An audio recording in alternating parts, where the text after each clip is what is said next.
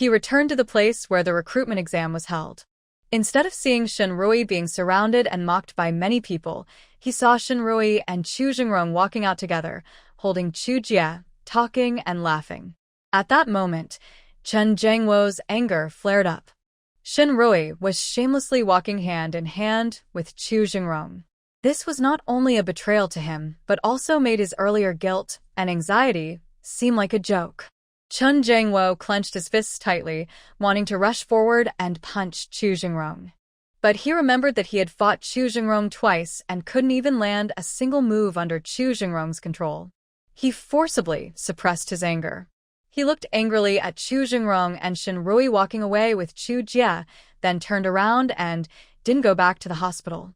Instead, he went straight home. Dad, boo-hoo. As soon as he got home, Chen Ziyu ran over crying and complained, Dad, Grandma made corn porridge again at noon. I don't want to eat corn porridge anymore. I want to eat meat. Boo-hoo. Chen Jiangwo felt overwhelmed. He looked at the messy room and the thick layer of dirt on the ground. His frustration grew even more. Just then, Zhang Chunfang heard Chen Ziyu's voice and angrily came out, shouting, You debt collector! You want to eat meat? Why don't you go to heaven? Do you want to eat dragon meat from the sky? All the money at home was taken by your mother. If you want to eat meat, go find her. I have no meat to give you. Chen Ziyu shrank back under Zhang Chunfang's scolding. A flash of resentment crossed his eyes. It's all because of Mom. If she wanted to leave, she should have left. Why did she take the money from their home and cause Dad to owe so much debt?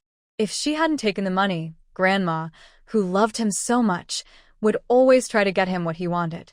Why did he have to eat corn porridge every day? Chen Ziyu didn't know that Zhang Chunfang used to love him. She would give him whatever he wanted because Shinrui was the one doing everything. She only needed to order Shinrui in front of Chen Ziyu to get what he wanted. She only opened her mouth, and she became the good grandmother, the kindest grandma. Of course, she was happy to do that. But now, Shinrui was no longer taking care of him. What does Chen Ziyu want? If she wants to be spoiled, she should figure it out herself. Of course, she wouldn't like that. Chen Ziyu wiped her tears, feeling wronged, and whined as she cried. Chen Jiangwo rubbed his temples and said impatiently, Mom, there's no meat at home. Just tell Ziyu clearly. Why are you scolding her? If she learns those words, others will say we are not polite. Zhang Chunfang was furious that her hard-earned son dared to scold her even more. She straightened her chest and shouted at Chen Jiangwo, You still defend that woman. You're a coward too. When Shinrui asked for money, you borrowed it for her, and she ran away. And that little troublemaker Su Yuzhen, you've given her so much money over the years. When will she pay it back? I tell you, we have no more food at home. If you don't bring back some money, tomorrow that debt collector won't just take the meat, there won't even be cornmeal to eat. Chen Jiangwo. He couldn't explain himself clearly to Zhang Chunfang. But he had to say one thing. Mom, the money I helped Yuzhen with before, since I gave it to her, I didn't plan to ask for it back. What? Zhang Chunfang was shocked by his words and instantly became a screeching bird. Chen Jiangwo, you coward. That was over 2,000 yuan. I raised you with my own sweat and tears, and now I have to be your maid, taking care of you and your son. If you're not going to show me respect with some money, then give it to that little troublemaker Yuzhen. While scolding, Zhang Chunfang already started scratching Chen Jiangwo. Chen Jiangwo knew his mother was fiery before, but her anger was usually directed at Shinrui, not him. He didn't expect her to suddenly attack him. He dodged quickly, and long scratches appeared on his face and neck, bleeding. Chen Jiangwo took a deep breath. His suppressed heart finally broke. Frustrated, he shouted at Zhang Chunfang, Mom, what are you trying to do? You've already caused Rui to refuse to live with me. Do you want to ruin my job too, just to feel better? Hearing this, Zhang Chunfang almost laughed in anger. Good job, Chen Jiangwo, throwing such a pot on me. I tell you, I won't carry it. Shinrui will leave because you are foolish and weak. You took all the family money to give to that little girl Su Yuzhen. Also, your son is just like you, ungrateful and selfish. You don't even realize who truly cares for him or tries to please him. Chen Zhengwo. Zhang Chuanfang's words felt like sharp arrows stabbing into his heart. Although he sometimes felt guilty about Shenrui, he never believed that her wanting a divorce was entirely his fault. Zhang Chuanfang's harsh words were like exposing a painful truth he didn't want to face. He sat down on a nearby chair, feeling a bit defeated. He nervously grabbed and pulled at his hair. Zhang Chunfang was excited and lively, jumping around, but Chen Zhengwo suddenly lost his energy. She seemed a bit uncomfortable with his change. Since it was her son, she knew she couldn't keep pestering him after seeing Chen Zhengwo like that. She moved a small stool and sat next to him. Zhengwo, what's wrong? Is Shenrui really not planning to stay with you anymore? Even if Shenrui took all her things and left, Chen Zhengwo and Zhang Chunfang never truly believed she wanted a divorce. Everyone in their village knew how much Shenrui loved Chen Zhengwo. As the ones who gained from their marriage, they understood even better. In their village, families usually paid at least 20 yuan in bride price for a rural bride. But they married Shenrui without paying anything. She brought her dowry and even gave more.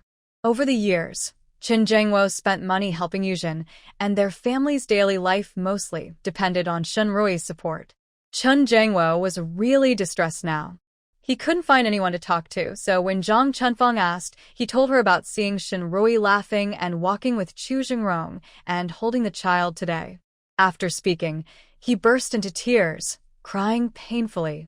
Mom, I really didn't want a divorce. Even though I used some money to help Yuzhen, I just wanted to live a good life with her.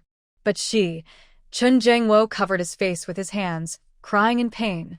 Zhang Chunfang rolled her eyes, then patted her thigh and said, Son, if she's out there with some other man and wants to divorce you, then we'll just divorce too. Chen Zhengwo looked at his mother in disbelief, frowning deeply. Mom, I said, I don't want a divorce. Son, listen to what your mother has to say, Zhang Chunfang said, rolling her eyes as she gave Chen Zhengwo some advice. After speaking, she patted Chen Zhengwo on the shoulder. Son, this is the tactic of retreating and advancing that I told you about. Trust me, I have more experience than you when it comes to handling Shenrui. Chen Zhengwo finally made up his mind. Mother, I understand. At this moment, Chen Zhengwo looked calmly at Chen Ziyu, who was shrinking in the corner. Since Shenrui left less than half a month ago, Chen Ziyu had lost weight. His face was covered in runny nose, and his clothes were so worn they looked old. If he didn't see him every day, Chen Zhengwo wouldn't believe this was his son. When Shenrui was here, although Chen Ziyu wasn't the best dressed in the yard, he was the cleanest and most well cared for. Chen Zhengwo felt a little sad. Even for the sake of the child, he couldn't let Shenrui divorce him. He beckoned to Chen Ziyu. Ziyu, do you want a mother to come back? Chen Ziyu thought for a moment, but didn't answer. Instead, he asked, Dad, aren't you going to marry Aunt Sue and make her my mom? He still blamed Shenrui for taking the family's money when she left and causing his father to go into debt. He also thought that after Shenrui left, his life was so miserable because his father hadn't married Aunt Sue to be his mother. If Aunt Sue became his mother, he believed he would have a better life than when Shenrui was his mother. Chen Zhengwo frowned, feeling angry again. Who was the one telling Chen Ziyu to marry Su Yuzhen and make her his mother? If Chen Ziyu hadn't kept insisting that Su Yuzhen be his mother, Shenrui wouldn't have been so sad and disappointed, and things wouldn't have come to this. His face darkened as he said sternly, Ziyu, Shenrui is your mother. That will never change. I won't marry Aunt Sue. Don't bring this up again. In the past few days, Chen Ziyu had been scolded by Zhang Chunfang and had become much more timid. Now, after Chen Zhengwo's scolding, he shrank back in fear, tears welling up in his eyes. Chen Zhengwo softened his tone. Ziyu, tomorrow, will you go with your father to find your mother and bring her back? Tears rolled down Chen Ziyu's face. Mom has a big dog, I'm scared. Boo-hoo. Chen Zhengwo said, we won't go directly to find your mom. We'll find an uncle and ask him to help decide so your mom can come back. Zhengrong Chu and Jie Chu were talking about going to a state-run restaurant to celebrate Shenrui. Shen Wuqiang excitedly ran over. Shen Rui finally found a good chance to calmly let go of Jie Chu's hand, so she wasn't holding the child with Jingrong Chu anymore. Third brother, how is it? Shen Wuqiang was very excited just a moment ago, but when Shen Rui asked, his excitement turned into anger. He clenched his fists and, grinding his teeth, told Shen Rui about the shameless things Chen Jiangwo and Su Yuzhen had done earlier. Little sister, if you hadn't warned me not to make a scene or alert them, I would have beaten that scoundrel Chen Jiangwo to death. Shen Rui was quite happy. Third brother, did you record everything? Shen Wuqiang nodded. Yes, I recorded everything. Shen Rui gently pinched Jie Chu's small face. Xiao Jie, go have dinner with your dad first. Andy has some things to do, so we won't celebrate today. We'll make more delicious food at home another day. After saying that, Shen Rui was eager to go with Shen Wuqiang to handle the matter. Jingrong Chu guessed what she was about to do. He reached out to Shen Wuqiang. Wuqiang, give me the film. I'll develop the photos. Shen Rui instinctively wanted to refuse. But before she could speak, Jingrong Chu said, if you take it to the shop, even with rush service, you'll only get the photos in a week. I'll develop them and you'll have the photos tomorrow. Shen Rui was finally convinced. Getting the photos earlier meant she could free herself from this marriage that bound her and escape from Chen Jiangwo, that scoundrel. She handed the camera to Jingrong Chu. Big brother Chu, thank you. Jingrong Chu smiled with a slightly mischievous look and asked, can I go eat with you and Xiao Jie now? Shen Wuqiang rubbed his stomach and cut in. Let's go, let's eat. This morning has been exhausting. People need food. One meal without eating makes you hungry. Little sister, let's fill our stomachs first. Since Shen Wuqiang had already promised for her, she couldn't refuse and disappoint everyone. When they arrived at the state-run restaurant, Chu Jingrong looked at the menu to order food. Seeing that there was boiled fish, he ordered one. Then he ordered a potato and pork rib dish, followed by braised pork and scrambled eggs with tomatoes. Finally, he ordered 2 vegetarian dishes. Shen Rui wanted to stop Chu Jingrong twice, telling him not to order so much because he wouldn't be able to finish it. But each time she tried to speak, Shen Wuqiang stopped her. Even after Chu Jingrong finished ordering, Shen Wuqiang gave him a thumbs up and flattered him, saying, Brother Jingrong, you're so generous. Chen Jiangwo, that idiot, has been married to Xiao Yi for so many years but never invited us, his brothers-in-law, to a meal. You're even better than him. Shen Rui. She felt confused and puzzled. She didn't understand what her third brother was trying to do by comparing Chu Jingrong to Chen Jiangwo. They are completely different people and have no real connection. What's there to compare? However, Chu Jingrong seemed to quite like his third brother's attitude. After he spoke, Chu Jingrong raised an eyebrow, and the slight smile at the corner of his mouth was hard to hide. Chu Jingrong went to serve the dishes. At this moment, 2 more people entered the restaurant one after the other. Wang Manshan saw Shen Rui and couldn't help but look at her a few more times. He felt she looked familiar, but couldn't remember where he had seen her before. While he and Yuan Yi found a table and sat down, he kept glancing at Shen Rui. Yuan Yi tapped him with his chopsticks and said, What are you looking at? Be careful, or the female comrade might report you for being a pervert. Wang Manshan couldn't hold back his curiosity. He lowered his voice and said to Yuan Yi, Brother Yi, don't you think that female comrade looks really familiar? Yuan Yi didn't even lift his eyelids. He simply picked up his enamel cup and took a sip of tea, hiding his expression behind the cup. Have you seen a pretty female comrade you don't find familiar? Wang Manshan was a bit anxious. Brother Yi, I really think I've seen this female comrade before. I'm sure we've met her. At this moment, Chu Jingrong had already brought the dishes back to their table. He sat down and first picked a piece of fish, pinched out a bone, and placed it in Shen Rui's bowl. Last time they ate fish at the state-run restaurant, Chu Jingrong helped her pick out the bones, and she felt a little shy about it. Today, she naturally picked up the fish piece that Chu Jingrong had carefully selected and fed it to herself. Recently, Chu Jingrong often visited her home to see Xiao Jie and Ahei. He would always buy meat and vegetables, and he often bought fish too. Whenever they ate fish, Chu Jingrong would pick out the bones and feed her the fish meat. She gradually got used to it. After taking a bite of fish, Shinrui said to Chu Jingrong, "Brother Chu, the fish at the state-run restaurant still isn't as good as yours." Chu Jingrong's lips curved into a gentle smile. "From now on, I'll cook for you." Shinrui found Chu Jingrong's words a bit strange. Although their relationship was still good now, and because Xiao Jie was at her house, they shared a special bond. But how could Chu Jingrong always cook fish for her in the future? Chu Jingrong was going to get married. He was married, so they should keep their distance. Even if Chu Jingrong didn't marry, after her divorce from Qin Zhengwo, if she met someone suitable, she would get married too. She wasn't the type to be afraid of a little danger after being hurt once. But these were all uncertain things in the future, so there was no need to talk about them now. At a table in the corner, Yuanyi put down his enamel cup and glanced at Shinrui. Her true appearance was even more beautiful than he had imagined. Her man and child also looked quite good, a perfect match for her. Chu Jingrong picked another piece of fish and put it into Shinrui's bowl. At the same time, his peripheral vision swept toward Yuan Yi and Wang Manshan's table. His gaze crossed with Yuan Ye's in the air. In that moment, their eyes met. Yuan Yi raised his enamel cup to him.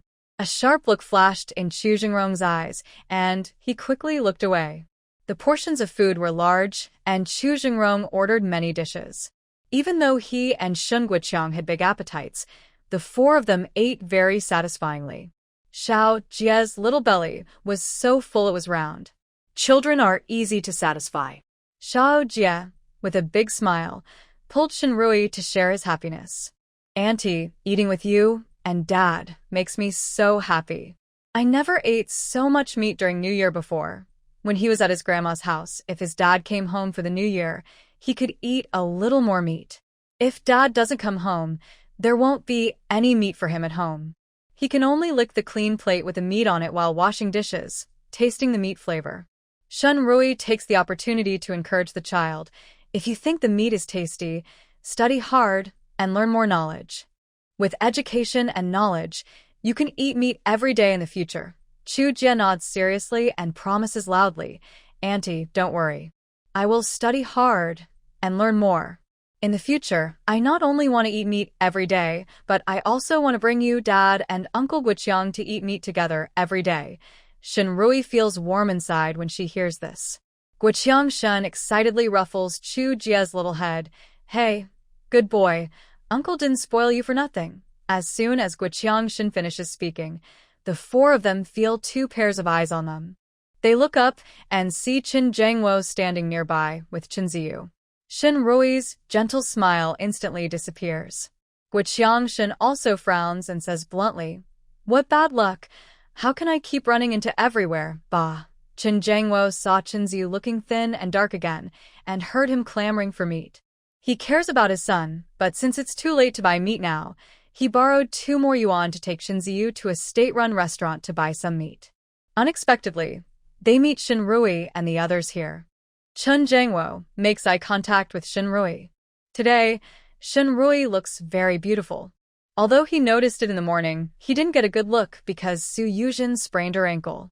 Now, looking at Shinrui again, she is not only dressed brightly and beautifully, but she also exudes confidence from inside out, shining so brightly that he can't look away. Shinrui is completely different from before. If she is willing to move back and not get so close to Chu Jingrong, he wants to live a good life with her. He looks at Shinrui, his eyes turning red again, but he quickly suppresses his feelings. He thinks quickly about how to phrase things, knowing that making a big fuss about their relationship wouldn't look good. It would be best to discuss and resolve it peacefully. Before he can speak, Qin Ziyu stares at Chu Jie's greasy little mouth and round belly, his eyes filled with jealousy. After glaring fiercely at Chu Jie, he even looked angrily at Shinrui. When Chu Jie was stared at, he instinctively shrank back. But when he saw him look at Shinrui, Chu Jie immediately stepped in front of her, instinctively opening his small arms to protect Shinrui behind him. Shinrui once again felt cold because of Qin Ziyu, but she was also warmed by Chu Jie's action. She held Chu Jie's hand and said, "Xiao Jie, let's go. Don't pay attention to those unrelated people. Her cold gaze swept over Chen Jiangwo and his son Chen Ziyu, and she was about to leave. Chen Jiangwo's eyes turned even redder, and his chest rose and fell heavily. Chen Ziyu suddenly rushed in front of Shen Rui, angrily shouting, "You bad woman! You don't care about your man and child, but take money to flirt with other men and women. You're a bad wife. I don't want a mother like you." When Chen Ziyu said this, everyone's face changed. Shen Rui knew these words must have come from his grandmother. Although she had long given up on Chen Ziyu as her own son, hearing him curse her like that, she couldn't help but smile bitterly. She smiled while tears welled up in her eyes. Suddenly, she felt a great sense of helplessness inside. Because she knew she couldn't teach Chen Ziyu, she had tried her best for 3 years, but it was no use against what Su Yuzhen said casually when she was with him. Now he was even learning badly from Zhang Chunfang. She had reflected before, wondering if the way Chen Ziyu turned out in his last life was her fault. But now, from Chu Jie's example, she knew her education wasn't the main issue. Some children are simply born bad. Before the adults could react, Chu Jie suddenly shouted loudly, clenched his small fists, and rushed toward Chen Ziyu. He forcefully pushed Chen Ziyu to the ground, punching him repeatedly, shouting, "I told you not to curse my aunt. I told you not to curse my aunt." Shen Guoqiang also reacted. He now understood that his sister had once treated Chen Ziyu like her own life, but now, when she wanted a divorce, she didn't hesitate to give up this child. What is the point of having such a child? He stepped forward quickly, picked up Chu Jie with one hand, and placed the angry child aside. "Shao Jie, let uncle handle him." Shen Guoqiang directly slapped Chen Ziyu twice on the buttocks with a loud sound. He was extremely angry and exerted no strength in his hand. After the 2 slaps, Chen Ziyu's turned red and swollen instantly. "Wow, Dad, save me!" Chen Ziyu cried loudly. Next to him, Chen Jiangwo's face was uncertain, but he did not move. Even though he thought Chen Ziyu was being too rude to Shen Rui, he still didn't help. Because of his presence, Chen Ziyu felt confident enough to continue scolding Shen Guoqiang. "Shen Lao San, you hooligan, you'll pay for this someday." Hearing Chen Ziyu's words, Shen Rui shivered instantly. The scene of her third brother being executed by gunfire appeared in her mind. All her previous feelings of self-pity disappeared. She took 2 steps toward Chen Ziyu and said to Shen Guoqiang, "Third brother, leave him to me." Shen Rui's cold voice was emotionless. Even Chen Ziyu, who was angrily scolding, shivered and closed his mouth, looking at her in fear. "You. What are you going to do? What do you want to do to me?" Shen Rui said nothing. She picked up a small stick she had casually grabbed earlier and directly swung it at Chen Ziyu. Chen Ziyu squealed and jumped around, then ran toward Chen Jiangwo. Chen Jiangwo closed his eyes and dodged. He knew Chen Ziyu was being too unreasonable and deserved a beating. Seeing that Chen Jiangwo didn't help him, Chen Ziyu suddenly seemed to understand something. He cried and shouted, "Mom, I'm sorry, I was wrong. I shouldn't have scolded you. But you're my mom, and now you're being kind to others and ignoring me. I feel so sad. I don't know what to do. Boo-hoo." As he spoke, Chen Ziyu cried heartbreakingly. He even stood still, letting Shen Rui hit him. The stick Shen Rui raised suddenly couldn't come down. Tears slid down her cheeks, and she gave a bitter smile. She said to Chen Jiangwo, "Chen Jiangwo, take care of your son, or you'll regret it later." After saying that, Shen Rui turned around, wiped her tears, and cleaned her face. Chen Jiangwo knew that Shen Rui still felt some pain for Chen Ziyu. He stopped Shen Rui and said, "Xiaoyi, you know about my work. I have very little time to take care of the children. You worked hard to raise him and put a lot of effort into educating him. Are you really willing to ignore him and let him become a bad kid?" Shen Rui. Yes, she had invested too much emotional and mental effort into Chen Jiangwo and Chen Ziyu in her past life. That's why, even after knowing their true nature, she still couldn't bear to leave and still held some hope for them. In this life, if she still couldn't cut ties where she should, she would have lived in vain. She kept walking forward, took Chu Jie's hand, and said to Chen Guoqiang and Chu Jingrong, "Third brother, big brother Chu, we're leaving." Ziyu, kneel down. Suddenly, Chen Jiangwo shouted behind her. Chen Ziyu immediately knelt down in front of Shinrui with a loud thud. He wiped his tears and cried desperately, Mom, I was wrong. I won't do it again. Please don't abandon me. Boo-hoo. Shinrui didn't stop. She knew Chen Ziyu well. She raised him herself. She could imagine what he looked like now. It must be said, Chen Ziyu was a very smart child. He was good at reading people's expressions and quickly judging the situation to respond in the most beneficial way for himself.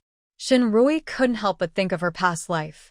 Now, the more she looked at Chen Ziyu, the more she understood why he had removed her oxygen tube and chosen Su Yuzhen.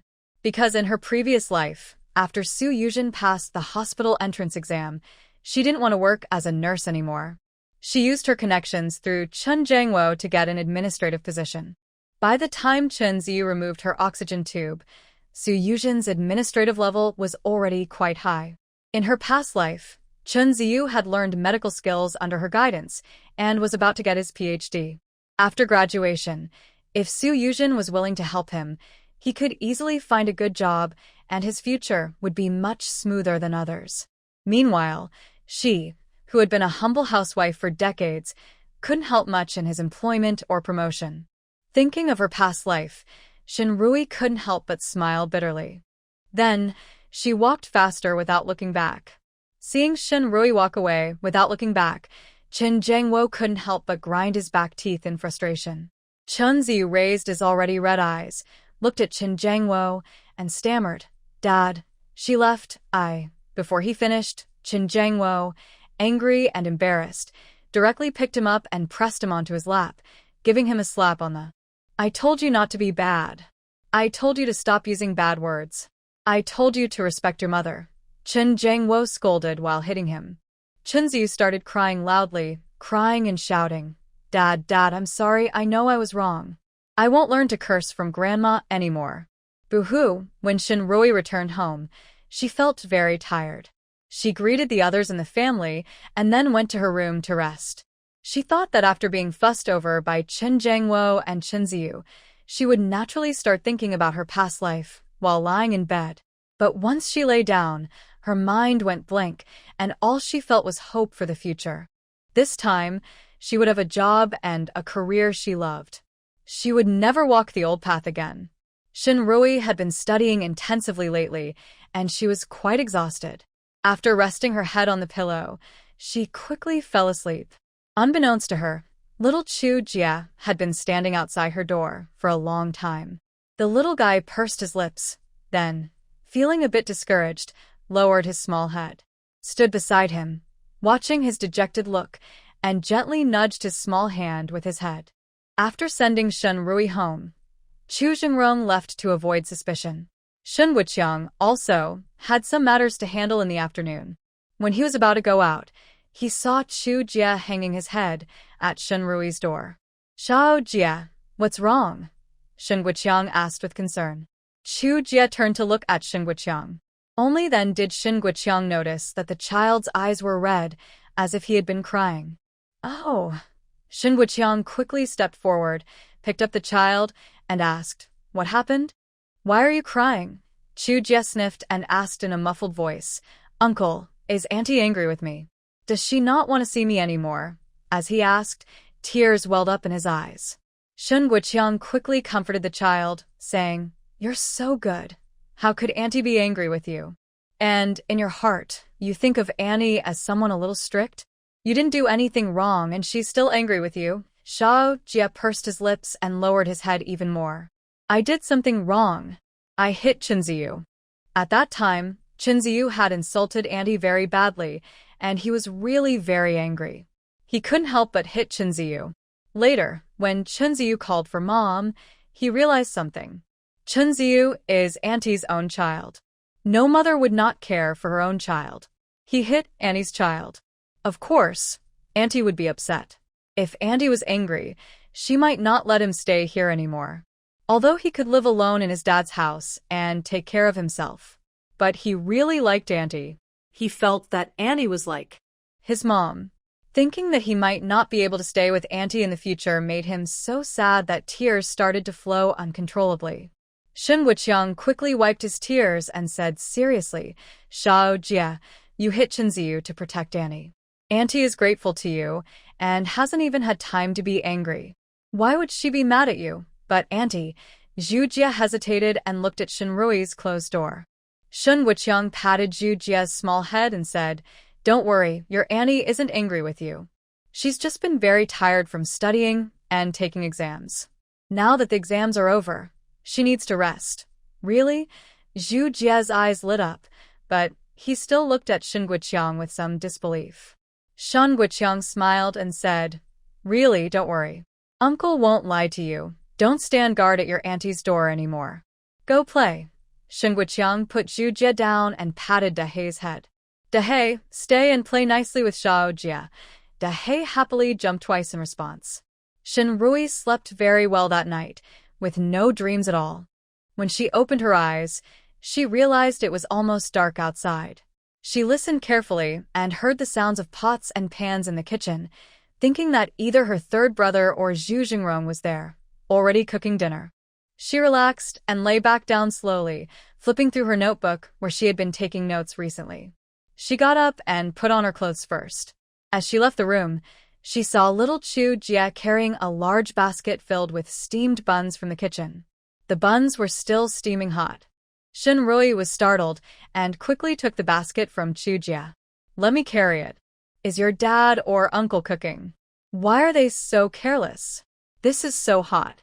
How can they let you carry it? Seeing that Shin Rui was not angry and still cared about him as before, Chu Jie immediately smiled widely, his eyes curved happily. He said, Annie, my dad didn't come, and my uncle hasn't come back yet. I cooked by myself. Shin Rui. Auntie, don't worry. I used to cook a lot at Grandma's house. Maybe my cooking isn't as good as yours or my dad's. Chu Jie said, feeling a bit shy as he scratched the back of his head. Shin Rui felt a wave of tenderness. She placed the basket on the table and gently rubbed Chu Jie's small head. Don't cook by yourself in the future. You're still so young. What if you get burned? If you're hungry, just knock on the door and call me to get up. I'll cook for you. Chu Jie patted his slightly round belly. Auntie, I'm not hungry. Uncle said you've been very tired lately. I don't want you to be so tired, so I want to make good food. When you wake up hungry, you can eat it and you won't be tired. Shin Rui originally felt sorry that Chu Jie had a hard time living under his grandma's care, but she didn't expect him to think this way. Her heart suddenly felt soft and warm, like a piece of cotton stuffed inside, tender and a little painful. Xiao Jie, thank you, she said sincerely, patting the little guy's head. Chu Jie immediately beamed with happiness. Auntie, no need to thank me. You take care of me, and I should take care of you too. I also cooked some dishes. I'll bring them over from the kitchen. After saying that, the little guy turned around happily and ran toward the kitchen. Shin Rui followed. The little guy cooked a plate of greens and boiled a pot of sweet potato porridge. Shin Rui carried the porridge and greens, asking Chu Jie to help hold the bowls and chopsticks. Maybe because he used to cook at his grandma's house, Chu Jie was used to cooking with little oil, but without oil, the greens didn't taste very good. The 2-cup steamed bun was not as soft as white bread and was a bit tough to chew, but for Shin Rui, it was the most delicious meal she had ever had in her life. For a moment, she even wished that Chu Jie was her son. If Chu Jie were her son, her efforts in her past life might have been rewarded, and she wouldn't have ended up in such a tragic situation. After the meal, Chu Jie was very considerate and helped clean up the dishes. Shin Rui didn't stop him. She just helped and watched over him, making sure he was safe. They finished cleaning up, and it was almost dark outside. Shin Rui looked worriedly toward the door. It was this late, but her third brother still hadn't come back. Could something have happened at the black market today? She felt uneasy. But then she thought that her third brother was arrested 2 months after her past life, and it wasn't time yet. He probably wasn't in danger. She calmed herself down and took out a book to teach Chu Jie how to read.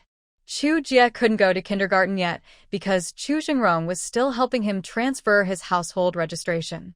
Once his household registration was transferred to Chu Jingrong's name and his food and oil benefits were moved to the military, he could then attend the military kindergarten. Shen Rui learned these lessons with Chu Jie, thanks to Chu Jingrong, who found ways to help. When Chu Jingrong had free time, he would come to teach Chu Jie how to read. Chu Jie studied seriously, and although Shen Rui and Chu Jingrong only taught him intermittently, after some time, his reading skills nearly matched those of Chen Ziyu. Shen Rui kept studying with Chu Jie until 9:30 p.m., but Shen Wuqiang still hadn't come back. Her worry grew even more. She first comforted the child, helped him wash up, and put him to bed. After Chu Jie fell asleep, she called Dahe over. Dahe, I need to go out for a while. You stay here and watch little Jie. Dahe looked at the dark sky outside, then at Chu Jie sleeping peacefully on the bed, and finally at Shen Rui. Suddenly, it turned around and ran outside. Dahe, Shen Rui instinctively called out. Worried about waking Chu Jie, she lowered her voice. Where are you going? But Dahe ignored her. After leaving the yard, the dog confidently opened the gate latch and ran out. The dark figure quickly disappeared into the night. Shen Rui. She felt a bit helpless and confused. What is Black doing tonight? Black is well-trained and usually obedient, able to follow her commands perfectly. Today, when she needed Black to listen and help her, why did it? Black ran away. Shen Rui wasn't worried about its safety because, with Black's strength, it wouldn't be in danger. But she couldn't go out to find third brother, nor could she leave little Jie alone at home.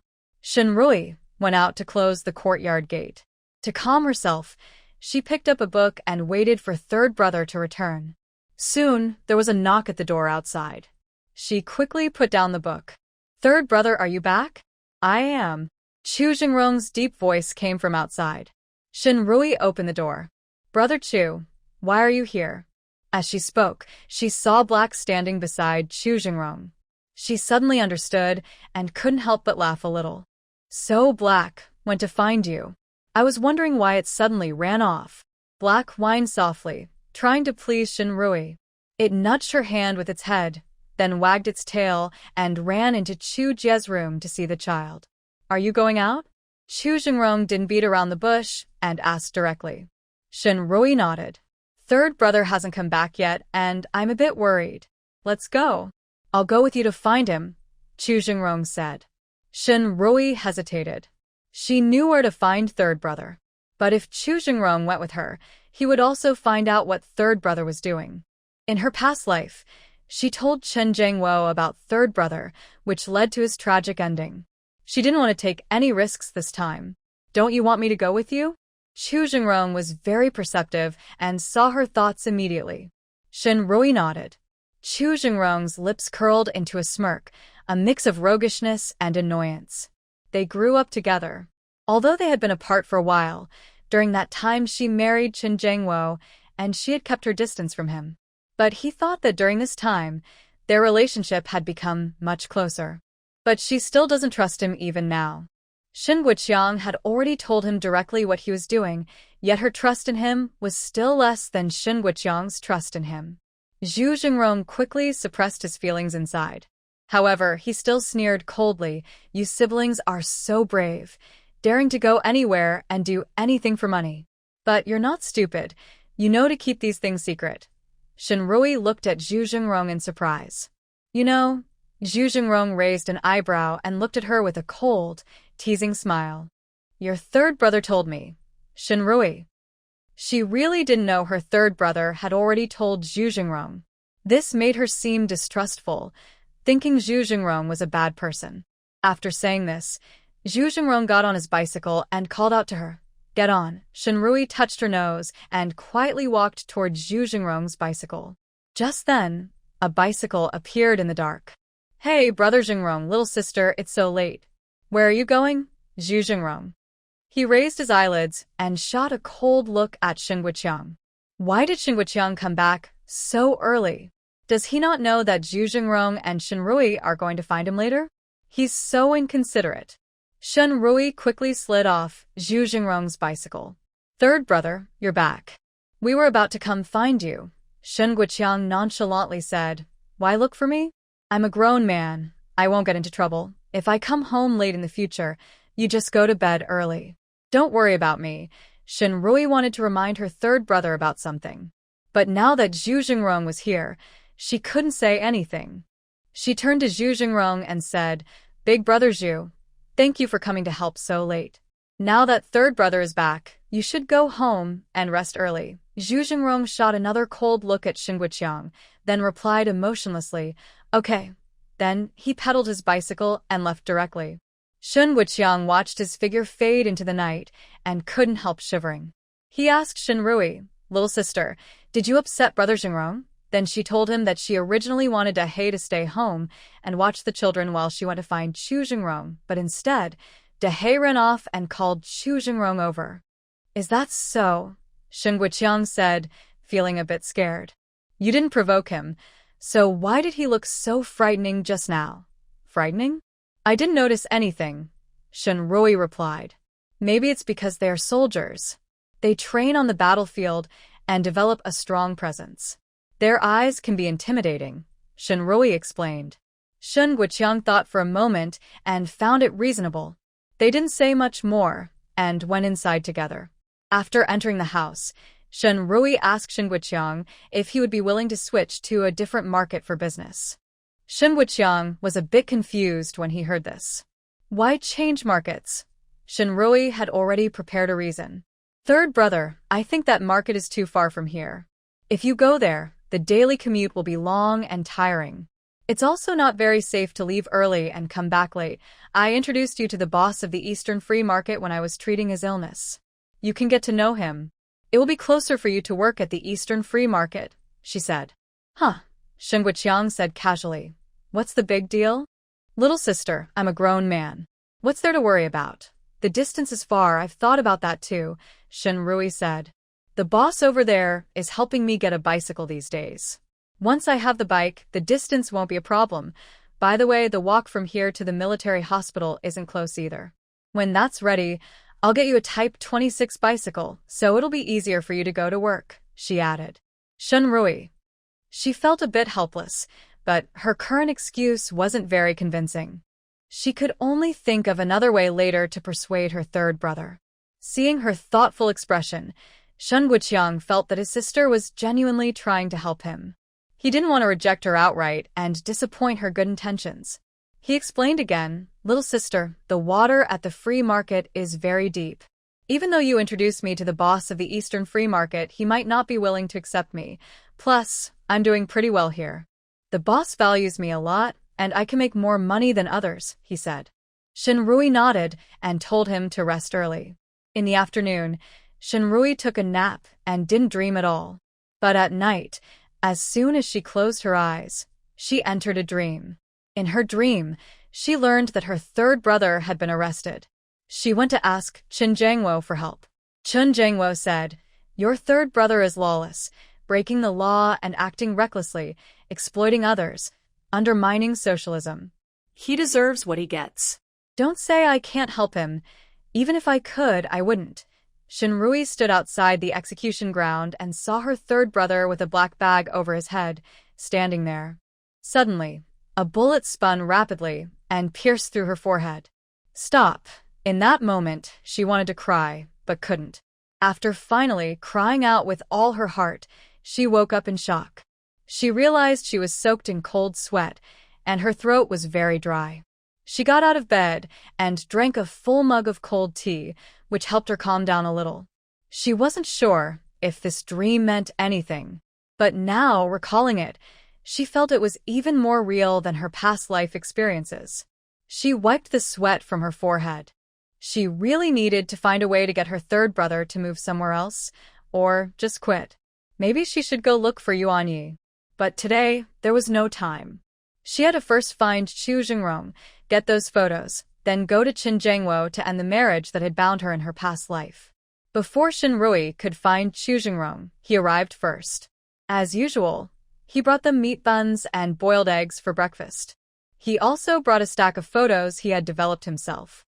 Looking at those photos, Shinrui felt extremely disgusted, her stomach churning. In her past life, the same thing happened when Su Yuzhen took an exam. Chun Jangwo also took her to the hospital.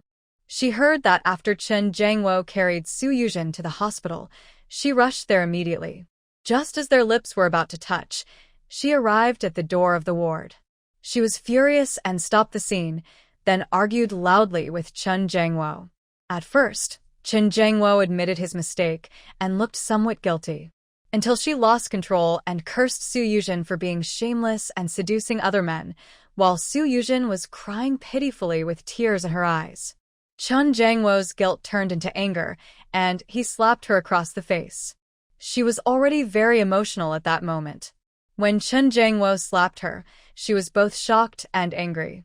She wanted to fight back, but her body couldn't support her, and she fainted. When she woke up again, Chun Jangwo was making vows, writing promises, and even kneeling to promise her that he would keep his distance from Su Yuzhen and that they would live a good life together.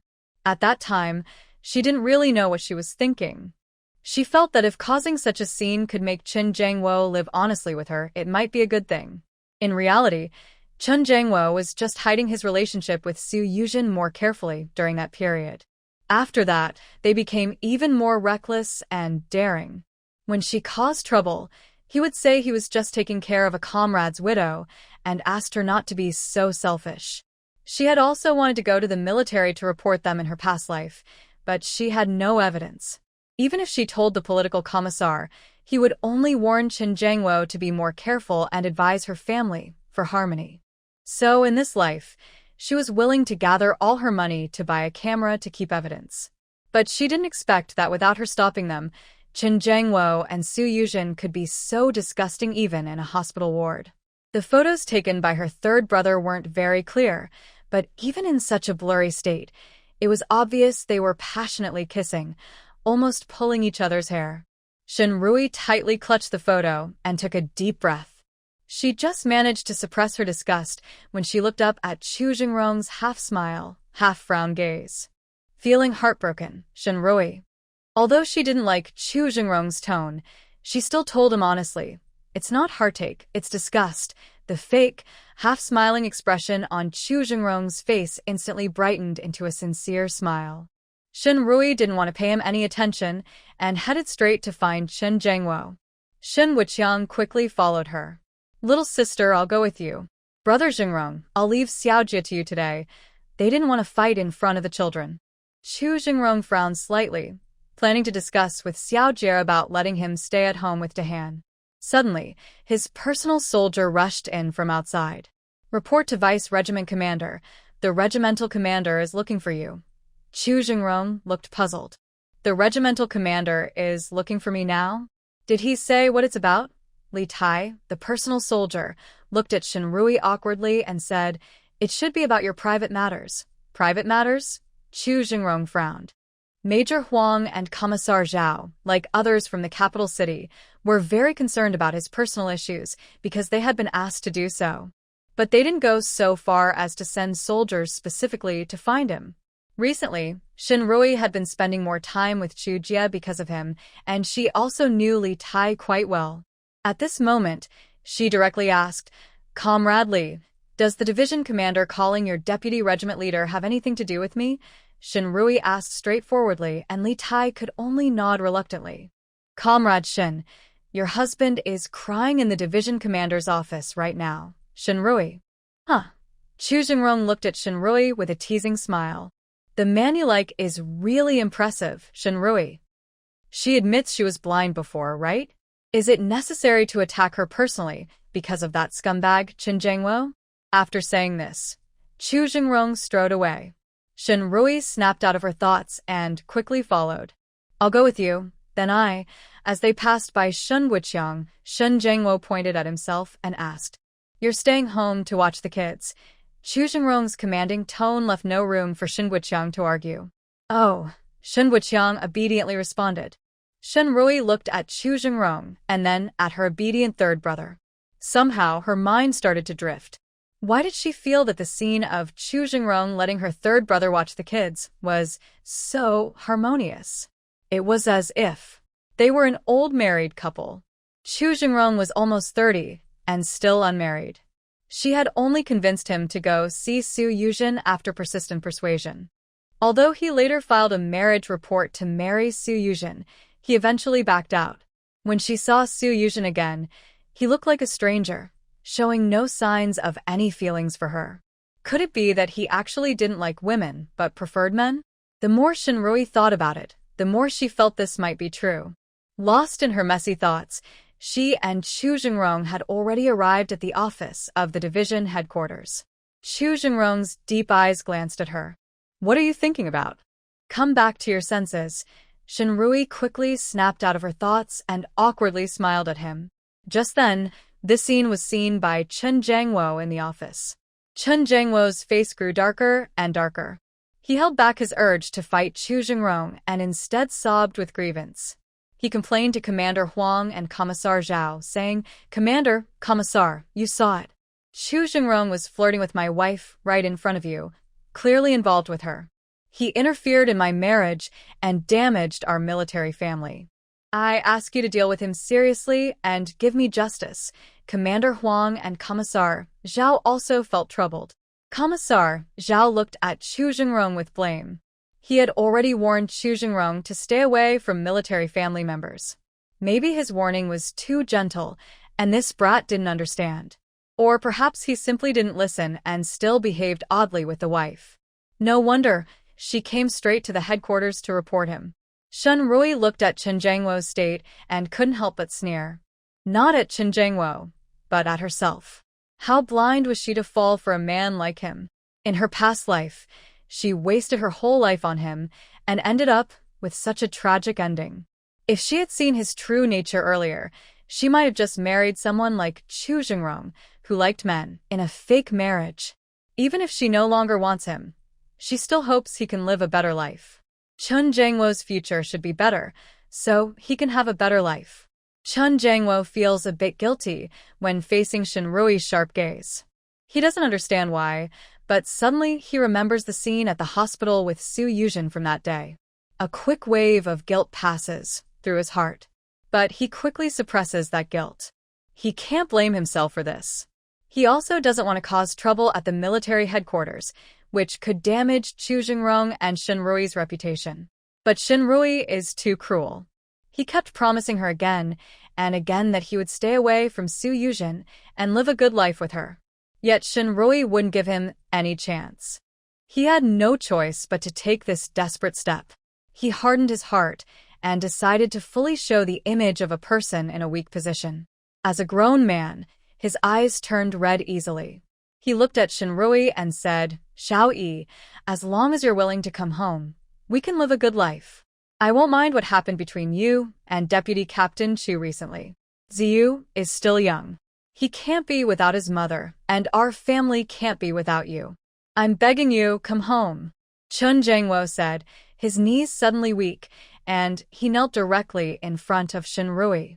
At the same time, he pushed Chen Ziyu toward Shinrui. Chen Ziyu remembered what his father had told him at home, and his knees buckled as he knelt down. "Mom, Ziyu is begging you. Please don't argue with Dad. Come home, okay? Ziyu misses you so much." Boo-hoo. Chen Ziyu spoke while kneeling with tears in his eyes. But a flash of resentment crossed his tearful eyes. If only Shinrui, as a mother, wasn't so naive. Her father is a respected battalion commander.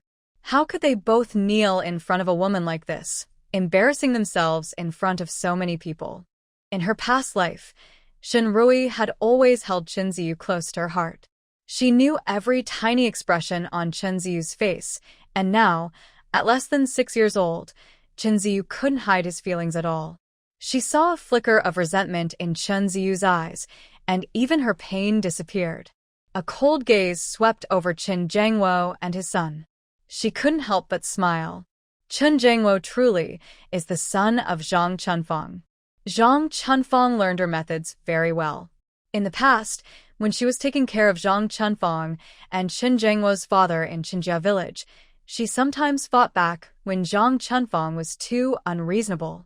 But each time she resisted, Zhang Chunfang would throw a tantrum, call all the neighbors, kneel before her, and emotionally manipulate her. Lieutenant Huang and Commissar Zhao saw Chen Jiangwo and his son suddenly act this way and were momentarily stunned. After they reacted, their brows furrowed slightly. They felt sorry for Chen Jiangwo, but his actions did not seem like an apology, but more like pressure. Commissar Zhao frowned and said, "Captain Chen, please get up." Then he looked at Shinrui and, following the principle of better to tear down 10 temples than break one marriage, advised, "Comrade Shin, a harmonious family leads to success in everything. Moreover, you, Chen Jiangwo, and the children are all connected. For the sake of the children, go back and live peacefully." Shinrui was determined and directly told Commissar Zhao, "Commissar, my marriage with Comrade Chen Jiangwo can no longer continue. I have already submitted a divorce application to the group headquarters. It's Chen Jiangwo's refusal to divorce that has caused the delay." "Nonsense." Before she finished, Lieutenant Huang sharply interrupted, "Comrade Shin, you are a military family member. You should know that military marriages cannot be dissolved just because you want to. Our soldiers risk their lives to defend the country. As family members, you should support and understand them, not cause trouble over small disagreements and affect their work." Shinrui took a deep breath. "Commander, I understand that military marriages can't be easily dissolved without the soldiers' agreement. But what if Chen Jiangwo, as a soldier, committed a serious mistake in his marriage? Do you also want to protect him?" Hearing this, Chen Jiangwo felt uneasy. He quickly said, "Xiaoyi, don't talk nonsense in front of the commander and commissar." Chen Ziyu cried out even louder, "Mom, even if you don't want me and Dad anymore, you can't slander Dad." "Boo-hoo." Shinrui coldly glared at her son and husband. She took out a stack of freshly developed photos and handed them to the commissar. "Comrade, these are proof of Chen Jiangwo's betrayal of our marriage." At the same time, she also told the commander and commissar about how Chen Jiangwo had given most of his allowances to Su Yuzhen over the years. When Chen Jiangwo saw Shinrui take out those photos, his face instantly darkened. His feelings of grievance and helplessness could no longer be hidden. He looked at Shinrui with disbelief and anger, saying, "Shinrui, you planned this. You had someone secretly take pictures of me." Shinrui looked at him calmly. "Chen Jiangwo, unless you do something wrong, no one can find out. Asked my third brother to take those photos, but I didn't scheme against you. It's not like I held a knife to your neck and forced you to go to bed with Su Yuzhen." "Shinrui." Comrade Su injected deadly poison into her thigh, and her life was at risk. "You know that. That was a human life. Yet you think I should just stand by and do nothing. How can you be so cold-blooded and selfish?" Shinrui didn't expect that even with all the evidence in front of her, Chen Jiangwo still refused to admit it and even tried to accuse her of being cold-blooded and selfish. She sneered and slightly curled her lips. There were so many people at the scene, including Director Cui and other skilled doctors. "Only you think you're morally upright and eager to help, right?" Chen Jiangwo instinctively wanted to defend himself, but couldn't find the words. Because Shinrui was right. That day, the examiners, including Director Cui and others, were the most experienced and skilled doctors at the military hospital. With them there, Su Yuzhen's life was never in danger. He was worried and distracted, forgetting all about this. Shinrui saw that he couldn't speak and sneered again. "As for those photos, you and Comrade Su are so close, kissing and unable to part. That's not something I forced you to do. How do I have any scheme against you?" After seeing the photos, the political commissar was so angry, he threw the pictures at Chen Jiangwo and scolded, "Chen Jiangwo, this is your good work. How dare you come here crying to us, saying that Comrade Shin did you wrong? How dare you say you're wronged?" Chen Jiangwo, tall and handsome, suddenly slumped. He truly couldn't find a single word to defend himself. Commander Huang, furious, slammed the table and said, "Chen Jiangwo, as a soldier, you are married, yet you're involved with other women and messing around with relationships. This tarnishes our army's reputation." After criticizing Chen Jiangwo, Commander Huang looked apologetically at Shinrui. "Comrade Shin, Chen Jiangwo is a soldier and was at fault first. Your request for a divorce is reasonable. We won't take sides. I don't want a divorce." Before Commander Huang finished speaking, Chen Jiangwo suddenly said firmly, "Commander, political commissar, I admit my mistakes. Whatever punishment you decide for me, I accept. But I absolutely do not agree to a divorce. Shinrui was shocked as she looked at Chen Jiangwo. She didn't expect it to come to this. It seemed they had completely torn apart, yet Chen Jiangwo was willing to accept punishment rather than agree to the divorce. Why did he do that? Commander Huang and Commissar Zhao looked at Shinrui, then at Chen Jiangwo. Commander Huang frowned and said to Commissar Zhao, "Old Zhao, take Chen Jiangwo aside for a private talk." This meant he would handle Shinrui's side. Commissar Zhao nodded irritably and told Chen Jiangwo to follow him. Chen Jiangwo, however, looked at Shinrui with deep affection and sincerely apologized. "Xiao Yi, I know I was immature before and didn't think things through. I hurt your feelings many times. But believe me, I will change. Give me a chance, and let's live a good life together. Let me make it up to you, okay?" Shinrui felt a wave of nausea in her heart. Finally, she couldn't hold back and spat directly in Chen Jiangwo's face. "Get lost. Don't come near me with your disgusting face." Chen Jiangwo looked hurt as he stared at Shinrui. After Commissar Zhao scolded him, he took Chen Ziyu and left with Commissar Zhao. After the father and son were taken away, Commander Huang glared at Chu Jingrong and said, "What are you still doing here?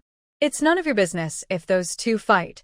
Shinrui realized that Commander Huang was trying to protect Chu Jingrong, not wanting him to get involved in her and Chen Jiangwo's divorce battle and damage his reputation. She also felt embarrassed. Chu Jingrong had helped her a lot recently, but she might end up dragging him down and damaging his reputation. Before she could speak, Chu Jingrong lazily and playfully pulled out a chair and said to Commander Huang, "Report to the commander. Comrade Shinrui is my sister. If my sister is bullied, I would turn a blind eye just for the sake of reputation. How can the people rely on me to protect them with my life?" Commander Huang. Is this even a valid argument? It's just a twisted excuse. And yet, he couldn't argue back. Major Huang looked at Chu Jingrong with a mix of helplessness and frustration, as if disappointed that he was not more assertive. Shinrui quickly said, "Big brother Chu, you should go ahead and handle your work. This is something between me and him. I can deal with it myself." After she finished speaking, she somehow couldn't help but smile bitterly and added, "Other people can't really help with this kind of thing." Chu Jingrong's deep eyes looked at her, and a flicker of hurt seemed to pass through them. In the next moment, he let out a cold, faint laugh and stood up quietly. His chair spun around once and then returned to its place. He then stretched out his long legs and walked straight out of the office. As he passed by Shinrui, she shivered slightly from the intense cold radiating from him. Once his figure disappeared, Major Huang couldn't help but comment, "That temper of his, it's definitely something the old master raised. He's just like his father." After the remark, Major Huang signaled the guard to bring Shinrui a cup of tea and invited her to sit down. "Comrade Shin, have some tea to calm your nerves. Now, the issues between you and Comrade Chen Jiangwo are mostly clear.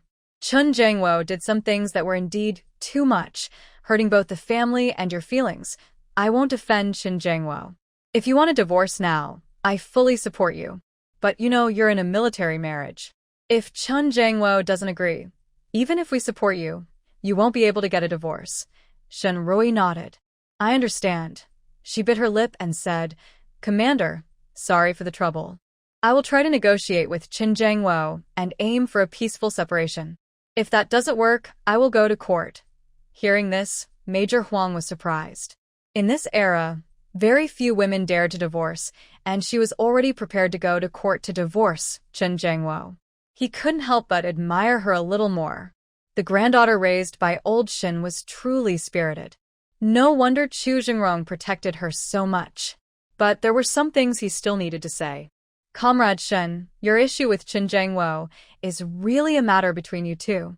Making a big fuss isn't good for anyone. It's best if you can resolve it peacefully, and try to avoid involving others in this matter." Shinrui naturally understood that Major Huang was referring to Chu Jingrong. Actually, she also felt that recently, Chu Jingrong had been spending too much time with her. She nodded and said, "Commander, I understand. By the way, that kid Chu Jingrong brought back is being raised at your place, right?" You have your own things to do now, and taking care of a child can be a bit inconvenient. Your aunt is now retired and at home with nothing to do. Later, I'll ask Xiaoma to go back with you and bring the child to my house first. Your aunt can look after him, Major Huang said kindly. Shenrui looked at Major Huang in surprise. She didn't expect Major Huang to suggest taking Xiao Jie away. Recently, she had gotten used to having Xiao Jie's small figure around. Seeing how sensible and cute the little guy was, her heart would fill up with warmth and softness. Now, thinking about Xiao Jie being taken away, her heart felt like a piece was missing, empty and painful. But she also knew that if Xiao Jie stayed with her, Chu Jingrong would often come to see him. Over time, there might be rumors that could harm his reputation. Major Huang sighed in relief. Then go back and have a good talk with Comrade Chen Jiangwo. If you encounter any difficulties during the talk, report them to the unit. Thank you, Major Huang. When Shenrui left the commander's office, she still felt a bit dazed. Actually, she was a little confused herself. She hadn't spent much time with Xiao Jie, so why was it harder to part with him than when she decided to give up Chenziyu? She thought for a moment and realized it was probably because, in her past life, when Chenziyu pulled her oxygen tube, she was already heartbroken. She gave a bitter smile. A tall figure suddenly appeared in front of her, casting a shadow over her. Shenrui looked up and saw Chen Jiangwo with eyes like a trapped beast, bright red and fierce. Xiao Yi, I know it was wrong to send Su Yuzhen to the hospital. I shouldn't have been so confused and gone to her. But Commander Zhao has already removed me from the list for promotion. I've paid the price. Please don't make trouble for me. Let's go home and live a good life, okay? Chen Jiangwo's hoarse voice was full of pleading, and he kept grabbing his hair in pain. Just now, when Commander Zhao was scolding him, Commissar, he had come to hand over the promotion list. Commander Zhao saw his name on the list of pre-selected candidates for promotion. He was very angry and immediately crossed out his name. He didn't stop there. Even Commander, he was scolded along with him. Shenrui looked at him coldly, feeling no sympathy, only disgust. In her past life, he had protected Su Yuzhen for decades, and she had waited for him all those years. She had been caught between them, playing the villain for many years, and in the end, her own son took her off life support. This life, she was willing to divorce and make way for them, but he acted so arrogantly. Who was he trying to impress? Shenrui didn't want to waste words with him. Chen Jiangwo, the only thing we can do now is divorce. If you don't sign the divorce papers and submit the application, I will go to court to sue you. Then, all this will be proof that I am justified in divorcing you. She raised a stack of photos and waved them. At that time, it won't just be about our divorce. Your affair with Su Yuzhen will be known to everyone. By then, you might not only lose your chance for promotion but also be expelled from the military. Shenrui wasn't bluffing. Now, the military is strict about issues involving men and women. For cases like Chen Jiangwo and Su Yuzhen, especially in the countryside, they could easily be sent for re-education through labor. Major Huang and Commander Zhao had just shown favoritism toward Chen Jiangwo. His already bloodshot eyes grew even redder as he stared at Shenrui, veins bulging from his forehead. Shenrui, you're so heartless. My reputation will be ruined, I'll be expelled from the military, and it will affect Yuji's college entrance and job prospects. What good does that do you? Shenrui was not afraid of him. She calmly met his furious, animal-like glare. It doesn't benefit me at all. But since you refuse to part peacefully and won't let me go, I see no reason to be polite to you. You also don't need to bring up Yuji every time. From the moment he protected Su Yuzhen and pushed me away, even throwing bricks at me, he's no longer my son. Chen Jiangwo, whether you want to file for divorce or not is up to you. But I give you only 3 days. After that, if you haven't submitted the divorce papers, I will go to court to sue you. After speaking, she turned and walked past Chen Jiangwo. He stared at her with a fixed, furious gaze, growling like a beast. Major Huang's guard, Xiao Ma, followed Shenrui home. When Xiao Jie heard Uncle Ma was coming to take him away, his eyes instantly turned red, and tears welled up in his big, clear eyes. He looked at Shinrui eagerly and asked, Annie, do you not want Xiao Jie anymore? Is it because Xiao Jie is not good? Annie, Xiao Jie is not bad. Tell me what I did wrong, and I will change. Please don't leave me, boo-hoo. As he spoke, he suddenly burst into tears. This was the first time Xiao Jie cried in front of her. Shinrui looked at the sad child and felt her heart ache deeply. She was also reluctant to leave Xiao Jie, but she had to hold back her feelings. She crouched down and gently stroked the child's slightly chubby face. Xiao Jie, it's not that you're not good, and it's not that Auntie doesn't want you. Grandma Huang misses you, so she wants to take you to stay with her for a while. After some time, Annie will come to pick you up, okay? When Chu Jingrong first brought Xiao Jie back, he took him to meet teacher Huang and her husband.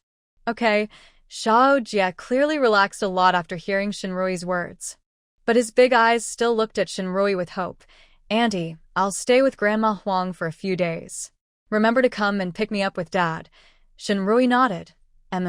She watched Xiao Jie follow Comrade Ma, looking back every few steps until his figure disappeared from sight.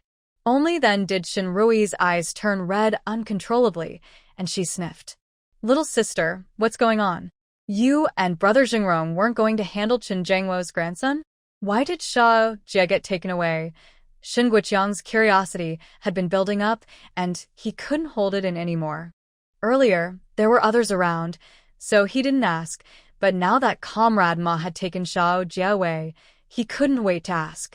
Shinrui explained everything that happened today to Shin Guoqiang. After hearing her, Shin Guoqiang clenched his fists angrily. What? That Chen Zhengwo's grandson still refuses to divorce. All right. I'll go beat him up right now until he agrees to the divorce. Shin Guoqiang, who was hot-tempered, rolled up his sleeves and was about to rush out to find Shin Zhengwo. Shinrui quickly held him back and said, Third brother, don't be impulsive. We're in a new society, a society governed by law. If we go and fight him now, we'll lose our reason. I'll give him 3 days. If he doesn't file for divorce after 3 days, I'll go to court and sue him, Shinrui calmly said. Shin Guoqiang was still a bit anxious. So, we just wait for these 3 days. Shinrui thought for a moment. There is someone who should be more anxious than us. If Chen Zhengwo and I can get a divorce, I need to see her. Shin Guoqiang hurriedly asked who that person was.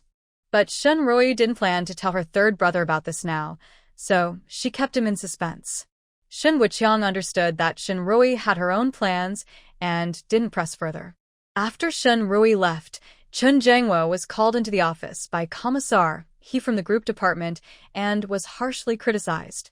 He was also suspended from all work and ordered to stay at home to reflect, write a self-criticism, and think about his problems. Chen Zhengwo, feeling down, returned home. Zhang Chunfang immediately came out happily, her eyes bright. Son, how did it go? Did the leader help you? Did they punish Shinrui's outside lover and order her to come back? She was really hoping Shinrui would return soon. When Shinrui was around before, she was the one who did everything, cooking, cleaning, and taking care of everything without worries. Now she feels like an old maid doing laundry, cooking, sweeping, and tidying the house. Chen Zhengwo even complains that she doesn't do as well as Shinrui. She came to enjoy her life, not to be a maid. Chen Zhengwo looked at his mother with some irritation and suppressed his anger. Mom, this is the army, not Qinjia village. Don't give me those bad ideas anymore. He was foolish enough to believe his rural mother and went to the division headquarters to complain. Now, not only had Shinrui not returned, but his chance for promotion was also gone. He left a bad impression on the division commander and political commissar, and his career might be over. Thinking of this, Chen Zhengwo felt even more frustrated and had no way to vent. But Zhang Chunfang, used to being arrogant in the village and looked down upon by her son, was very unhappy. Chen Zhengwo, you ungrateful thing. What's wrong with Qinjia village? Is there anything bad about it? You're not even from Qinjia village and you, Mom. Chen Zhengwo couldn't bear it anymore and shouted loudly. Can you stop? My name was removed from the promotion list. I didn't get promoted this time, and I might never be able to move up again. Are you satisfied now? After Chen Jiangwo's loud outburst, Zhang Chunfang was stunned. When she reacted, she hurriedly tried to pull Chen Jiangwo. Son. What do you mean? Your promotion spot was taken away. Will this affect my chances of promotion in the future? Why is it like this? She still hopes that Chen Jiangwo can become an important official someday and that she can be the matriarch. Chen Jiangwo sat sadly in a chair, pulling at his hair in pain, and told Zhang Chunfang everything that had happened. Zhang Chunfang was so angry she pounded her thigh, feeling very upset. That little troublemaker Shinrui. How dare she do this to you? I'll go settle the score with her. Chen Jiangwo was very impatient. Mom, please don't cause more trouble for me. If this keeps up, I won't just lose my chance for promotion, I might even be expelled from the army. Zhang Chunfang immediately lost her confidence. She looked around and asked, Son, if Shinrui stops causing trouble, will your work be less affected? Chen Jiangwo knew that his superior and the political commissar had already seen those photos. The leader's impression of him was now bad. Whether Shinrui continues to cause trouble or not, his path to promotion will be very difficult. He was determined not to divorce today because he knew Shun Guiqing still had some influence in the army, and the Shin family had a good relationship with Chu Jingrong, who had a very strong background. If Shinrui could be as devoted to him as before, she could probably persuade Shin Guiqing and Chu Jingrong to help him. That way, the negative impact of those photos could be minimized. Chen Jiangwo looked at the eager Zhang Chunfang and warned her sternly again, telling her not to go find Shinrui or cause him more trouble. After saying that, he went straight to his room. Once Chen Jiangwo closed the door, he took out paper and a pen to write a self-criticism. But for some reason, whenever he picked up the pen, his mind was filled with Shinrui's bright smile and her confident, radiant appearance. She was not as delicate and weak as Su Yuzhen, who would just cry when things went wrong.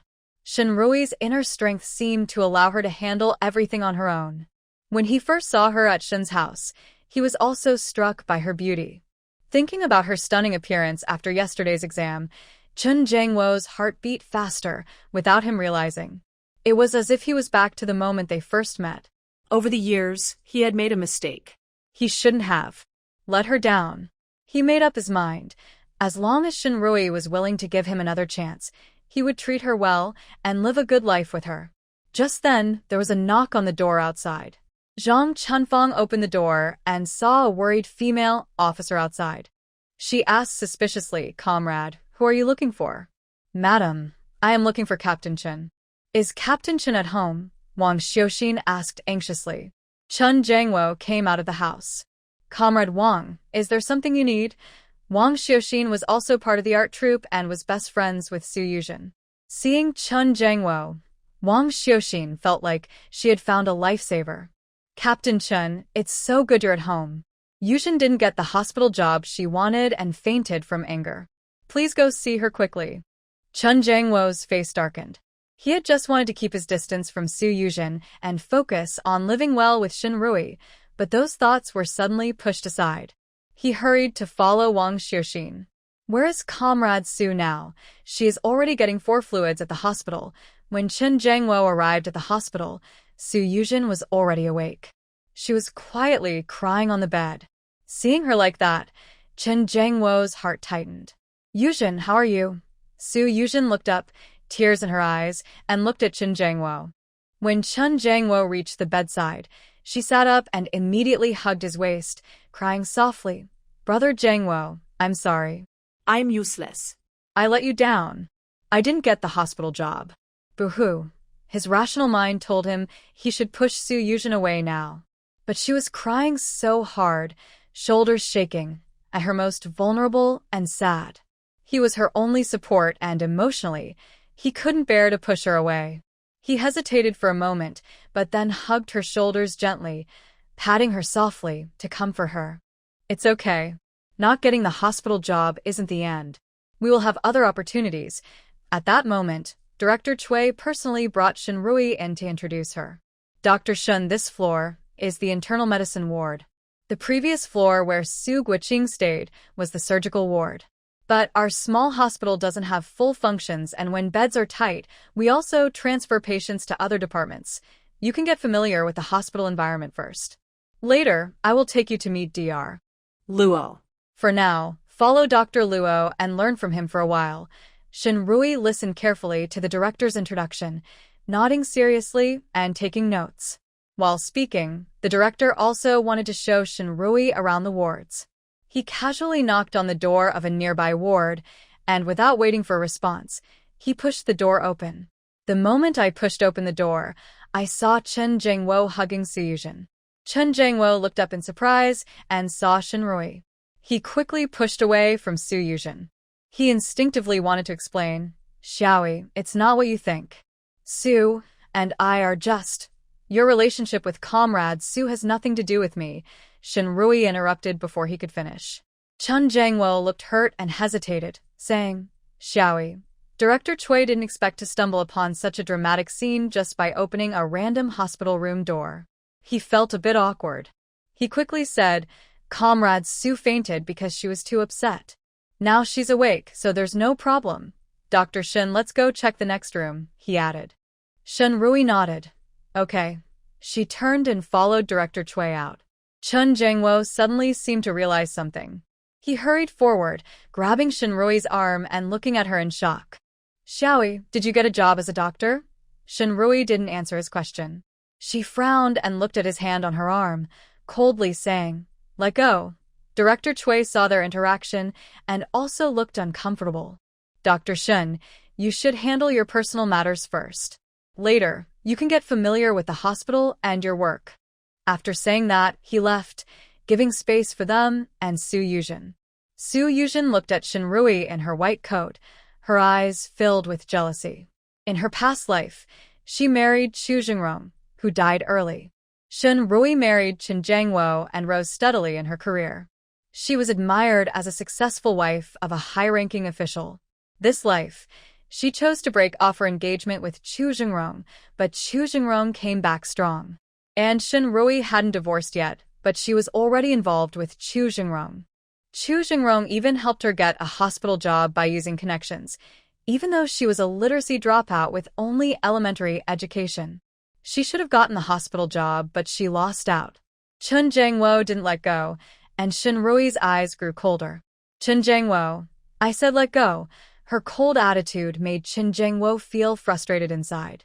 He knew Shinrui, who only finished elementary school, couldn't have gotten the doctor's job based on her ability.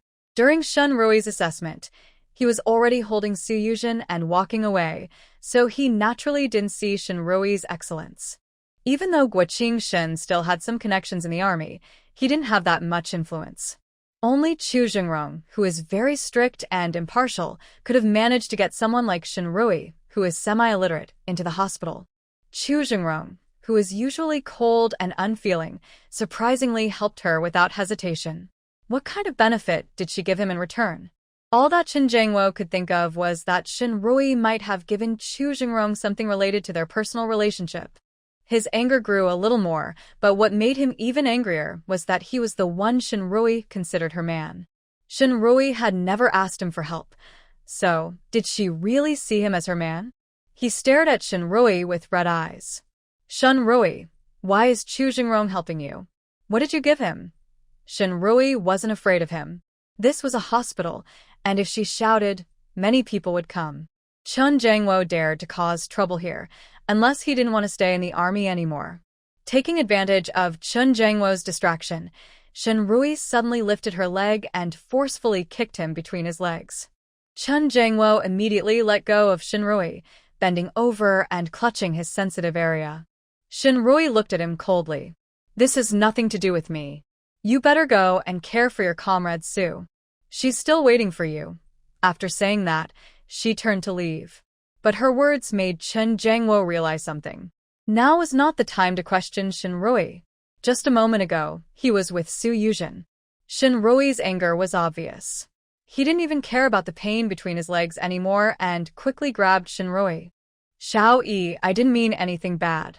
I'm just worried that Chu Jingrong might be deceiving you. Shinrui's gaze swept over Suyujin and then landed on Chen Jingwo. Huh, Chu Jingrong deceiving me? You should first take a good look at your comrade Su. She suddenly shook off Chen Jingwo's hand. Chen Jiangwo hurriedly explained. Xiao Yi, I know I haven't handled things with Comrade Su very well, but I really see Comrade Su as a sister. The only person I love is you. Please believe me. Shenrui. She almost laughed again. Tell me, what kind of sister kisses and hugs like that? Xiao Yi, I know you're angry. I will change, I promise. Let's live a good life from now on. Let's not argue anymore, okay? Chen Jiangwo was really anxious. He even tried hard to pull Shenrui into his arms, wanting to hold her close. Behind him, Su Yuzhen clenched her teeth, her eyes filled with resentment and anger. Shenrui suddenly slapped Chen Jiangwo in the face. Chen Jiangwo, have some shame. Don't keep acting so arrogant, wanting everything. Are you going to change? I ask you, how will you change? Can you stop caring about Su Yuzhen in the future? If you can, then first bring back the money you owe her. Show me your sincerity. Chen Jiangwo looked at Shenrui with red eyes. Then, he painfully held his head. Xiao Yi, we are married. Why do you have to push me so hard? I told you before, I treat Yuzhen like a sister because her brother saved my life. And her brother died saving me. Chen Jiangwo had indeed told Shenrui this story. When he was a child, he went to the river to bathe with Su Yuzhen's brother. He cramped up and almost drowned. In the end, Su Yuzhen's brother saved him, but after bringing him to shallow water, he drowned because he was exhausted. Tears in her eyes, Su Yuzhen spoke at the right moment. Brother Jiangwo, don't be like this. Although my brother saved you, he didn't do it for any reward. And he has been gone for many years now. You don't need to make things difficult for yourself because of me. If Sister Rui doesn't like you, or doesn't want us to be together, I won't look for you anymore. Shenrui curled her lips and stared fiercely at Su Yuzhen. Really? Then swear. If you ever look for Chen Jiangwo again, you too will be struck by lightning and meet a bad end. Su Yuzhen's face changed. She didn't dare to swear. In the past, she wouldn't have believed in such superstitions about swearing. But now that she had been reborn, she believed even more that there were gods above. She couldn't speak for a moment. Enough! Chen Jiangwo, who had just been crying and begging her for forgiveness, suddenly shouted angrily. Shenrui, stop with these superstitions. Yuzhen's brother gave his life to save me. I promise to take care of Yuzhen, and I won't go back on my word. Shenrui smiled indifferently. Then submit your divorce papers soon. After the divorce, marry her openly, and take care of her however you want. Anyway, aren't you the one who is best at repaying kindness with love, Chen Jiangwo? Shenrui was reminding him that her brother also saved his life. Listening to Shenrui's teasing tone and seeing her cold face, he felt a heavy stone pressing on his heart. But Shun Guoqing's rescue was different from Su Daju's. Shun Guoqing saved him during a mission. They are comrades, allies, and Shun Guoqing had a duty to save him. But Su Daju was different. He could have chosen not to save him. Moreover, Shun Guoqing only has a limp now, but Su Daju lost his life. Chen Jiangwo watched Shenrui walk away and felt he had a strong reason to take care of Su Yuzhen. Before, Shenrui had always understood and supported him in repaying kindness. Why is she so unreasonable now? He couldn't understand. Su Yuzhen was crying behind him, sobbing loudly while comforting him. Brother Jiangwo, don't be sad. I won't look for you anymore, and I'll find a way to pay back the money. You should have a good life with Rui. Sob, sob. Hearing her words, Chen Jiangwo felt both soft and pained. This silly girl, she just lost her job and was pressured by Shenrui, yet she still came to comfort him. He looked at Su Yuzhen and for a moment, he seriously considered divorcing Shenrui and marrying her instead. But as soon as this thought flashed through his mind, he remembered the situation with the Su family and immediately dismissed it.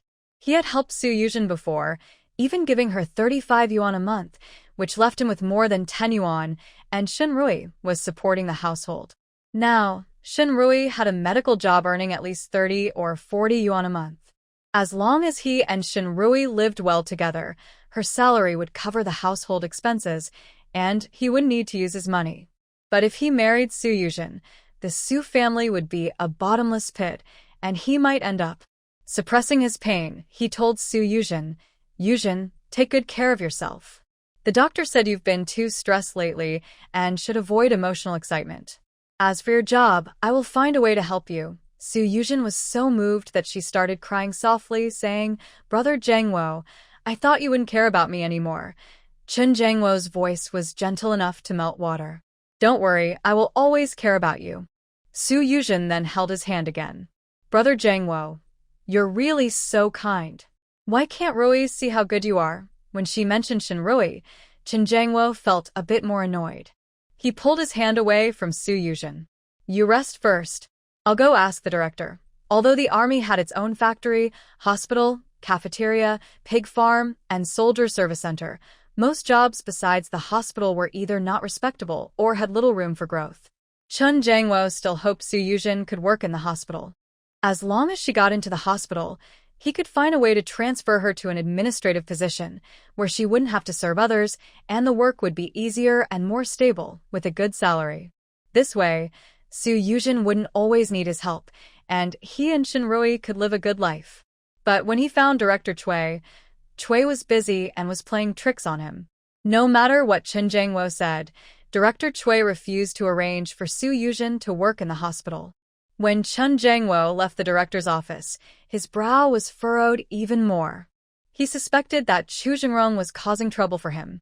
After Chu Jingrong used his connections to get Shinrui in, he also casually mentioned to the director that they didn't need Su Yujin. But Chu Jingrong's background was stronger than his. The director favored Chu Jingrong but didn't support him, which was understandable. Furious, Chun Jangwo punched the wall, and his knuckles immediately bled. Shinrui, coming out after checking the ward with Dr. Luo, saw Chun Jangwo with a fierce expression, punching the wall. She looked at him with a mocking gaze. In the past, she had a good impression of Chun Jangwo, thinking he was a hero who could do everything. Now she realized he was just a dog who could only rage helplessly. She glanced at Chun Jangwo and then went on with her own work. Su Yujin's health was fine, and Chun Jangwo took her home from the hospital in the afternoon. When they returned to the family compound, Zhang Chunfang had just picked up Chun Ziyu from kindergarten. Zhang Chunfang was very surprised to see Chun Jangwo openly helping Su Yujin walk home to the neighborhood. She quickly pulled Chun Jangwo aside and asked, "Son, what are you doing? Didn't you say that if Shinrui keeps causing trouble, you won't be able to get promoted in the future? And now you're with Su Yujin like this. What about Shinrui?" Chun Jangwo, feeling a bit annoyed, rubbed his forehead and said, "Yujin is sick now, and I can't just ignore her. I will talk to Shinrui about it." "Mom, don't worry." Chun Ziyu also ran over to Su Yujin and asked with concern, "Aunt Su, are you sick? Do you feel very uncomfortable?" Seeing how dirty Chun Ziyu looked, a hint of dislike flashed in Su Yujin's eyes. But she spoke gently. "Thank you for your concern, Ziyu. I'm fine. I can take care of myself. Don't worry about me, cough cough." As she spoke, she covered her chest and coughed twice, her face turning a little paler, and she staggered slightly. Auntie, Yujin, Chun Ziyu and Chun Jangwo, father and son, supported Su Yujin on each side with perfect coordination. Zhang Chunfang saw this and stomped her foot in anger. The people in the courtyard had already said enough harsh things, and Chun Jangwo still didn't seem to avoid suspicion. If Shinrui found out and caused trouble again, it would be really bad. As a rural old woman, she understood this logic, but Chun Jangwo just didn't seem to get it. "Mom, I will take Yujin back and you take Ziyu home first," Chun Jangwo said to Zhang Chunfang. Zhang Chunfang tried to pull Chun Ziyu away, but Ziyu didn't want to go. "No, Dad, I want to go with you to send Auntie Su home," Ziyu said. After saying that, he seemed to remember something and looked at Chun Jangwo with anticipation. "Dad, Auntie Su is very sick. She can't take care of herself alone. Why don't we let Auntie Su stay at her house? Just let her stay in Mom's room." Ziyu blinked his eyes as he spoke. Although he hadn't learned about revenge yet, he thought that if Shinrui could find another child to raise, he could find another mom for himself. And he already liked Auntie Su more, and she treated him better. If Auntie Su could live with them and be his mom, it would definitely make Shinrui very angry. Su Yujin suddenly thought, if only she could live in the Chin family. Ziyu, don't talk nonsense. Aunt Sue has her own home. Why would she live with us? Your mother's room is reserved for her when she returns, and it can't be given to someone else, Qin Jiangwo said seriously. Sujusen. She bit her lip, recalling how Qin Jiangwo told Shinrui at the hospital that he only considered her as a sister and that his true love was Shinrui. Could it be that Qin Jiangwo really? That day at the hospital, Su Yuzhen felt a bit nervous inside. She always thought she had Qin Jiangwo under control. As long as she wanted to marry him, just a little gesture, and Qin Jiangwo would happily marry her. That's why she wasn't in a hurry for Qin Jiangwo to divorce Shinrui before. She even thought about letting Qin Jiangwo keep pretending to be Shinrui's husband, messing up her relationship with Chu Jingrong, and then she would make her move. Her eyes flickered. Maybe she shouldn't wait any longer. Chen Ziyu had also been scared by recent events. Chen Jiangwo's tone was serious, so he didn't dare to speak. He obediently accompanied Chen Jiangwo to send Su Yuzhen back to her dorm. Brother Jiangwo, thank you. Please come in and sit with Ziyu for a while. I'll pour you some water, Su Yuzhen said warmly as usual. No need. Chen Jiangwo refused directly. There are many things at home that need my attention. Ziyu and I are leaving now. Take care of yourself. After saying that, he held Ziyu's hand and left without looking back. Su Yuzhen watched their figures walk away, feeling a bit anxious. Is Chen Jiangwo really planning to cut ties with her? She bit her lip. It seemed she needed to find a way to make Qin Jiangwo divorce Shinrui quickly.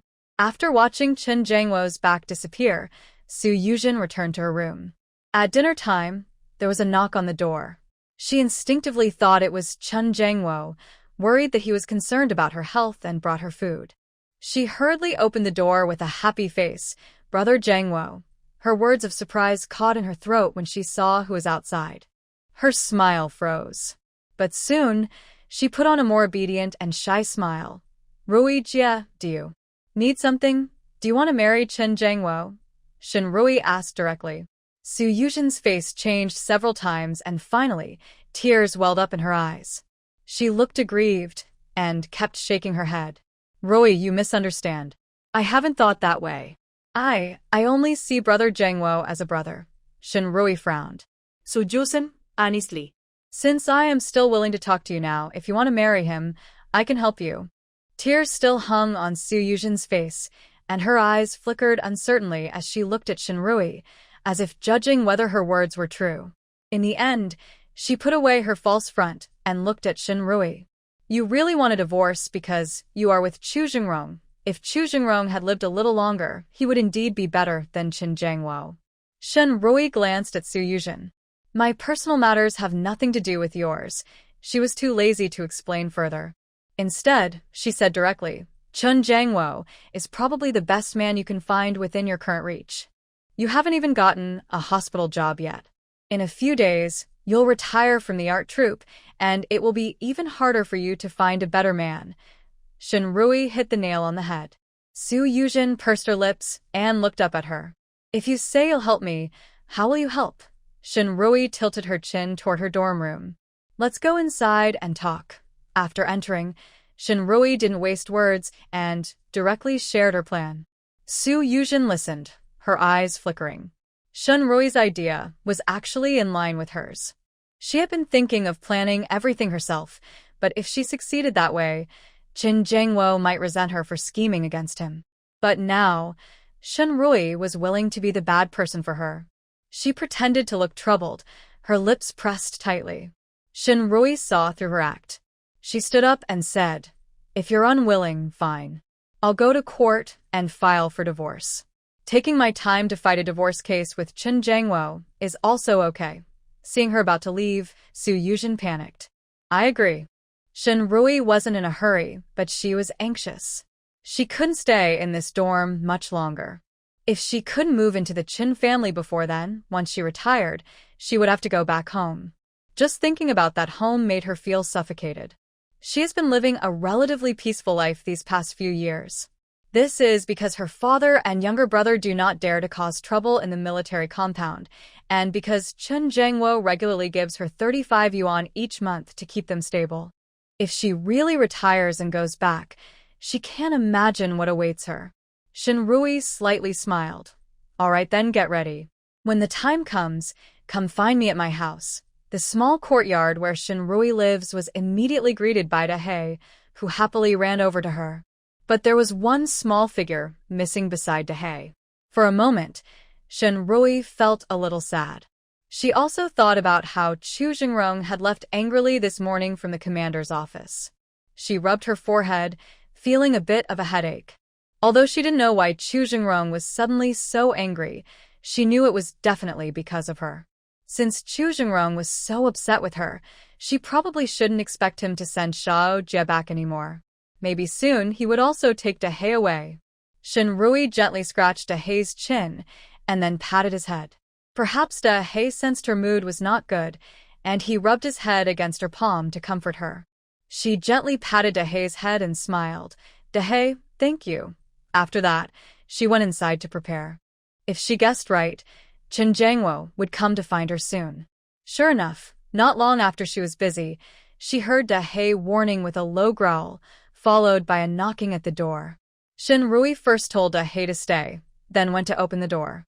Chen Jiangwo was standing right outside. Xiao Yi, listen to me and let me explain, Chen Jiangwo hurriedly said, seeming afraid that Shinrui would immediately close the door if she saw him, so he quickly held up the door with his hand. Shinrui gave him a cold glance. Come in, let's talk properly. Chen Jiangwo's eyes lit up with joy. He followed Shinrui into the house. Xiao Yi, I knew you still cared about me. Shinrui was too tired to argue with him. Once inside, she said, sit down. We've been married for so many years, but we haven't had a proper meal or a real conversation. Today, I prepared some food and drinks. Let's eat and talk. She had just come back and cooked scrambled eggs with green peppers and also made shredded radish. When she was on her way home from work, she even bought 2 jin of the cheapest corn wine. Even the cheapest food that Chen Jiangwo ate felt a little wasteful to her. But for a smooth divorce, some effort was necessary. Chen Jiangwo smelled the aroma of food and wine and looked at Shinrui's calm face.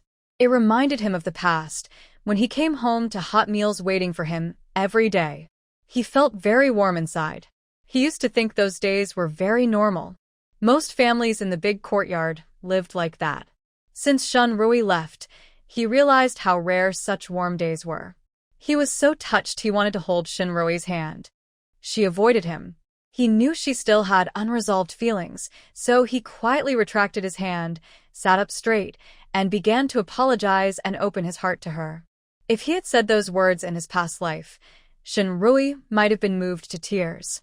But in this life, she had heard it too many times already. Hearing it again only made her feel numb and sarcastic. She told Chen Jiangwo to pour himself some wine. After he poured her a glass, he raised his cup and said, Xiao Yi, on the night we got married, I was delayed by other things and didn't get to drink the wedding toast. Tonight, let's make up for the toast and the wedding night. Seeing his deep affection, Shinrui only felt a wave of disgust. That night, after Chen Jiangwo saw off the guests and closed the courtyard door, Su Yuzhen knocked loudly. When Chen Jiangwo opened the door, Su Yuzhen was crying so hard she almost fainted. Later, Chen Jiangwo went to comfort Su Yuzhen and didn't return all night. The next day, he said he received an urgent military order and left immediately after packing his bags. Shinrui later found out that he didn't leave alone. He took Su Yuzhen with him. A few months later, Su Yuzhen's gambling father suddenly got lucky, got a job at the city's fan factory, and was allocated a house. The Su family moved to the city. She only learned 2 years ago, after joining the military, that Su Yuzhen had also joined the art troupe. She didn't know how much effort Chen Jiangwo had put in for her father's job or for Su Yuzhen's entry into the art troupe. But she knew that neither Su Yuzhen nor her father could have achieved those positions on their own. Shinrui remembered, and her heart still felt a little sour. But she quickly let it go. For her, being far away from Chen Jiangwo was the only way to start fresh. As for the troubles between Chen Jiangwo and Su Yuzhen, they no longer concerned her. At this moment, Chen Jiangwo had drunk a bit too much. He reached out and held Shinrui's hand.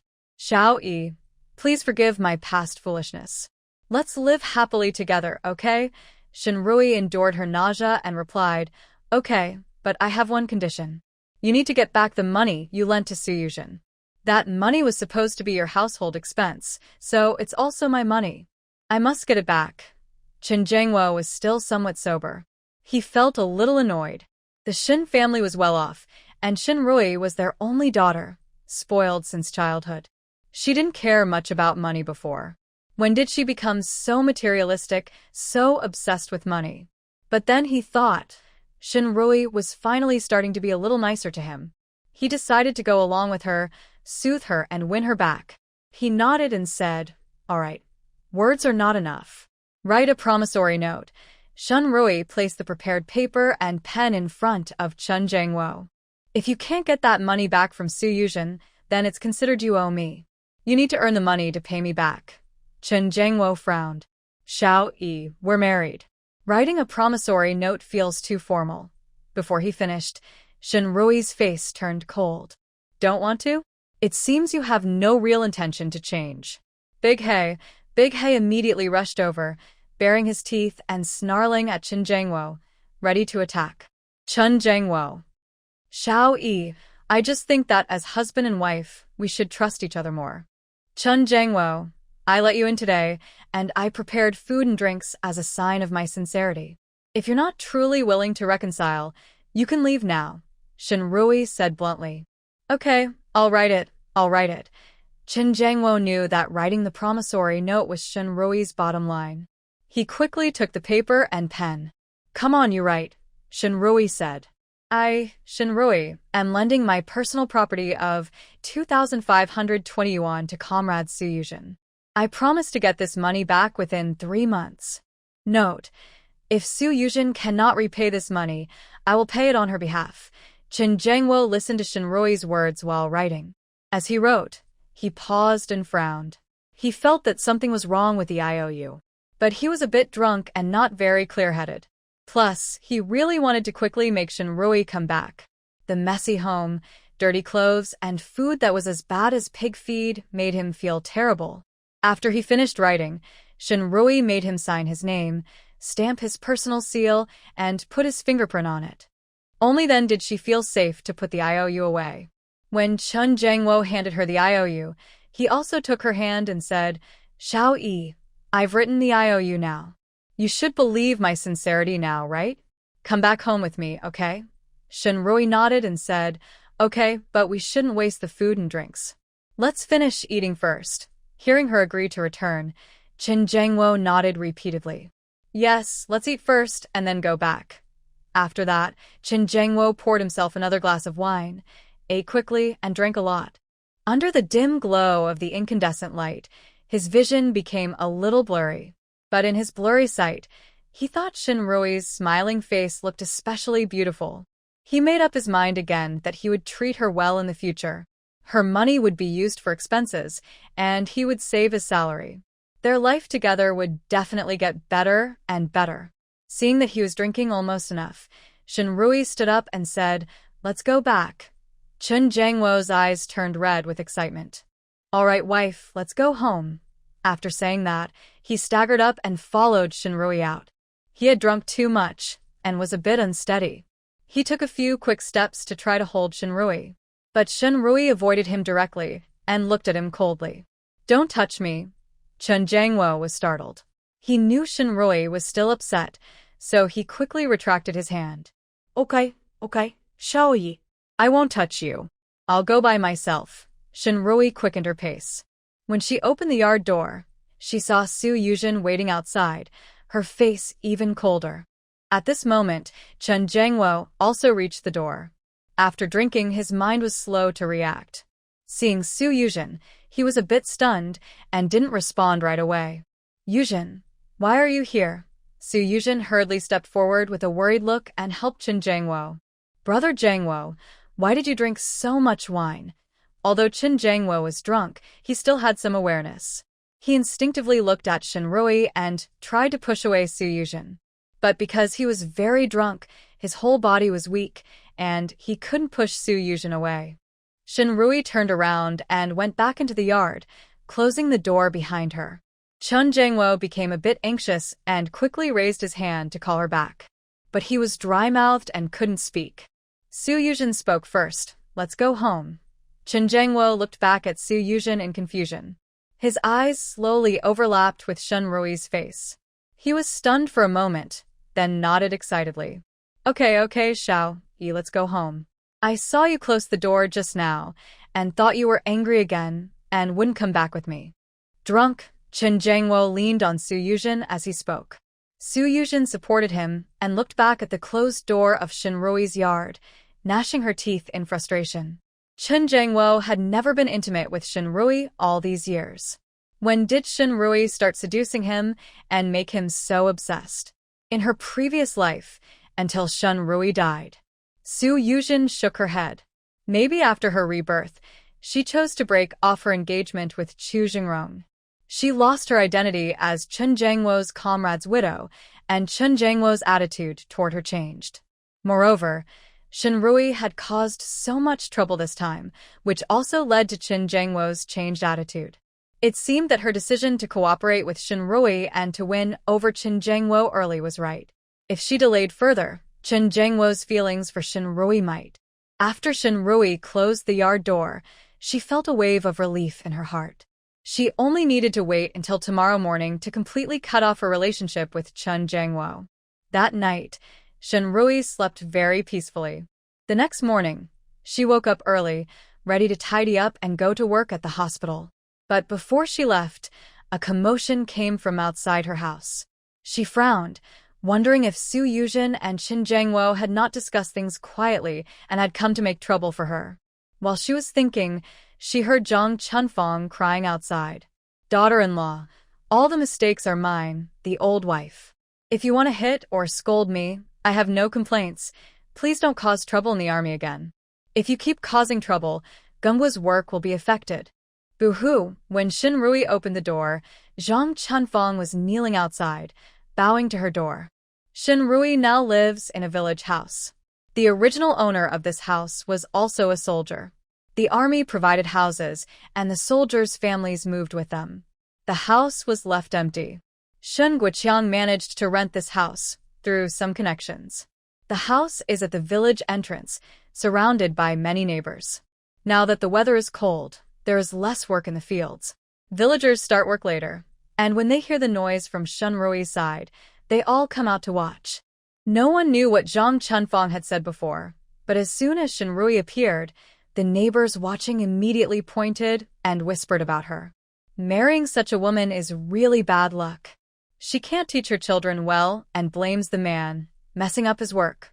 From what the old wife says, her husband is just a rural young man with no background.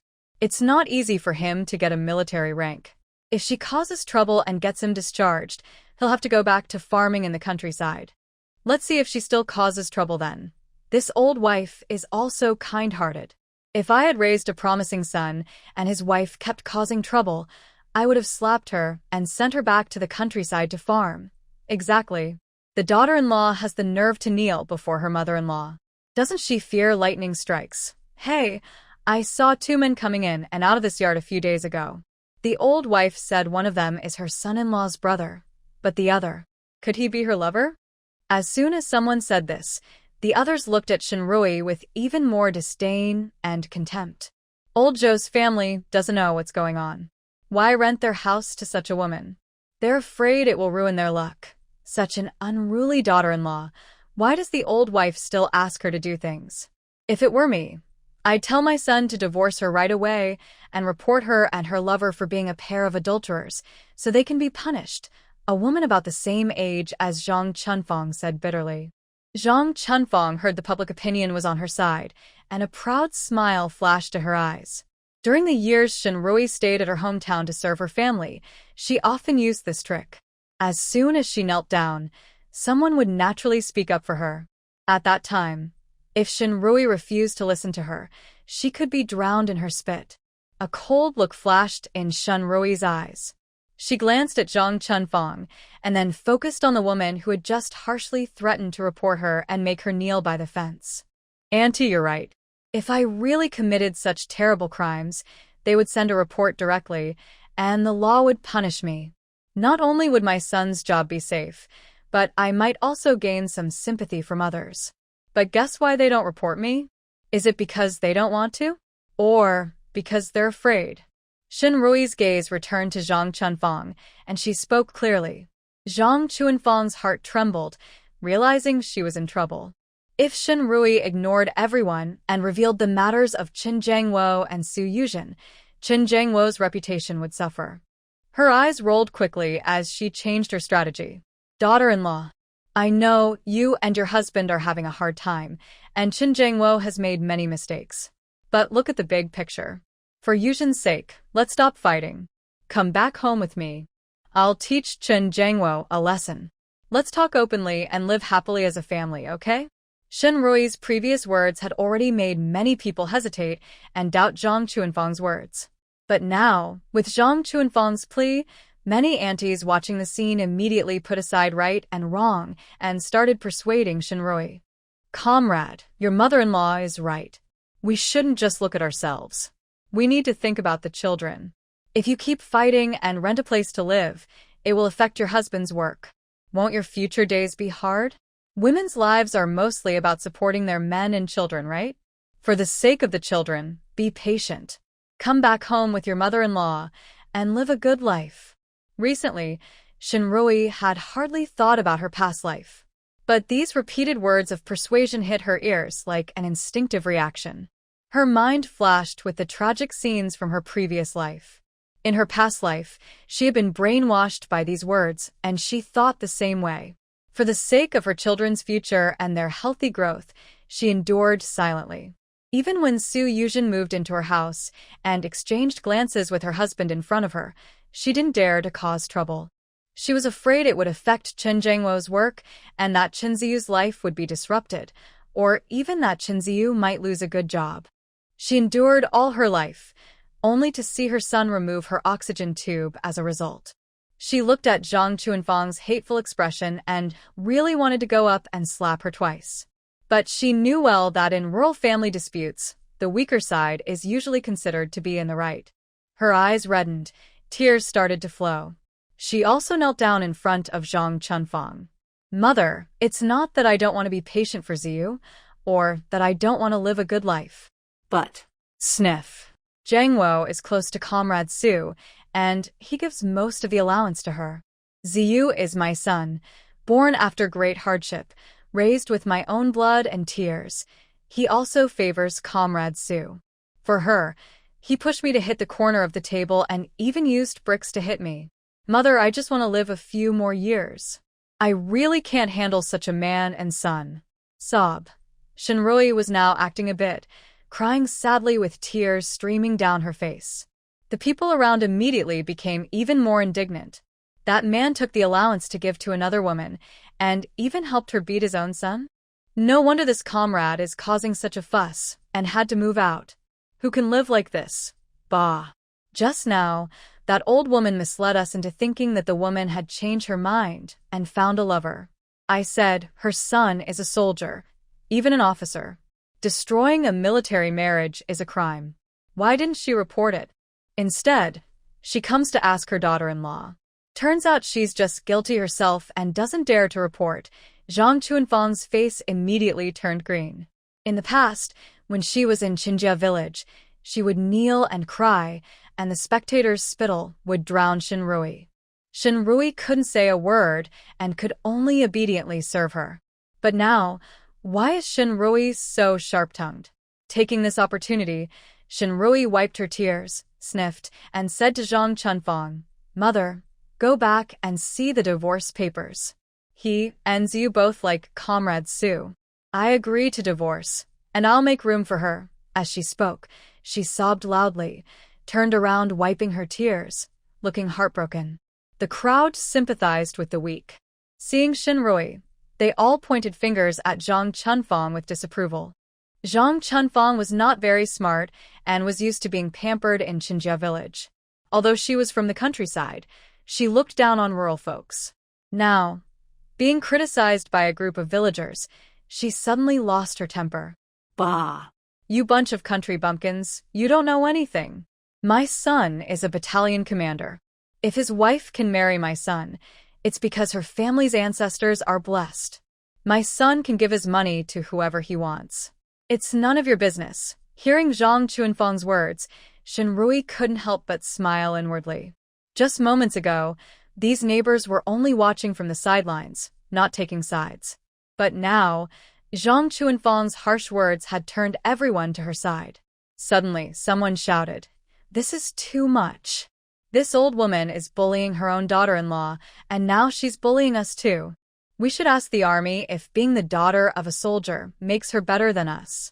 Although the political campaigns had become calmer in recent years, people's emotions were still strong.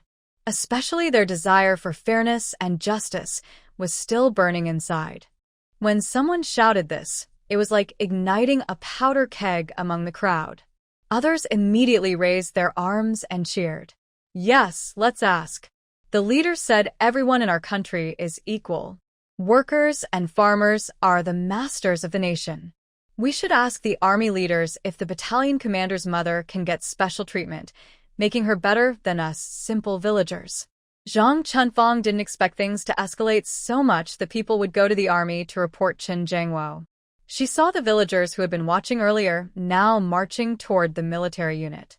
She was so scared her legs went weak, and her lips trembled with whitened face. She wanted to step forward and stop them, but was afraid they would turn on her and beat her too. Thinking of Qin Jiangwo's repeated warnings not to cause trouble for him, she realized she had caused such a big mess. After several turns of her eyes, she finally made up her mind. Yes, she had to leave. She needed to go back to her hometown before Qin Jiangwo found out how much trouble she had caused.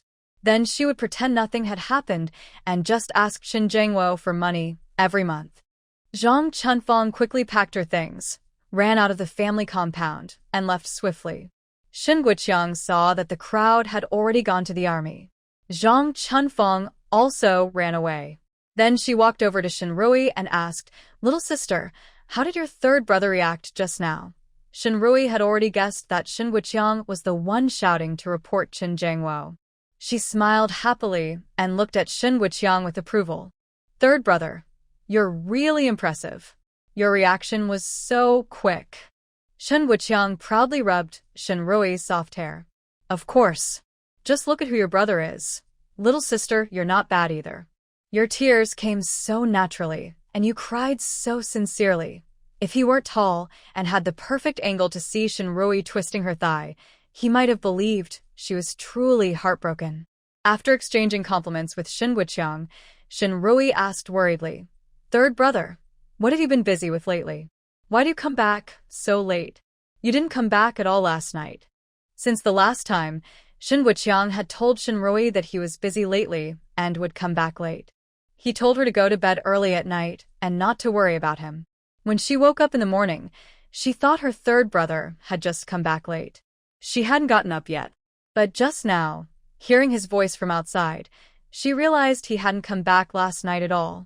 Hearing this, Shen Guoqiang chuckled happily and lowered his voice to Shenrui. "Little sister, I have to tell you something. Your third brother is about to get rich, Shenrui." Her heart and eyelids jumped sharply. "Little sister, this is just between us. Don't tell anyone outside," Shen Guoqiang said even more quietly. "Our boss recently got a batch of watches, 51 in total. He sold them for 230 each. He said that for each watch I sell, I get 30 yuan. When I finish selling this batch, I should make at least this much money." Shen Guoqiang patted Shenrui on the back. Judging by his excited look, that amount must be 5,000 yuan. What does 5,000 yuan mean? Qin Jiangwo, a battalion commander, earns only about 47.80 yuan a month, roughly 50 yuan a month. In a year, that's only 600 yuan. 5,000 yuan would take him over 8 years of saving without eating or drinking. Shen Guoqiang could earn this money in just a few days of work. But behind such high returns, there must be high risks. Shen Guoqiang felt proud when he saw Shenrui's surprised look. He lowered his voice and said, "The boss said that after selling these watches, he can get a batch of bicycles. When the time comes, I'll get one for each of us. Shunrui. Her heart was pounding in her chest. Both watches and bicycles are in high demand, hard to find, and people often have to wait in line to buy them with money or tickets. Sometimes it takes half a year to get the goods. The black market where her third brother was involved was so large-scale that it was no wonder he was sentenced to death in his previous life for illegal trading. After speaking, Shun Guiqiang yawned. Little sister, you should go to work now. I've been busy all night, and I'm really tired. I need to rest. Shunrui watched her third brother walk back to his room, opening her mouth to say something. In the end, she held back. Her brother was making good money now and feeling proud. If she spoke up, he might not listen. She needed to think of a way. On her way to work, Shunrui was deep in thought. But once she arrived at the hospital, she immediately put everything else aside and focused fully on caring for her patients. Meanwhile, when Chen Jiangwo woke up, he still felt a bit of a headache. Before opening his eyes, his hand touched the soft, fragrant pillow beside him. Now that Shunrui was back with him, and after their wedding, they had finally shared a night together. From now on, they could live like an ordinary couple, enjoying a peaceful life. He felt incredibly happy and content. He didn't open his eyes yet, but reached out to hold the soft body next to him. However, as his hand touched that gentle form, she shyly twisted away, and a sweet voice came from beside him. Brother Jiangwo. Chun Jiangwo's back instantly went cold, and he froze. Suddenly opening his eyes, he saw Su Yuzhen. In that moment, he jumped out of bed. Yuzhen. Yuzhen you. We. Su Yuzhen blinked, her eyes already red. She looked at Chen Jiangwo with tears in her eyes. Brother Jiangwo, last night you drank too much. Don't worry, I won't ask you to take responsibility. I know I don't deserve you. I won't tell anyone about this. You can go now, sob. Su Yuzhen said, turning her face away and crying quietly. Chen Guojian carefully recalled last night. He only remembered going to Shunrui's place. Shunrui said she wanted to have a good meal with him and talk properly. Then he drank quite a lot of alcohol, and after that he couldn't remember anything. But he knew that something had happened between him and someone last night. His body's feelings wouldn't lie to him. He always thought that person was Shunrui, his legal wife. But if it wasn't Shunrui, but Su Yuzhen. Chun Jiangwo closed his eyes in despair. It's over, everything is over. He silently picked up the clothes he had thrown on the ground and put them on. Although Su Yuzhen was facing the wall, her peripheral vision kept watching Chen Jiangwo's every move. Seeing that he said nothing and was just dressing, she clenched her fists tightly, her heart pounding in her chest. If Chun Jiangwo really planned to deny everything and not take responsibility, then she... Just as Chun Jiangwo finished dressing, she pressed her lips together, thinking about what she could say to retreat and gain some advantage. But before she could speak, Chen Jiangwo spoke first. Yuzhen, I need to handle some things. Don't worry, I will take responsibility for you. Su Yuzhen let out a breath of relief. Chun Jiangwo strode out of Su Yuzhen's dormitory. Fortunately, most of the colleagues in the dorm had already gone to work. No one saw him. Chun Jiangwo returned home with a cold, serious face. He found the divorce application Shunrui had written earlier. Looking at the name Shunrui had signed with such firm handwriting, it seemed that her decision to divorce him was clear from that signature. He closed his eyes, enduring the pain in his heart, and signed his own name as well. He silently said in his heart, Xiao Yi, I'm sorry. Thinking about how he had already discussed with Shunrui yesterday and she had decided to forgive him, he didn't understand why things had turned out like this. He felt his heart was being cut by a dull knife, hurting deeply. But no matter what, last night with Yuzhen had already happened. He had already let Shunrui down before. If he now let Yuzhen down again, would he still be a human? He tightly clenched the divorce application and quickly headed toward the military unit. Just outside Commander He's office, he heard loud noises inside. He stopped, waiting for the people inside to come out before handing in his divorce report. After all, divorce is not something to be proud of, and he didn't want many people to know. However, as he stood by the wall, he suddenly heard a loud slap on the table. At the same time, Commander, his angry voice rang out. Go call that troublemaker Chen Jiangwo for me. Chen Jiangwo's heart skipped a beat. Why was Commander he so angry? Could it be that he found out about his night with Su Yuzhen so quickly? He frowned. If Commander he really knew so fast, there could only be one explanation. Shenrui didn't truly reconcile with him last night. She was just plotting against him. Otherwise, there's no way to explain why he was eating and drinking with Shenrui and then woke up in Su Yuzhen's bed. And as soon as he woke up, Commander he knew about his situation. He clenched the thin divorce application in his hand fiercely. She has such a cruel heart, such harsh methods. When the guard came out to call him, seeing his fierce expression, he was also startled. He quickly recovered and said, Captain Chen, you're here. Just in time.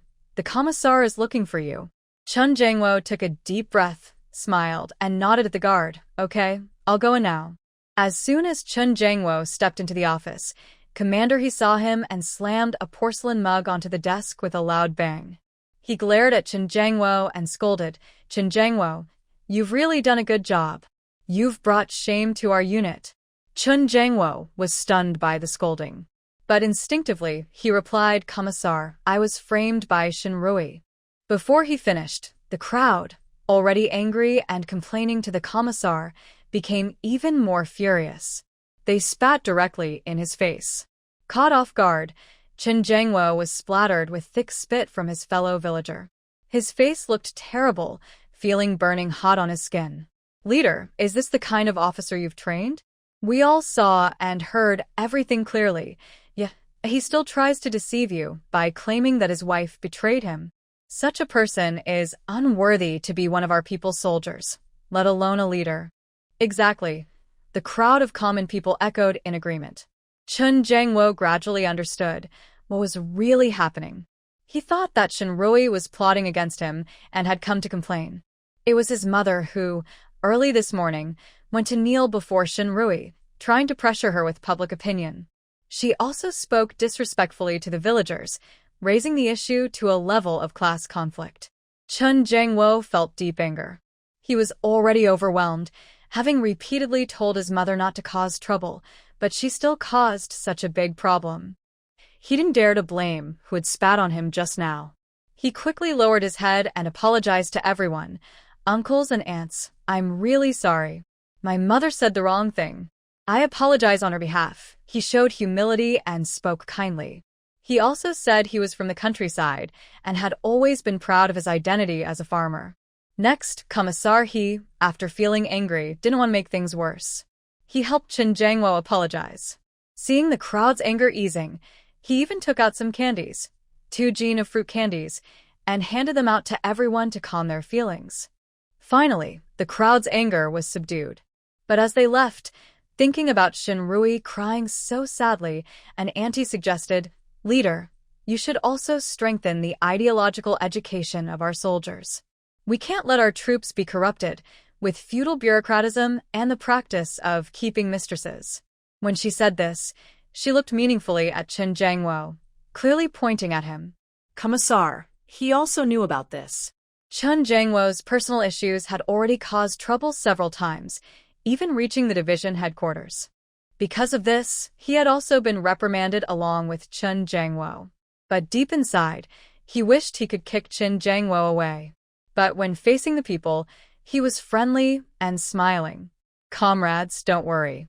We will accept your criticism and suggestions. We will carry out a rectification campaign inside the army, and we will identify some comrades whose behavior is inappropriate as examples. We will not let their personal actions affect our unit's image. After sending off the crowd, Commissar he returned to his office. He was so angry that he kicked Chen Jiangwo the leg. Chen Jiangwo had worked too hard last night, and today he was already feeling weak. Although Commissar he's kick was a small punishment, it made Chen Jiangwo stumble and kneel down. Commissar, he frowned. Chen Jiangwo, I see you're now caught up with women. You've even lost the basic qualities of a soldier. I tell you, if you don't handle your family issues well, not only will you not get promoted, but your position as company commander might not be safe either. Your wife and your mother keep causing trouble. If this keeps up, I think you might as well stop being a soldier. Take your mother and wife back to your hometown to farm, and everything will settle down. Commissar, he scolded with a serious look. Chun Jang-wo felt scared and nervous, but he could only promise he would handle his family matters properly. He had nothing else to say. After that, he handed over the divorce application to Commissar He. Commissar He looked at it, then frowned and asked, "Are you really sure you want to divorce Comrade Shinrui?" Chun Jang-wo nodded sadly. "Commissar," he said, "do you know that divorce can affect your promotion assessment?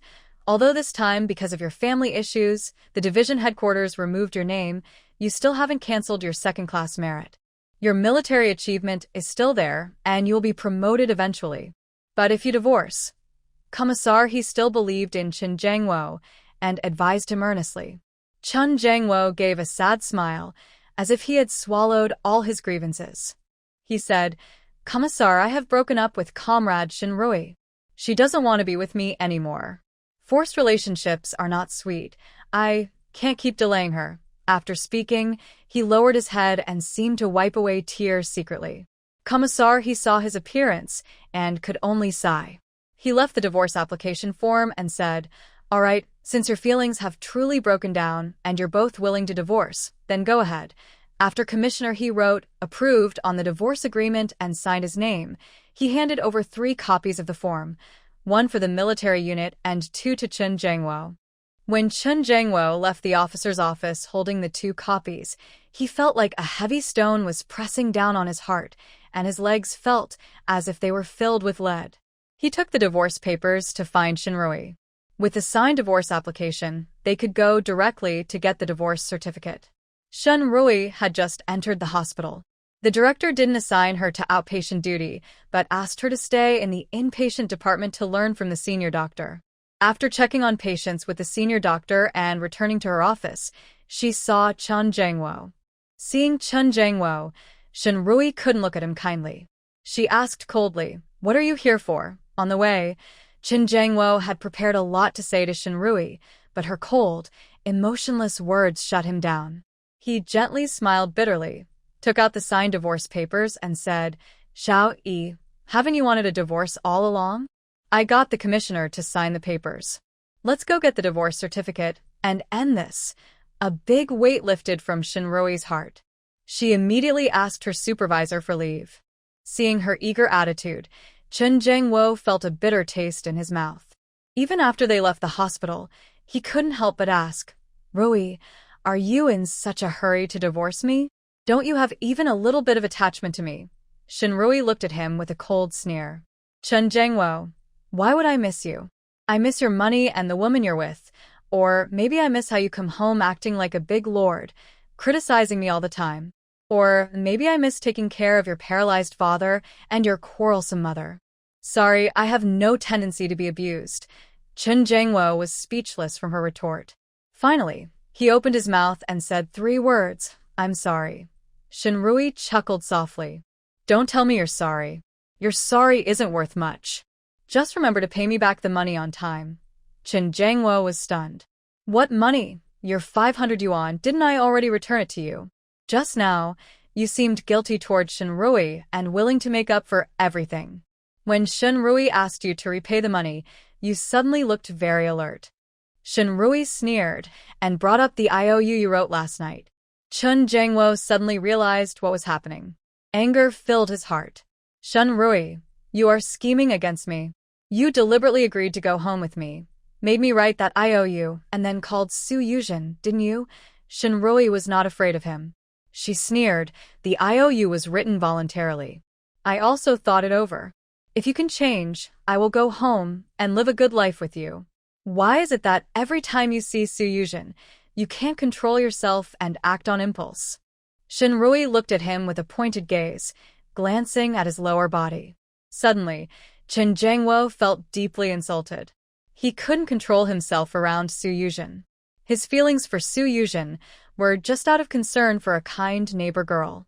Last night, it was just an accident. He closed his eyes painfully, but he didn't understand how that accident happened so conveniently. After that, Chun Jang-wo stopped talking. Shinrui didn't want to say another word to him. The 2 arrived at the entrance of the marriage registration office. Chun Jangwo stopped again, turning around with a pained expression and asked Shinrui, Xiaoi, you used to like me so much. Your eyes used to shine when you looked at me. Now you won't even give me a chance to change. Is it because of Zhu Jingrong, Shinrui? Looking at Chun Jangwo like that, she felt it was ridiculous. How blind was she in her past life to waste so many years for a man like Chun Jangwo? He still wanted to shift the blame onto others. She looked at him coldly and said directly, Chun Jangwo, a real man admits his mistakes and changes for the better. Stop blaming others and acting like a self-pitying woman. Finally, she looked at Chun Jangwo and added, don't make me look down on you. Without hesitation, she walked into the marriage registration office. Nowadays, many people get married, but few get divorced. There was a long line at the marriage registration counter, but not a single person at the divorce office. Shinrui headed straight toward the divorce registration office. As she passed by the line at the marriage registration office, she suddenly overheard some cautious whispers. Did you see earlier? There are a lot of people with red armbands riding bikes over in the West City area. What are they doing? I know. My uncle is part of the Revolutionary Committee. I heard they're planning a big move to shut down the free market these days. What? Shut down the free market? Goods are already in short supply, and with the free market in emergencies, we could at least buy some high-price supplies. Shinrui's mind instantly exploded with shock. The Revolutionary Committee was starting to act. That third brother. She didn't care about her marriage anymore. She quickly ran outside, saying, Chun Jangwo, we'll get our divorce papers another day. Shinrui had hurried ahead, while Chun Jangwo was walking slowly behind her, keeping some distance. The two people talking lowered their voices, so Chun Jangwo didn't hear what they said at all. He only saw Shinrui almost reaching the divorce office, then suddenly turn back and run out. In that moment, a wave of happiness flooded his heart. His lips unconsciously curled into a smile. He thought, Shinrui loved him so much and even valued Chinziyu as if he were her life. How could she just give up on him? Sure enough, she still couldn't bear to leave him. Even after he got approval for the divorce and went to the marriage registration office, she ran away. But Chun Jangwo's happiness only lasted a moment. It was good that Shinrui didn't want to divorce him. But as for Su Yuzhen, he rubbed his forehead, feeling a bit of a headache. If he had known Shinrui would reveal her true feelings at this moment, he should have filed for divorce earlier and gone to register it sooner. Then he and Su Yuzhen wouldn't have had last night's trouble. He turned and left the marriage registration office, heading home. After Shinrui left the divorce office, she had no other transportation. She could only run toward West City. In her previous life, to make sure Chun Jangwo and Chinziyu's family ate well, she had visited several free markets in Yun City when buying supplies. She roughly remembered where the free market in the West was. Her figure was naturally full-chested and curvy, with a slim waist, and her body carried a lot of weight. When she ran, her prominent curves made it even harder for her to move smoothly. She had only run a few steps when she was already exhausted. At this moment, a bicycle suddenly stopped beside her, and a familiar voice said, "Get on." Shinrui looked up, surprised to see Yuan Yi. She knew Yuan Yi recognized her, but at this moment, she didn't have time to think about how Yuan Yi saw through her disguise and recognized her. Even though she wasn't very close to Yuan Yi, she didn't have the energy to be polite. She directly sat on the back of Yuan Yi's bicycle. Go to the free market in the West, quickly. Yuan Yi didn't say anything. He pedaled as fast as he could and headed there. When they arrived at the location of the Western Free Market, they saw a line of police cars parked outside. The officers with red armbands had already gone into the alley to catch people. Shinrui jumped off the bicycle and was about to rush into the alley. Yuan Yi quickly grabbed her. "Are you trying to go in like that, hoping they'll think you're an accomplice and arrest you too?" Shinrui stopped, anxious and almost crying. "My third brother is inside. What should I do?" Yuan Yi looked at her sharply. "What's your third brother's name?"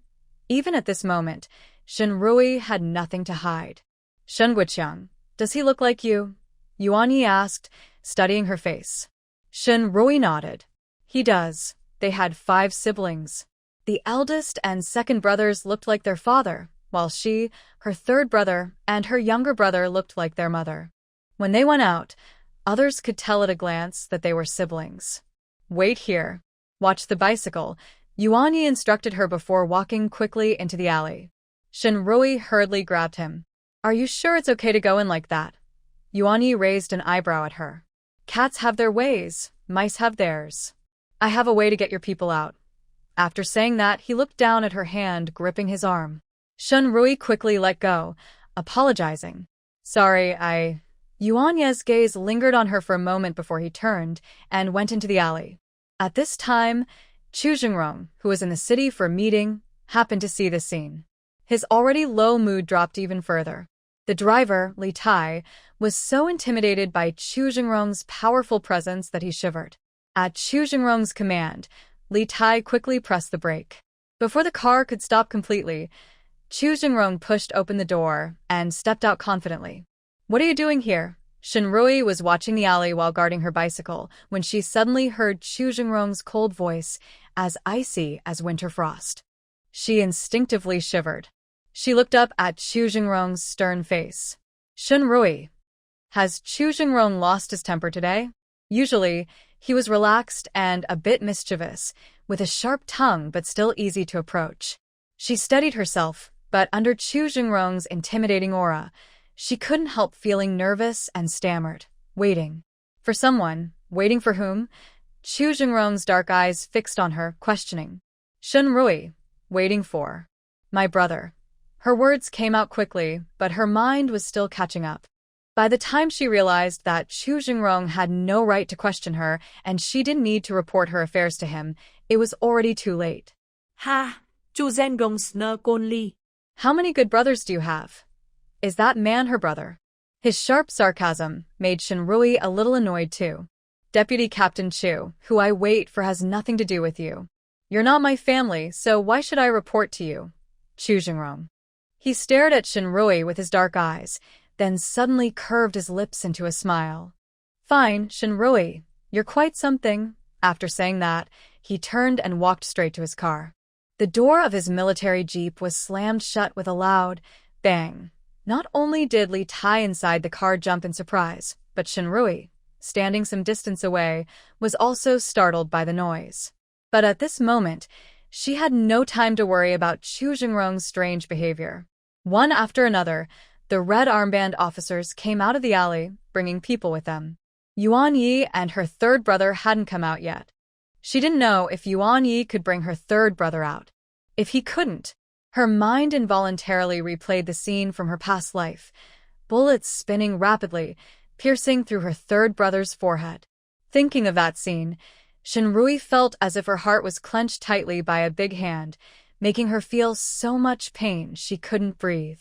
On the other side, Chu Jingrong was riding steadily in a military jeep heading toward the military district.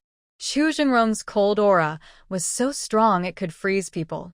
Li Tai was driving very carefully today. He even kept his breath light, afraid that a small mistake might upset the devilish soldier king sitting behind.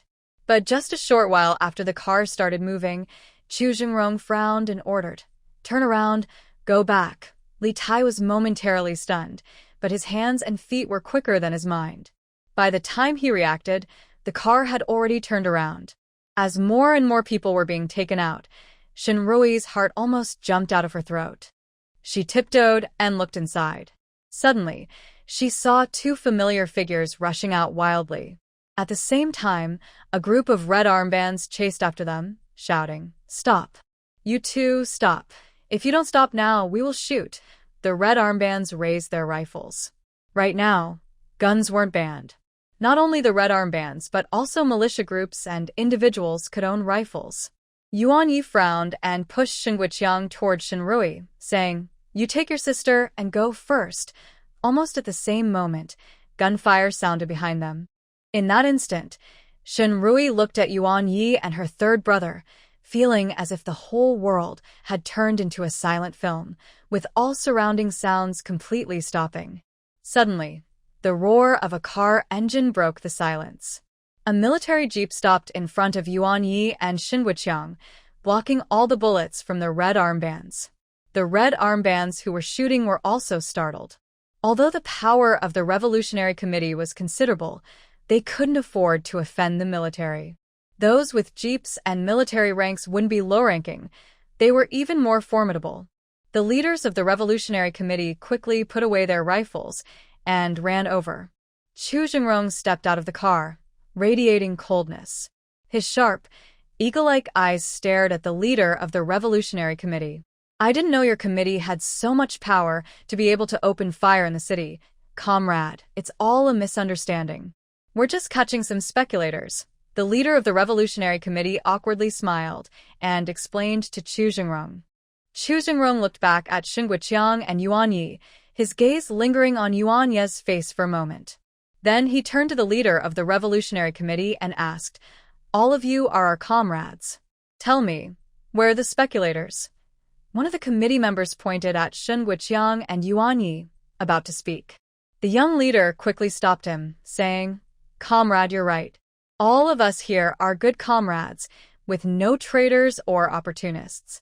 We were mistaken. Since we made a mistake, we should correct it. Hurry and arrest the people you need to. We won't interfere with your work anymore." After saying this, Chu Jingrong got into the car. Seeing the three outside still standing there, he rolled down the window and said, "What are you waiting for?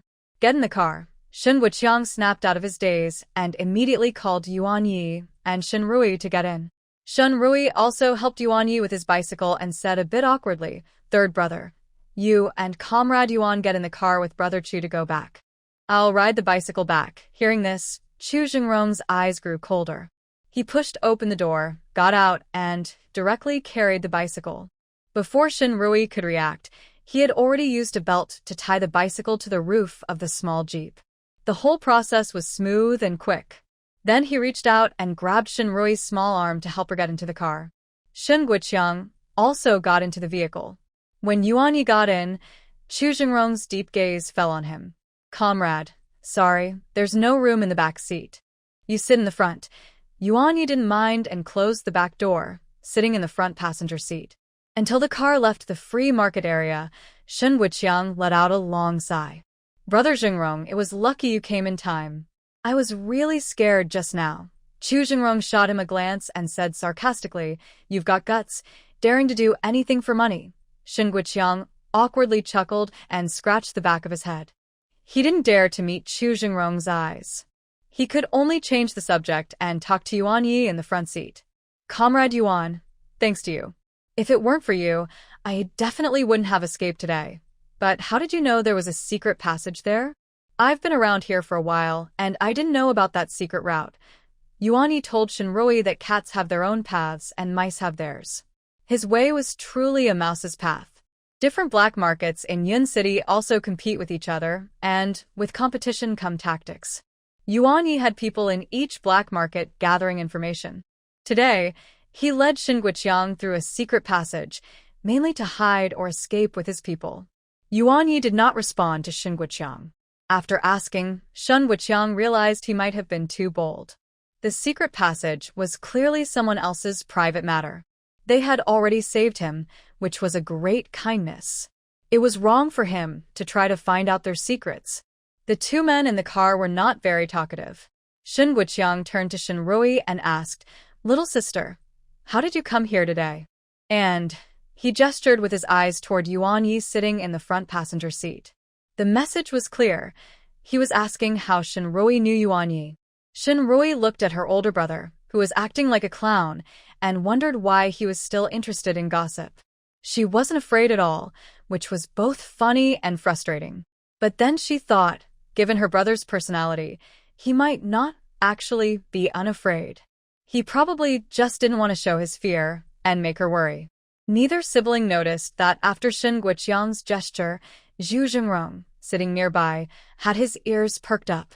Shen Rui answered, "I just happened to overhear someone talking about this. I remembered you said you needed to rest a bit before going out today, so I was worried and came to check. On the way, I happened to meet Comrade Yuan." Shen Rui spoke vaguely, but the curiosity in Shen Guoqiang's eyes grew even more. Based on what his sister said, It seemed she just randomly met someone on the street who was willing to take a big risk to help her. That didn't seem likely. Shin Rui didn't clarify further, but Yuan Yi, sitting in the front passenger seat, spoke up. Comrade Shin is helping me recover from an illness. I'm returning the favor by helping her. Yuan Yi had been watching Zhu Jingrong in the rearview mirror. He had already guessed that Shin Rui's man was a soldier and probably a high-ranking officer. So when Zhu Jingrong appeared, he naturally thought Zhu Jingrong was Shin Rui's boyfriend. But now it seemed that wasn't the case. Although not her boyfriend, as a man, he could clearly see that Zhu Jingrong's feelings for Shin Rui weren't simple. Their relationship was just business and cooperation. He didn't need to hide or offend such an important person. After explaining, Zhu Jingrong's cold expression softened a little. Shin Guoqiang looked very proud. Comrade Yuan, meeting my little sister and having her treat your illness is definitely your luck. My little sister started learning medicine at age 3. Our family's medical skills are passed down from our ancestors. My grandfather only taught her. Many senior doctors in the hospital aren't as skilled as her. Shin Guoqiang praised Shin Rui enthusiastically, acting like a big flatterer. On the way to Shin Rui's rented house, the car was filled with Shin Guoqiang bragging about his sister. He praised her medical skills and her good looks.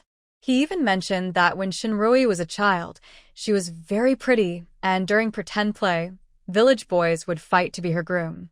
He specifically pointed out that during their pretend wedding games, Shin Rui was usually the bride, and Chu Jingrong was the groom.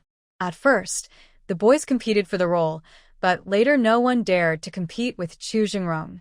Whenever another boy was chosen as Shin Rui's groom, Chu Jingrong would secretly sabotage him or even beat him up. Shin Guoqiang was so excited while talking that he didn't notice Chu Jingrong's increasingly dark expression. Shin Rui also looked at Chu Jingrong in surprise. She didn't know about this. When she was a child, she wondered why, during their pretend wedding games, she was always the bride and Chu Jingrong was the groom by default. She thought it was boring that the groom never changed, so she stopped playing that game. Cough, cough. Chu Jingrong met Shin Rui's gaze and cleared his throat awkwardly. I was young and naive. As he spoke, the car had already stopped outside the small courtyard. Shin Rui gratefully invited Chu Jingrong and Yuan Yi to have dinner at her home. Neither of them refused. But once they arrived, the relaxed atmosphere in the car disappeared. When Chu Jingrong entered the main room, he casually sat down on a lounge chair, stretching out his long legs. Unlike ordinary soldiers who sit or stand very properly, giving a stiff impression, he looked relaxed and a bit rebellious. His sharp black eyes looked at Shin Guoqiang. Go ahead, tell me. Shin Guoqiang, feeling a bit guilty under his commanding gaze, rubbed his nose. He turned and looked cautiously at Yuan Yi, implying that he would speak to Chu Jingrong alone after Yuan Yi left. Jingrong's gaze swept over Yuan Yi and said, He is your colleague. The things you did, if you don't tell, he already knows. Guoqiang Shin looked at Jingrong in shock, then at Yuan Yi and asked, Comrade Yuan, are you really colleagues? Yuan Yi nodded, not planning to hide anything. Guoqiang Shin looked back and forth between Jingrong and Yuan Yi, finally focusing on Jingrong. Brother Jingrong, how did you know? Have you known Comrade Yuan for a long time? Jingrong raised an eyebrow, too lazy to answer his silly question. He tapped his fingers lightly on the armrest of the chair and said, Tell me about yourself. Under his commanding presence, Guoqiang Shin lowered his head and told Jingrong everything about himself. Huh. You're really something now, Jingrong said with a very sarcastic tone after listening. His eyes flicked to Yuan Yi and then to Ruiying Shin. You two are quite impressive. Does Big Brother Shin know? Ruiying Shin knew Jingrong brought her along because she treated Yuan Yi's illness. She felt a bit guilty. Guoqiang Shin quickly begged for mercy. Brother Jingrong, I was wrong. Please don't tell my older brother about this. Jingrong continued to mock him. Selling so many watches and bicycles. Do you even fear anything? Guoqiang Shin was scolded like a naughty child and lowered his head, afraid to look up. Jingrong frowned. With so many things, you're still the main person handling them. The Revolutionary Committee won't let this go easily. This place can't be lived in anymore. Pack up later and come back with me to the family compound. Stay in my house. The family compound had guards and it was in the military district. Even the Revolutionary Committee wouldn't dare cause trouble there. Ruing Shin thought about her brother's final outcome and knew she couldn't be careless. When Guqiang Shen hesitated, she agreed quickly. Her plan was for her brother to stay with Xingrong, while she would go to the hospital for a while. There were no extra dorms at the hospital now, but she could rest on an empty bed. As for daily necessities and toiletries, she could leave them in the office. Ruing Shin's nod made Xingrong feel a bit happier, and his coldness eased somewhat. He looked at Yuan Yi again. And you? Do you have the ability to protect yourself? Although he didn't like Yuan Yi very much, Yuan Yi had helped save Shin Guqiang, so he was grateful and couldn't be unkind. Yuan Yi raised an eyebrow and smiled, saying, "You don't need to worry about this, Comrade Chu. I can handle this small matter." After the matter was settled, Shin Guqiang, who knew he was causing trouble for everyone, obediently went to the kitchen to prepare lunch. Just as Chen Jingwo returned home, he saw Su Yuzhen standing at his door with several large bundles. He immediately felt a bit overwhelmed. Su Yuzhen saw him and, with red eyes and tears in her eyes, hurried over. "Brother Jingwo, my discharge procedures are done, and I have to leave the dormitory." Before she finished speaking, she started crying and couldn't speak clearly. Chen Jingwo. He had actually forgotten that Su Yuzhen was planning to leave the army. He originally planned for her to get a job at the hospital, where there was a dormitory for her to stay in. He had arranged everything, so even if Su Yuzhen had a problem during the exam, she could still be hired. But because of the suspicion that Shin Rui used connections to get in, the hospital was forced to make the exam process completely open and transparent. Everyone could see how Su Yuzhen performed during the exam. The hospital naturally didn't dare to hire her anymore. Thinking of this, Chen Jingwo felt even more annoyed. If Su Yuzhen hadn't mentioned Shinrui's education level and hinted that Shinrui used connections, the hospital wouldn't have been so closely watched, and he could have easily placed her. Her actions not only didn't affect Shinrui, but also cut off her own path, like shooting herself in the foot. Su Yuzhen cried while observing Chen Jingwo's expression. Seeing that Chen Jingwo not only didn't feel sorry for her, but also frowned impatiently, her heart sank. She cried even more sadly, but then bravely wiped her tears with the back of her hand. Trying to force a smile, she looked at Chen Jingwo and said, "Brother Jingwo, I just came to say goodbye. I am leaving the military area now and going back home." As she spoke, she bent down to carry the large bundles, tears slipping down her cheeks and falling to the ground, breaking into several pieces. Jiangua thought about Su's family situation. Seeing Su Yuzhen's expression, he suddenly softened his heart. "Yuzhen, don't go back yet. Stay at my house for now." A look of triumph flashed in Su Yuzhen's eyes. She hesitated and looked at Jiangua. "Brother Jiangua, is that okay?" "Sister Rui." Jiangua remembered the scene of Shinrui running away from the marriage registration office. He knew this wasn't good. If Su Yuzhen moved in, even if Shinrui didn't really want to divorce him, she probably would. He couldn't just watch Yuzhen go back home and be worn down by her parents and younger brother. He looked serious and said, "It's okay. I'll talk to Sister Rui and explain everything." He had thought it through. If Shinrui didn't want a divorce, then Su Yuzhen wouldn't have to take responsibility. He planned to explain things clearly to Shinrui, then let Yuzhen go back to her hometown with her mother and slowly find her a job. Su Yuzhen looked at Jiangua with gratitude and admiration. "Brother Jiangua, thank you. If it weren't for you, She started to cry again. At this moment, a neighbor from next door, secretly watching, couldn't help but come out under the pretense of getting water. "Oh, Comrade Su, packing so many things. Are you moving into Captain Chen's house?" "Wow, I have to say, Captain Chen is really capable. Unlike my son-in-law, after marrying, he doesn't even let his sister stay over for a couple of days without explaining. At home, he's like a grandson. Unlike Captain Chen, who is firm and decisive. It's because Captain Chen is lucky. Not only did he marry a good wife like Comrade Chen, but he also has a good friend like Comrade Su. Sister Wang, your son doesn't have that kind of luck." The aunt, who was criticizing her own son, waved her hands quickly. No, not that lucky. She didn't dare imagine her son having such good fortune. If her son really had that luck, she would have to break his leg before his wife caused trouble. Nowadays, with strict investigations into relationships, any misstep between men and women could ruin their future. Even in ancient times, when men could have multiple wives, a man causing chaos over a concubine and disturbing the household wouldn't be respected. She wouldn't allow her son to be as clueless as Jiangua. Chen Jiangwo naturally knew that these women were praising him on the surface, but in reality, they were sarcastically mocking him. He couldn't argue with a few women, so his face looked awkward and gloomy. Su Yuzhen also looked embarrassed and uncomfortable. She held her smallest bag in one hand and bit her lip, saying, "Brother Jiangwo, maybe I should go home." Chen Jiangwo immediately picked up her remaining 2 large bags. As he entered, he said, "No need. We are innocent and honest. We have nothing to hide. You can stay at my house. Others can say what they want. Let them talk." Su Yuzhen frowned slightly, a hint of caution flashing in her eyes. What does Chen Jiangwo mean? They just saw each other last night. Now he claims they are innocent and honest. Does he really plan to pretend nothing happened? No, she wouldn't give Chen Jiangwo that chance. Her first step was successful. She moved into Chen's house. Naturally, she would replace Shin Rui. In this life, she must become the wife of a leader.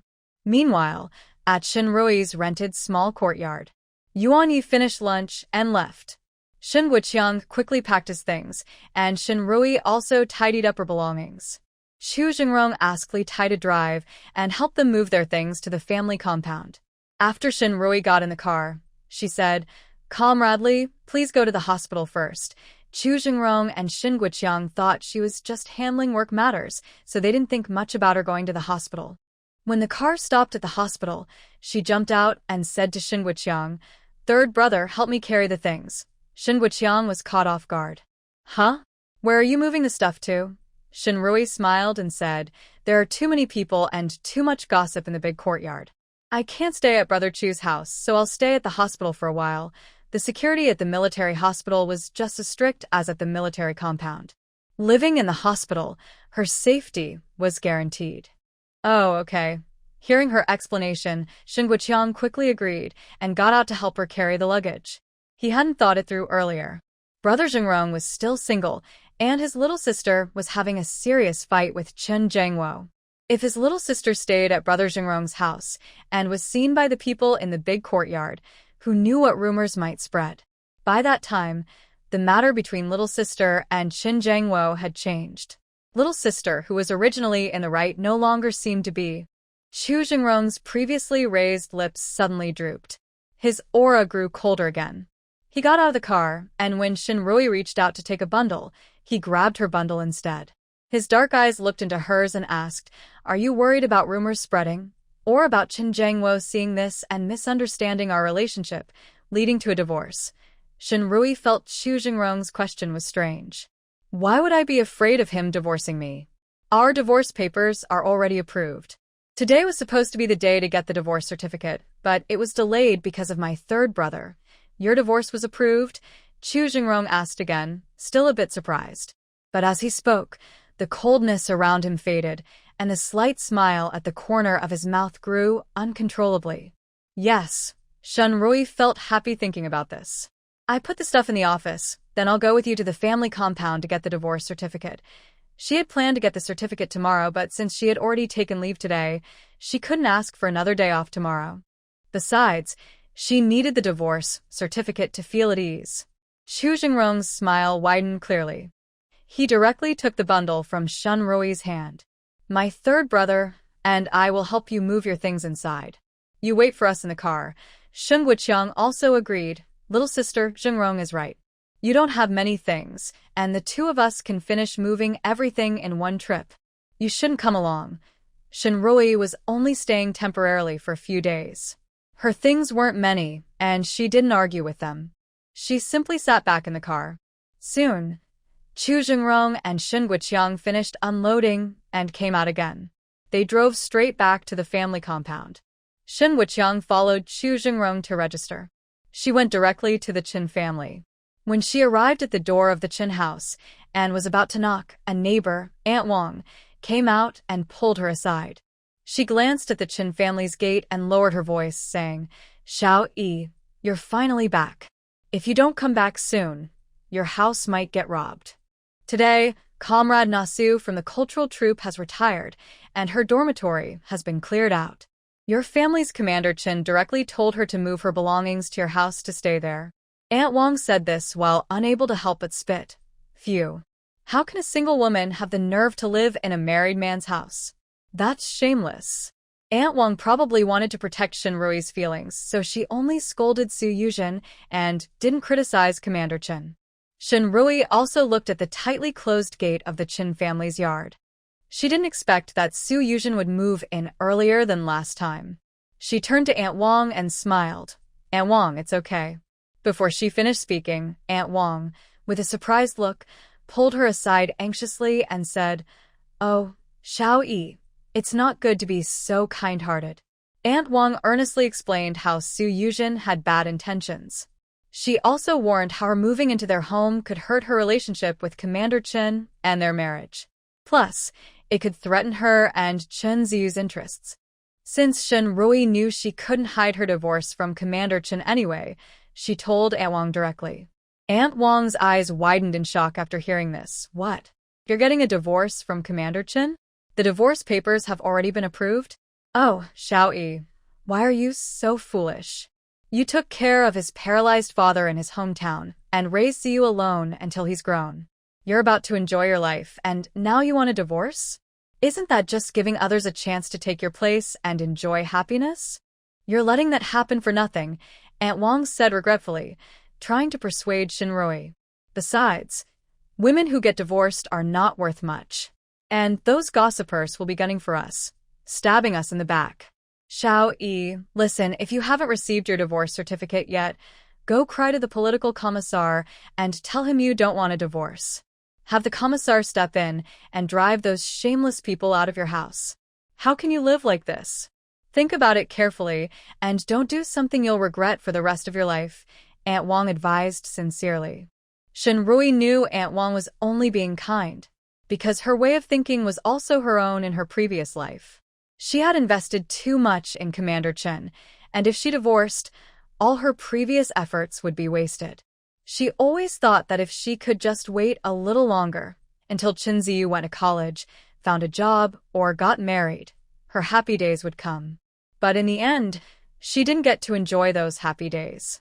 Instead, she watched her own son remove her oxygen tube. She thanked Aunt Wong but didn't say much more. After saying goodbye to her, she went to knock on Chen's door. While she was knocking, Aunt Wong was still shouting and trying to comfort her, saying, "Xiao Yi, you haven't done anything wrong. You're just confused. Why did you get divorced?" Shinrui nodded in response to Aunt Wong. At that moment, Su Yuzhen was packing her things. Chun Jingwo had arranged for her to stay in the room where Shinrui used to live. But when Shinrui left, she had taken all her dowry, her bed, wardrobe, dressing table, and everything else by tractor. Now that room was just empty. Chun Jingwo first set up a military cot for her to sleep on. "Yuzhen, just stay here for a couple of days. If you need anything, we'll get it later." He didn't plan to buy more things. He intended to let Zhang Chunfang take Su Yuzhen back to their hometown, especially since Zhang Chunfang had caused him a lot of trouble this time. He had a good reason to send her away, but he spoke politely. Su Yuzhen nodded, looking touched. "Brother Jingwo, you're so kind. If it weren't for your help, I wouldn't know what to do." At that moment, Chen Jingwo heard knocking at the door. "Yuzhen, you rest here. I'll go open the door." He opened the door and saw Shinrui standing outside. He felt a bit awkward because he hadn't decided how to talk to her, and she had already come back. "Xiao Yi, you're back," he said awkwardly, greeting her. "Come in first." Seeing him, Shinrui couldn't be friendly. She kept a cold face. "There's no need. I was busy this morning and missed the chance to get the certificate. Bring the divorce papers, and let's go get it now." Chun Jingwo. He thought Shinrui didn't want to divorce him and wouldn't bring up divorce again after returning. Maybe she was just upset about Su Yuzhen moving in. He hesitated and asked, Xiao Yi, do you know about Yuzhen moving into our house? I can explain to you that Yuzhan has left the army. The organization hasn't assigned her a new job yet. You know her family situation and she can't go back home, so she's staying at our house for a few days to get through this. Shen Rui didn't want to hear his nonsense and interrupted him directly. Where Yuzhan is staying, how long she stays, has nothing to do with me. Commissar Chen has already approved our divorce application. You probably don't want me to go to the commissar and cause trouble again, right? Chen Jiangwo's eyes reddened. Xiao Yi, I know you're probably angry, but divorce isn't a joke. Shen Rui frowned with some annoyance. Chen Jiangwo, are you coming with me to the marriage registration office now, or should I go find the commissar myself? No more talking. Hearing the noise, Su Yuzhen came out of the room. She blinked her eyes, her pupils turning, and her eyes were already red with tears. Rui Jia, if you don't like me staying at your house, I'll leave right now. Shen Rui looked at Su Yuzhen and raised her eyebrows. The moment her gaze met Su Yuzhen's, she understood. Su Yuzhen's intentions were the same as hers. A cold smile appeared at the corner of her lips. Her eyes flicked between Chen Jiangwo and Su Yuzhen. Chen Jiangwo, what right do you have now to delay my divorce? Do you still dare to say that you and Su Yuzhen are innocent? Or is it just that Su Yuzhen doesn't want you to be responsible for her? Even if she doesn't want you to be responsible, Chen Jiangwo, you've let me down and her. Doesn't your conscience bother you? Chen Jiangwo opened his mouth but couldn't say anything. Su Yuzhen's eyes grew even redder. She looked at Shen Rui with tears in her eyes. Rui Jia, don't say that about brother Jiangwo. He's a good person, he. Before she finished, Chen Jiangwo clenched his teeth and made a sound from his throat. Shen Rui, let's go. Let's get a divorce. Shen Rui and Su Yuzhen looked at each other, both showing satisfaction with each other. Shen Rui didn't expect that after her rebirth, she could work so well with her old rival from the previous life.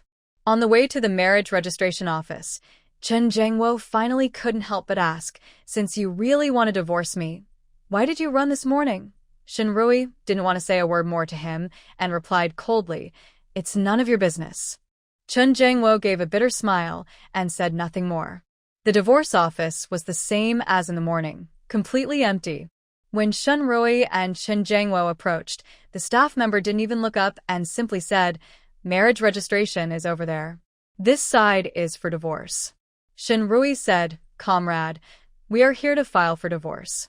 The staff finally looked up, surprised to see her, then glanced at Chen Jiangwo. You're here to get a divorce? Then, as if following the usual procedure, she advised them, comrades, marriage is not a game, and divorce is not something to take lightly. Before she finished speaking, Shen Rui handed over their documents and the divorce application form signed and stamped by the military. Comrade, we understand all that. We've thought it through. Here is the divorce approval form stamped by the military. The staff looked at the divorce application form. Seeing that it was indeed stamped with the military seal, she looked at them both in surprise. But she didn't say anything more. Everyone knew that military marriages are hard to divorce. Since the military had already approved, there was no need for further mediation on their part. After smoothly receiving the divorce certificate, Shen Rui didn't even glance at Chen Jiangwo and left decisively. Chen Jiangwo watched her back as she left, feeling a bitter taste spreading from his mouth to his heart. It felt as if a big hand was squeezing his heart, making it hard to breathe. He hadn't realized before how important Shen Rui was to him, but after she left, he understood that Shen Rui had long been an irreplaceable part of his life. He hung his head in despair and returned to the residential compound. Su Yuzhen immediately came over. Brother Jiangwo, you're back. And Rui. Chen Jiangwo looked at Su Yuzhen as if his spirit had been drained. He said, we're divorced. Yuzhen, I'm a bit tired. I'll go to my room and rest. Make your own dinner.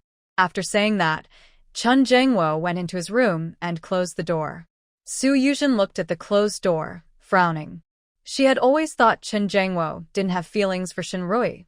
But now, seeing Chen Jiangwo like this after the divorce, like a soul had been taken from him, she felt her chance of rebirth was a bit late and her efforts too late. 2 years ago, When Shinrui first came to serve with the army, she told them to get a divorce. But now it's too late to talk about that. The most important thing is to find a way to win Qin Jangwo's heart back. After thinking for a moment, she glanced around the dirty and messy room, showing disgust on her face. Now that she has moved in, she must send the old woman back to the countryside. Otherwise, the house will always be turned into a pigsty by her, and no one can live there. It would be best if the old woman could take Qinziyu away with her. When Shenrui first brought Qinziyu to serve with the army, Qin Jangwo took Qinziyu to find her. She thought Qinziyu was obedient and got along well with her. But now, the more she looked at Qinziyu, the more annoyed she felt. Also, after she married Qin Jangwo, they would have their own children. Leaving Qinziyu here felt like competing for resources with her own kids. While thinking this, Su Yuzhen endured her nausea and tidied up the messy house. Then she went to the kitchen. Since Shenrui left, the Qin family kitchen had been without regular meals. Fortunately, she brought some food herself, including a few eggs. She steamed a pot of rice, stir-fried a green pepper with eggs, fried some peanuts, and sliced a cucumber. Then she bought a bottle of wine from the military service station. She planned to eat and talk with Qin Jangwo later, to honestly share her feelings. She carried the food to the table and knocked on Qin Jangwo's door. "Brother Jangwo, wake up and eat." Qin Jangwo was not asleep. He was lying on the bed, looking at the ceiling, with Shinrui's face constantly appearing in his mind. He couldn't remember what Shinrui used to look like. He only remembered that the few times he saw Shinrui, she was confident and elegant, shining brightly. She was naturally beautiful, but a few years ago, because she didn't care much about her appearance, she seemed dull. Now, when she dressed up, she was truly stunning. Qin Jangwo's heartbeat involuntarily quickened. When he heard Su Yuzhen knocking on the door outside, he shook his head as if trying to push Shinrui out of his mind. He had no appetite. He got up and opened the door, intending for Su Yuzhen to eat by herself. But before he could speak, he saw her face full of hope. "Brother Jangwo, I know Rui has divorced you. I know you're feeling sad, but people need to eat. Food is essential. If you don't eat, your health will decline, and it will also affect your work. I made some small dishes. Please eat a little before resting." Qin Jangwo opened his mouth, but couldn't find the words to refuse. He nodded and sat at the table with Su Yuzhen. When he saw the plate of scrambled eggs with green peppers, he paused in surprise. Then, he couldn't help but smile bitterly. Last night, Shenrui also made this dish. When he was drinking and eating it, he was thinking about their bright future together. He even realized that he had wronged Shinrui before, and he promised to make it up to her in the future. But Shenrui didn't give him a chance to do that anymore. Su Yuzhen noticed Qin Jangwo's gloom. Although she felt a bit uncomfortable, she gently poured him a glass of wine. "Jangwo, I'll have a drink with you. It might help you sleep better tonight." Seeing Su Yuzhen's gentle face, Qin Jangwo felt warm inside. He picked up his glass. "Yuzhen, thank you so much." "Jangwo, you don't need to be polite with me. You've helped me so much. These small things are the least I can do." Su Yuzhen clinked her glass with Qin Jangwo and took a sip. But Qin Jangwo drank his wine in one gulp, trying to drown his worries. After finishing the drink, he frowned, as if something suddenly occurred to him. He asked Su Yuzhen, "Yuzhen, why are only the two of us at home? Has my mother and Ziyu not come back yet?" Su Yuzhen felt relieved that Zhang Chunfang and Qin Ziyu hadn't returned. If they had come back, she wouldn't have had the chance to talk openly with Qin Jangwo and build their relationship. She said, "My godmother and Ziyu haven't come back. Maybe my godmother took Ziyu out visiting friends." Qin Jangwo frowned. Recently, Zhang Chunfang has been cooking at home. He clearly gave her living expenses, but she refused to buy groceries. She kept going to the kindergarten to pick up Ziyu and then visiting friends' houses. When she saw others eating, she would shamelessly join in. Nowadays, no one is very wealthy. If you go to someone else's house and eat a little more, they have to eat less themselves. Several family members in the courtyard had already stopped him, politely mentioning this issue. Thinking about this, Chun Jangwo couldn't help but remember how Zhang Chunfang went to find Shinrui this morning, which led to Shinrui decisively divorcing him. He felt even more upset. If Zhang Chunfang stayed in the compound any longer, not only would he not get promoted, but his reputation would also be ruined. He decided that once Zhang Chunfang returned, he must send her on the train back to her hometown first thing tomorrow morning. Luckily, Su Yuzhen was staying at home now, so she could help take care of Qin Ziyu. Su Yuzhen had a good relationship with Qin Ziyu. With her looking after him, she and Qin Ziyu would be happy, and he would have no worries. Everyone would be pleased. Su Yuzhen didn't know what Qin Jangwo was thinking. She poured him a glass of wine and gently said some comforting words, like a kind friend. Gradually, Qin Jangwo also put aside thoughts about Zhang Chunfang and Qin Ziyu not returning. Meanwhile, Shinrui had taken a day off. After getting the divorce certificate, she didn't go back to the hospital. Instead, she returned to the family courtyard of the machinery factory. Before going home, she made a special trip to the countryside, secretly buying a chicken, a duck, and a few fish from a local family. She also went to the supply and marketing cooperative to buy a pack of white rabbit milk candies and a good bottle of wine. Such a big celebration. She definitely wanted to share it with her family. When Shinrui happily arrived home with a relaxed smile on her face, the 4 workers from the Shin family had just finished work and returned. Lang Qingying, on her way home, also stopped to pick up Shin Qingming from school. When Shin Qingming saw Shinrui, his eyes lit up. He hurriedly waddled over on his short legs and hugged her tightly. "Auntie, you're back. Mingming missed you so much." Shinrui gently rubbed his little head and handed him a whole bag of white rabbit candies. "Auntie bought you some sweets. Take them and enjoy." Xiao Hongmei quickly stepped forward. "Xiao Yi, why did you buy white rabbit again? Such expensive candies. You should buy some during festivals to treat his sweet tooth, not buy them often." Shinrui smiled and said, "Second sister-in-law, I haven't been a good aunt before. I never bought Mingming anything. Now that I can, let me buy him a little to make up for it, okay?" Seeing Shinrui's relaxed and happy face, Xiao Hongmei pulled her inside the house. Lan Qingying also guessed what was happening and followed them in. Hearing Xiao Hongmei ask Shinrui, she looked at her with both nervousness and hope. Shinrui nodded. "Yes, we are divorced." Xiao Hongmei and Lan Guiying both sighed in relief. "It's good that it's over," Lan Guiying said, her eyes already a bit red, with tears shimmering in her eyes. Since learning that her daughter was going to divorce Qin Jangwo, her heart had been heavy these days. She was worried that Qin Jangwo wouldn't agree to the divorce, and her daughter would have to spend her life with such a shameless person. Xiao Hongmei also smiled and said, "That's good news. No wonder you've been buying all kinds of things, chickens, ducks, fish, and candies. Since you bought them, second sister-in-law won't mind. I'll help you pack everything, and tonight we'll have a good meal to celebrate Little E." Shinrui felt very warm inside. She smiled and said, "I have another happy announcement. I'll tell you all at dinner." Lan Guiying and Xiao Hongmei, knowing she was teasing, cooperated and didn't ask further. The 3 of them came out of the house.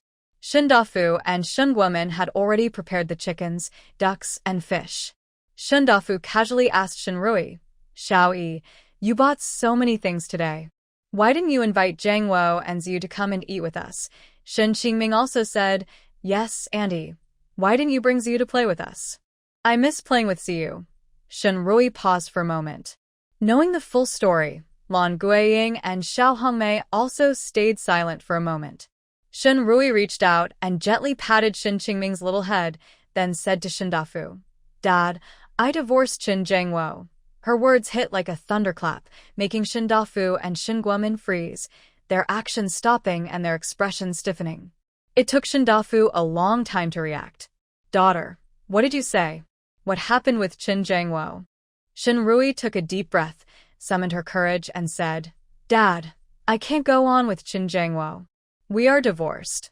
Shinguomen asked in disbelief, "Why did you suddenly get a divorce?" Everything was fine. Shinrui didn't know how to explain herself. She was actually happy to have finally divorced, but when her second brother asked, a wave of sourness rose in her heart, and tears uncontrollably welled up. She cried as she said, "Second brother, I didn't have a good relationship with him. Never at all." Shun Guomin had always loved his sister since they were young. Seeing his beloved sister crying like this, he immediately clenched his fists. "Little sister, don't cry. Is that Chen Jingwo bullying you? Did he fall for another woman and force you to divorce him? Second brother, I will go and deal with him."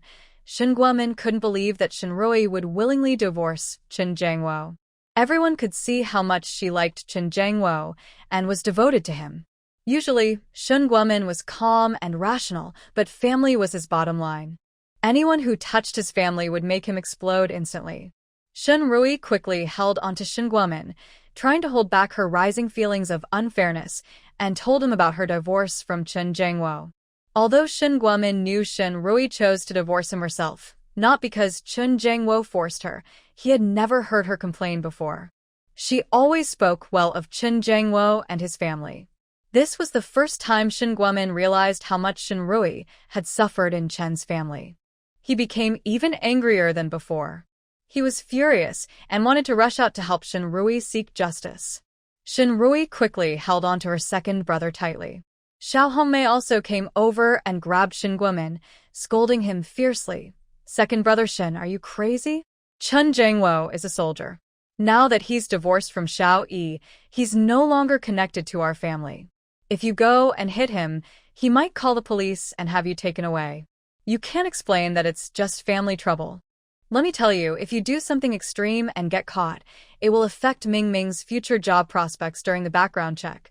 Shinrui also quickly said, "Second brother, recently brother Chu, third brother, and big brother have already beaten Chen Jingwo. The money I've been sending to Chen's family over the years, he has paid back. Before the divorce, I even made him write an IOU. He still owes me over 2,000 yuan. I haven't lost out." After Shinrui finished speaking, Shun Guomin was no longer angry. But he looked at Shinrui with a hurt expression. "You want a divorce, and big brother and third brother know about it. You only kept it from me, your second brother. Little sister, how am I worse than big brother and third brother? Am I really not worth your trust, Shinrui?" She felt a bit embarrassed and wanted to explain, but she didn't really mean to hide it from her second brother on purpose. Before she could speak, Xiao Hongmei rolled her eyes at Shun Guomin. "How are you worse than big brother and third brother? Big brother is steady and won't act impulsively, especially about Xiaoyi. If something bad happens to her, he won't do anything reckless. Third brother is also quick-tempered, but he listens to Xiaoyi. As long as she doesn't ask him to do something, he won't do it. And you? You're stubborn like a mule. If you knew Xiaoyi was suffering at the Chen family and wanted to divorce Chen Jingwo, could you resist hitting Chen Jingwo? Chen Jingwo is in the military. If you hit him, it would affect your job, and it could also impact your son." Shun Guomin didn't say anything. It seemed that everyone hiding things from him made sense now. But Shun Dafu, who was nearby, also looked hurt. "Daughter, such a big thing as divorce, and you didn't tell your father? Do you think your father is old and useless now, unable to support you, Shinrui?" But Shun Dafu didn't need her to comfort him. Her second brother, feeling wronged, was held back by his second sister-in-law. Her father, seeing her mother's angry glare, immediately stopped feeling upset. Shinrui then realized that her eldest brother wasn't home today. "Mom, where did big brother go today?" Longwing said, "Your big brother went to the army. He said he was finishing some paperwork and would come to see you afterward. Did you see him?" Shinrui. She had been busy all day. In the morning, she was rushing because of third brother. In the afternoon, after getting the divorce certificate, she borrowed a phone at the marriage registry office to call Chu Jingrong's family and told third brother to come home for dinner tonight. Then she went straight back. There was no way she saw her big brother. Maybe he went to the Chin family to find her. Shinrui was a bit worried. But Shun Guoqing didn't go to the Chin family. After failing to find anyone at the rental house where Shinrui used to live, he went directly to Chu Jingrong's house. When he arrived at Chu Jingrong's house, he saw Shun Guoqiang. "Third brother, why are you at Jingrong's house? Hee." Shun Guoqiang awkwardly smiled twice, touched the back of his head, and didn't dare tell his older brother about his situation. Instead, He asked Shin Guoqing, "Big brother, why are you here?" Shin Guoqing didn't press him further. "I came to the army to handle my reinstatement procedures. I looked for you at my younger sister's rented house, but couldn't find you. I thought I'd ask Jingrong if he knows where you all went." At this moment, Chu Jingrong came out of the study and asked Shin Guoqing, "Brother Shin, how is it? Was the process of rejoining the army or returning to duty smooth?" Shin Guoqing nodded. The medical exam went well, so there shouldn't be any more problems. Chu Jingrong was very happy and patted Shin Guoqing on the shoulder. "That's great. Now we can fight side by side again." "Yes." Shin Guoqing nodded firmly, full of hope for the future. At this time, Shin Guoqiang said, "Big brother, my little sister has come home. She called this afternoon and asked us to come back for dinner." When Shin Guoqing, Shin Guoqiang, and Chu Jingrong returned to the mechanical factory courtyard, the aroma of chicken soup was already filling the air. The braised duck looked so tempting it made people salivate. The boiled jumping fish was Shin Rui's favorite. Hearing sounds outside, Shin Rui went out and saw her older brother, third brother, and Chu Jingrong arriving. Chu Jingrong was also accompanied by two familiar figures, which made her eyes light up. Her smile grew even wider. "Auntie." Chu Jie's big, bright eyes lit up the moment he saw her. The little boy, with his short legs, quickly ran toward her, full of energy.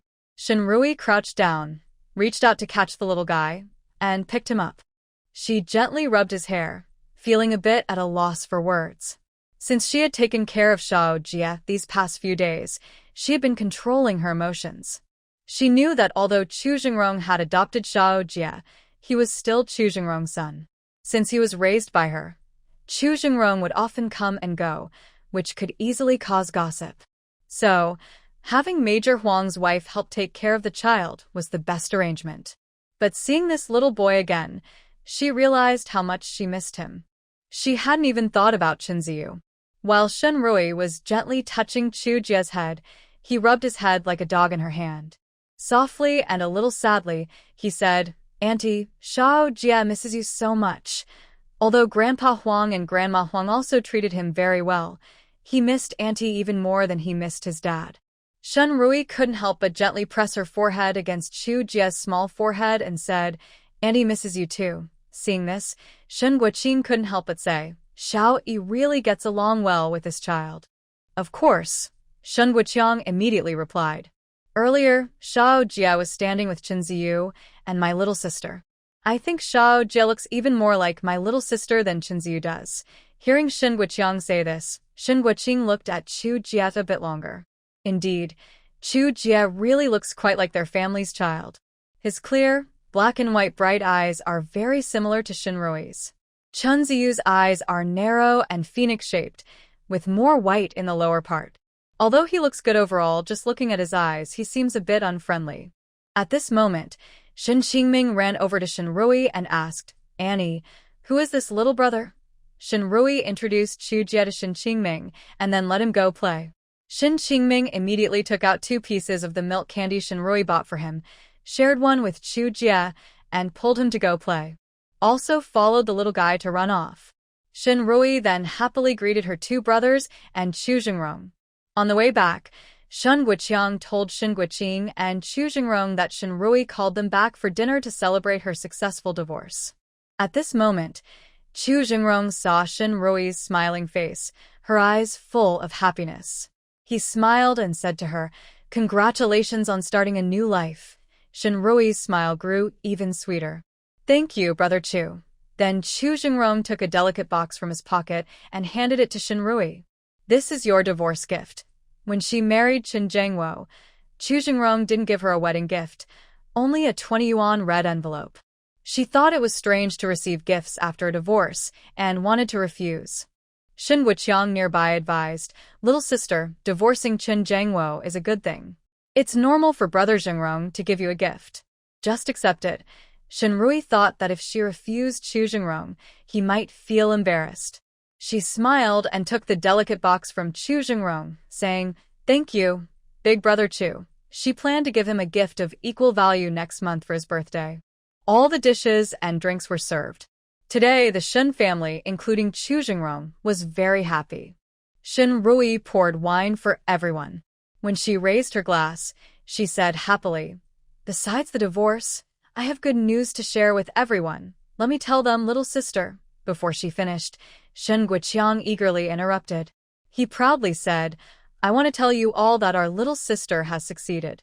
She has passed her exam and is now a doctor at Yun City Military Hospital." The Shen family, who didn't know this, immediately showed happy smiles. Lan Qing even teared up with excitement, saying, "I knew my daughter was the most promising." Shen Dafu happily took a sip of his wine. Xiao Yi is the only granddaughter the old master values. If she isn't successful, who else would be? Shen Guoqing looked at Shen Rui with pride. Shen Guomin said straightforwardly, "If Chen Jiangwo hadn't delayed my little sister for so many years, she would have been a famous doctor by now." The family chatted happily while eating dinner. The meal was plentiful and mostly meat dishes. Everyone ate happily. Shen Rui carefully picked out fish bones from her bowl. Chu Jingrong helped her remove the fish bones, and even her three brothers, Shen Qingming and Chu Jie, looked after her, helping her with the fish bones. Shen Rui felt a little embarrassed, as if she were useless and couldn't even handle fish bones herself. The Shen family enjoyed their dinner together, full of happiness. After drinking a few glasses, Chen Jiangwo opened up and started talking about Shen Rui. "Yuzhen, why do you think she's so cold now? She used to like me so much, only had eyes for me. Why did she suddenly change?" Su Yuzhen clenched her hands tightly under the table. She wasn't sure if Chen Jiangwo truly loved Shen Rui now or if he was just upset because Shen Rui, whom he loved deeply, suddenly stopped loving him. She couldn't accept either possibility. But either way, she felt unhappy. Chen Jiangwo should be happily divorced from Shen Rui and excited to marry her. She didn't respond to Chen Jiangwo. He didn't need her response anyway. He kept talking, "If she doesn't want me, fine. But how could she not want Ziyu? Ziyu is like a part of her precious little one. Maybe Sister Rui." Su Yuzhen thought she should give Chen Jiangwo some reply. Just as she was about to speak, hesitating, Chen Jiangwo suddenly stood up abruptly. "Why isn't Ziyu back yet?" By then, it was completely dark outside. In the military district compound, most families' men had finished their training and were having dinner. Even if Zhang Chunfang took Chen Ziyu to someone else's house for a meal, she should have come back by now. When Chen Jiangwo realized this, his slightly drunken mind suddenly cleared a bit. He quickly put on his coat and was about to go out to find her. Su Yuzhen's heart also skipped a beat. She knew how much Chen Jiangwo cared for Ziyu. This was no matter to joke about. She hurriedly grabbed a coat and followed Chen Jiangwo. "Brother Jiangwo, I'll go with you." Chen Jiangwo looked back at her. "You're not feeling well, and it's windy tonight. Don't go out to catch a cold. I'll find Mom and Ziyu and bring them back." After he finished speaking, Su Yuzhen lowered her head in guilt. "Brother Jiangwo, this is all my fault. I should have gone to pick up Ziyu with my foster mother earlier. Just let me go with you. I'd feel uneasy staying at home," she added. Seeing Su Yuzhen so anxious, biting her lip and almost crying, Chen Jiangwo couldn't bear to refuse her. He silently agreed, and they left together. After they went out, Chen Jiangwo went to knock on the doors of the families where Zhang Chunfang often went for meals. Every time he knocked on the door without saying a word, Su Yuzhen hurriedly ran ahead to ask, "Sister-in-law, has my son Yuji been to your house? Sister-in-law, have you seen my godmother and my son Yuji?" At first, the neighbors thought the woman asking questions from behind Chen Jiangwo was Shen Rui. When they saw it was Su Yuzhen, their eyes looked a bit strange. Chen Jiangwo and Su Yuzhen went out late at night alone, and Su Yuzhen called Chen Yuji, "My son Yuji." This made people curious about their relationship. Seeing the looks from others, a flash of satisfaction crossed Su Yuzhen's eyes. She followed Chen Jiangwo out to make others wonder. Once they guessed, they would ask around, and eventually find out that Chen Jiangwo was divorced. They would then realize that Chen Jiangwo was now her man. Chen Jiangwo was mainly focused on finding Zhang Chunfang and Chen Yuji quickly. He didn't notice the looks from others or realize Su Yuzhen's secret plans. They knocked on almost every door in the courtyard but still didn't find Zhang Chunfang or Chen Yuji. Now, they had circled the courtyard and returned to the Chen family's door. Su Yuzhen reminded him, Brother Jangwo. Sister Rui hasn't come back for a long time.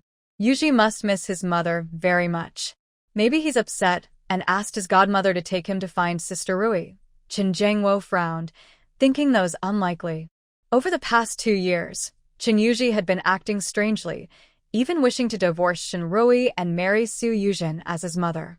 But if they couldn't find Qin Yuji anywhere, they would have to ask Qin Rui. Qin Jangwo looked at the only neighbor who hadn't been knocked on yet, Aunt Wang's house. He said tiredly, "Let's ask Aunt Wang first." Zhang Chunfang had only been there for a few days when she caused a smell in the yard after defecating outside, which led to a quarrel with Aunt Wang. Aunt Wang didn't like Zhang Chunfang and wouldn't let her or Qin Yuji eat at her house. Qin Jangwo knew this, so he finally went to knock on Aunt Wang's door. Soon, a voice came from inside. "Who's there?" The gate was already open.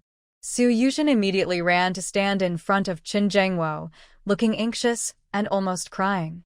She asked Aunt Wang, "Aunt Wang, our Ziyu and my adoptive mother haven't come back yet. Have you seen them today?" Aunt Wang already looked down on Su Yuzhen for her lack of sense. After learning that Qin Rui wanted to divorce Qin Jangwo, Su Yuzhen became even more seen as a malicious woman who destroys families. She disliked her even more. She rolled her eyes at Su Yuzhen and looked at Qin Jangwo with disgust. "Captain Qin, what's wrong? You came to find your mother and child yourself, but you're too shy to speak."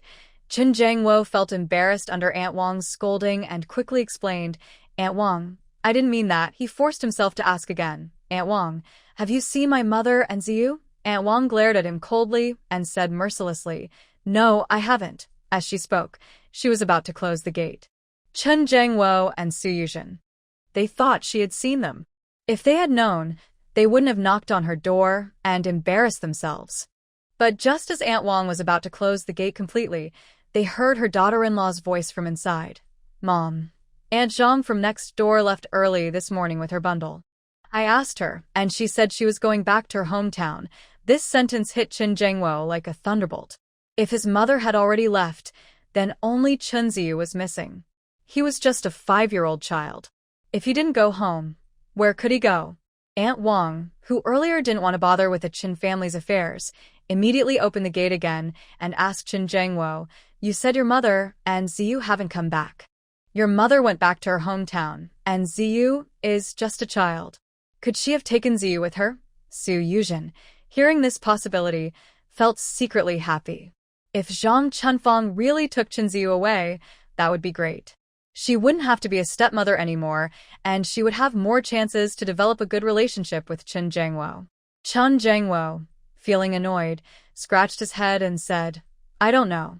My mother didn't tell me she was going back to her hometown, but thinking about how Zhang Chunfang went to trouble Qin Rui this morning and ended up causing problems, which led the villagers to come to the army to complain about him. After causing trouble, he ran back to his hometown to hide, something his mother would definitely do. However, his mother probably wouldn't take Qin Ziyu away." Aunt Wang was anxious and patted her thigh. "Don't just stand here. Hurry and call home to ask what's going on."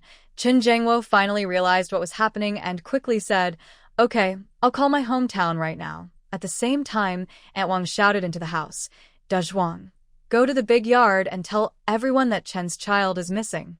Let everyone help look for him." Earlier, when Qin Jangwo and Su Yuzhen went to knock on doors, everyone was just gossiping about their relationship. Only after Dazhuang went to find people did everyone realize Qin Ziyu was missing. They had to find the child quickly. Although the people in the military district compound usually have some competition among men, and their families have their own plans and connections, when something serious happens, everyone works together as one big group. Once they realized how serious the situation was, every household sent someone out to help find Qin Ziyu. Qin Jangwo had already called the commune where Chen's village is located. After explaining the situation, the people from the commune said they would go to Chen's hometown to check and then call him back. But it takes about half an hour to bike from the commune to Chen's village, and a round trip is an hour. Qin Jangwo couldn't just wait around during this time. He knew his mother probably wouldn't bring Qin Ziyu back, and since it was already dark, every minute Qin Ziyu was missing increased the danger.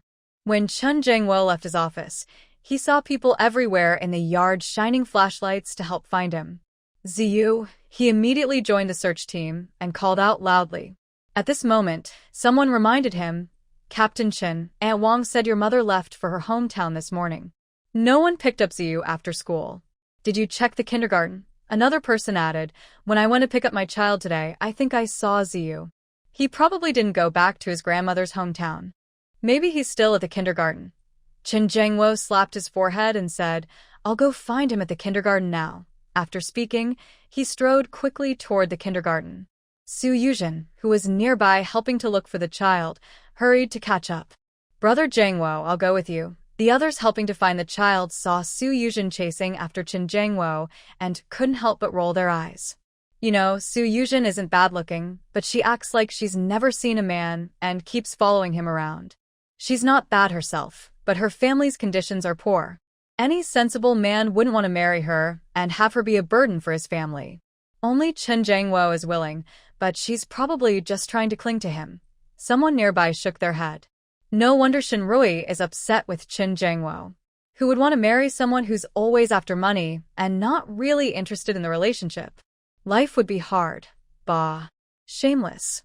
While everyone was talking, they continued searching for the child. Of course, Su Yuzhen and Chen Jiangwo didn't hear any of these comments. The school inside the military district was not far from the military compound. Chen Jiangwo and Su Yuzhen quickly arrived there. By then, the school was already locked. However, teachers also lived on campus and had keys to open the school gates.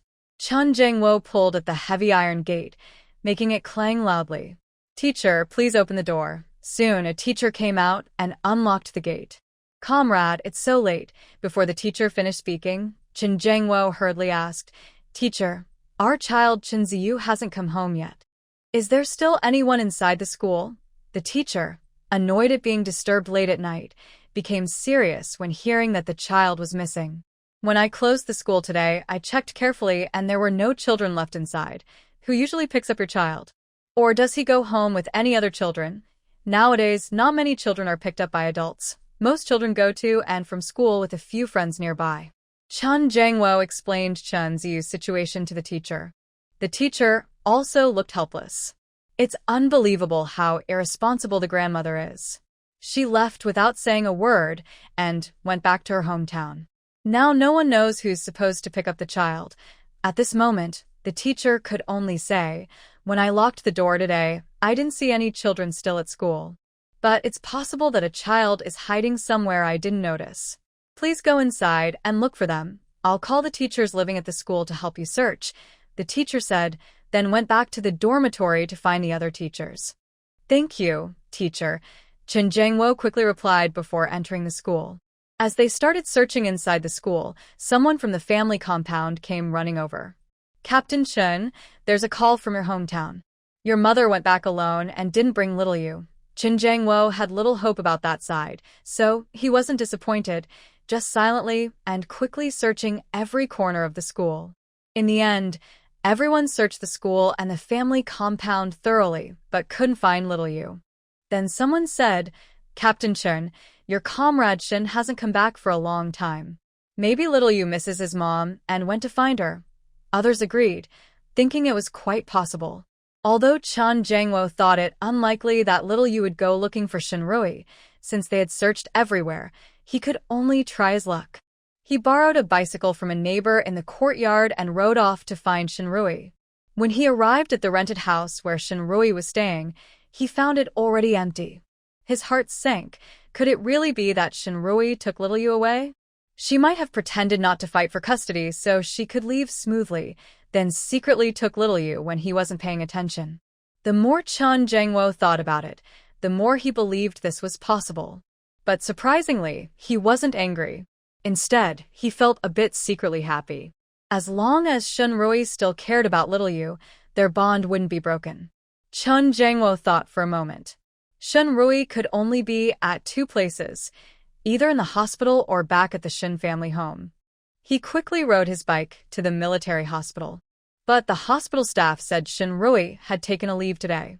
This made Chen Jiangwo even more certain that his earlier suspicion was correct. Shinrui had taken little you. She was probably afraid he would come to take the child, so she took leave. He pedaled his bike quickly and headed eagerly toward the machinery factory family compound. As soon as he entered the compound, he saw two familiar figures. At the same time, his heart, full of hope and excitement, suddenly sank to the bottom. Not far ahead, Shinrui and Chu Jingrong stood facing each other. I don't know what Chu Jingrong said to Shinrui. Shinrui smiled like a flower, her bright eyes looking at Chu Jingrong. Chu Jingrong gently pushed back a strand of hair from her ear. When his fingertips touched her soft, delicate skin, he was momentarily surprised himself. Shinrui's smile suddenly froze. Xiao-yi, I'm sorry. Chu Jingrong quickly withdrew his hand. Shinrui smiled awkwardly. Before she could speak, a figure suddenly rushed forward. Chen Jiangwo suddenly punched Chu Jingrong in the face. You!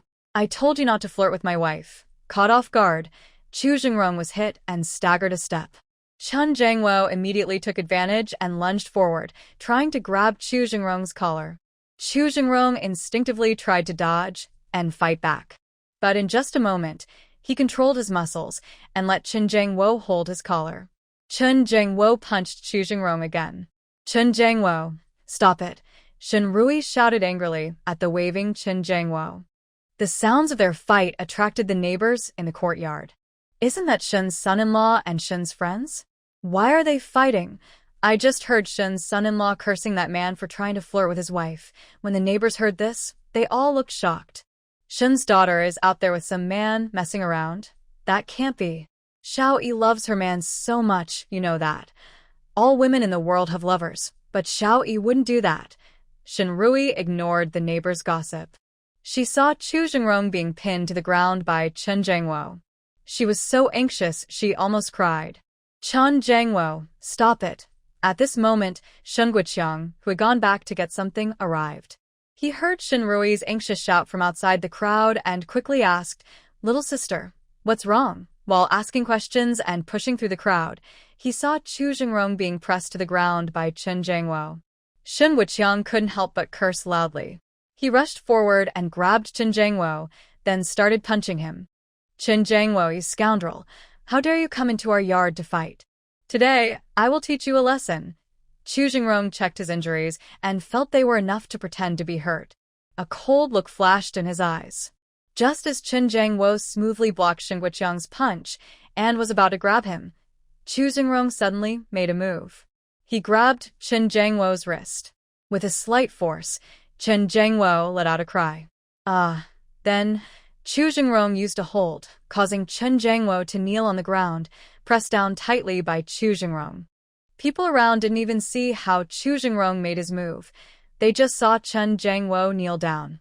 The neighbors were even more shocked. What's going on? Why is Shun San helping an outsider to beat his own brother-in-law? Could it be that Xiaoyi's girl really likes that man? Isn't that a messy relationship? These voices reached Shinrui's ears.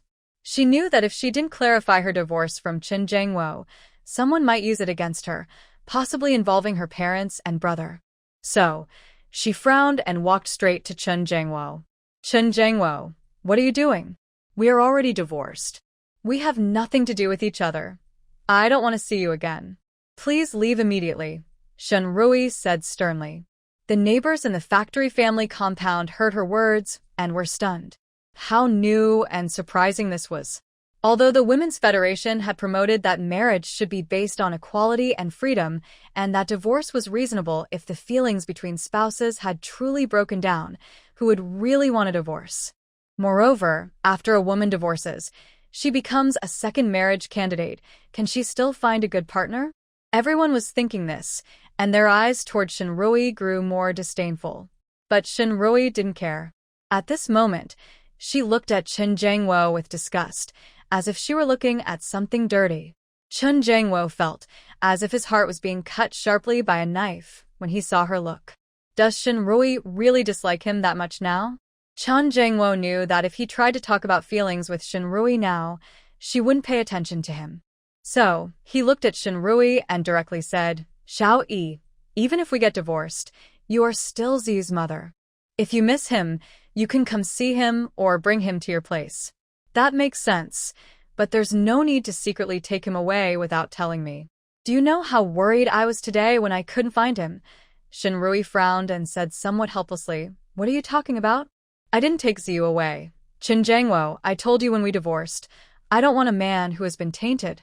I also don't want a son who is ungrateful. Since we are divorced, Ziyu is with you. From now on, our lives are separate." "Xiao Yi, are you really not taking Ziyu?" Before Shinrui finished speaking, Qin Jiangwo interrupted her. Her heart suddenly thumped hard. Could it be that Qin Jiangwo wasn't just using Ziyu as an excuse to bother her, but Ziyu was really missing? Her eyes sharpened with urgency as she looked at Qin Jiangwo, asking, "What do you mean?" Qin Jiangwo then explained that Zhang Chunfang had secretly gone back to her hometown. No one had come to pick up Ziyu in the afternoon, and Ziyu still hadn't returned home. In an instant, Shinrui felt her heart tighten. She knew Ziyu was ungrateful, and she no longer wanted him. But that didn't mean she wished him harm. After all, he was part of her. "Ziyu is missing. You should go find him." "Why are you bothering me?" Shinrui shouted anxiously, her voice trembling with tears. At this moment, Chu Jingrong was no longer holding Qin Jiangwo. Qin Jiangwo, clutching his head in pain, squatted on the ground, pulling at his hair.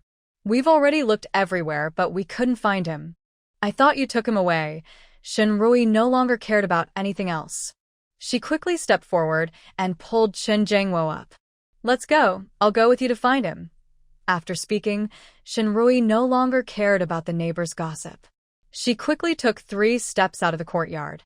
Chu Jingrong originally wanted to pretend to be injured to gain sympathy, but at this moment, he forgot about that and hurried to catch up with Shinrui. Guochang Shin also set aside his dislike for Jian Guoqin for now. Today, Chu Jingrong arrived by car. He quickly sat in the driver's seat and called out to Shinrui and Guochang Shin, "Xiao Yi, Lao San, get in the car quickly." Shinrui and Guochang Shin got into the car. Jian Guoqin also rode the borrowed bicycle. His gaze unconsciously shifted to the military jeep driven by Chu Jingrong. In the army, even deputy regimental officers can only use the military vehicles when on official duty. But Chu Jingrong was an exception. The vehicle in the army was almost his personal car. He could use it whenever he wanted, without needing approval from higher-ups. Before, someone had reported this issue to the authorities, but it was eventually ignored. A flash of jealousy crossed Jian Guoqin's eyes. He knew that Chu Jingrong's special status in the army was mainly because of his family background. If Chu Jingrong had been born into a poor peasant family like him, would he have achieved what he did now? Maybe he wouldn't even be as successful as he was.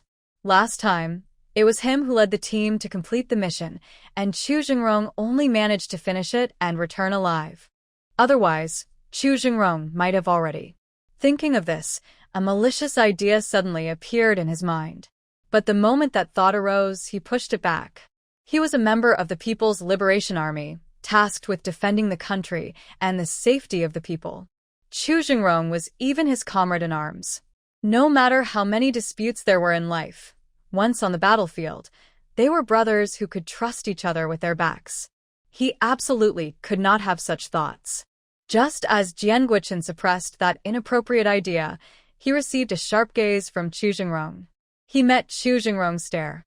Chu Jingrong curled his lips in a mocking smile and said, "Jian Guoqin, why are you still riding that broken bicycle? Are you worried about wasting time and your son might get into trouble?" Qin Jiangwo. When he heard Chu Jingrong say that, he felt his fists tighten. At this moment, Shen Guoqiang impatiently said, "What are you standing around for? Hurry up and put your broken bike in the trunk. Get in the car. Why are you wasting time?" Qin Jiangwo knew that every minute of delay increased the danger for Qin Ziyu. He gritted his teeth, tied the bike to the back of the car, and opened the rear door of the jeep. But Shen Guoqiang placed his hand on the door frame, stopping him from getting in. Qin Jiangwo immediately felt deeply humiliated and clenched his teeth tighter. Shen Guoqiang raised his chin, indicating the front passenger seat. "Sit in the front. My sister is allergic to dust, so don't get close to her." Qin Jiangwo. He was so angry that his chest was heaving more intensely. But at this moment, Finding Chen Ziyu quickly was the most important thing. He didn't want to argue with Shin Wuqiang and just looked at Shin Rui. But Shin Rui didn't even give him a glance. He could only stubbornly walk around to the front passenger seat, get in and close the door. Xiaoyi, sit tight. Third brother, take care of your sister. After Chu Jingrong said this and stepped on the gas, the small jeep sped off. The strong inertia made Shin Rui's body lean back suddenly. Chu Jingrong usually drove very steadily, but this was the first time he drove so wildly. Under Chu Jingrong's extreme driving, what would normally take over an hour only took half an hour, and they arrived at the military district's family compound. By then, all the streetlights in the compound had already been turned on. Everywhere, people were shining flashlights, helping to look for the missing child. Aunt Wang was the first to see Shin Rui. She saw Shin Rui arrive but didn't see Chen Ziyu. Immediately, she understood that Chen Ziyu hadn't gone to find Shin Rui. She was anxious and patted her thigh. Oh dear, where has Ziyu gone? Su Yuzhen wasn't focused on finding Chen Ziyu. She kept watching the gate, paying attention to Chen Jiangwo. When Chen Jiangwo returned, she quickly wiped her tears and ran over, crying, "Brother Jiangwo, isn't Ziyu with Rui?" "No, she's not." Chen Jiangwo was also very worried inside, but he answered her patiently. Su Yuzhen immediately cried even harder, saying, "What should we do? We've searched the entire yard and still can't find Ziyu. Where could he have gone?" Boo-hoo! At this moment, Chen Jiangwo didn't feel like comforting Su Yuzhen. He looked at Shin Rui and asked, "Xiao Yi, Ziyu has been with you since he was little. You know him best. Where do you think he might have gone?" Shin Rui didn't want to talk to Chen Jiangwo, but she knew that her words now could affect Ziyu's safety, so she didn't act impulsively. She looked at Chen Jiangwo and asked, "Have you checked at home?" Before Chen Jiangwo could answer, Su Yuzhen wiped her tears and complained, "Rui, even if you and brother Jiangwo are divorced, Ziyu is still his child. How can you be so heartless? Why are we wasting time looking at home now? Don't you know that the longer it takes to find Ziyu, the more danger he's in?" When Su Yuzhen said this, everyone's attention shifted slightly. Did Chen Jiangwo and Shin Rui really get divorced? Su Yuzhen said so it must be true. Wow, Shin Rui is quite impressive. They really divorced. If a woman gets divorced, it will be harder to find a good partner in the future. Life will be tough. Who would have thought they'd divorce? Isn't it because some people were bewitched by shameless others, messing up their lives? If they don't divorce, what can they do? Just be a servant to others, waiting to be exploited. Shin Rui didn't care about these rumors. Her divorce from Chen Jiangwo would eventually be known. Now, letting Su Yuzhen spread the news was good. Most people in the yard would understand why she and Chen Jiangwo divorced. In the future, no bad rumors about her would spread. Chen Jiangwo's face darkened. What was Su Yuzhen doing? Why bring up her divorce with Shin Rui? Wasn't her reputation already bad enough? Only Su Yuzhen's eyes flashed with a hint of pride. She wanted everyone to know that Chen Jiangwo had divorced Shin Rui. From now on, if she and Chen Jiangwo had any relationship, it would be open and honest. Although Chen Jiangwo felt a bit upset inside, he didn't have time to argue with Su Yuzhen now. He looked at Shin Rui and said, "I haven't looked for him at home. But until we went out to find him, he hadn't come back. If he had returned home while we were searching, he would have seen no one at home, and the yard was so lively. He would have come out to ask what's going on." Shin Rui was too tired to explain much to Chen Jiangwo. She just gave him a look of dislike and walked straight toward Chen's yard. As soon as she entered the yard, a small figure suddenly jumped out from behind the gate. Without warning, the little one spat at her. "Bad woman, why are you back? Go away. I don't want a bad woman like you to be my mom. Aunt Su is my real mom." Just as Chen Jiangwo, along with Su Yuzhen and some neighbors reached the door, they heard Chen Ziyu shouting at Shin Rui. Shin Rui looked at Chen Ziyu with a blank expression and turned to leave. "The person has been found. I'm leaving now, Xiao Yi." Chen Jiangwo instinctively called out to Shin Rui, wanting to follow her. But before he could move, he heard Chen Ziyu's arrogant voice behind him. "Dad, don't mind that bad woman. Let her go. Don't let her come back. I don't want her to be my mom." The neighbors, who already felt sorry for Shin Rui, understood her even more after hearing Chen Ziyu. No wonder Comrade Shin wanted a divorce. It's one thing if the man at home isn't reliable, but if his own son acts like this, anyone would feel heartbroken. If my husband and son behaved like that, I'd probably want a divorce too. Kids don't understand much. When Shinrui first brought Ziyu here, he was a well-behaved child, polite and caring about his mom. But since coming here, he's been getting worse. Now he even treats his own mother like this. Someone must be teaching him to do that. The woman spoke with disdain, her eyes sweeping over Qin Jiangwo and Su Yuzhen. It was clear that in everyone's eyes, no one else but them could be responsible for teaching Qin Ziyu such things. Then someone else accused Qin Ziyu of having returned but not coming out, causing many of them to stay up late and search all over for him. Someone directly vented their anger at Qin Jiangwo, saying, "Captain Chern, you're a grown man and a company commander, but you're so impatient and jumpy. You don't even know where your child is at home, and you're running around causing a fuss. You're wasting everyone's time and making us all worried." At this moment, Qin Jiangwo felt angry but could only swallow his feelings, quickly thanking and apologizing to everyone. Su Yuzhen started crying and took responsibility herself, saying, "It's my fault. I should have looked for the child at home first. I made everyone worry." Qin Jiangwo initially only felt guilty. But hearing Su Yuzhen say that, he started to feel some resentment toward Chen Ziyu.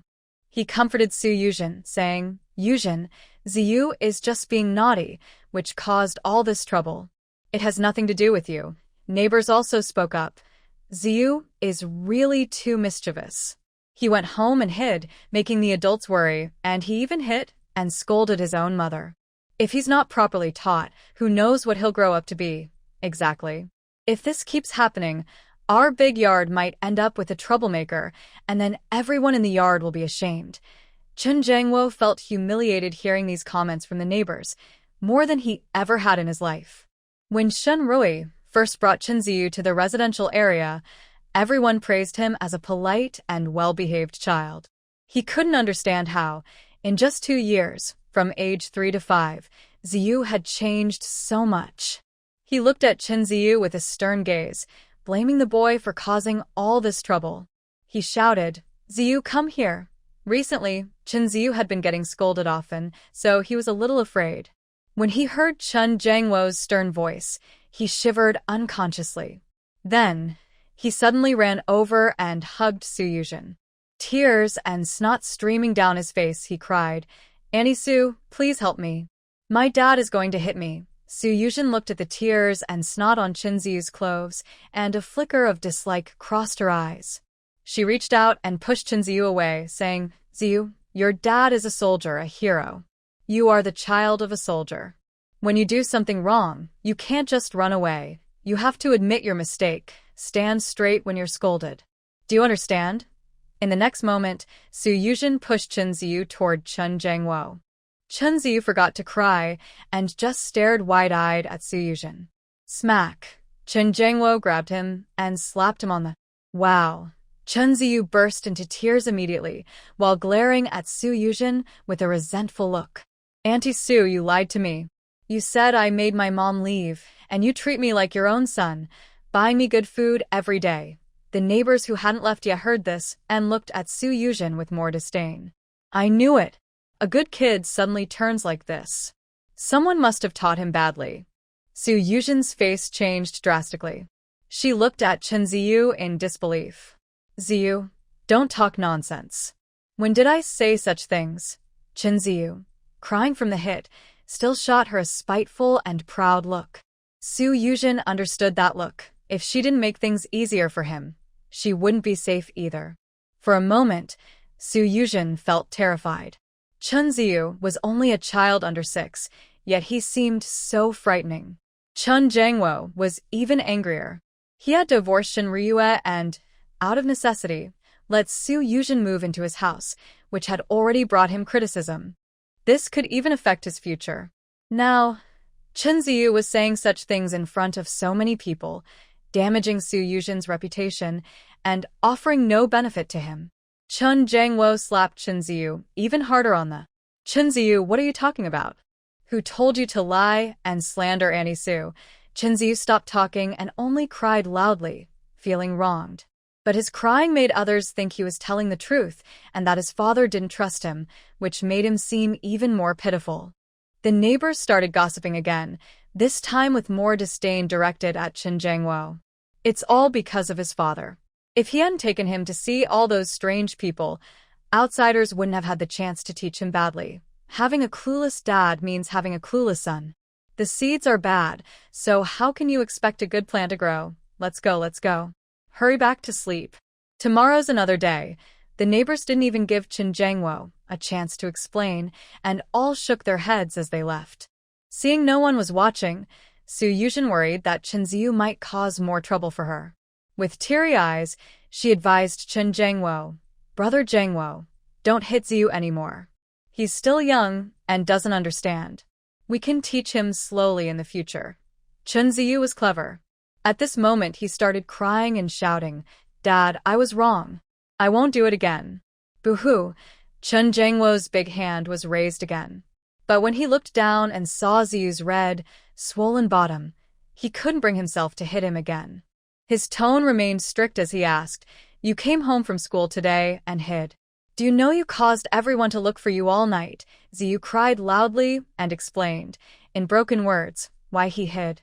Because no one picked him up after school today, he thought the adults at home had forgotten about him. He was a little angry and initially wanted to hide as a small punishment for them. But then he realized things had gotten serious, and everyone was looking for him. He became scared and didn't dare to come out. If Shinrui hadn't come back, he was afraid she would come again to be his mom. He forgot for a moment that he still needed to hide, so he wouldn't come out. Ziyu sniffled as he spoke. Afterward, he obediently apologized to Chen Jiangwo. "Dad, I really know I was wrong. I won't do it again. Please don't be mad at me." Chen Jiangwo frowned but didn't bring up the matter again. Instead, he sighed and asked, "You really don't want your mom anymore? Why? Your mom is so good to you. She always gives you the best food first, makes clothes for you, and with her here, your clothes are always clean. Why are you treating her like this?" This was the first time Chen Jiangwo asked Ziyu such a question. Before, he didn't think Shinrui was very important to their family. Now that Shinrui had really left, he realized that without her, their home didn't feel like a real home. Just now, when Ziyu shouted in the courtyard during the punishment, Chen Jiangwo told him not to talk nonsense. But this was the second time Ziyu had said that his behavior towards Shinrui was taught by Su Yuzhen. Could it be that Su Yuzhen really taught Chen Ziyu these things when he was not around? Chen Ziyu looked up at Su Yuzhen at this moment. Su Yuzhen's eyes flickered with guilt. She felt a bit regretful, thinking she was too eager earlier to push Chen Ziyu away. She should have comforted him more. After she and Chen Jiangwo got the marriage certificate, or after they had a child, it wouldn't be too late to deal with Chen Ziyu. She bit her lip and decided that if Chen Ziyu accused her of teaching him, she would firmly deny it and say he was lying, that he was falsely accusing her. Chen Ziyu lowered his eyes and said angrily, "She's not good to me. She gives me good food and nice clothes, but she also always bossing me around. She makes me greet everyone I see, and every day she forces me to read and learn words. If I don't greet people or study, she hits my hands." Of course, he only told Chen Jiangwo what he could say out loud. There were things he knew he couldn't tell Chen Jiangwo. For example, if he used bad words, Shinrui would hit his hands. And in front of Su Yuzhen, if he didn't like someone, he could curse and swear, and Su Yuzhen would join in. Compared to Shinrui, he felt Su Yuzhen understood him better. Chen Jiangwo frowned and sighed, saying only, "Ziyu, your mother wants you to be polite and to study hard and learn words. It's all for your good." Chen Ziyu looked unhappy, but didn't dare to say anything more. Chen Jiangwo felt a bit tired. He didn't know how to teach the children, nor how to teach Chen Ziyu well. He waved his hand, telling Chen Ziyu to wash his hands, eat, and go to bed. Chen Ziyu and Su Yuzhen both breathed a sigh of relief.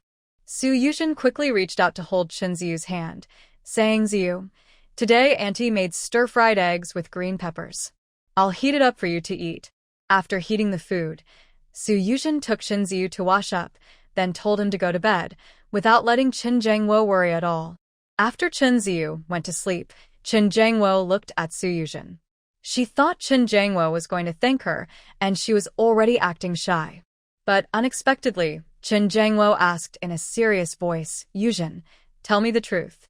Did you really try to influence Ziyu's relationship with his mother? When Chen Ziyu first spoke, he didn't believe it at all. But today was the second time Chen Ziyu said it.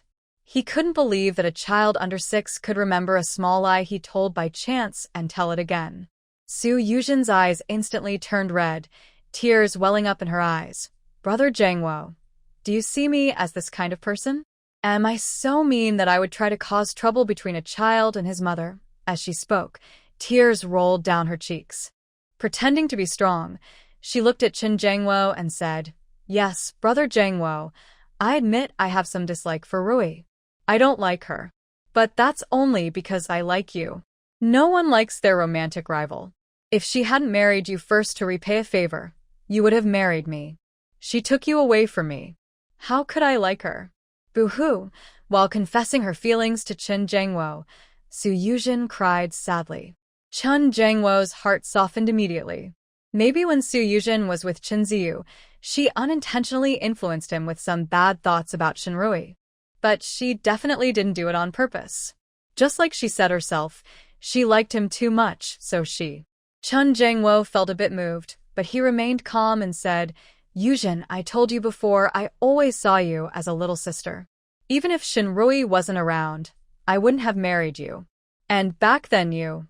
Thinking about Su Yuzhen's situation at that time, Qin Jiangwo didn't know how he felt for a moment, just frowning slightly. Su Yuzhen wiped her tears again, took a deep breath to steady her emotions. Brother Jiangwo, I know, I've always known. Because I was confused during that time, you must have disliked me, right? So when you said this morning that you would be responsible for me, you were just lying to me, right? I know I'm a broken shoe, not good enough for you, a soldier. I don't deserve to live in your house. I'll leave now. As she spoke, Su Yuzhen wiped her tears, ran into the room, crying as she packed her things. Qin Jiangwo quickly chased inside and grabbed Su Yuzhen, who was hurriedly stuffing things into her bag. He hurriedly explained, Yuzhen, I didn't mean it that way. Ugh ugh ugh. Su Yuzhen stopped her movements, threw herself into Qin Jiangwo's arms, and cried uncontrollably. Qin Jiangwo didn't expect Su Yuzhen to suddenly act like this. For a moment, all his muscles tensed up and stiffened. He truly never thought about marrying Su Yuzhen. But he cared about her and hoped she could have a better life. As Su Yuzhen cried, she suddenly looked up, tiptoed, and pecked Qin Jiangwo on the chin. Qin Jiangwo's body, which had already stiffened, reacted with a rush of blood at that moment. Brother Jiangwo, you care about me, and you'll be responsible for me, right? Seeing Qin Jiangwo's reaction, Su Yuzhen deliberately flicked her fingers on his chest. A determined look flashed in her lowered eyes. To win Qin Jiangwo over quickly, she was even willing to cooperate with Shinrui. But last night, Qin Jiangwo still. She had to marry Qin Jiangwo before he found out that nothing actually happened between them. Moreover, according to her memories from the previous life, Qin Jiangwo would be sent on a special mission in 2 months. He would perform excellently during this mission and be awarded a second-class merit. This would lay the foundation for his future promotions. Now, everyone knew that Qin Jiangwo had divorced Shinrui. When Qin Jiangwo returned after earning his merit, people would see him as a promising talent. His single status might make him very popular. By then, if more people expressed interest in marrying Qin Jiangwo, he might really overlook her. After all, what happened that time? Qin Jiangwo didn't know what Su Yuzhen was thinking. He only felt a buzzing in his head. He wanted to say he never thought about marrying her. But the scenes from this morning flashed through his mind, and he felt he had no right to refuse now. He closed his eyes and nodded faintly. Meanwhile, Shinrui left the family compound and planned to go straight back to the hospital. Her belongings had already been moved there. She just needed to tidy up, find an empty bed, and she could sleep. Shun Wuqiang knew his younger sister was going somewhere, so he quickly followed and scolded. When the top beam is crooked, the lower beams are also crooked. Qin Jiangwo and his son are both good-for-nothings. Little sister, don't be angry with that little rascal Qin Ziyu. Getting upset is not worth damaging your health. Shinrui smiled and said, "Third brother, do I look like I can't handle it? Since I decided to give up his custody, I've already let go of everything. Don't worry about me." Shun Wuqiang sighed in relief. "That's good. I was really worried you'd be upset and keep it inside. All right, third brother, I'll go back to the hospital now." Zhu Jingrong caught up and looked at Shin Wuqiang with disdain. "You just moved a couple of chopsticks and call that sending little Yi? I'll drive her to the hospital. You should go back first." Shin Wuqiang didn't get angry at Zhu Jingrong. He chuckled simply. "Jingrong, I'll ride with you and take my sister to the hospital." Zhu Jingrong felt a bit speechless. This Shin Wuqiang has no sense of awareness. Doesn't he realize how obvious he is? He glanced at Shin Wuqiang and said calmly, "Wuqiang, didn't you say Yuan told you about a business deal? You should check if you can do it. His business won't wait forever. If you don't hurry back to figure it out, you might miss the opportunity." Hearing this reminder, Shin Wuqiang suddenly remembered. He patted his head and said, "I almost forgot about that. Little sister, with Jingrong brother taking you to the hospital, I feel better. I'll not go with you. I'll head back now." Shin Wuqiang trusted Yuan Ye's business dealings. He told Shinrui to rest assured and go back to do his own things without worrying about her. Then he left with Zhu Jingrong. Zhu Jingrong drove to the hospital as usual. Sitting in the car, Shinrui asked nervously, "Big brother Zhu, since you're always driving this car, is it considered private use? Could someone report you?" She was actually worried about Chen Jiangwo. That shameless man had previously reported Zhu Jingrong and her for improper relations. If he found a reason to accuse Zhu Jingrong again, wouldn't he be over the moon? Zhu Jingrong didn't answer her. Instead, he turned to look at her, a mischievous smile playing on his lips. "Are you worried about me?" Shinrui didn't understand why he looked like that. But honestly, she nodded and said, "Yes. I'm worried that Chen Jiangwo might cause trouble for you because of the car. Today, he drove to the mechanical factory's residential area because his older brothers didn't have bikes, and it was easiest for him to take them by car. He also came back by car because she was eager to find Chinziyu. Now, he was driving her to the hospital. Anyway, he used the car because of their family. If Chen Jiangwo reported him and he got into trouble, she would feel very guilty. She was worried that he thought it was only natural." Zhu Jingrong's smile grew, even more pleased. "Haha, little girl, I guess you still have some conscience." "Shinrui, when did I lose my conscience?" Zhu Jingrong raised an eyebrow. "You've had no conscience since you were a child. When the neighbor's jujubes ripened, you said you wanted to eat some. I went to steal a few for you. But after you finished eating the jujubes, you turned around and sold me out. That time, I got my beatings so badly that the old man hurt me." Shinrui. She looked embarrassed. This person really. Why does he always like to bring up embarrassing childhood stories? Fortunately, the distance from the residential area to the hospital wasn't far. As they spoke, they arrived. Shinrui hurriedly got out of the car, about to run. But just as she took a step, she heard Zhu Jingrong's slightly roguish voice behind her. "Hey, I said you had some conscience, but now you've fed your conscience to the dog." Shinrui turned around, glared at the tall man with a displeased look. "I fed it to you." Zhu Jingrong was not angry at being scolded. Instead, he smiled mischievously, his lips curling up. But just as his smile appeared, he suddenly frowned and let out an "ouch," covering his face in pain. Shinrui finally remembered that Zhu Jingrong had just fought with Chen Jiangwo. And it was after Chen Jiangwo ambushed him, knocking him to the ground and beating him. She instantly understood why he said she had no conscience again. She felt a bit awkward. You should come in with me. I'll treat your wounds." Zhu Jingrong's lips curled into a pleased smile again. A hint of triumph flickered in his deep eyes. At this time, the patients in the hospital had already gone to rest, and the on-duty doctors were taking a short break in the duty room. The doctor's office was empty. After Shinrui returned to her office, she took out alcohol, cotton swabs, and red flower oil. She signaled for Zhu Jingrong to sit across from her. Zhu Jingrong obediently sat down. First, she disinfected the bruised area on Zhu Jingrong with alcohol, then applied red flower oil. Throughout the process, Zhu Jingrong grimaced and cried out in pain. Rui felt a bit speechless. She remembered how her older brother had undergone a bone reattachment surgery without anesthesia, and he didn't make a sound. Listening to Chu Jingrong's cries, Rui applied the red flower oil more firmly. It wasn't that she wanted to see Chu Jingrong suffer, but because Chun Jangwo had hit him very hard. His face was badly bruised. If she didn't press harder, the bruises wouldn't be able to be massaged away. Oh, ouch. Xiaoyi, are you trying to kill your husband? When Chu Jingrong said this, Rui paused her movements, and her expression stiffened. The office instantly fell silent, so quiet that you could hear a pin drop. The once harmonious atmosphere became awkward in an instant.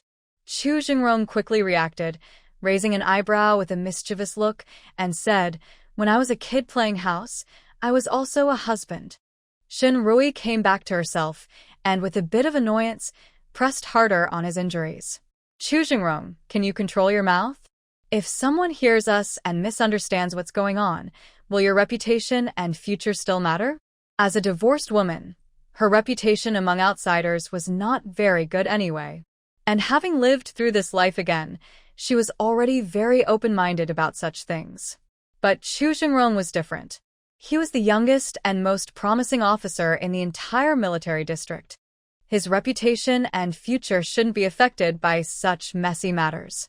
Just as she finished speaking, Chu Jingrong suddenly raised his hand and grabbed her wrist. She instinctively looked up at him, meeting his deep, swirling eyes.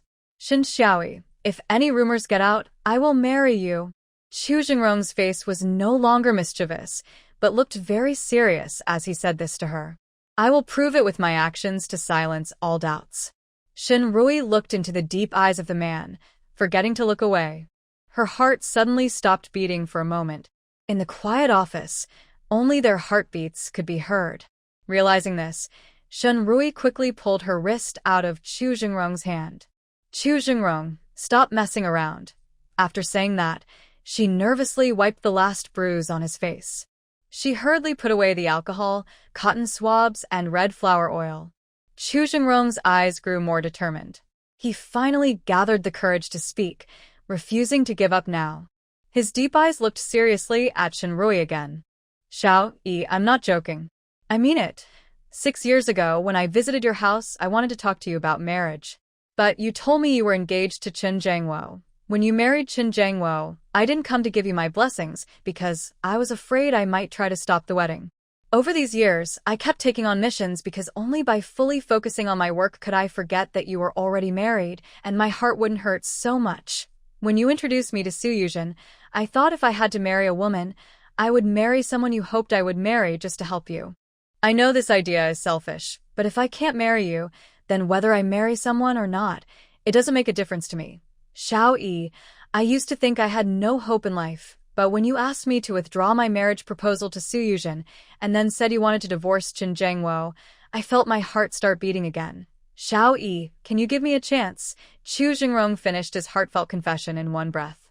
Rui was initially shocked and couldn't believe it, then gradually became nervous and her heart raced. She looked at Chu Jingrong's clear face and met his hopeful eyes. She still felt like what Chu Jingrong just said was a dream or her own hallucination. Since childhood, she always thought Chu Jingrong was just like her older brothers, her biological brothers from a different mother. She never imagined Chu Jingrong would have feelings for her beyond sibling love. She quickly calmed down. She instinctively took a half step back before looking at Chu Jingrong. A look of hurt flashed across Chu Jingrong's eyes. Suddenly, he felt a bit regretful, regret that he was too eager. She had just divorced, and he guessed she was probably very disappointed with men and marriage. He hurriedly told her these things, worried they might scare her.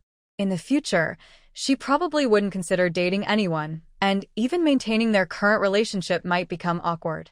His courage from just now disappeared completely in an instant. Before Rui clearly rejected him, he quickly forced a mischievous smile and raised an eyebrow. "Xiao-yi, did I scare you just now? It's nothing. I was just joking, testing whether your mind is strong." Rui let out a breath and glared at Chu Jingrong. "That joke wasn't funny at all. After a pause, she added, I probably won't think about marriage anymore in the future. In her past life, she spent her whole life around men and children. In the end, she faced such a result, which completely broke her heart. This life, she wanted to focus on her career and develop the medical skills her grandfather passed down to her. Of course, if in the future she truly met someone who shared her soul and with whom she could spend her life, she wouldn't mind getting married. A hint of disappointment flashed in Chu Jingrong's deep eyes. But he quickly understood her not getting married was better than watching her marry another man and suffer misfortune again. Chu Jingrong's face returned to a slightly roguish look. That's great then. I also don't plan to get married. Maybe when we're old, we can live together and take care of each other. Shen Rui rolled her eyes at Chu Jingrong. You're not getting married, and you're not afraid that Grandpa Chu will chase after you. She had introduced Su Yuzhen to Chu Jingrong back then. Though she had some selfish motives, it wasn't entirely selfish. More importantly, when Grandpa Chu visited Chu Jingrong at the military district, he found her. He sighed and asked her to help find a suitable woman to introduce to Chu Jingrong. At that time, the most familiar unmarried woman in the entire military district was Su Yuzhen. So she thought about pairing the two. Chu Jingrong lazily leaned back in his chair and said, Old master can't chase after me now. His legs and feet are not good. Shen Rui, you really are a caring grandson. After a few playful exchanges, all the awkwardness from before seemed to disappear. Shen Rui took out her belongings from her bag, which she had temporarily placed under the desk.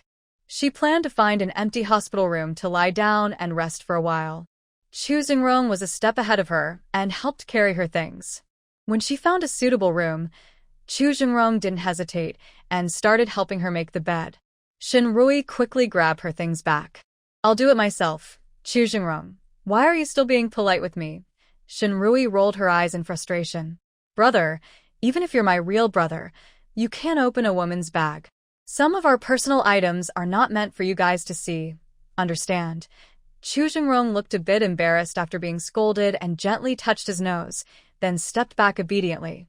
Shen Rui took her things out of her bag, made the bed, but noticed Chu Jingrong was still standing there without moving. She looked a little confused. Aren't you leaving? Do you plan to stay overnight? To her surprise, Chu Jingrong simply nodded and said shamelessly, Since you've invited me, I might as well stay and keep you company for one night. Shen Rui, did she mean that? But before she could say anything, Chu Jingrong went to the washroom, washed quickly, and then returned to the room. He lay down on the empty bed next to hers. Shen Rui. She moved her lips, about to say something, but Chu Jingrong turned over, facing the wall, and said, Pull the curtain and go to sleep quickly. If I fall asleep and you're still awake, you might get scared. Shen Rui. When she was little, her grandpa and Chu grandpa were the best chess partners. They would forget the time as soon as they started playing. One night, it was very late, so Chu Jingrong took her to sleep. She was afraid of the dark and ghosts, so she always insisted that Chu Jingrong wait until she was asleep before he could sleep. Although Chu Jingrong always complained about her, he would do exactly as she said. Shen Rui pulled the curtain between the two beds. She listened to Chu Jingrong's breathing gradually becoming even and steady next door, and she felt too shy to speak and ask him to leave. She closed her eyes, and that night, she could hear the man's breathing. Maybe because she was protected by Chu Jingrong when she was a child, she slept very peacefully. The next morning, Shen Rui thought she woke up quite early. But after opening the curtain, she found that Chu Jingrong had already left. This was quite normal, since their military training started very early. After getting up, Shen Rui immediately began to get busy. She was still just an intern at the hospital. In the morning, she followed the senior doctor on rounds, then helped out in the outpatient clinic. When people are busy, time passes very quickly. Half a day went by without her noticing. At noon, after having lunch with her colleagues in the cafeteria, she was about to go back to the office to write her morning work report. The director came to find her. Xiao Shun, come here for a moment. Two colleagues want to talk to you about some information. Shen Rui followed Director Cui to the director's office and realized the visitors were from a certain committee. One of them was the person who had chased Shin Guiqiang and Yuan Yi with a rifle that day. The other was sitting there, looking more authoritative than the first, and Shin Rui thought he was probably a director-level official of the committee. Sure enough, Director Cui introduced, Dr. Shin, this is Director Zhu from a committee in Yun City. Hello, Dr. Shin. Director Zhu saw Shin Rui and stood up politely, shaking her hand. We're here today, for no other reason. Recently, our committee uncovered a major case of illegal trading. One of the main suspects has not been caught yet. Our colleagues said that on the day they were arrested, the suspect was with Dr. Shin, so we hope you can cooperate and support our work to catch the criminal as soon as possible. Shin Rui frowned. She barely spoke that day, yet the committee came looking for her. It seemed they had already investigated her brother and her family's situation. Most likely, the case was similar to what happened in her past life, where the people caught in the black market had turned her brother in as a scapegoat. Shin Rui's brow furrowed slightly, and she said coldly, Director Zhu, are you suspecting that I am harboring criminals? We are now in a society ruled by law. You need to have evidence before making accusations. You can't just accuse me based on what your people say. When Director Cui heard Director Zhu's words, his face darkened a bit. Earlier, Director Zhu came to him saying he wanted to find Shin Rui. Seeing him smile happily, Cui thought it was something good. But he didn't expect the other person to be a sneaky, smiley face, pretending friendly, but immediately accusing people from their hospital. As the head of the hospital, Cui couldn't just watch his staff be bullied by outsiders. He also turned cold and said, Director Zhu, so you came to our hospital today to accuse our colleagues and boost your achievements? I tell you, if you have real evidence, show it. Then go to the police station and ask the officers to issue an arrest warrant. If you don't have proof, then leave immediately and don't interfere with our doctor's work. Because of a certain committee's existence, the responsibilities and powers among departments are a bit mixed up. That committee wants to take credit for everything and tries to interfere in many matters. Cui's words clearly denied their authority to arrest people. Director Zhu wasn't angry. He still kept a smiling face and said, Director Cui, you're overreacting. You're in the military district. I wouldn't dare arrest anyone without proper cause. We just came to understand the situation with Dr. Shin. Since Dr. Shin doesn't want to tell us anything, we'll leave. Behind Director Zhu was a young man named Yang Yong, who looked a bit anxious. But seeing the leaders smiling and politely saying goodbye to the hospital director and the doctor, he didn't dare say much. He just obediently followed and left. After leaving the hospital, Yang Yong couldn't help but ask, Director, what should we do? Shin Guiqiang has hidden inside the military district, and those people there don't listen to us at all. We can't get in, let alone arrest anyone. Zhu Xinjiang's smile disappeared from his face. Don't worry. Those siblings can hide in the military district, but not the entire Shin family. There are still 4 members working at the machinery factory. We can start from there. This crackdown on illegal activities wasn't their committee's independent action. It was directed by higher authorities. And after the higher-ups arrived, they immediately ordered them to arrest people. He didn't even get a chance to inform his nephew. He could only follow the leaders and their team to shut down his nephew's black market operation. Originally, when he and his nephew set up this black market, they were already prepared for this day and had long ago trained Shin Guiqiang as a scapegoat. However, unexpectedly, Shin Guiqiang ran away at a critical moment. If he couldn't catch Shin Guiqiang, his nephew would be considered the main criminal. The watches and bicycles they recently recovered were a large batch, enough to fill a warehouse. If his nephew were to be sentenced, not only his sister, but even his mother would not forgive him. Yang Yong, a close aide to Zhu Xinqiang, immediately understood Zhu's intention. Director, I will arrange it right away. After Zhu Xinqiang and Yang Yong left, Director Cui comforted Shin Rui, saying, Dr. Shin, don't take it to heart. Even if some of their committee members are very powerful, they wouldn't dare come to our military area to cause trouble. Just focus on your work. If they come again, I will send them away directly so they won't bother you anymore.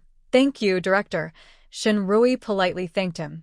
After hesitating for a moment, she asked, Director, can I take another half day off this afternoon? She knew that since She just started working. Asking for leave so often might give others a bad impression of her. But now, the situation concerns her third brother's life and her family's safety, so she couldn't ignore it. Director Chui didn't say much, only nodded approvingly. All right, go handle your family matters first, then come back and focus on your work. Thank you, Director. Shinrui expressed her gratitude again and hurriedly left the hospital. She headed straight to the military family compound. Although her third brother was now thinking about doing business with Yuan Yi, Chu Jingrong and Yuan Yi had both warned him not to leave the family compound these days, so he wouldn't wander around. When Shinrui arrived at Chu Jingrong's house to find Shin Guoqiang, she happened to see Chu Jingrong walking back quickly. Shin Guoqiang looked at Shinrui and then at Chu Jingrong. He chuckled foolishly. Brother Jingrong, you and my little sister really are childhood sweethearts. So in sync. She just arrived and you're already back. Shinrui's heart skipped a beat. What nonsense was her third brother talking? If Chu Jingrong misunderstood. She instinctively glanced at Chu Jingrong's expression with the corner of her eye. However, Chu Jingrong seemed to be completely unaware of Shin Guoqiang's teasing. He looked at Shin Guoqiang seriously and said, "Someone from the committee came to see us. They said after an investigation, you are identified as the main suspect in the illegal activities." What? Shin Guoqiang was stunned when Chu Jingrong said this. He immediately lost his sense of humor. Aren't the people who supply the goods supposed to be the main suspects? Why do they say I am the main culprit? These people are slandering me, Shin Guoqiang said angrily. Chu Jingrong looked at him with a serious expression. After a moment of anger, he calmed down. He frowned and analyzed. Our group knows our roles clearly. If they all accuse me, it only means they have already conspired. If something happens, they will push me forward as the scapegoat. They probably didn't expect that, in such an urgent moment, someone would come to rescue me and I could escape. But now the scapegoat has escaped and no one is blaming them anymore. They won't just give up. They can't get into the military area, and they can't find me. They might. After logically analyzing the possible actions of the other side, Shin Guoqiang tensed up. Whether it was the factory or the school, it was easy for those people to attack them. After understanding this, Shin Guoqiang's face changed immediately. He said, "No, Brother Jingrong, little sister, I can't just hide here like a scared turtle, letting you protect me. I have to go back. At worst, I will explain to those people what I did. The things I did are just minor offenses. If they sentence me to a few years of reform through labor, they will just let me go." Shin Guoqiang said this and strode out. Chu Jingrong snorted softly. Naive. Right now, they are trying every way to trap you, and you, instead of waiting for them to act, jumped in on your own. Shinrui had experienced this before in her past life. She knew better than anyone what would happen if her third brother was caught by those people. She grabbed Shin Guoqiang. "Third brother, don't be impulsive. Stay here with Brother Jingrong. They can't find you, and they don't have solid evidence to prove your guilt. They won't dare to do anything illegal to our parents, second brother, or younger brother. At most, they will threaten or scare us verbally." Shin Guoqiang. "But stop with the but that." Chu Jingrong spoke. "I'll go to your house now to pick up Xiao Jia and Ahei. Leave the rest to me. You don't need to worry." After speaking, Chu Jingrong looked at Shin Guoqiang with deep eyes. "But after this, you need to be more careful and think twice about everything." Shin Guoqiang lowered his head in guilt and honestly agreed. "Brother Jingrong, I understand. He has always been very careful in his actions and never left any evidence behind. This time, he was simply blinded by sudden wealth. 3 months ago, while wandering in the black market, he accidentally met the boss of the free market, who then appreciated him and entrusted him with important tasks. At first, he thought it was a lucky break, like a dream come true. But unfortunately, the other party gave him so much that he let his guard down completely. He never expected that the whole thing was a trap from the start." Shinrui reminded Shin Guoqiang once more to stay honest, not to run around, and not to do anything risky, to avoid making things worse. When Chu Jingrong came out of the inner room, she quickly followed him. "Big brother Chu, I want to go with you," she said. Chu Jingrong looked at her deeply. Yes, she still liked calling him Chu Jingrong, playful, bossy, and cute. But now wasn't the time for that. Knowing she wouldn't go with him and feeling uneasy, he nodded. All right, let's go together. Just as Chu Jingrong and Shinrui left, Qin Jiangwo arrived at Chu Jingrong's house. Shen Wuqiang was about to close the gate when Chen Jiangwo blocked it. Seeing Shen Wuqiang, Chen Jiangwo's eyes flashed with anger. Third brother, you're really at Chu Jingrong's house. Is Xiao Rui also living there? Someone had just told him they saw Shinrui at Chu Jingrong's house, and he didn't believe it at first. Now that he saw Shen Wuqiang, he had to believe it. They just divorced yesterday, and today Shinrui moved in with her brother at Chu Jingrong's house. Is she in such a hurry? Thinking of this, Chen Jiangwo felt a surge of anger. Shen Wuqiang was not willing to show weakness either. He snorted coldly, none of your business. My sister divorced you. Who she wants to be with or where she wants to live is her own choice. We are not as shameless as you. You haven't even divorced your wife, yet you brought another woman home to live. Shen Wuqiang paused and then said, by the way, Chen Jiangwo, your unit probably also focuses on ideological work and relationships between men and women, right? Do your leaders know about someone like you, who hasn't divorced yet and brings a mistress home? If they don't know, I need to have a serious talk with them. Chen Jiangwo was speechless under Shen Wuqiang's words. His confidence faded, and he could only grit his teeth and say, Shen Wuqiang, don't speak so harshly. That woman is just like a sister to me. I'm only helping a comrade. Oh, so your actions make me think I should talk to your leaders about you. You have such noble ideals of giving all women a happy home. If the army doesn't praise you with a big red badge, it would be unfair to you. Shen Wuqiang, who was skilled at talking, was quite sharp. After this, Chen Jiangwo, who was originally angry and ready to accuse Shinrui and Chu Jingrong of having an affair, turned pale and then red. In the end, he couldn't say a word and stormed off angrily. Shen Wuqiang felt better after being interrupted by Chen Jiangwo. He even smugly raised an eyebrow at Chen Jiangwo's back. Meanwhile, Chu Jingrong drove the car to First High School, where Shen Guodong studied. Since Shinrui's rebirth, her visits to the Shin family and her younger brother's return from vacation had never overlapped. She still hadn't met her younger brother. After asking the gatekeeper for help via the loudspeaker, she saw a scholarly-looking young man in a faded school uniform running out from the schoolyard. Shinrui couldn't help but feel a little sour inside. In her previous life, her younger brother also had a bad ending. This year, the local organization arranged for the last group of educated youth to go to the countryside. Their family had one spot. Originally, this spot was meant for the third brother. But in her past life, the third brother was arrested, and although he hadn't been sentenced yet when he went to the countryside, he couldn't go. So, the spot was given to her younger brother. After going to the countryside, her younger brother was noticed by a simple-minded girl from a local family who forcibly took advantage of him. That family threatened my younger brother, saying if he didn't take responsibility for their daughter, they would accuse him of misconduct. After Shin Guodong was forced to marry in the countryside, a series of family troubles followed. Within a few years, their family was torn apart. Shin Guodong became very sad. When he learned that his parents and 3 brothers had all passed away, he ended his life with a rope. Big sister, why are you here? Shin Guodong was surprised to see Shinrui. Did something happen at home? Shinrui shook off her wandering thoughts and nodded. Yes, there is a little problem at home. Let's go back first and talk along the way. Shin Guodong is a decisive person. He didn't waste time and simply nodded, then got into the car with Shinrui and Zhu Jingrong. After getting in the car, Shen Guodong finally noticed that the person in uniform driving was not Chen Jiangwo, but Zhu Jingrong. Shen Guodong is 5 years younger than Shinrui and 10 years younger than Zhu Jingrong. He hardly played with Zhu Jingrong, but that didn't stop him from admiring Zhu Jingrong because of his 3 older brothers' influence. He was a bit surprised and asked, Hey, sister, why is brother Jingrong here with you?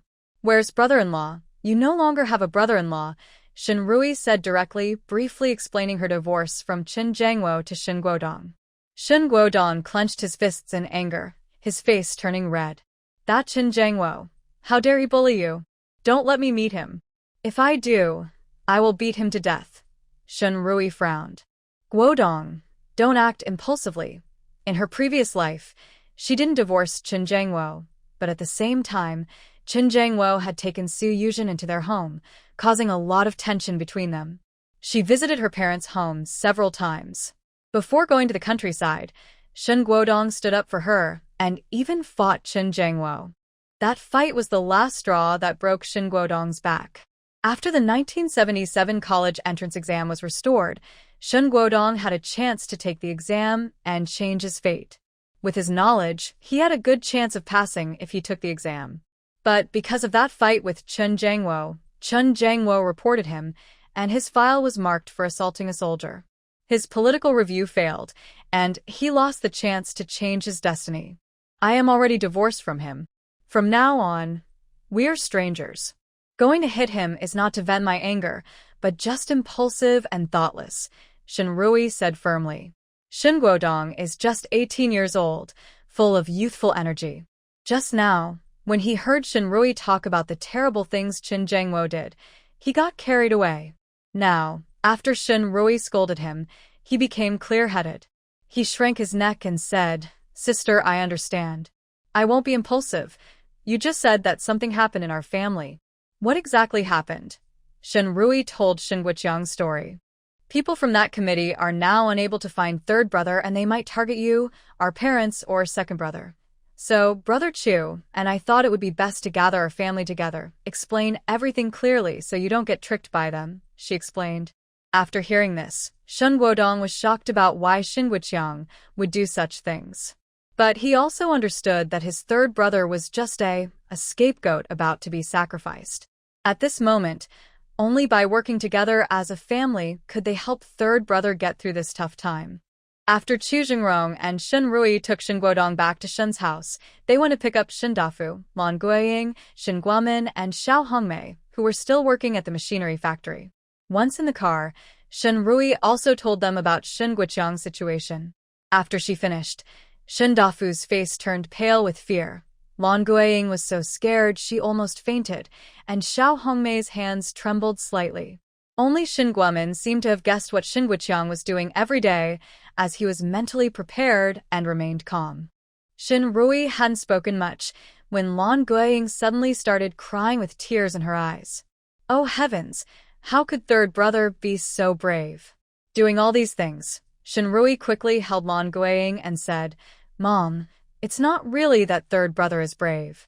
Others may have had bad intentions without meaning to, and with such high stakes, it's hard for third brother not to get involved."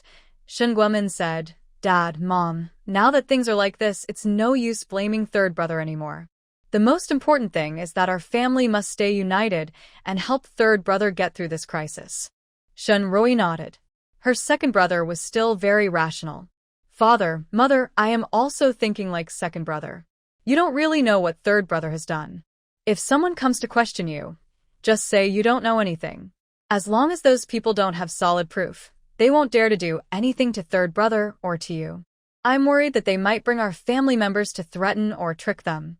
If our family members say something that gives them a lead, third brother's guilt could be confirmed." At this moment, Shen Dafu and Lan Guiying calmed down a little. They quickly nodded and said, "Okay, we don't know anything." Lan Guiying then held Shen Rui's hand. "Lily, how is your third brother now?" Shen Rui told her that third brother was safe and staying with Chu Jingrong. Only then did Lan Guiying finally relax completely. Earlier, Shen Rui also said Shen Guoqiang was fine, but she was so scared about Shen Guoqiang's involvement in illegal activities that her mind was blank and she didn't react. She kept nodding and said, "As long as your third brother isn't caught, that's good."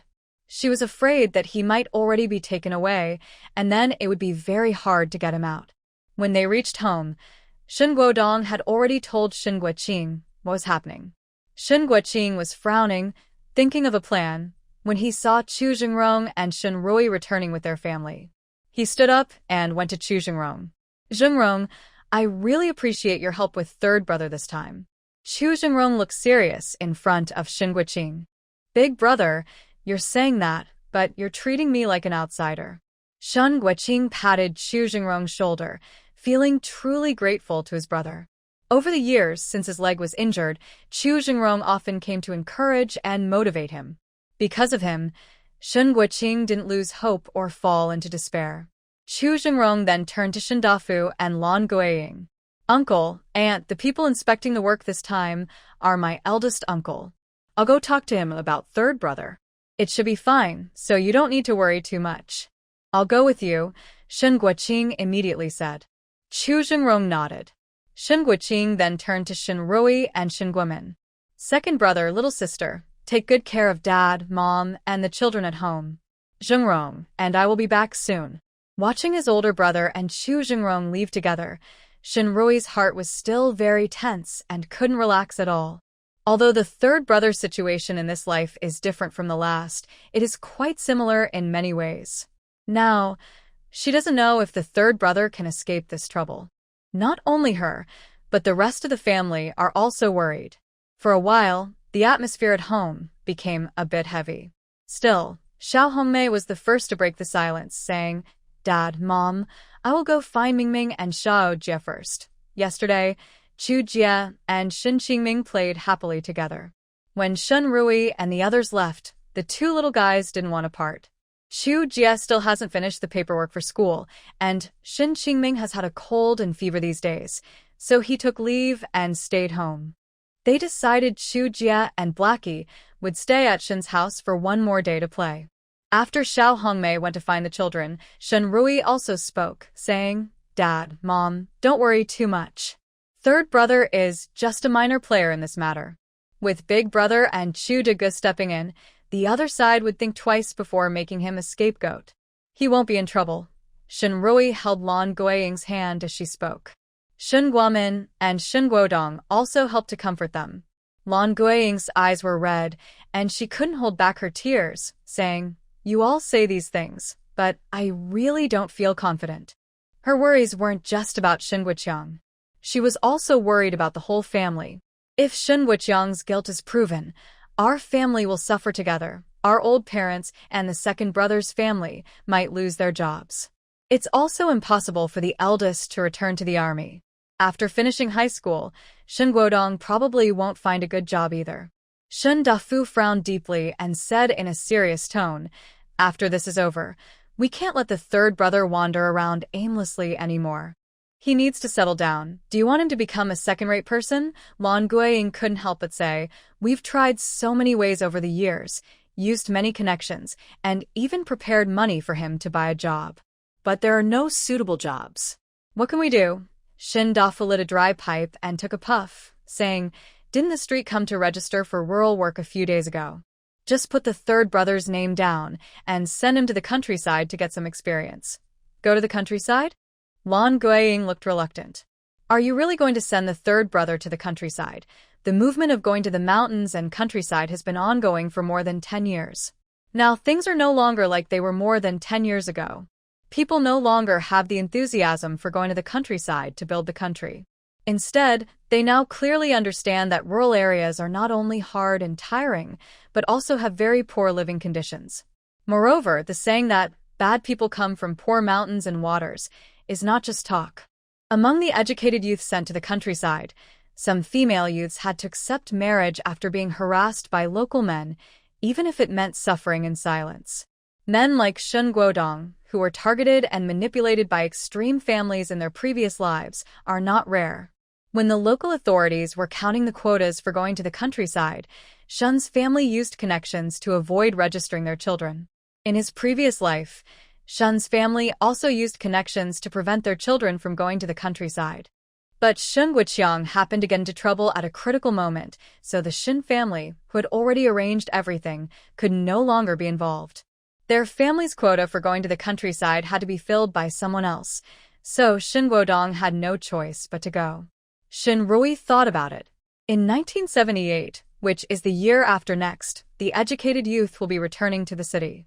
After the educated youth return, the spring breeze of reform and opening up will gradually sweep across the country.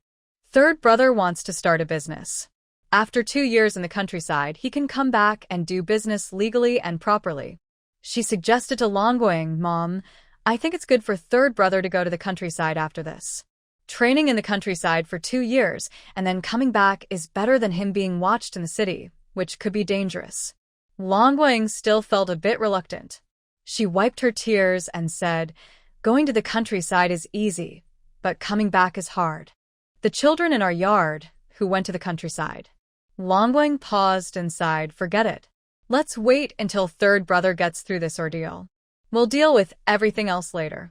Just as she finished speaking, a swift black figure rushed into the house. Da He ran in happily, jumping up with his front paws on Shinrui, followed by two playful little kids, Chu Jie and Shin Qingming, with dirty faces. They cheerfully shouted, "Auntie." Shinrui reached out and tousled the two kids' hair. "You're so dirty from playing. Go wash your hands. I'll make you some food." She stood up and headed to the kitchen. Lan Guang quickly dried her tears, wiped away her worries, and put on a calm face. She knew she couldn't show her distress in front of the children. Lan Guiying and Xiao Hongmei also went to the kitchen with Shinrui to cook. Meanwhile, Shen Guiqing and Chu Jingrong had already arrived at a certain committee. They didn't go to see Director Zhu Xinqiang but directly looked for Director Chu, who was overseeing inspections. When Director Chu saw Chu Jingrong, he first snorted in displeasure. "Haha, you little guy, you still know how to come see me. Big uncle, I have something to discuss with you today," Chu Jingrong said directly. Chu Huasun glared at him with disdain. "I knew you wouldn't come without a reason. Just tell me, what's the matter?" Then, he explained Shen Guiqing's situation to Chu Huasun. Of course, Chu Huasun knew about this matter. It was the biggest case of speculation and fraud he had caught during his investigation. During the interrogation, all the main suspects confessed that Shen Guiqing was involved, and their statements were completely consistent. He had already guessed that those people had colluded to make Shen Guiqing the scapegoat. But such cases often involved many people, and if they investigated too deeply, it might cause trouble for everyone involved. Since they had already prepared a scapegoat, he decided to turn a blind eye and settle the matter quietly. Seeing that he didn't speak, Chu Jingrong continued, "Big uncle, Shen Guiqing is Grandpa Shen's grandson." You see, Chu Huasun was rarely seen to be so humble and pleading. He couldn't help but smile and said, "Haha, aren't you the one who hates using connections the most? Now you're using connections yourself?" Chu Jingrong sighed. "Big uncle, don't joke with me. If Shen Guiqing really gets pushed out and takes the blame, it could cost him his life. If Grandpa finds out you ignored his old friend's grandson, it would be hard for you to explain. Oh, you little brat, now you're threatening me?" Chu Huasun kicked Chu Jingrong twice. Chu Jingrong stood firm and unmoved. Chu Huasun felt a sharp pain in his leg and gasped, "Haha, you little rascal, you've really grown up. Forget it. Go talk to the Shen family. Their kid probably won't be in any real danger. Just ask them to relax. However, you should also tell them that once the matter is settled, Shen Guiqiang should stop mixing with those people. He should either work hard at a proper job or move somewhere else to live. Otherwise, if I leave, those local troublemakers might take revenge, and I won't be able to control that," Chu Huasong warned. Chu Jingrong nodded. "Big uncle, I will explain everything to them." Once the matter was settled, Chu Jingrong planned to leave. But just as he turned around, Chu Huasong called him back. "Hey, kid, stop right there. Why are you walking forward when you should be walking back? Are you trying to run away after asking me to do something?" Chu Jingrong looked back helplessly. "Big uncle, do you have any other instructions?" "It's not that I have instructions. I'm asking on behalf of the old master. You're already 28 this year. Soon you'll be over 30, and then 40. When are you planning to find a wife for him? He's still waiting to hold a great-grandchild." Chu Jingrong. He felt a bit overwhelmed. He knew that whenever he came to see his big uncle, this question was always coming. Before he could speak, Chu Huasong continued. "And also, last time you said you wanted to marry a girl from the art troupe, but in the end, you withdrew the marriage proposal. Did you do something wrong to her? Is that why she doesn't want to marry you?" Chu Jingrong. His relationship with Su Yuzhen from the beginning to the end seemed like a complete farce. He was feeling discouraged at the time, confused, and Su Yuzhen's reasons were unclear. Now, explaining it was really difficult. So he just said, "After getting along with that girl, we realized we weren't very compatible. We both agreed to withdraw the marriage proposal to avoid further trouble." Chu Huasong was also helpless with his nephew. Is there ever a perfect match? Usually, people get married first, then learn to live together and gradually get used to each other.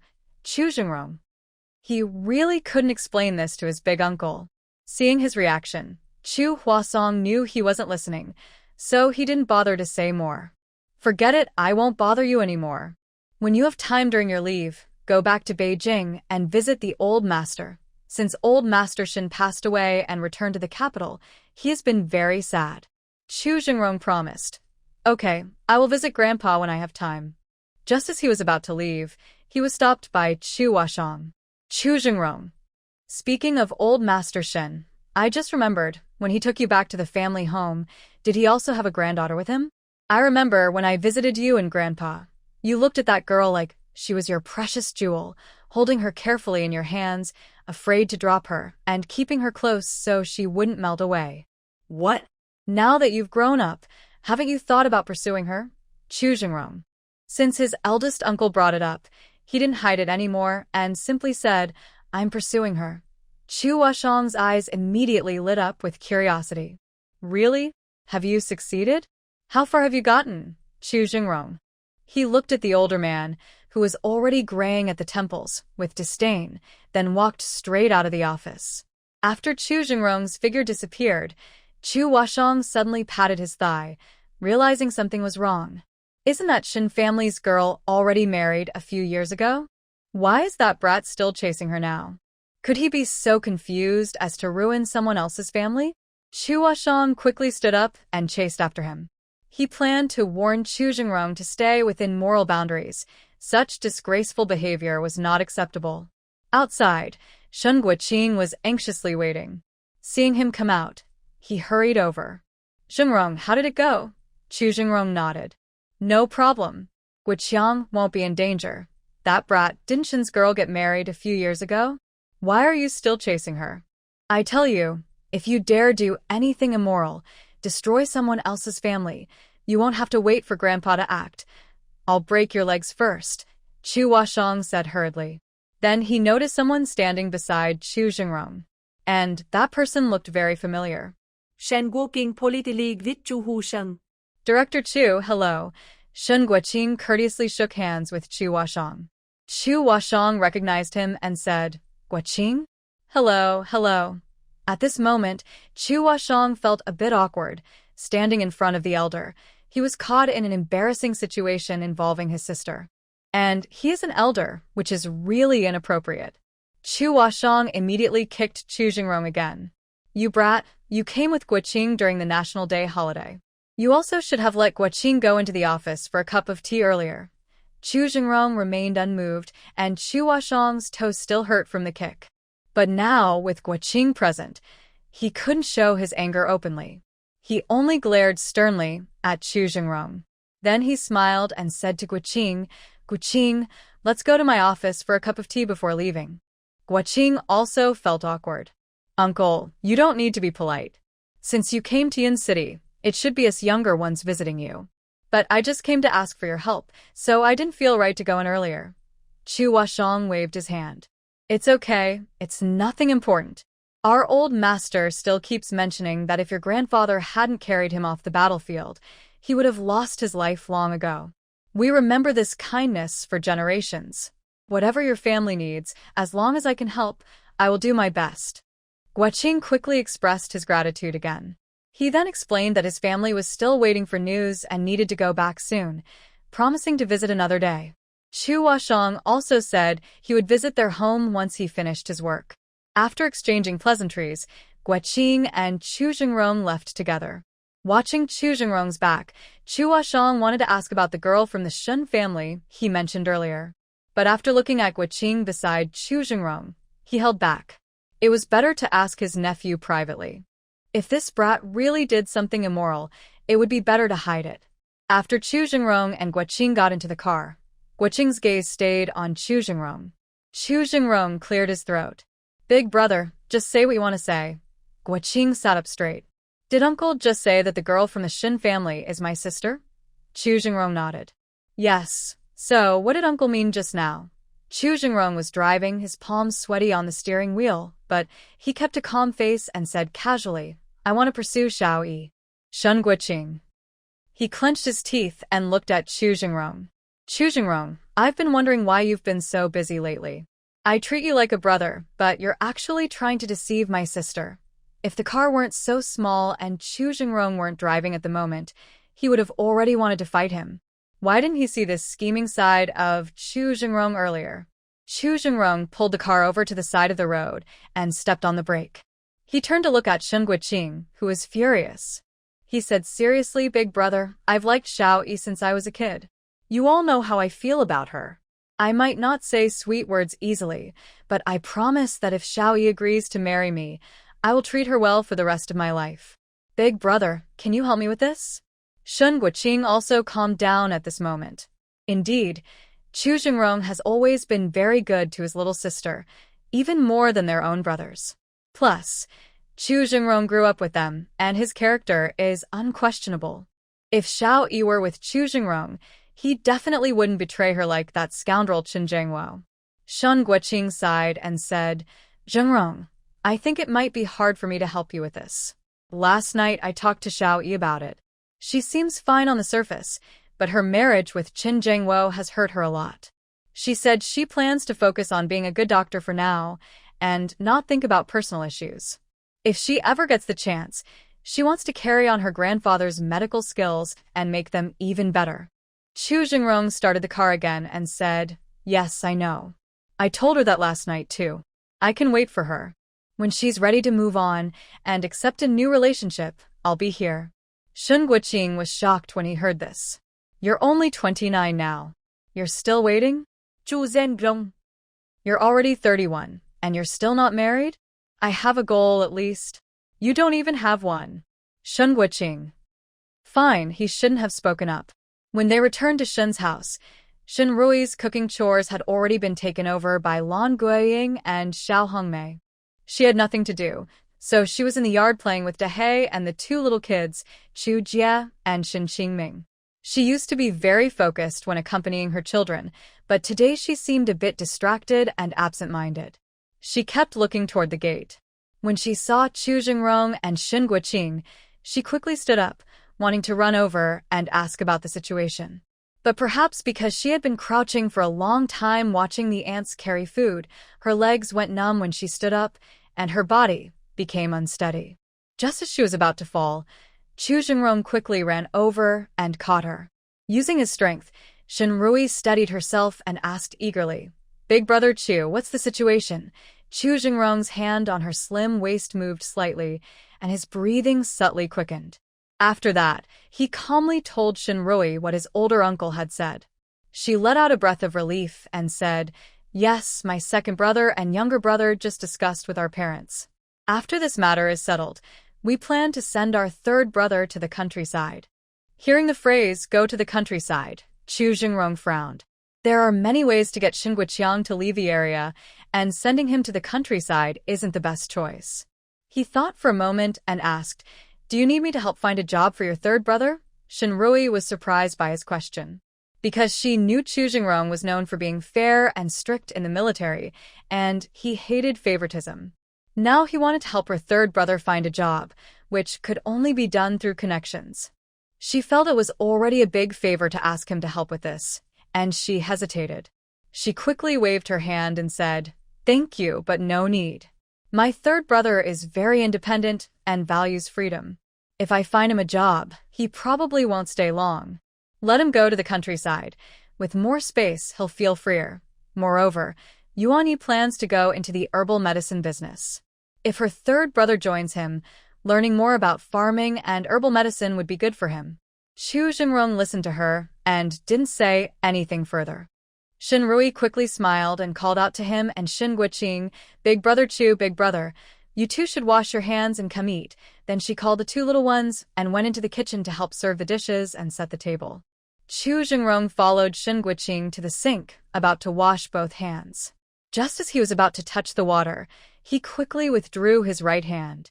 Shen Guoqing looked at him with some confusion. Jingrong, what's wrong? Is there a problem with your right hand? Is it uncomfortable to get it wet? Chu Jingrong replied, It's nothing. My right hand is quite clean, so I don't need to wash it.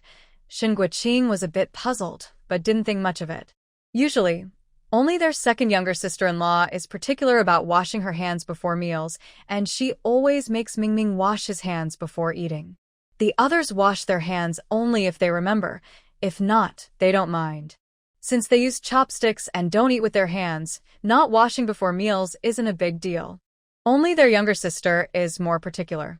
When she's at home, she insists that everyone wash their hands before eating. After Shen Guiqing finished washing his hands with the two children and went inside, Chu Jingrong couldn't help but secretly smell his right hand. A faint look of pleasure appeared in his eyes. It seemed as if her warmth and scent still lingered on his palm. But thinking about how he had just held her soft waist, he felt that her waist was not thicker than his palm. With a little force, he could seem to twist her waist apart.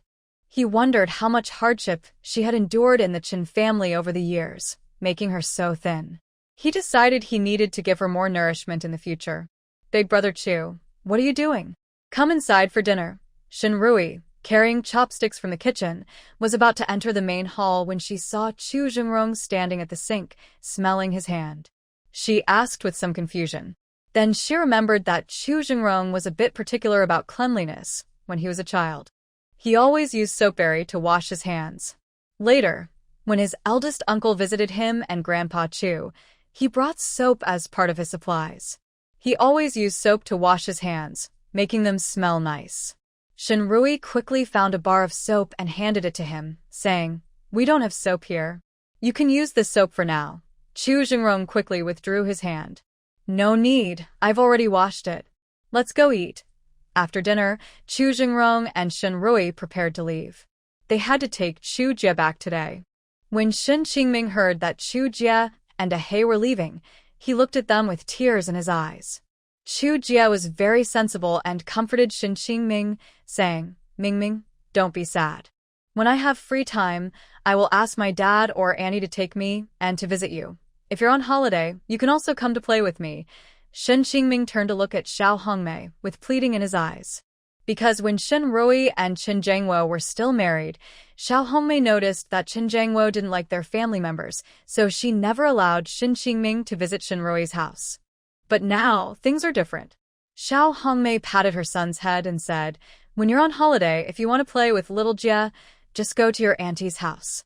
But we need to agree in advance. Your auntie is busy with work, so you can't trouble her." The little boy immediately smiled and nodded firmly, saying, "Yes, I definitely won't trouble my auntie."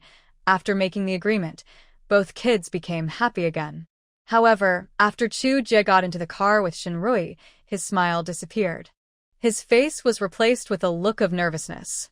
Shinrui noticed the boy's unusual mood and asked with concern, "Xiao Jie, what's wrong? Are you still reluctant to leave Mingming?" Chu Jie looked up at Shinrui, tears almost in his eyes. He hesitated for a moment before softly asking, "Auntie, can I go to your house?" Then he quickly added, "Auntie, I will be very good. I won't trouble you. I can cook, sweep the floor, do laundry. I can help with chores." Shinrui looked at the child, a hint of hesitation flashing in her eyes. She didn't dislike taking Chu Jie with her, but as a divorced woman, helping Chu Jingrong take care of the child might cause gossip. It could also affect Chu Jingrong's reputation.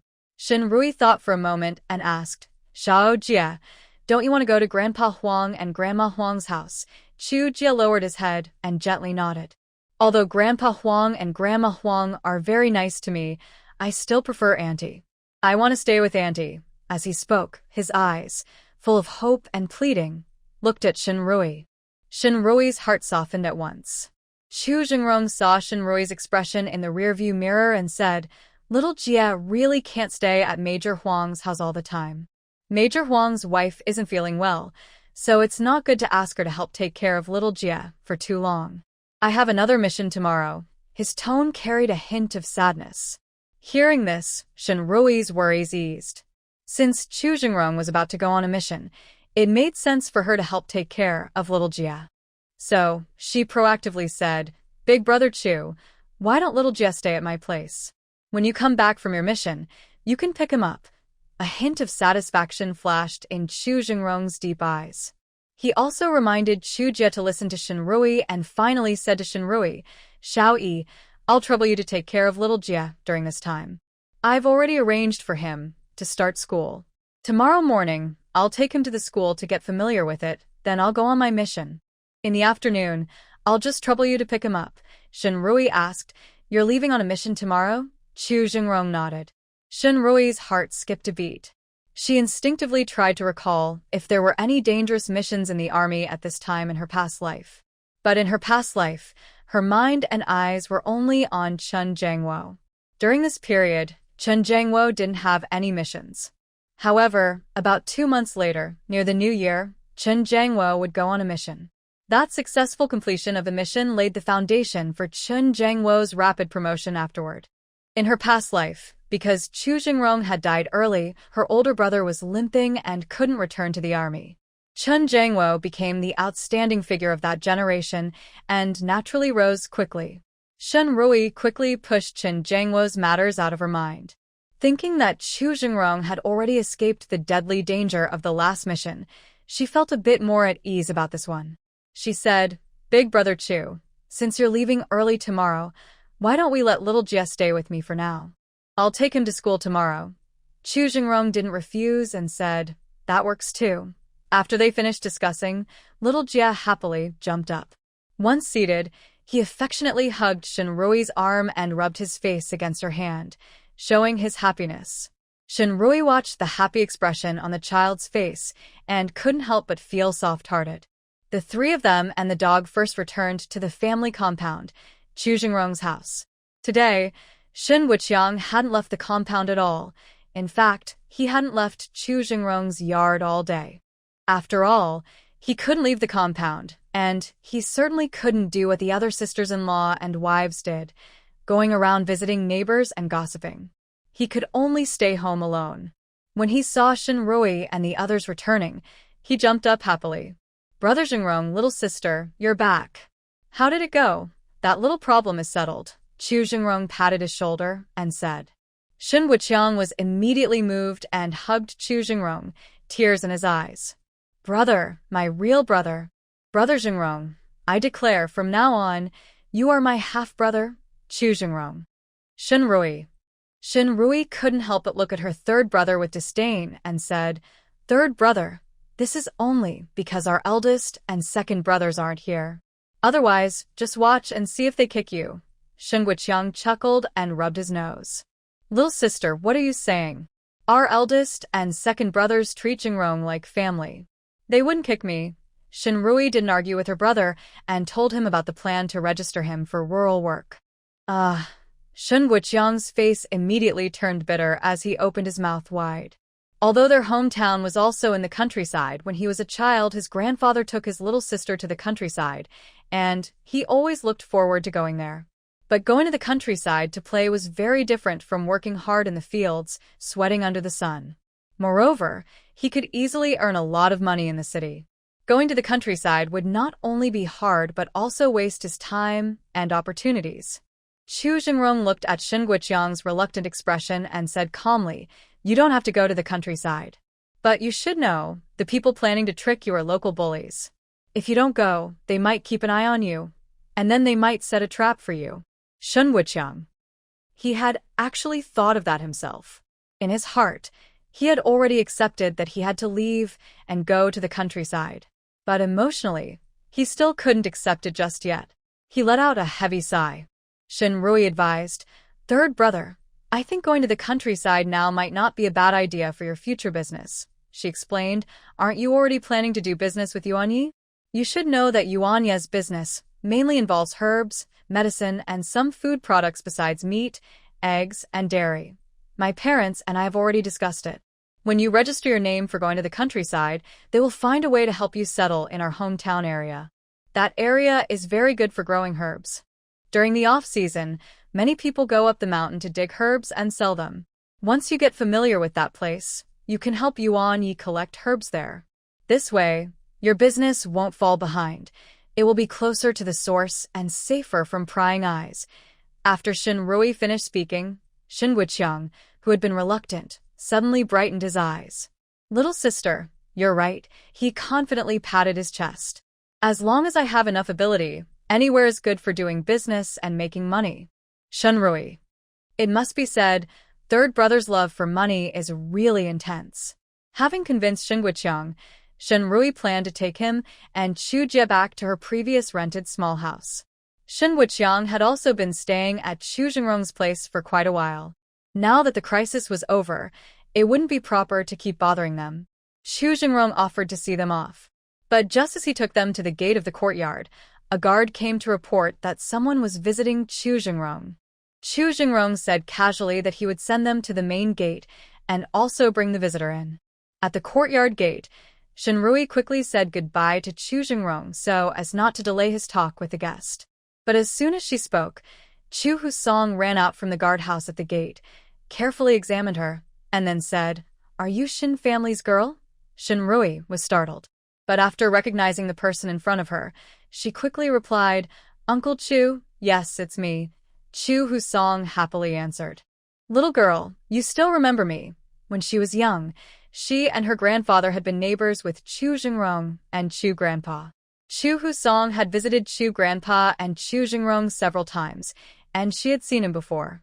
Later, whenever Chu Husong came to visit Chu Grandpa and Chu Jingrong, he would also bring gifts for her and her grandfather. Shen Rui had a good impression of Chu Huasan. She was smiling and about to say she definitely remembered him. Suddenly, Chu Huasan asked anxiously, "Shen family girl, are you married?" After asking, he saw her holding Chu Jie's hand. He immediately looked a bit sad and muttered to himself, "Is this your child? Then you must be married." Hearing the disappointment in Chu Dabo's tone, Shen Rui looked at Chu Jingrong with some confusion. Chu Zhengrong. This old man. He's starting to look more and more like the old master. He felt a little awkward when meeting Shen Rui's gaze. He cleared his throat and explained to Chu Huasan, "Dabo, this is my son. I have a mission tomorrow, so I asked Xiao Yi to help take care of him." Chu Huasan's eyes widened in surprise. "Your son? When did you have a son?" Chu Jingrong. He felt a bit overwhelmed. He quickly told Chu Huasan about adopting a comrade's orphan. Chu Huasan patted his head and said, "Oh, right. You mentioned this in the letter to the old master last time." After that, Chu Huasan smiled warmly at Shen Rui. "Girl, take the child and go back first. Sit with Dabo for a while." As an elder, he couldn't refuse. Since he had helped their family a lot and he was speaking kindly, she definitely couldn't refuse. She could only hold Xiao Jie's hand and go back with Chu Huasan. But just as they turned around, they ran into Chen Jiangwo. Chen Jiangwo had tossed and turned all night. He knew what had happened between him and Su Yuzhen, and he felt he should be responsible for her. But every time he closed his eyes, all he saw was Shen Rui. He had never realized before how bright and eye-catching Shen Rui was. He was full of regret, almost overwhelmed by it. When he saw Shen Rui, he couldn't help but step forward excitedly. "Xiao Yi, you're here to see Ziyu, right? Come on, let's go back together." Shen Rui's face was cold as she took a step back, keeping her distance from Chen Jiangwo. The divorce agreement clearly states that Chen Ziyu and I are not responsible for child support and I give up visitation rights. I don't plan to see him. When Shen Rui said this, her heart involuntarily clenched with pain. But she knew she had to be strong. If she stayed connected to Chen Ziyu because of Chen Ziyu's presence, she would only face more trouble in the future.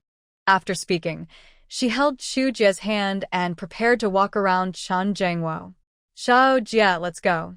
Chen Jiangwo was momentarily stunned, then angrily stepped forward and stopped Shen Rui. "Shen Rui, you don't even want your own son, and you're in such a rush to become someone's stepmother? How can you be so low?" Shen Rui slapped Chen Jiangwo across the face. Zheng Rongrong and Shen Guqiang's fists clenched tightly. Next to them, Chu Washong frowned and said sternly, "Comrade, you're also a soldier. Have you received proper ideological education? Do you know what respect means? Is it appropriate to insult a female comrade like that?" Chen Jiangwo felt his face burning hot. He realized he had spoken out of turn in his emotional state. He quickly apologized. "Xiao Yi, I'm sorry. I was too emotional just now and said things I shouldn't have. Please don't take it to heart. I just hope our mistakes won't affect Ziyu's growth. Even if we divorce, you're still Ziyu's mother. You can't be so cold to him." Shinrui looked at Qin Jiangwo with a cold heart and icy eyes. She sneered, "Aren't you and Ziyu's mother already chosen the woman he likes?" Then she looked at Qin Jiangwo again and said, "You and comrade Su Yuzhen are probably planning to get married too, right? I wish you happiness and a long life. Don't bother me anymore. They should stay together forever, and no one should come to cause trouble." Shinrui finished speaking and took Chu Jie's hand to leave. Qin Jiangwo opened his mouth, wanting to call her back. But he found he had no right to stop her. His throat felt blocked, and he couldn't make a sound. He instinctively clenched the marriage application form in his pocket. He forced a bitter smile. Shinrui was right. He was going to marry Su Yuzhen, whether he liked it or not. Something had already happened between him and Su Yuzhen. If he didn't take responsibility, once it got out, it would stain his life. His career and life might be ruined because of this. He gave a bitter smile, as if he had truly lost Shinrui. He once thought that in this life, no matter who left him, Shinrui would never leave. Chu Washang just overheard Shinrui and Qin Jiangwo's conversation and roughly understood what was going on. After returning to Chu Jingrong's house, he didn't ask about Shinrui's privacy. He simply asked Chu Jingrong to prepare good food and drinks, so Shen Wuqiang and Shinrui could sit with him and have a few drinks. At the dinner table, Chu Washang didn't mention Shinrui's situation, only talked about Shen Wuqiang and advised him on how to handle things in the future. The meal was lively and enjoyable, with drinks flowing and everyone having a good time. Shinrui, who wasn't good with alcohol, had only a couple of drinks, and her face was already flushed, looking like a ripe peach, tempting to pick. Under the warm glow of the incandescent light, Chu Jingrong's gaze was irresistibly drawn to her, unable to look away for a moment. Unaware of his gaze, Shinrui remained dizzy but alert, until Chu Washang said, "Jingrong, it's getting late. Take Xiao Yi home." "Xiao Jie, this kid is meeting me, his big uncle, for the first time. I like him, so tonight he will stay here with me." "Xiao Jie, is that okay?" Xiao Jie had just received a big red envelope from Chu Washang, and since he liked this big uncle very much, completely different from the grandparents who disliked him at home, he happily nodded, "Yes, yes." He then carefully reminded Chu Jingrong, "Dad, Annie has been drinking. You need to take good care of her. Xiao Jie will stay with the big uncle tonight, and tomorrow he will go to Annie's place to help take care of her with you." Shinrui felt a bit dizzy, but her mind was still clear. She rubbed Xiao Jie's head and said, "Xiao Jie, just stay with the big uncle. Auntie hasn't drunk too much, so she doesn't need anyone to look after her." Chu Jingrong then said to Xiao Jie, "Take good care of the big uncle. Your dad and I are here, so don't worry." At this moment, Shen Guqiang, who had been left out, couldn't wait to speak. "Big Uncle Chu, I live with my sister. My sister and I will go back. No need for Jingrong to make a special trip." Chu Washang quickly pulled Shen Guqiang, who was about to leave with Shinrui, back. "Guqiang, sit down. Uncle has something to tell you. Let's drink a little longer." Shen Guqiang looked at the slightly dizzy Shinrui and then at Uncle Chu, feeling hesitant. "Uncle, although my younger sister has now divorced Qin Jiangwo and is free.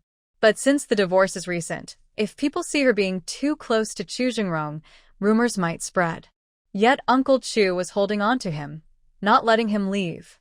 Shen Wuqiang was sober, but Shinrui was not so clear. When she heard Uncle Chu, she said, "Third brother, it's okay.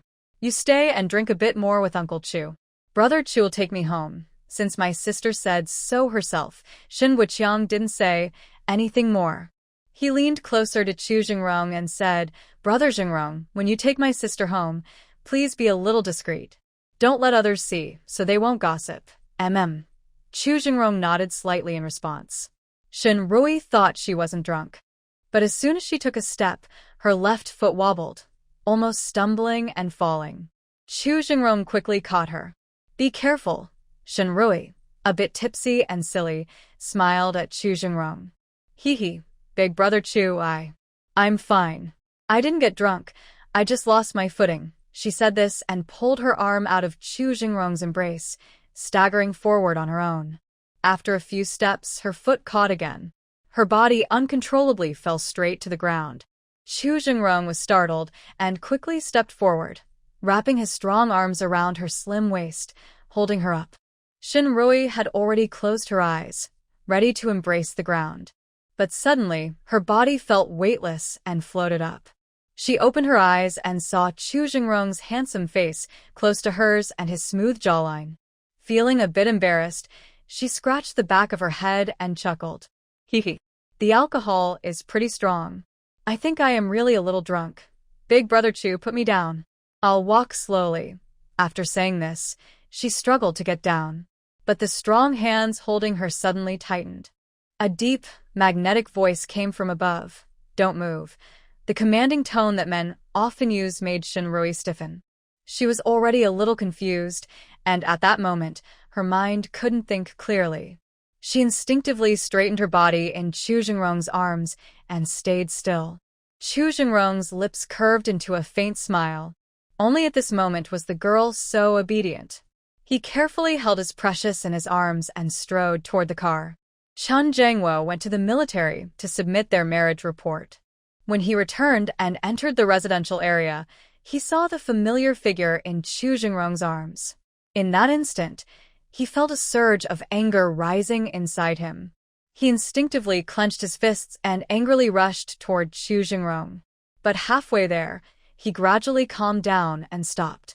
Finally, he bitterly smiled and loosened his clenched fists.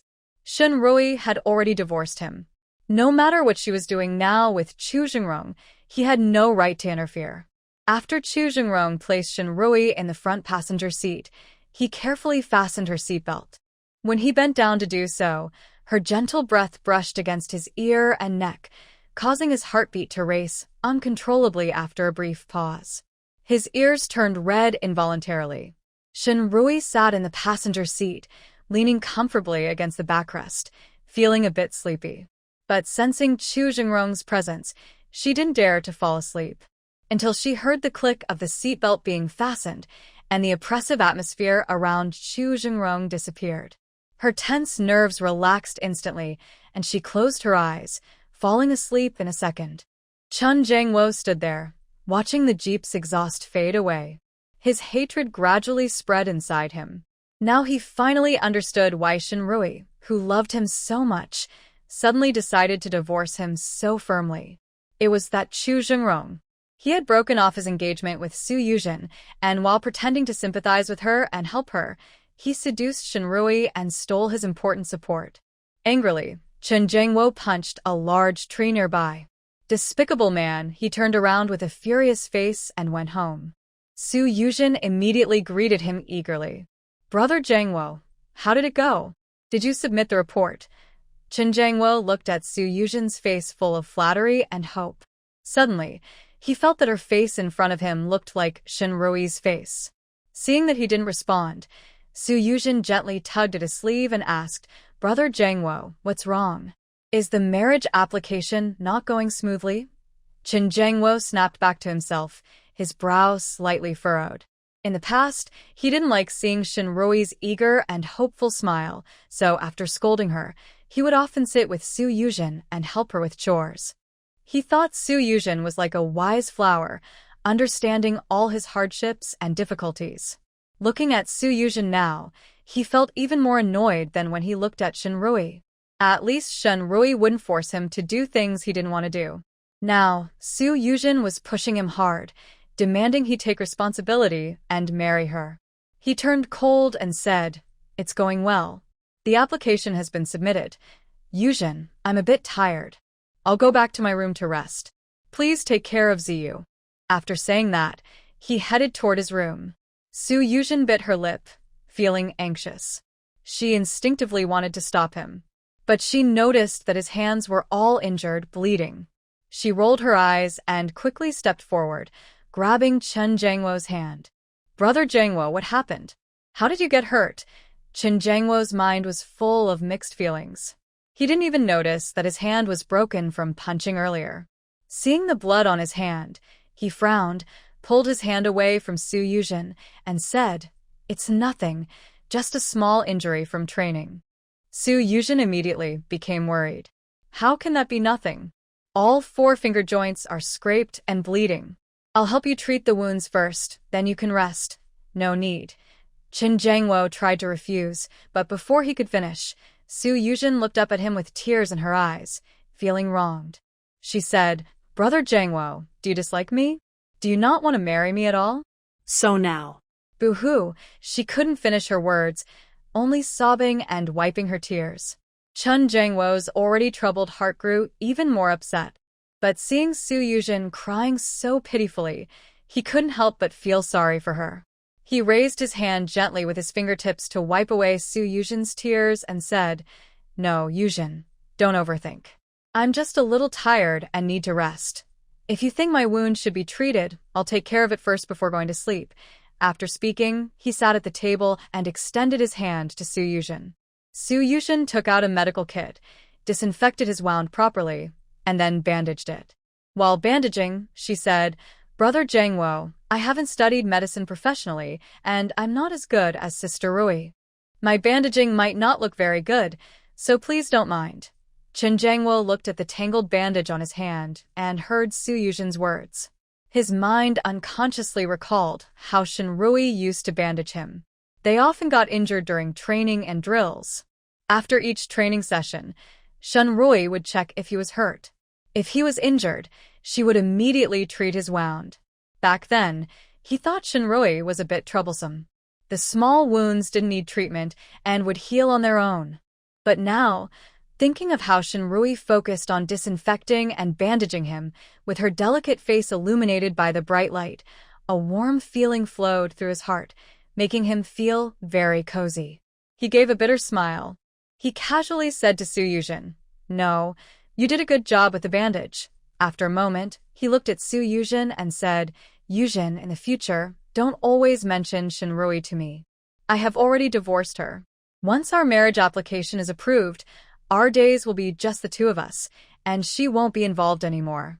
When Su Yuzhen heard this, her eyes flickered, then she nodded obediently. "Yes, Brother Jiangwo. I understand. I won't mention her again." Qin Jiangwo went straight into the room. At this time, Chen Ziyu, who had gone to play in the yard after school, suddenly rushed in from outside. As soon as he entered, he shouted, "I'm hungry. I want to eat." Su Yuzhen was lost in thought, watching Qin Jiangwo close the door, when she was suddenly startled by Chen Ziyu's loud voice. The suppressed anger in Qin Jiangwo also surged up. She turned around and glared at Chen Ziyu. "What are you shouting for? Are you a starving ghost reborn?" Chen Ziyu was stunned by Su Yuzhen's scolding. He suddenly turned his eyes, pouted his mouth, and looked toward Qin Jiangwo's room, about to cry out. Su Yuzhen saw his intention and was frightened, her face changing color. She quickly stepped forward, covered his mouth with her hand, and said through clenched teeth, "Don't yell. What do you want to eat? I'll make it for you." Today, Qin Jiangwo came back in a bad mood. Right now, Qin Jiangwo had only submitted a marriage report. They weren't officially married yet. At this critical moment, she couldn't let Chen Ziyu's little trouble cause problems. Chen Ziyu saw that Su Yuzhen had caught him and felt very proud. "Just steam me an egg cake. I want to eat egg cake, Su Yuzhen." She was so angry that her teeth itched. Since she moved in, Qin Jiangwo hadn't given her a single penny or even a grain coupon, yet she had to take care of 3 meals a day. All these expenses she paid for herself. If she hadn't told her mother that she was about to marry Qin Jiangwo and that she was helping him in ways that might make him treat her better in the future, and if her mother hadn't given her some money and coupons, she wouldn't even have sweet potatoes to give Chen Ziyu now. Although she was angry inside, she still had to coax Chen Ziyu. She turned around and went to the kitchen, took out the last egg, and prepared to steam an egg cake. Meanwhile, Chu Jingrong's car stopped outside the small rented house where Shinrui was. But Shinrui was still sleeping soundly. Chu Jingrong listened to her even breathing and delicate side face, filled with tender affection. He unconsciously sat in the car, staring at Shinrui for a long time, until Shinrui, feeling uncomfortable from sitting and sleeping, shifted slightly and let out a soft sound. He snapped back to reality, quickly got out of the car, unbuckled the seatbelt in the passenger seat, and then directly lifted Shinrui horizontally. Shinrui, who was sleeping peacefully, suddenly felt her body lighten and lift off the ground. Before she even opened her eyes, she instinctively reached out and clung to Chu Jingrong's neck. When her soft arm wrapped around his neck like a snake, Chu Jingrong felt a shiver run through his body, even his scalp tingled, and he involuntarily stiffened. A dry, parched feeling rose from his lower abdomen, and his Adam's apple moved involuntarily. She instinctively held the soft, warm jade closer to her chest. After drinking, Shenrui's reactions were slow. She slowly opened her eyes and, after a while, realized what was happening when she saw Chu Jingrong's perfect jawline. She instinctively struggled and said, "Chu Jingrong, put me down. Don't ruin my reputation," but Chu Jingrong didn't let go. Instead, he held her tighter, making it impossible for her to break free. "Shen Xiaoi, stop messing around.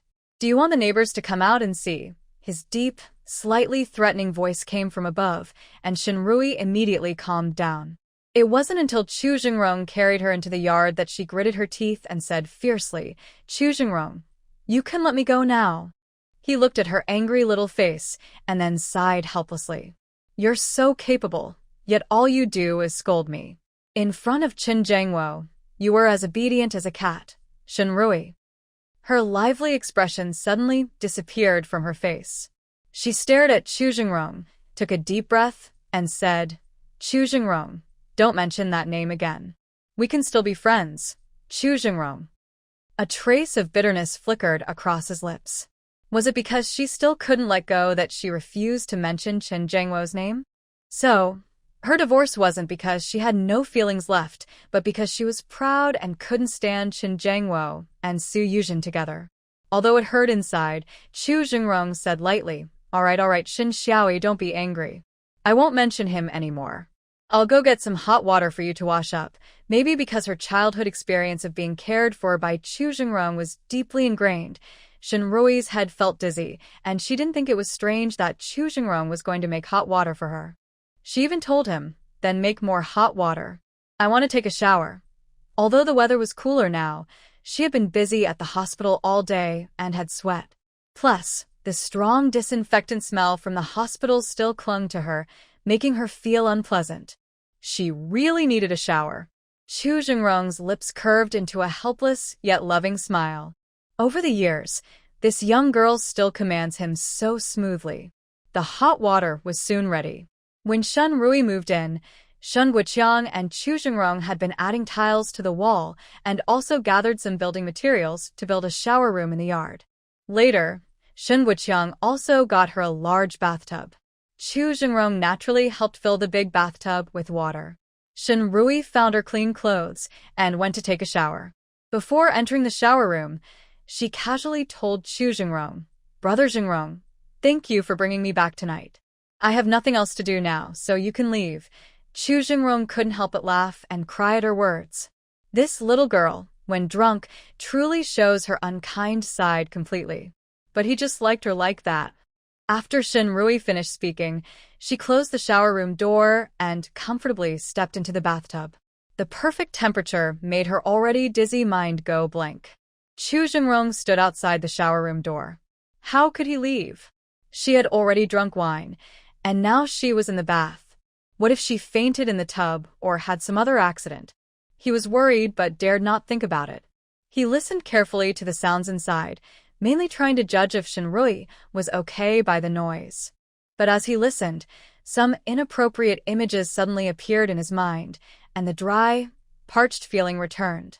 However, he quickly pushed those messy thoughts out of his head. Suddenly, the water sound inside the shower room stopped. He was startled and hurriedly raised his hand to knock on the door. But just as he lifted his hand, the door was pulled open from inside. Shenrui opened the door and unexpectedly saw a tall, broad figure standing in the dark yard. She was so frightened that she screamed instinctively and backed away, trying to close the door. Chu Jingrong was also startled by her scream. Afraid the neighbors might misunderstand, he instinctively reached out to cover her mouth. Unexpectedly, Shenrui stepped on a wet spot, slipped. She was leaning back, flailing a few times, and somehow she ended up falling forward. Chu Jingrong was about to cover her mouth, but quickly caught her instead. However, in the rush, He didn't hold her waist as precisely as before, nor did he press her shoulders. The moment their bodies touched, the soft, full sensation made Chu Jingrong shiver. Shinrui was also stunned for a moment, because she wasn't wearing her little dress. She clearly remembered taking her little dress earlier, but when she tried to put it on, somehow, it was missing. She thought since her third brother wasn't home today, she was alone in the yard. It was okay to go back to her room and put on clothes later. Shinrui's face quickly turned red to her neck. The faint drunkenness she had just felt suddenly cleared away. Chu Jingrong wasn't much better. His face was also flushed bright red. Cough, cough. Shinrui cleared her throat awkwardly. Big brother Chu, I can stand steadily now. You can let go. Oh, okay. Chu Jingrong hurriedly released her, flustered. Shinrui didn't know what else to say to Chu Jingrong at that moment. She quickly bent down, shielding her soft chest as she ran into her room. Once inside, she closed the door in one smooth motion. Chu Jingrong saw the door shut tightly and couldn't help but move his hand. That soft, comfortable feeling still seemed to linger in his palm, making his mouth dry. The lights in the room turned on, and the curtains reflected a silhouette of Shinrui changing clothes. Chu Jingrong's throat moved, and he felt his heart burn. It was as if his heart was about to jump out of his chest. He tried to calm himself down, then turned and left. After Shinrui changed her clothes, it took her a while to calm her racing heart. She realized why Chu Jingrong hadn't left and was still standing outside the bathroom door. Taking a bath after drinking was risky, especially if she was alone at home. If she got too drunk, she might drown in the bathtub without anyone knowing. She took a deep breath, opened the door, and planned to thank Chu Jingrong and clear up the misunderstanding. But when she opened the door, the yard was already empty. Big brother Chu, she called out cautiously twice, confirming that Chu Jingrong had indeed left. A faint sense of nervousness arose in his heart without him realizing. He wondered if, after such a dramatic misunderstanding today, Chu Jingrong would still treat her the same as before. When Chu Jingrong returned home, Shen Guoqiang and Xu Jia were already asleep. However, Chu Huaseng had just finished washing up. Seeing Chu Jingrong, Chu Huaseng looked a bit surprised, then expressed some disappointment. You're useless. Why did you come back, Chu Jingrong? I sent Xiao Yi home, so I naturally came back. Chu Huaseng stomped his foot in frustration. Why are you so stupid? I specifically asked Guoqiang and Xiao Jie to stay, but you just took the female comrade home and left. Honestly, you deserve to be single, Chu Jingrong. He looked at the old man with some helplessness. You're getting old. Don't worry so much. Go to bed early. Sighing heavily, Chu Huaseng said, Such a good opportunity. I worked hard to create this chance for you, but you didn't seize it. Just think about that. Chu Jingrong didn't want to listen to the old man's nagging anymore, so he went straight to his room. That night, lying in bed, Chu Jingrong's mind was filled with the image of Shinrui just after her bath, fresh and delicate like a lotus.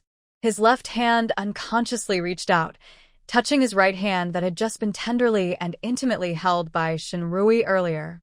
He could almost smell her faint fragrance under his nose. His heartbeat involuntarily quickened, and a dry, parched feeling crept over him again. He realized something was wrong and quickly shook his head, pushing away those inappropriate thoughts. He closed his eyes, forcing himself to sleep. But just as he closed his eyes, he saw Shinrui walk into his room. She didn't say anything, just sat by his bed. He sat up, about to ask what she wanted. Before he could speak, Shinrui wrapped her arms around his neck and kissed his lips. His mind instantly went blank, only left with primal desire. He pressed Shinrui down onto the bed. She didn't resist. Instead, she curled her neck around his, calling him Brother Jingrong, just like when she used to seek his help as a child. He only felt as if his heart was being squeezed tightly by a big hand.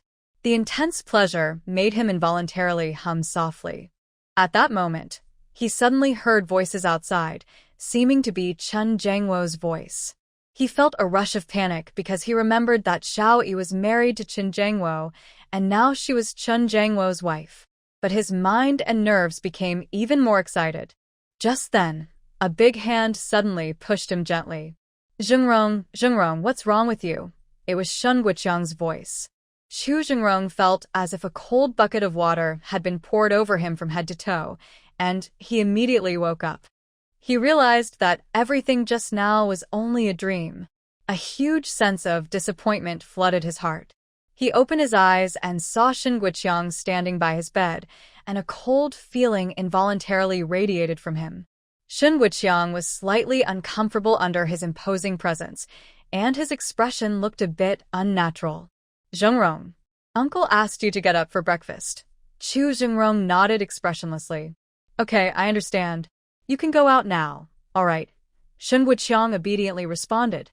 But as he turned to leave, he couldn't help but look back and ask, Zhengrong, what just happened? I saw you humming and groaning, looking like you're in pain. Are you feeling unwell?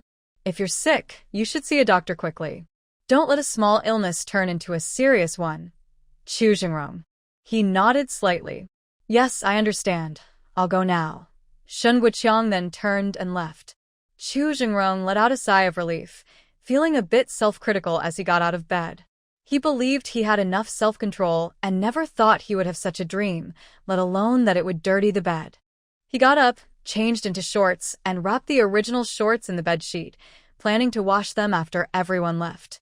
Before leaving the room, he took a rare look in the mirror to adjust his expression. After making sure there was no expression that could reveal his feelings, he left. Chu Huasong was already sitting at the table. On the table were porridge, 2 meat buns brought from the army canteen, and a small dish of pickles. Additionally, Shao Jia had a boiled egg. He walked over and saw Shao Jia stuffing the boiled egg into his pocket. He frowned and said, Shao Jia, the egg is for you. Just eat it directly, no need to save it. Shao Jia pursed his lips, reached into his coat pocket and held the egg, but he didn't take it out for a while. Finally, he gathered his courage and said to Chu Zhengrong, Dad, today I only have this 1 egg. I want to save it for Auntie to eat. Auntie is thin. She should eat more eggs to get stronger. Thinking of Shinrui, Chu Zhengrong's breath caught unconsciously. He then grabbed a steamed bun and a bowl of porridge and started eating. He only muttered, whatever you want. Shen Guoqiang, however, encouraged Shao Jia to eat the egg because Shinrui has never liked boiled eggs since she was young. After breakfast, Chu Zhengrong went to military training. After Chu Huasong and Shen Guoqiang took Xu Jia to kindergarten, Shen Guoqiang followed Chu Huasong back to the city to prepare for his upcoming trip to the countryside. On the way to the army, Chu Zhengrong met Chen Jiangwo. Chen Jiangwo's eyes were dark and tired. Clearly, he didn't sleep well last night. When he saw Chu Zhengrong, there was a hint of anger in his eyes. Chu Zhengrong also remembered his dream from last night. Thoughts before sleep often appear in dreams. He knew clearly that what he dreamed of was actually what he longed for. If Chen Jiangwo hadn't suddenly appeared and interrupted, he would have already proposed to Shinrui and married her 6 years ago when he returned from his undercover mission. But he was a step too late. Looking into Chen Jiangwo's eyes, Chu Zhengrong remembered his dream from last night and felt a secret thrill in his heart. He smugly raised an eyebrow at Chen Jiangwo. Then he strode past him. Chen Jiangwo clenched his fists in anger, but could only watch Chu Zhengrong walk away. Shinrui slept quite well that night, because after a brief moment of wakefulness, she was overcome by drunkenness again. Her mind was fuzzy, and she slept especially soundly. The next morning, she didn't have any bad reactions like a hangover. She quickly tidied up and went straight to the hospital for work. When she arrived, she saw the director and Dr. Wang, who usually accompanied him, rushing towards the operating room. Director Cui saw Shinrui and hurriedly said, Dr. Shin, get ready quickly and go into the operating room. Shinrui didn't dare delay at all. She quickly put on her white coat and ran toward the operating room. While running, she quickly learned the situation. A military wife, pregnant with triplets, had a fall. She not only went into early labor, causing the babies to be born prematurely, but also fractured her arms and legs. Her condition was very dangerous now. When Shinrui was about to enter the operating room with the director and Dr. Wang, She was stopped by the anxious husband of the pregnant woman, who was pacing outside. He said, "Doctor, save the baby. If we can't save the child, it's okay. Please, do everything you can to save my wife." Hearing this, Shinrui felt a little relieved for the mother. It was good that her husband cared more about his wife than the baby, showing he was a good husband. "Comrade, don't worry. We will do our best," she said, then entered the operating room. The mother's condition was very bad. She was already bleeding heavily, and the smell of blood filled the room. Experienced doctors in the hospital had gathered around the operating table. "Hurry, clamp the bleeding. The mother is fainting. Give her adrenaline." The room was busy but organized. Each doctor was doing their job carefully. Despite this, the mother's face was visibly pale, and her life was slipping away quickly. As the room grew quieter, some doctors shook their heads at the director, indicating that the mother could not be saved. Although the director was heartbroken, he remained calm and said, "Perform a cesarean section immediately. If we can save one baby, that's good." The mother was only 7 months pregnant. For a single baby, it was still early, but triplets are usually born early. At 7 months, the babies were mostly developed. After delivery, with proper care, there was a good chance they could survive. Shinrui thought about the tall soldier outside the operating room, who had tears in his eyes as he begged her. She felt a little uncomfortable. Finally, she stepped forward and said, "Director, the mother is still breathing. Her heartbeat and pulse are normal. Can we not give up on her yet?"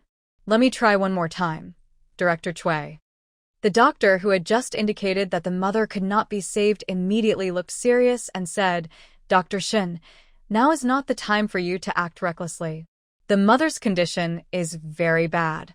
If we delay any longer, all 3 babies will be in danger." Shinrui said anxiously, "You can start the C-section.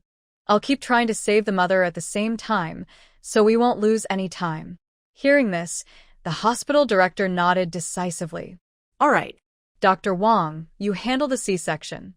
Dr. Shin, continue rescuing the mother." Shinrui quickly stepped forward and skillfully picked up the hemostatic forceps. The mother's biggest problem was unstoppable bleeding, which had already caused serious complications. While working to stop the bleeding, Shinrui gently said near the mother's ear, "Please stay strong. Your husband is waiting outside, and your babies still need you." A tear slid down the mother's cheek. She tried to move, as if fighting to survive, but her strength was fading fast. Soon, the forceps could no longer stop the bleeding. Without hesitation, Shinrui took out her set of silver needles. After quickly disinfecting them, she began inserting the needles with precision into several key acupuncture points. Meanwhile, Director Chui, who was overseeing the surgery, kept a close eye on the mother's condition. After a few needles, the bleeding that couldn't be stopped before finally began to slow down. Seeing this, Shinrui let out a quiet sigh of relief. As long as the bleeding was under control and the blood transfusion continued, the mother had a good chance of surviving. Just then, the blood bag being used for the transfusion ran out. The nurse said anxiously, "Director, the blood bank is out of type O blood. What should we do?" The director quickly replied, "Notify the family and ask them to contact people who can donate blood. Also, inform all hospital staff with type O blood and ask for volunteers." "Understood," the nurse said, and hurried off. At that moment, a weak but clear cry echoed through the operating room. The first of the triplets had been born. The baby was tiny, weighing less than 2 pounds, and looked fragile, but was alive and breathing. Everyone in the operating room felt a surge of hope at the sound of the baby's cry. Soon, the other 2 babies were also delivered, both giving soft cries of their own. After the obstetrician checked them, the 3 newborns were placed in incubators. The exhausted mother regained a little strength and whispered weakly, "Doctor, my babies." The medical staff gently brought the 3 babies over for her to see. 3 boys. "The children are all quite promising," the nurse said cheerfully. The exhausted mother showed a smile on her face. Her lips moved as if she wanted to say something, but before she could, she fainted.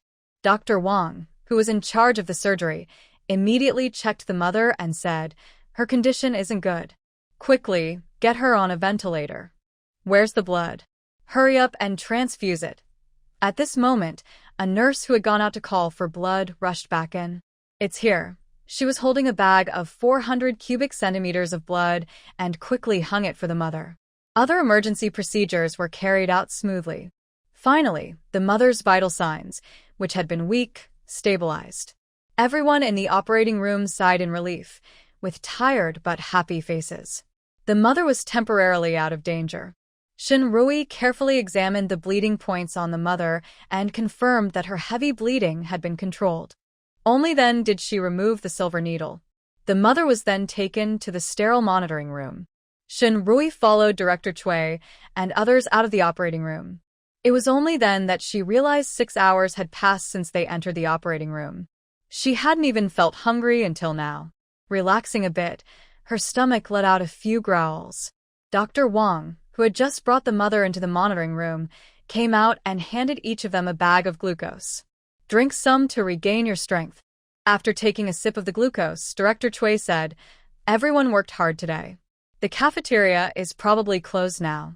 My spouse should have saved some food for me. Let's go to my house first and have a meal." Shinrui initially felt a bit embarrassed and wanted to politely decline. But seeing that the other medical staff involved in the rescue seemed used to it, without any formalities, they agreed and followed Director Chui to his home. His house was in the staff building of the military hospital. It was a duplex apartment with 3 rooms, a separate kitchen, but no bathroom.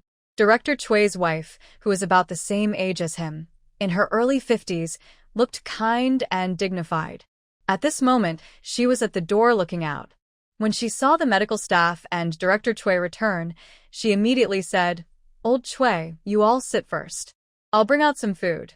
Soon, Director Chui's wife brought out a large bowl of bone soup, a big plate of shredded potatoes, and a large bowl of cornmeal porridge. "I heard that Xiao Huang's wife fell and had to go to your hospital for surgery. I guessed you wouldn't make it to the cafeteria for lunch, so I've kept the food warm for you," Wu Huiying said as she placed the dishes on the table. "Thank you, sister-in-law. Sister-in-law is the best. With her here, no matter how long our surgery takes, we can always have a hot meal when we come out," Nurse Leader Li Tsaixia said with a smile after taking a bite. Wu Huiying smiled and said to Li Tsaixia, "Tsaixia, you don't need to be so polite. You've been working hard during the surgery, so eat quickly." At this moment, Director Chui proudly said, "To marry a wife like you, that's what I want. You're always my strongest support." Wu Huiying blushed at Chui's words and gave him a playful look, saying, "What are you saying? Don't be so embarrassing." Chui smiled happily and said, "My wife is great, so I can praise her, right?" Seeing the interaction between Chui and Wu Huiying, Shinrui felt a twinge of sourness and couldn't help but feel a bit jealous. In her previous life, she was just like Wu Huiying. Every time Chen Jiangwo went on a mission, she would prepare enough dry food and even extra to share with his comrades. When she knew Chen Jiangwo's mission was about to end, she would prepare ingredients in advance. When Chen Jiangwo returned, she would cook a lot of delicious food to welcome him and his comrades back. Back then, Chen Jiangwo's comrades always praised her, calling her sister-in-law affectionately. But Chen Jiangwo never appreciated her efforts like Chui did. He never felt proud of her sacrifices. He only used emotional manipulation, saying she lacked education and skills and that doing these chores was just her duty. Thinking about her past life, Shinrui no longer felt as upset, but she couldn't help but smile bitterly. At this moment, Wu Huiying noticed her and gently asked, "Is this the young Shen who just arrived at the hospital?" Shinrui quickly looked up and offered a polite smile, saying, "Hello, sister-in-law. I am Shinrui." Director Chui continued, "Xiao Shun, your silver needle hemostasis today was really impressive. Where did you learn your medical skills?" Hearing this, Dr. Wang and the other 2 doctors involved in the rescue looked at Shinrui. At that time, they had already tried all possible methods, but the postpartum bleeding couldn't be stopped. The transfusion speed couldn't keep up with the blood loss. Feeling helpless, they planned to give up on the mother and focus on saving the baby. Unexpectedly, after Shinrui inserted a few silver needles, she miraculously stopped the bleeding. Shinrui didn't hide anything and simply said, I learned from my grandfather. I've been studying medicine with him since I was a child. When Director Chui heard this, a flash of recognition appeared in his eyes, as if he remembered something. He widened his eyes and asked in disbelief, Xiao Shin, is your grandfather Shin Qingbai, Old Master Shin? Shinrui nodded. Yes, Director Chui. Do you know my grandfather? Director Chui excitedly patted his thigh. Not just know him. Old Master Shin is my mentor. Although we didn't have a formal apprenticeship ceremony, he guided me into the medical profession. Unfortunately, my talent is limited, and I haven't fully learned his skills. After speaking, Director Chui didn't give Shinrui a chance to reply, and said with a look of realization, No wonder I always felt that comrade Shin Guoqing looked very familiar. No wonder that young man Jingrong takes good care of you. Turns out, you are Old Master Shin's grandchildren. Shinrui politely smiled and listened to Director Chui. Wu Huiying gently scolded him. You said you felt Shin Guoqing looked familiar, but you didn't ask him about it. Director Chui looked a bit helpless. How could I just ask him his grandfather's name right away? It's not like I was checking household registration. Shinrui knew that Director Chui was familiar with her older brother, but not very close. Otherwise, when her brother needed to borrow the operating room for surgery, he wouldn't have had to tell Chu Jingrong to talk to Director Chui. Plus, her grandfather's status was special. If Director Chui immediately showed concern about her grandfather, it might arouse suspicion that he had other motives. Shinrui smiled and smoothly defused the situation for Director Chui and his wife. Only then did Director Chui ask Shinrui, Xiao Yi, how is your grandfather's health now? Shinrui's expression paused for a moment, and she unconsciously showed a hint of sadness. Grandpa is no longer here. Director Chui and his wife were both stunned. After the shock, they felt regret and sadness. Shinrui quickly adjusted her mood and spoke about her grandfather's hopes to comfort the Chui couple. They all had to go to work in the afternoon. After quickly finishing their meal, they prepared to return to the hospital. As they just stepped out of Director Chui's house, they met Chui's son returning home. Dad, Dr. Wang. Chui Jingxing greeted Director Chui and the doctors one by one. His gaze fell on Shinrui, and he slightly frowned his brows. Then his eyes quickly moved past Shinrui. Director Chui thought he didn't recognize Shinrui and didn't know how to greet her, so he introduced her. Jingxing, this is the new doctor we hired at the hospital, Shin. Chui Jingxing still didn't give Shinrui a proper look. He only said to Director Chui, Dad, I'm going back now. I need to get a file, and then head to the military. After saying that, he strode away. Director Chui thought he was in a hurry to get the file and didn't pay much attention to his attitude toward Shinrui. Shinrui also didn't mind. After all, she was just a stranger. However, after Chui Jingxing entered, he asked Wu Huiying, Mom, why did Dad bring that woman home? Wu Huiying looked confused. Which woman? Chui Jingxing said, that doctor with the surname Shen. You should talk to Dad and tell him to take care of his colleagues and check their character. In the future, don't bring such people home. Wu Huiying already had a good impression of Shinrui, especially because of Grandpa Shin, so she liked her even more.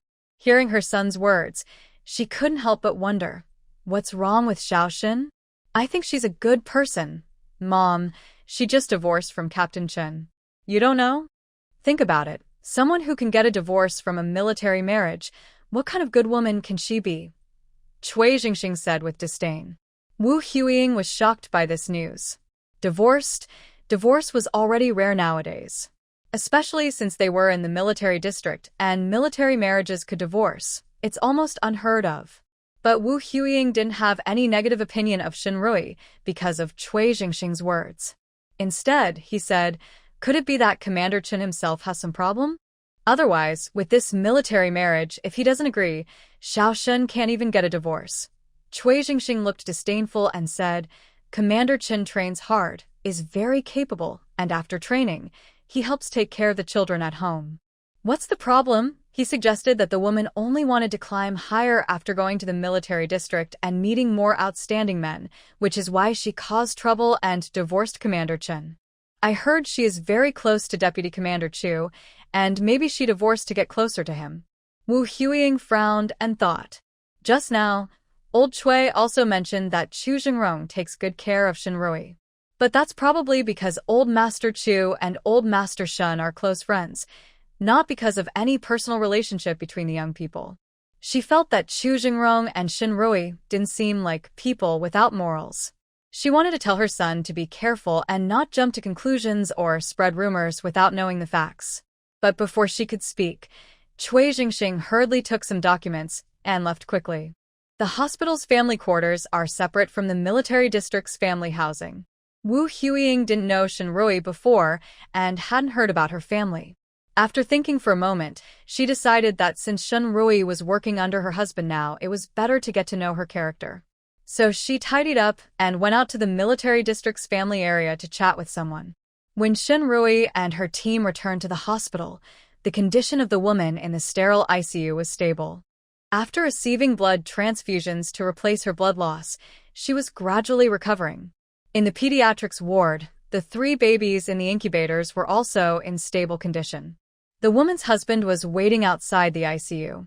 When he saw the medical staff who had helped save his wife and children return, he immediately stepped forward, overwhelmed with gratitude, and shook hands with each of them. Shinrui watched the tall soldier, tears of joy in his eyes because his wife and child were saved. Her heart was full of a sense of achievement. The happiness and fulfillment from saving lives made her feel that this was a meaningful life. Thinking back to her previous life, where she spent her days taking care of the Chin father and son and household chores, she now felt she had been incredibly foolish. Shinrui's mood remained very happy for the rest of the day. After work, she left the hospital and saw Shun Guoqing standing at the entrance, dressed in a brand new military uniform. Big brother has returned to the army. Shinrui felt even happier, her bright black and white eyes shining with joy. She happily ran to Shin Guoqing and asked, "Big brother, have you gone back to the army?" Shin Guoqing also wore a rare, happy smile on his face. He nodded and gently ruffled his little sister's soft hair. "Yes, I've gone back." Shinrui naturally hugged Shin Guoqing's arm and said with a bright smile, "That's great. Come on, let's go pick up Xiao Jie and go home together. I'll cook some extra dishes to celebrate for Big Brother." Shun Guoqing smiled slightly.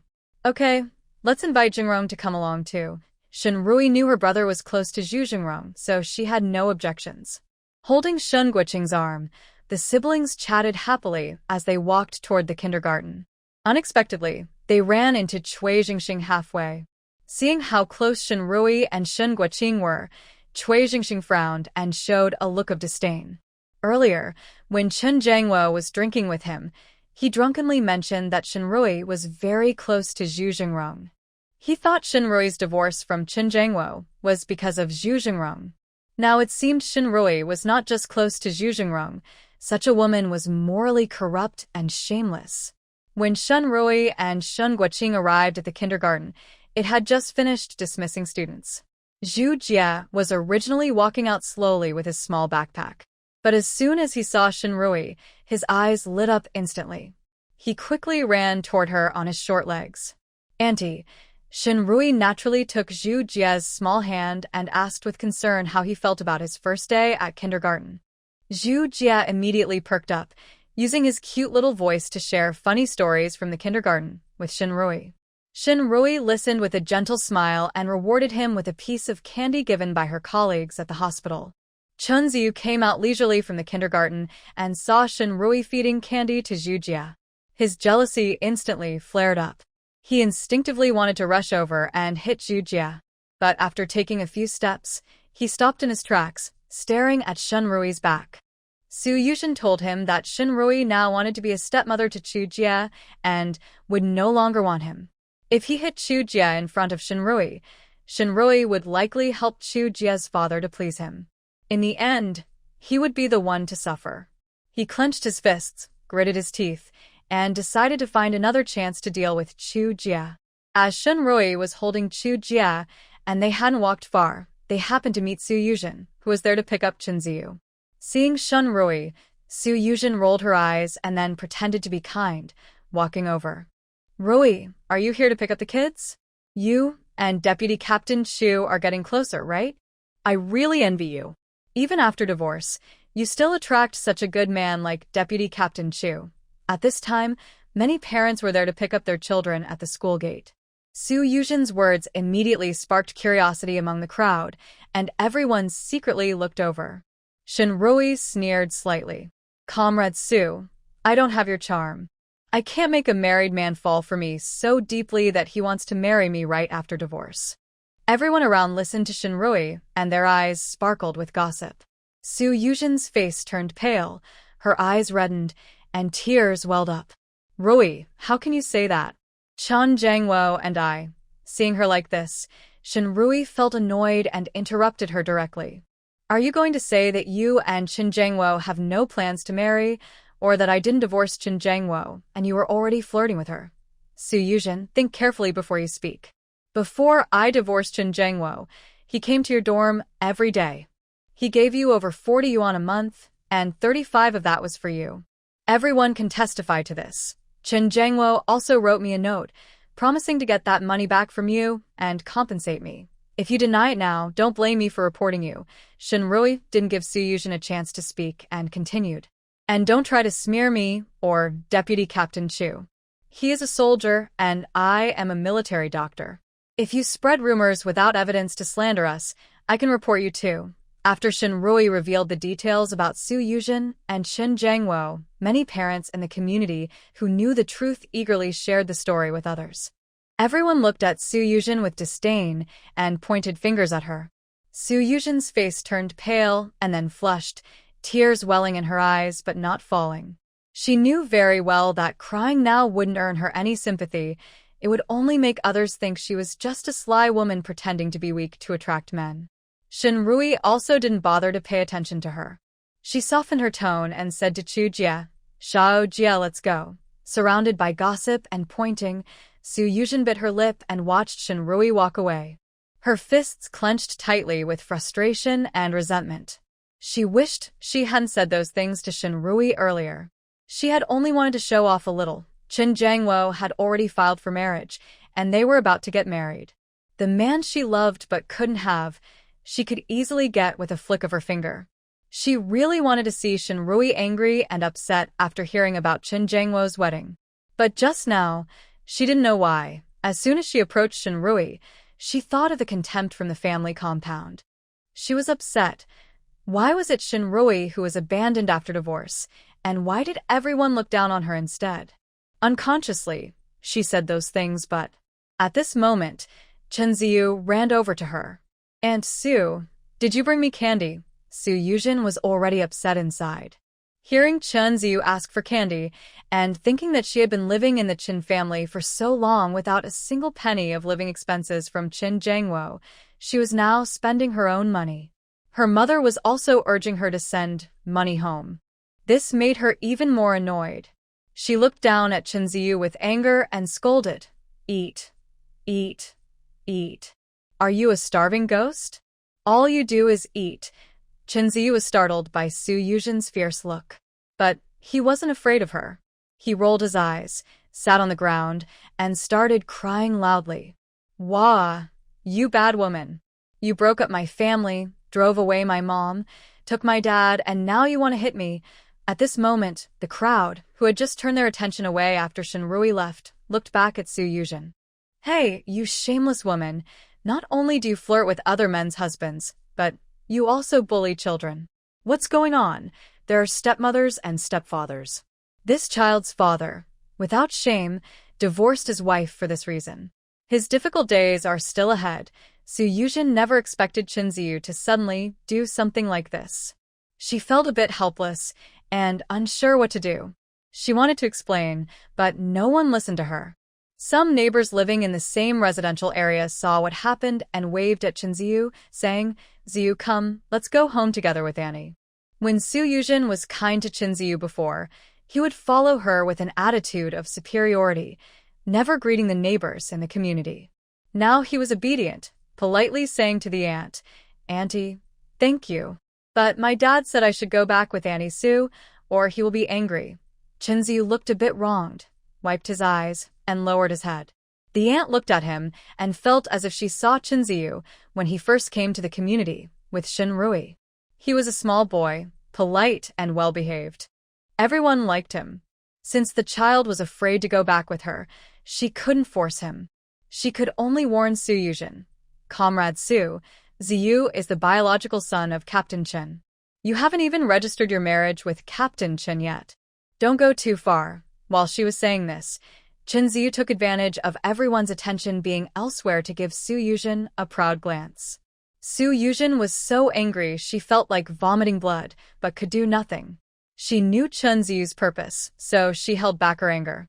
She forced a smile and said to Chen Ziyu, "Ziyu, Annie was just a little scared earlier. Come on, Annie will take you to buy some candy." Chen Ziyu looked at Su Yujin with an even more proud expression. Meanwhile, after Shen Rui and Chu Jie walked a long way, Shen Guoqing was still happily watching her. Shen Rui felt a bit helpless and finally turned around, saying, "Big brother, if you keep looking at me like that, I'll feel shy." Shen Guoqing directly gave her a thumbs up. "Little sister, not bad. Now you're ready for battle. From now on, I won't have to worry about you getting into trouble," he said. Shen Rui proudly lifted her chin and said confidently, "Of course. Just look at who I am to you, big brother." Shen Guoqing's smile grew even more pleased. "I feel that my sister's marriage was truly a mistake. Looking back now, I think Shen Rui's years of marriage to Chen Jiangwo were like she was possessed by some evil spirit. She changed completely.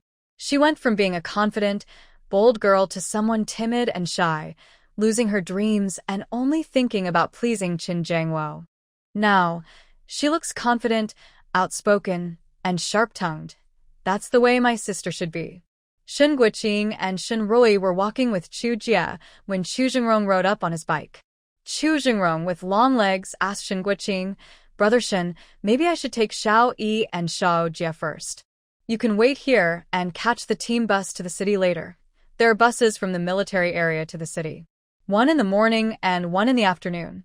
Since Shen Guoqing knew Chu Jingrong liked his sister, he could tell he had some feelings. Although he thought Chu Jingrong was a good choice for his sister-in-law, he felt annoyed because his little sister had just gotten rid of one troublemaker and now another was after her. He snorted coldly and refused directly, "I think that's not a good idea. My sister is divorced now, and you're still single. If you ride around with her in the military area, it might cause gossip and misunderstandings. Either you give me your bike and I take them back first and you take the bus, or you ride your bike and we all take the bus. Or you can ride your bike and take Xiao Jie back to play with Ming Ming, Chu Jingrong." Last time, Shen Guoqing said he was too old to wait for Shen Rui. He thought Shen Guoqing was impressed by him and would support him. But he didn't expect that not only would he not support him, he would become a stumbling block. Shen Rui nodded in agreement. "Big brother Chu, what you said makes sense. If I ride with you, others might misunderstand, and rumors could affect your chances of finding someone. It's better if I and big brother take the bus, and you take Xiao Jie back first." Chu Jingrong looked a bit helplessly at his bike. To make her more comfortable when riding, he had sewn 2 cotton bags to cover the front and back of the bike's frame. If he had known earlier, he would have boldly borrowed a jeep from the army. At least then, they could be in the same space. As Shen Rui finished speaking, Chu Jingrong suddenly cried out in pain and grabbed his calf. Being a doctor, Shen Rui instinctively asked nervously, "Big brother Chu, what's wrong? Are you feeling uncomfortable anywhere?" Chu Jingrong grimaced and waved his hand. It's nothing. I don't know why my legs suddenly cramped. I can't ride this bike anymore." "Brother Shen, why don't you ride and take little Jie back first? Xiao Yi and I will take the bus." Seeing Chu Jingrong like this, little Chu Jie's face immediately filled with worry. He hurriedly ran toward Chu Jingrong, moving his small feet. He hugged Chu Jingrong's calf and started massaging it. While massaging, he asked worriedly, "Dad, does this feel a little better?" Shen Rui also frowned in confusion. Why did it cramp all of a sudden? Could it be because your training has been too intense lately? Guoqing Shen sneered. As men, he could see through Chu Jingrong's little thoughts easily. He directly said, "All right, you get off now." A flash of triumph crossed Chu Jingrong's dark eyes. He awkwardly grabbed his calf and got off the bike. Guoqing Shen then picked up Chu Jie and sat him on the big rack, while he himself also sat down, patting the back seat of the bike and said, Little sister, sit. After being carried onto the rack, Chu Jie finally realized what was happening and wanted to get down himself. Uncle Shun, I want to stay with Dad. My dad's leg hurts, I need to take care of him. Seeing Chu Jingrong's face twisted in pain from the cramp, Shinrui hesitated a little. Big brother, maybe I should stay with Chu Ge. His leg is cramping, he needs someone to look after him. No need, Guo Shin cut her off directly, his sharp gaze fixed on Chu Jingrong. He's not the kind of weak guy who needs help just because of a cramp, right? Chu Zhengrong. He really wanted to say he was. But Guo Shin immediately added, if he's that weak, then he shouldn't even think about getting married. Don't ruin someone's girl, Chu Jingrong. It was clear Guo Shin was warning him. He could only force a smile and reply, yes, I don't feel as much pain anymore. Xiao Jia, be good and go play with Mingming with Auntie and Uncle Shin. Dad will follow behind. At this moment, Shinrui slightly squinted her eyes as she looked at Chu Jingrong. Just now, she truly thought he had a leg cramp. After all, as soldiers, they undergo intense training, and muscle fatigue can easily cause cramps. In her previous life, Chun Jangwo often suffered from cramps, and she tried many ways to help him relieve the pain. But Chu Jingrong's cramps seemed to come and go suddenly, and he said it didn't hurt anymore. If she still couldn't see through this, she would really be foolish. Unconsciously, she recalled that night in the hospital when Chu Jingrong joked with her. When he said he was joking, she didn't think much of it. She didn't even consider whether he was secretly sharing his true feelings under the guise of a joke. Maybe because they grew up together, they are too familiar. Even when she admired Chu Jingrong's looks, she never had romantic thoughts about him. And she never thought Chu Jingrong would have such feelings for her.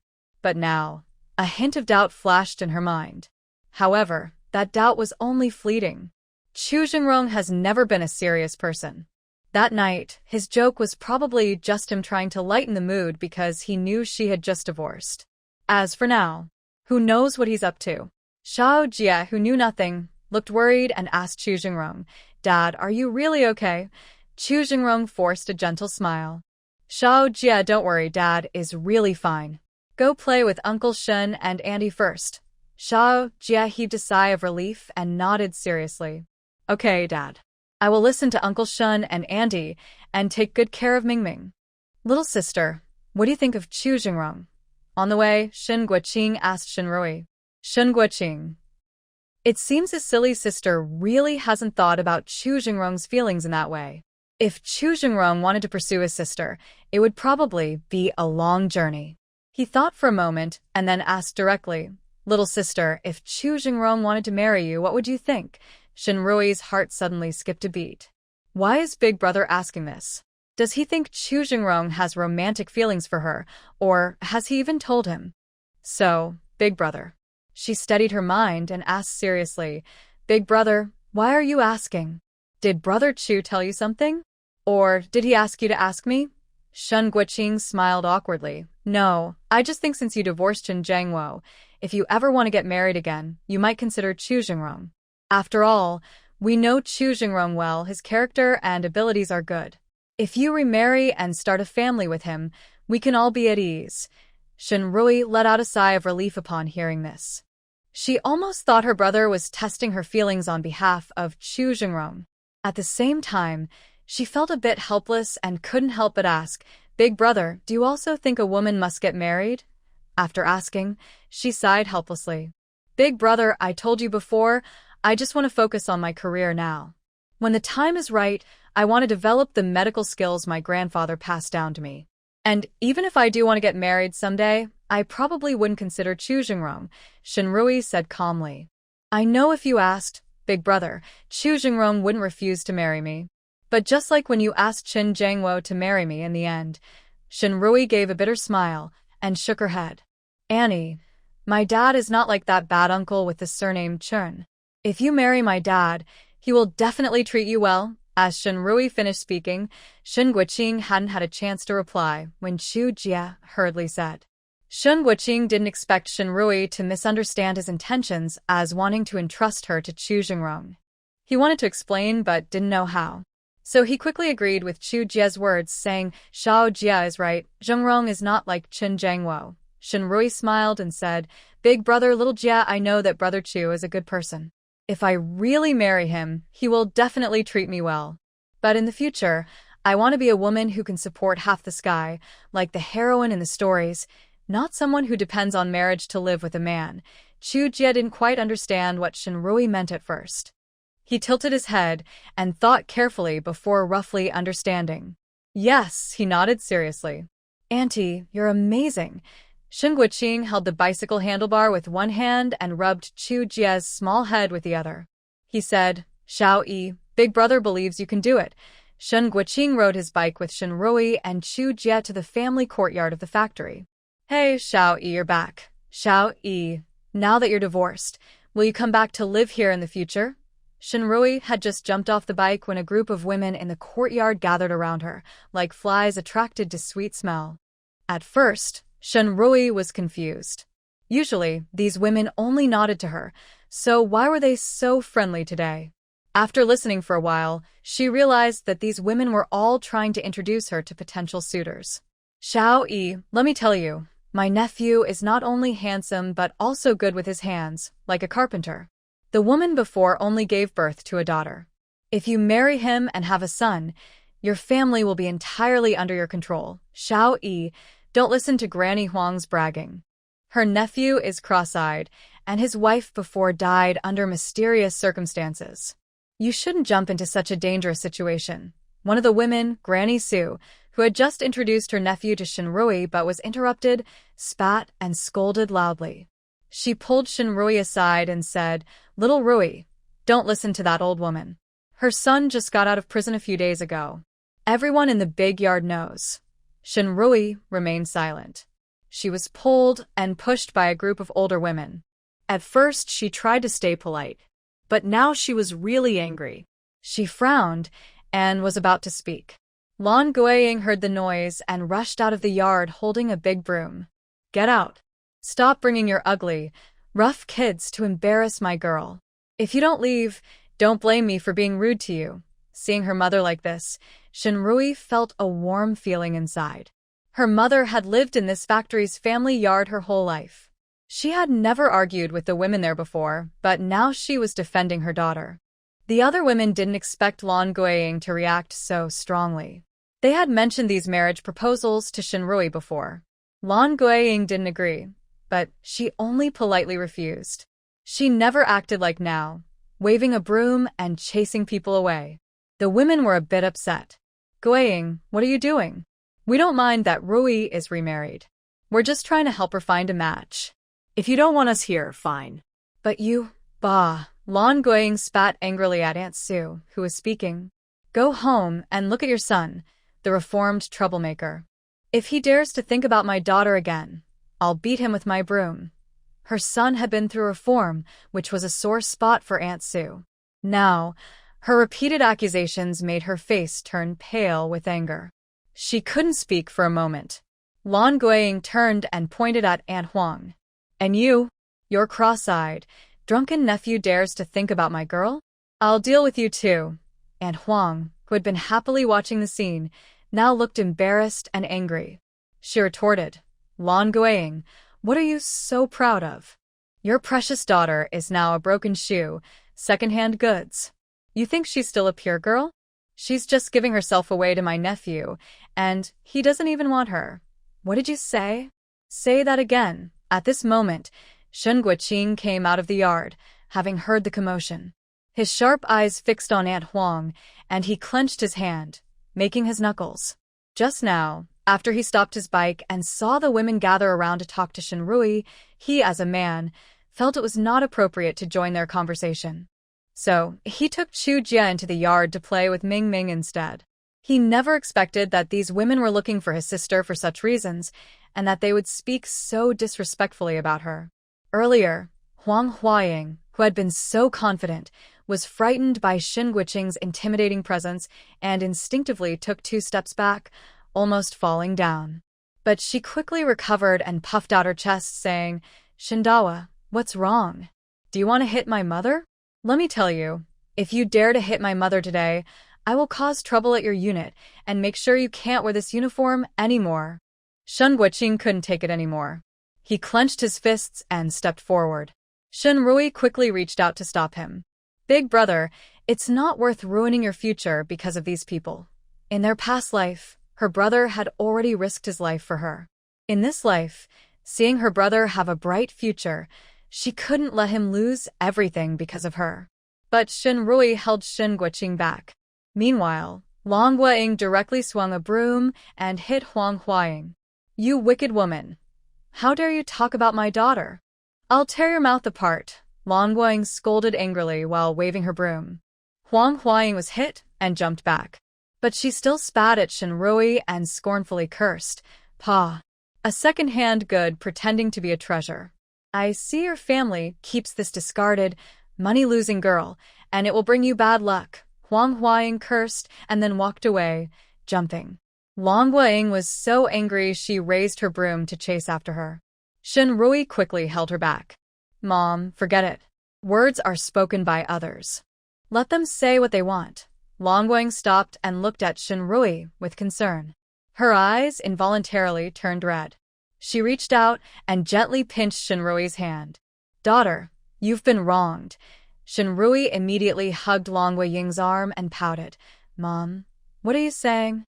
With you, Dad, and my brother and sister-in-law protecting me, I don't feel wronged at all. Long Guiying patted Shinrui's hand and took her inside. On the other side, Chu Jingrong just entered the family compound of the mechanical factory when he saw Huang Huaying and Su Bilian, who were walking home and insulting Shinrui as and second-hand goods. Just moments ago, they were arguing fiercely, but now they had united in their words. One would say something, the other would reply, and they cursed each other with surprising harmony. Chu Jingrong stepped forward and stopped them. Both women looked up and met Chu Jingrong's cold, fierce face, and they were so frightened that they took a step back. What are you doing? This is our family compound of the mechanical factory. If we shout, there will be plenty of people. This is not a place where you can act wild. Chu Jingrong curled his lips into a cold smile and said, I'm not going to do anything. I just want to remind you that Shinrui, you just insulted, is a military doctor and a member of the army. Do you know what crime insulting a soldier is? Huang Huaying and Su Bilian looked at each other in shock. They asked in surprise, is Shinrui still a military doctor now? Both of them quickly rolled their eyes and hurriedly waved their hands at Chu Jingrong, saying, Forget about her, I won't mention her anymore. As they spoke, they hurriedly headed home. Chu Jingrong frowned slightly and continued to the Shin family. Shin Guoqiang and Shin Guomen had already set the dishes on the table. As soon as Chu Jingrong arrived, the family started eating. Today's meal was not only to celebrate Shin Guoqing returning to the army but also to discuss Shin Guoqiang going to the countryside. When talking about Shin Guoqiang going to the countryside, Long Guiying looked a bit worried. Third brother going to the countryside. Even though it's just in our hometown, your little aunt isn't easy to get along with. Being so close, I don't know if it's a good thing or a bad thing. Shindafu coughed twice and cleared his throat. That third girl is unreasonable, but we still have his second uncle back home.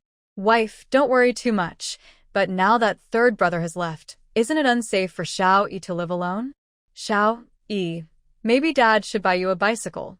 You can come back and live here, Shindafu said worriedly, looking at Shinrui. Hearing Shindafu's words, Long Guiying also looked at Shinrui, but her expression was filled with more worry. The family still kept Shinrui's room, so she could come back and stay anytime. Long Guiying didn't dislike Shinrui coming back to live, but now Shinrui's divorce was already spreading in the courtyard. She doesn't live here and doesn't listen to the gossiping women in the courtyard, so it doesn't affect her mood. But if she were to come back, Shinrui didn't plan to live here again. Since she was reborn, she didn't care about idle talk, mainly because the house was too far from the military hospital. Father, when I first rented this house, my third brother and brother Chu helped put broken tiles on the fence, and there's Blackie watching over the place. It's safe, so don't worry. Although Shindafu was worried about his daughter, he knew that Shinrui living here wasn't a good idea, so he didn't say anything else. He could only hope the hospital would soon assign Shinrui a dormitory. Then the family started talking about Shin Guoqiang going to the countryside to buy things. Shin Wuqiang had connections with Yuanya's people, so buying what was needed for going to the countryside was easy for him. Talking about this made the atmosphere much lighter. Just as the family was happily finishing their meal, there was suddenly a knocking at the door outside. "Who is it?" Lan Guiying asked curiously as she got up to open the door. When she opened the door, she saw Su Billion holding a basket of eggs, smiling in a very flattering way, standing outside. Lan Guiying's anger flared up instantly. She grabbed a broom nearby and said fiercely, "Su Billion, you dare come to my house again? Did you not get enough from the big broom earlier?" "Oh, Auntie, calm down, calm down. I spoke badly just now, my mistake," Su Billion said apologetically, pretending to pat her face lightly. "After I go back, I realize my mouth is still too sharp. Even Dongzi said so. Look, I brought eggs to apologize to Xiaoyi." As she spoke, Su Billion looked into the house. "Guiying, where's Xiaoyi?" Seeing Su Billion's attitude, Lan Guiying knew she was up to no good, probably still thinking about her daughter. She showed no friendliness at all. Suddenly, she stuck her broom into the ground and said sharply, "Su Billion, stop with your act. My family doesn't welcome you and my daughter doesn't want to see you. Get out of here right now. Or don't blame me if this broom doesn't recognize you." Although Dongzi made some mistakes a few years ago, he has now changed. Moreover, he and Xiaoyi grew up together as childhood sweethearts. If Xiaoyi marries Dongzi, I will treat her like my own daughter and make sure she never suffers any unfairness," Su Billion loudly said, sounding more convincing than singing. Although Shin Rui and the others are inside the house, they can clearly hear the conversation outside.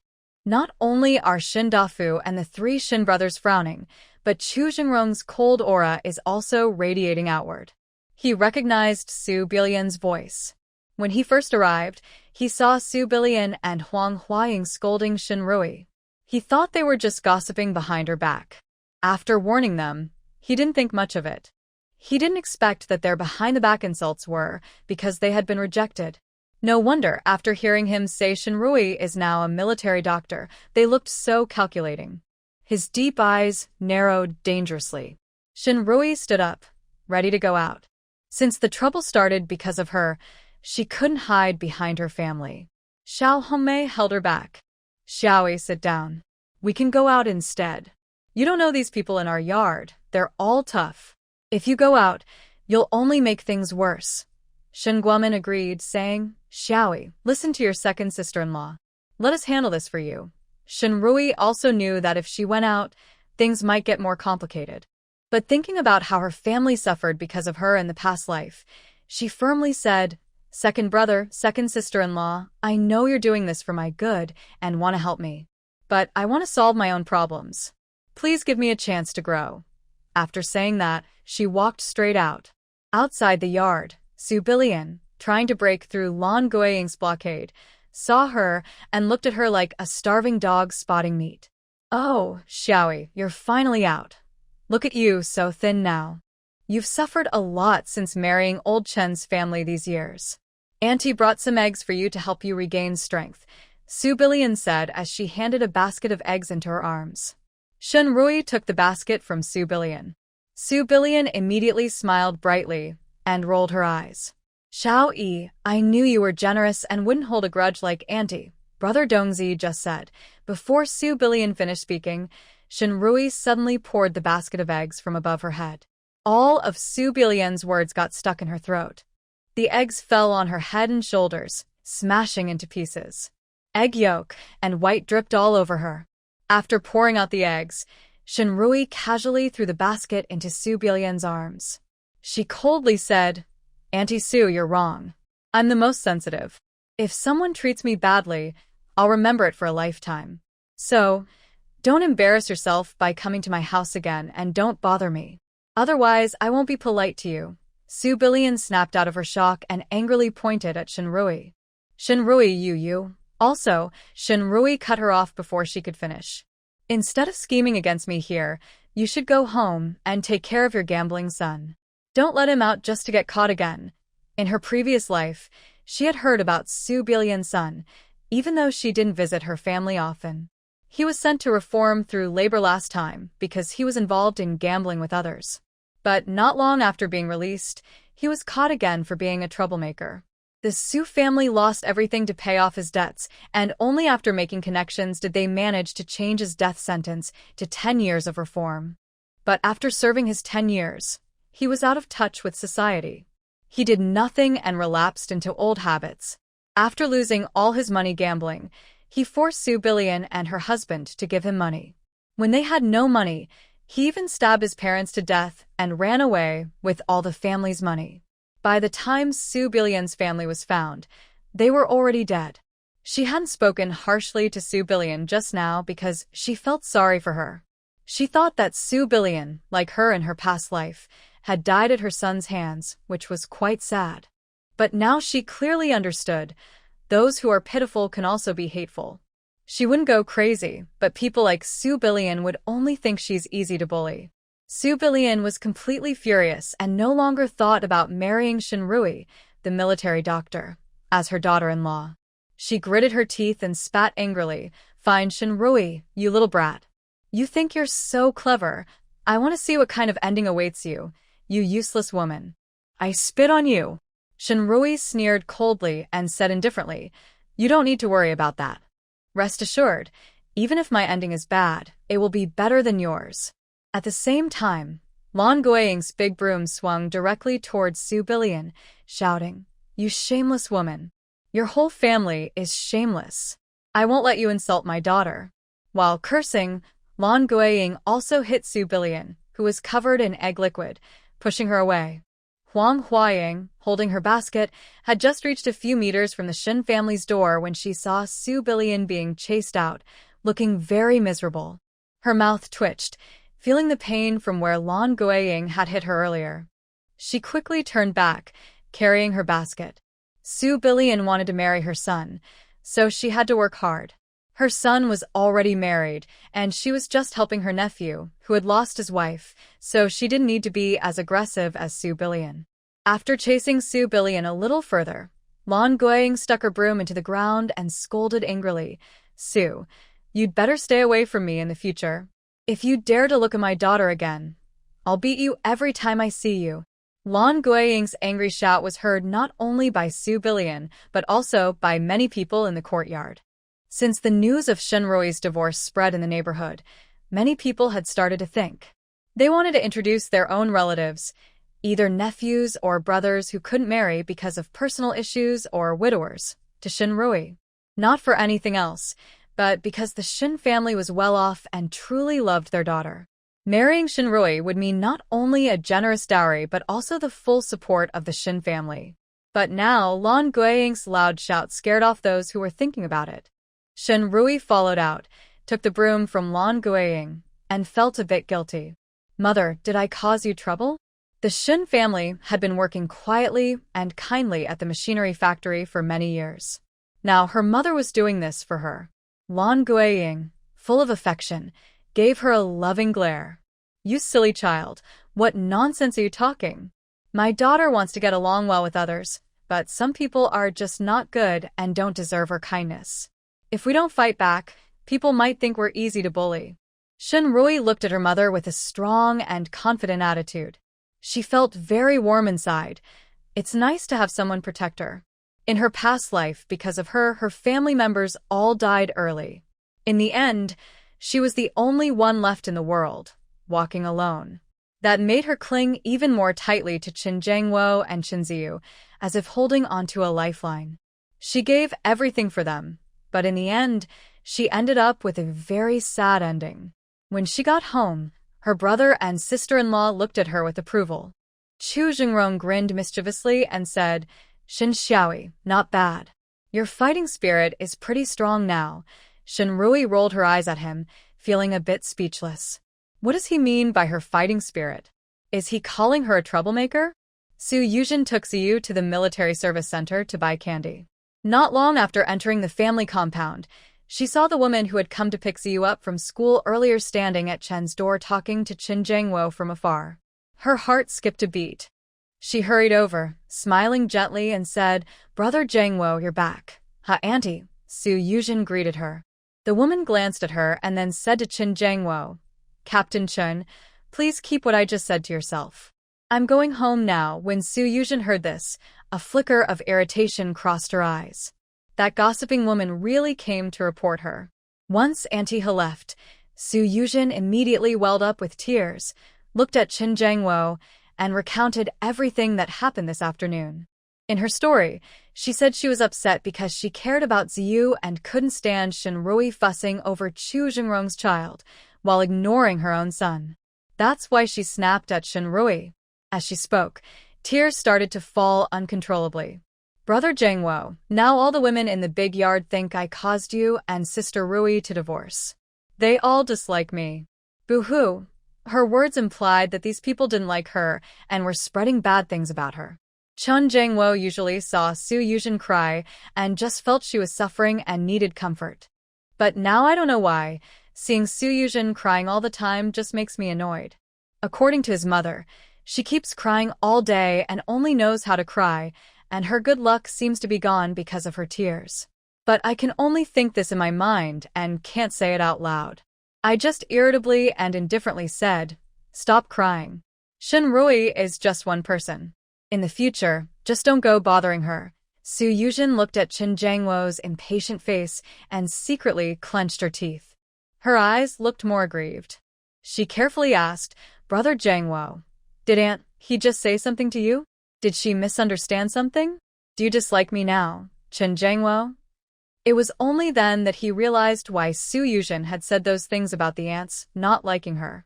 It turned out Su Yuzhen thought Aunt He came to complain to him.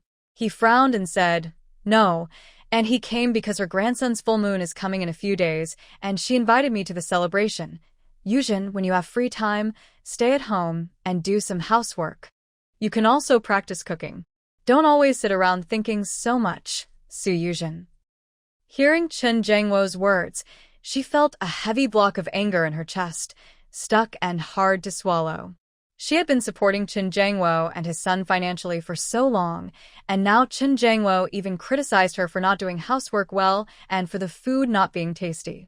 And Chun Ziyu was also agreeing nearby, saying, "Exactly, Aunt Yuzhen, your cooking skills are really poor. My mom's cooking is much better than yours. My mom's laundry is also cleaner than yours.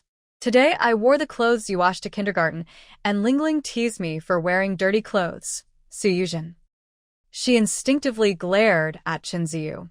But Chun Ziyu's eyes were wider than hers, full of threat. Su Yuzhen immediately snapped out of it. She knew she had to endure. Endure until she and Qin Jiangwo get their marriage certificate, then she would deal with Qin Ziyu, that little troublemaker. As for Qin Jiangwo, she could tolerate 2 more years. In 2 years, Qin Jiangwo would be promoted to Deputy Regiment Commander, then to Regiment Commander, then to Deputy Division and Division Leader, rising higher and higher. By then, all the household chores would be handled by Qin Jiangwo's guards, and she, as the wife of a high-ranking official, would need to do them. In 2 years, the country will open up again. When that happens, Qin Jiangwo will get a better position and higher allowance, so she can hire a nanny. She definitely won't be like Shenrui, that fool who spends her whole life working hard for the Qin family. Thinking of Shenrui, she couldn't help but think of Chu Jingrong. Chu Jingrong is much better than Qin Jiangwo in every way. If he hadn't died young, she would have chosen him. Although Chu Jingrong is not the man she wanted, thinking about him now being with Shenrui makes her feel uncomfortable. But it's okay. Maybe the reason Chu Jingrong survived his last mission was because she was reborn and broke off their engagement, changing his life path. Still, she believes this change won't last long. Chu Jingrong's short life is something that won't change. When Chu Jingrong dies and Qin Jiangwo gets promoted again, she will wait to see Shenrui regret her choices. Su Yuzhen quickly convinced herself in her mind. She then softened her tone and said, "Yes, Brother Jiangwo, I'll listen to you. I will take good care of the house and practice my cooking skills." Qin Jiangwo responded lightly and then, citing work as an excuse, went back to his room. He told Su Yuzhen to prepare the meal and call him when it was ready. Su Yuzhen watched his back, slightly opening her mouth, wanting to ask Qin Jiangwo for living expenses. But she remembered that Qin Jiangwo had already given all his money to Shenrui, and this month's military allowance hadn't been issued yet. He probably had no money. If she asked him for money now, Chen Jiangwo might think she didn't understand him, and her gentle, kind image would be ruined. So she could only hold back and decide to ask for money after the military allowance was issued. After dinner, Shen Rui chatted with her parents and brother-in-law for a while. After talking about Shen Guoqiang going to the countryside, she mentioned that Shen Guodong would finish high school soon. If there were no jobs available for him, he might have to go to the countryside too. Hearing this, De Fu lit a dry pipe and took a puff, looking worried. Lang Qingying also sighed and said, "Before going to the countryside, the third son has been outside for so many years. We don't have to worry about him surviving there. But the youngest, who's still in school and has never seen much of the world, if he really goes to the countryside, sigh." Xiao Hongmei then said, "Dad, Mom, the fourth brother still is over a month before graduating high school, right? Over the past month, let's first check if anyone in the factory is selling work opportunities. If someone is, we will try to buy one first. Tomorrow, I will go to my parents' house to see if I can find a way to help. I will also check nearby factories to see if they need workers. Our family has so many people, so we can always think of a solution. We won't let the third and fourth brothers go to the countryside." Shen Guomin agreed with his wife, saying, "Yes, Mom and Dad, we will think of a way for the fourth brother." Shen Rui knew that next year the college entrance exam would be restored. With her younger brother's grades, he could definitely get into university. But she couldn't tell the family about this now. She needed to work with her family to help her younger brother get through the few months between high school graduation and the college entrance exam. At this moment, Chu Jingrong suddenly spoke. "I heard Guodong is doing very well in school and has good behavior. We can try to find some connections to recommend him for university." The Shin family had been in the city for many years and had some connections. But recommending someone to go to a workers' university was not something ordinary connections could do. They had never even thought about it before. The Shin family looked at each other when they heard Chu Jingrong's words. Chu Jingrong also saw that the Shin family didn't have the right connections and said proactively, "Uncle, Auntie, leave this to me. I will find out about Guodong." Shen Dafu immediately put down his pipe in excitement and shook Chu Jingrong's hand. "Jingrong, thank you so much." "Thank you truly." Shen Guomin looked at Chu Jingrong with some disbelief. Although his relationship with Chu Jingrong wasn't as close as with Shen Guoqing, he knew that beneath Chu Jingrong's carefree appearance, he had a kind heart. He hated favoritism the most. Last time, when helping with the third brother's matter, he was already surprised enough. Now for the fourth brother's matter. "Big brother, it's getting dark. Ride slowly, don't jostle your sister. Girl, sit steady and hold onto your big brother's waist so you don't fall." When Shen Rui was leaving, Lan Guiying, worried, saw her off at the door and earnestly advised her. Shen Rui smiled and said, "Mom, don't worry. Big brother, and I know. It's windy and cold tonight. You should go back to your room. It's okay. You go ahead first. I will watch you leave before going inside," Lan Guiying insisted. She insisted on sending them out because she was afraid that the women in the big courtyard wouldn't give up and would come to bother her daughter when she wasn't around. Shen Rui knew that if they didn't leave, her mother wouldn't go back. She then said to Shen Guoqing, "Big brother, let's go." Shen Guoqing nodded, tiptoed on his toes, and pushed off on his bicycle. As he rode past Chu Jingrong and Shen Guoqiang, he caught sight of Chu Jingrong's deep, sorrowful eyes. Before Chu Jingrong arrived, he had thought about whether to borrow a bike from the army. But he remembered that Shen Guoqing was now living at Shen's house and probably wouldn't return to the army at night. So, he could use his bicycle to take Shen Rui and the children home. Thinking of that scene, he felt happy and content inside. That's why he didn't go to borrow a bike from the army.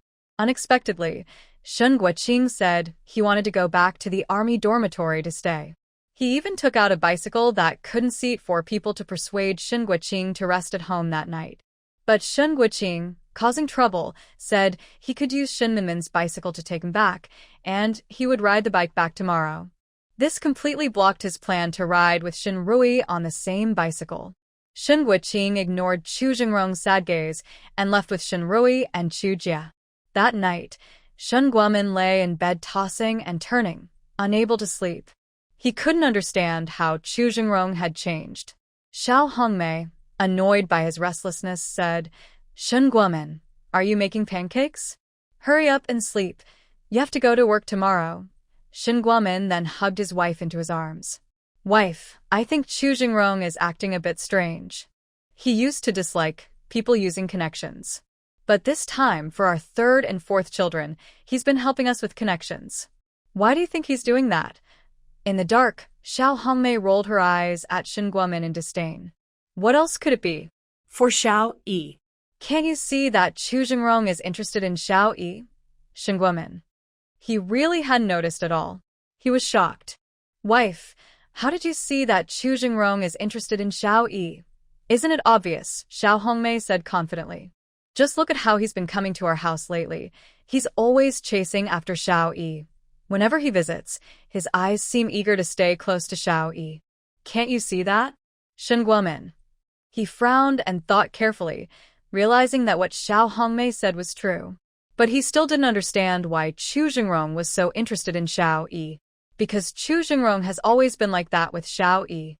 Since they were young, whenever Xiao Yi was around, Chu Jingrong would appear. And once he was there, he paid almost all his attention to Xiao Yi. Back then, if Xiao Yi was in danger or faced a problem, Chu Jingrong was always the first to notice. His older brother even joked that he cared more about Xiao Yi than their own brothers. After hearing Shen Guomen, Xiao Hongmei felt a bit speechless. Doesn't that just mean Chu Jingrong liked Xiao Yi since they were kids? Shen Guomen. He always thought Chu Jingrong treated Xiao Yi like a sister, which was why he cared so much. It was because Chu Jingrong was kind to Xiao Yi that they became friends. So, they saw Chu Jingrong as a brother, but Chu Jingrong actually wanted to be close to their sister. Now Shen Guomen couldn't sleep at all. He was worried and decided he had to tell his older brother and the third brother about this tomorrow. Shen Guoqing and Shen Guoqiang rode their bikes and arrived at Shen Rui's rented house one after the other. Shen Rui got out with Chu Jia. Chu Jingrong, sitting behind Shen Guoqiang on his bike, also got off. Shen Guoqiang thought Chu Jingrong was going to get into Shen Guoqing's car, so he didn't think much and got off, carrying his bike into the yard. But unexpectedly, Chu Jingrong went into the yard with him. Shen Guoqiang turned and asked suspiciously, Brother Jingrong, it's so late. Why aren't you going back, Chu Jingrong? His sharp gaze swept toward Shen Guoqiang. He strongly suspected that the Shen brothers were doing this on purpose. I'm festy.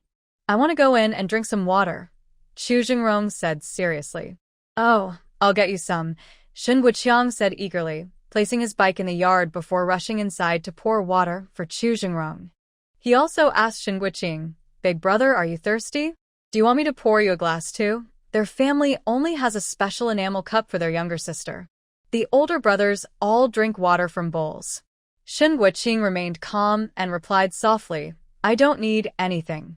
I'll wait for Brother Jingrong to finish drinking water, then take him back to the military area. Jingrong. In the end, he only drank a bowl of water and didn't even say a word to the busy Shen Rui before being forced to leave. Since it was already late, Shen Rui was worried about her work tomorrow, and Chu Jia had school, so they needed to sleep early. As soon as they got home, she hurried to wash up. After both she and Chu Jia finished washing, she saw that after Chu Jia went to bed, both her older brother and Jingrong had already left. She didn't think it was strange. Her older brother and Jingrong probably needed to train early, because they had to. Although her older brother just returned to the army and is currently working in logistics due to his leg, with his personality, he would definitely work his rehabilitation to return to frontline duty as soon as possible. They also needed to sleep early to stay energetic. The next morning, Shen Rui got up and planned to make a simple breakfast before heading to the hospital.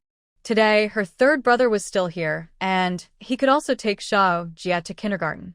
But as she stepped out of the bedroom, she saw Jingrong in the main hall preparing breakfast and setting the dishes.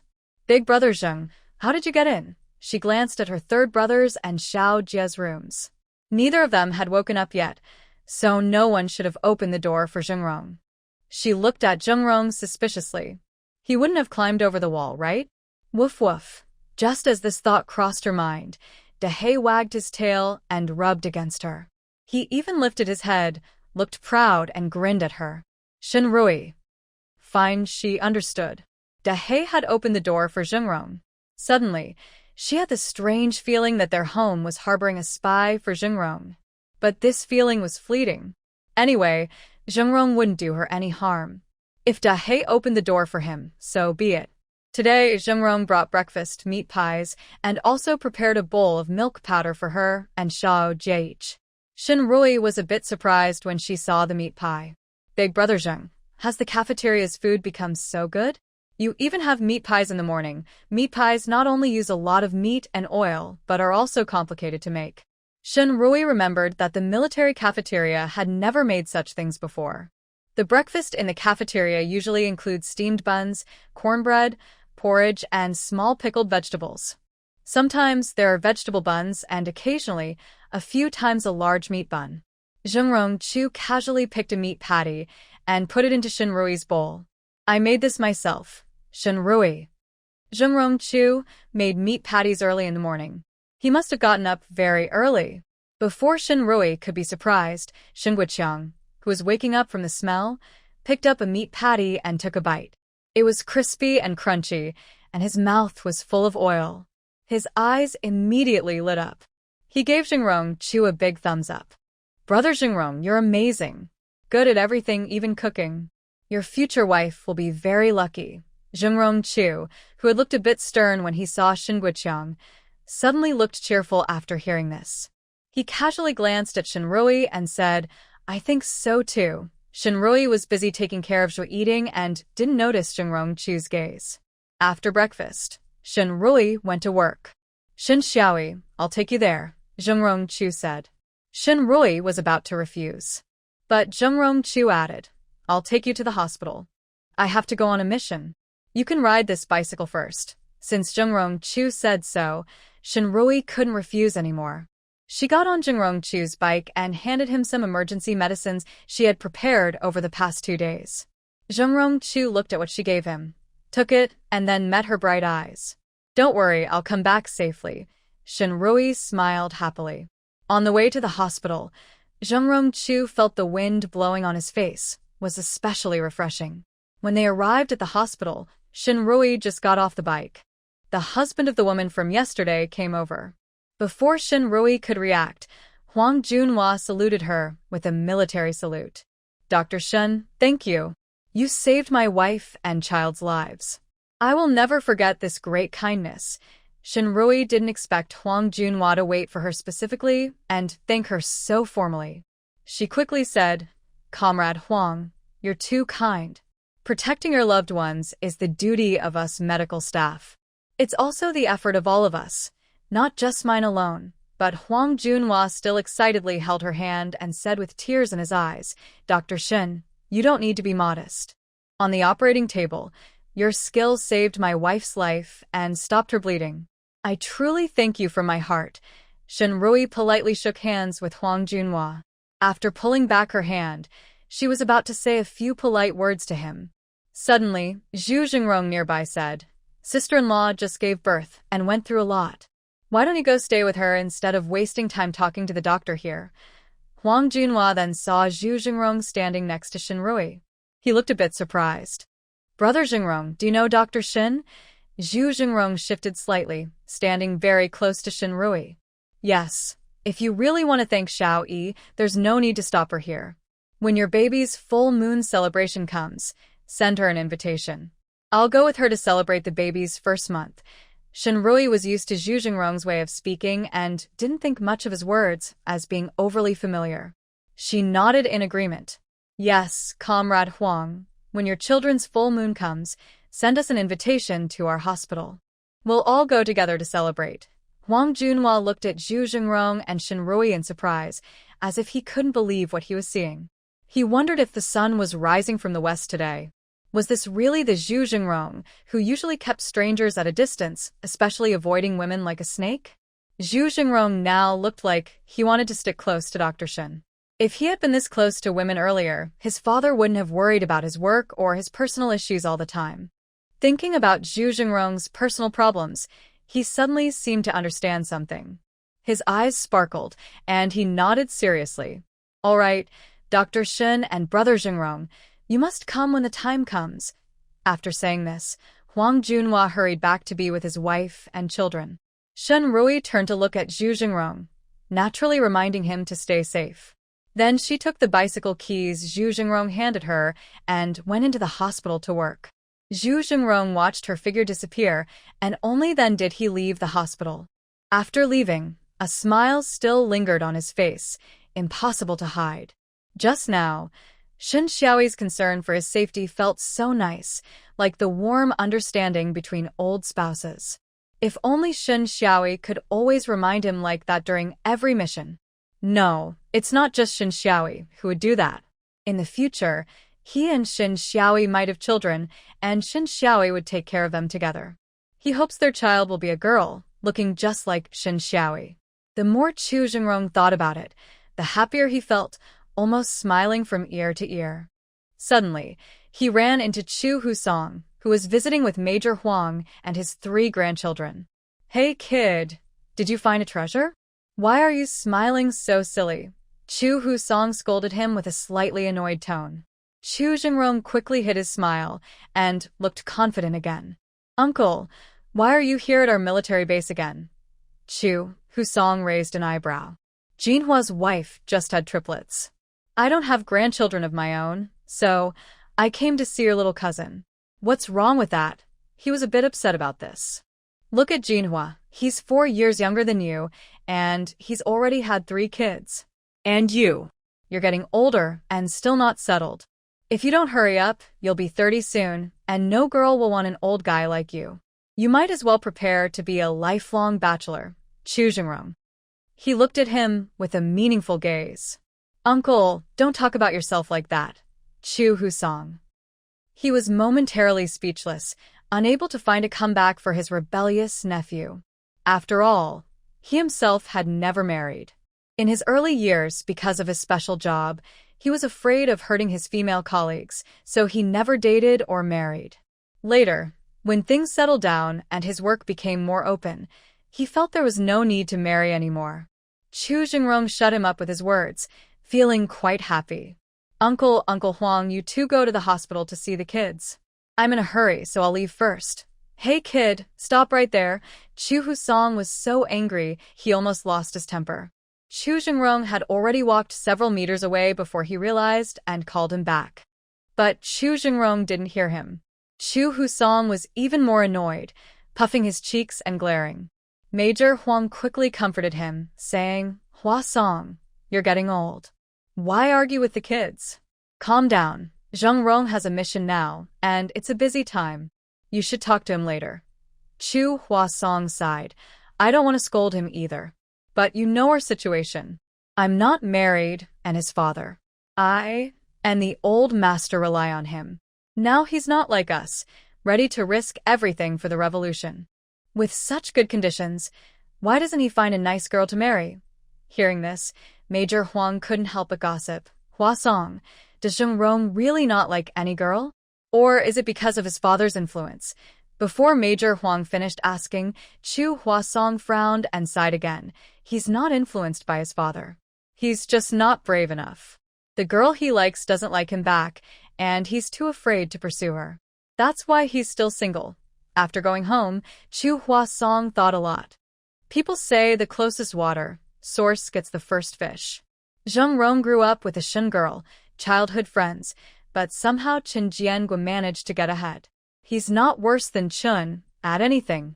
In the end, it's because Zheng Rong is too timid, too afraid to confess his feelings, so he missed his chance with the girl he liked. Thinking of this, Chu Hua Song's eyes lit up. Zheng Rong is timid, but he can help him. He can even ask for outside help, bring the old master over. The old master has liked the Shen girl since they were young. If he knew Zheng Rong liked her, he would definitely help him. Chu Hua Song's steps became lighter with his thought. In the next few days, Shen Rui's life was simple, going between the hospital, kindergarten, and home.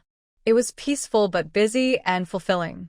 Although she sometimes saw Su Yuzhen pick up Chen Ziyu was afraid of her and didn't dare to cause trouble, even if sometimes she looked at her with dark eyes. In the past, Seeing Chinziyu look at her that way made her sad and heartbroken.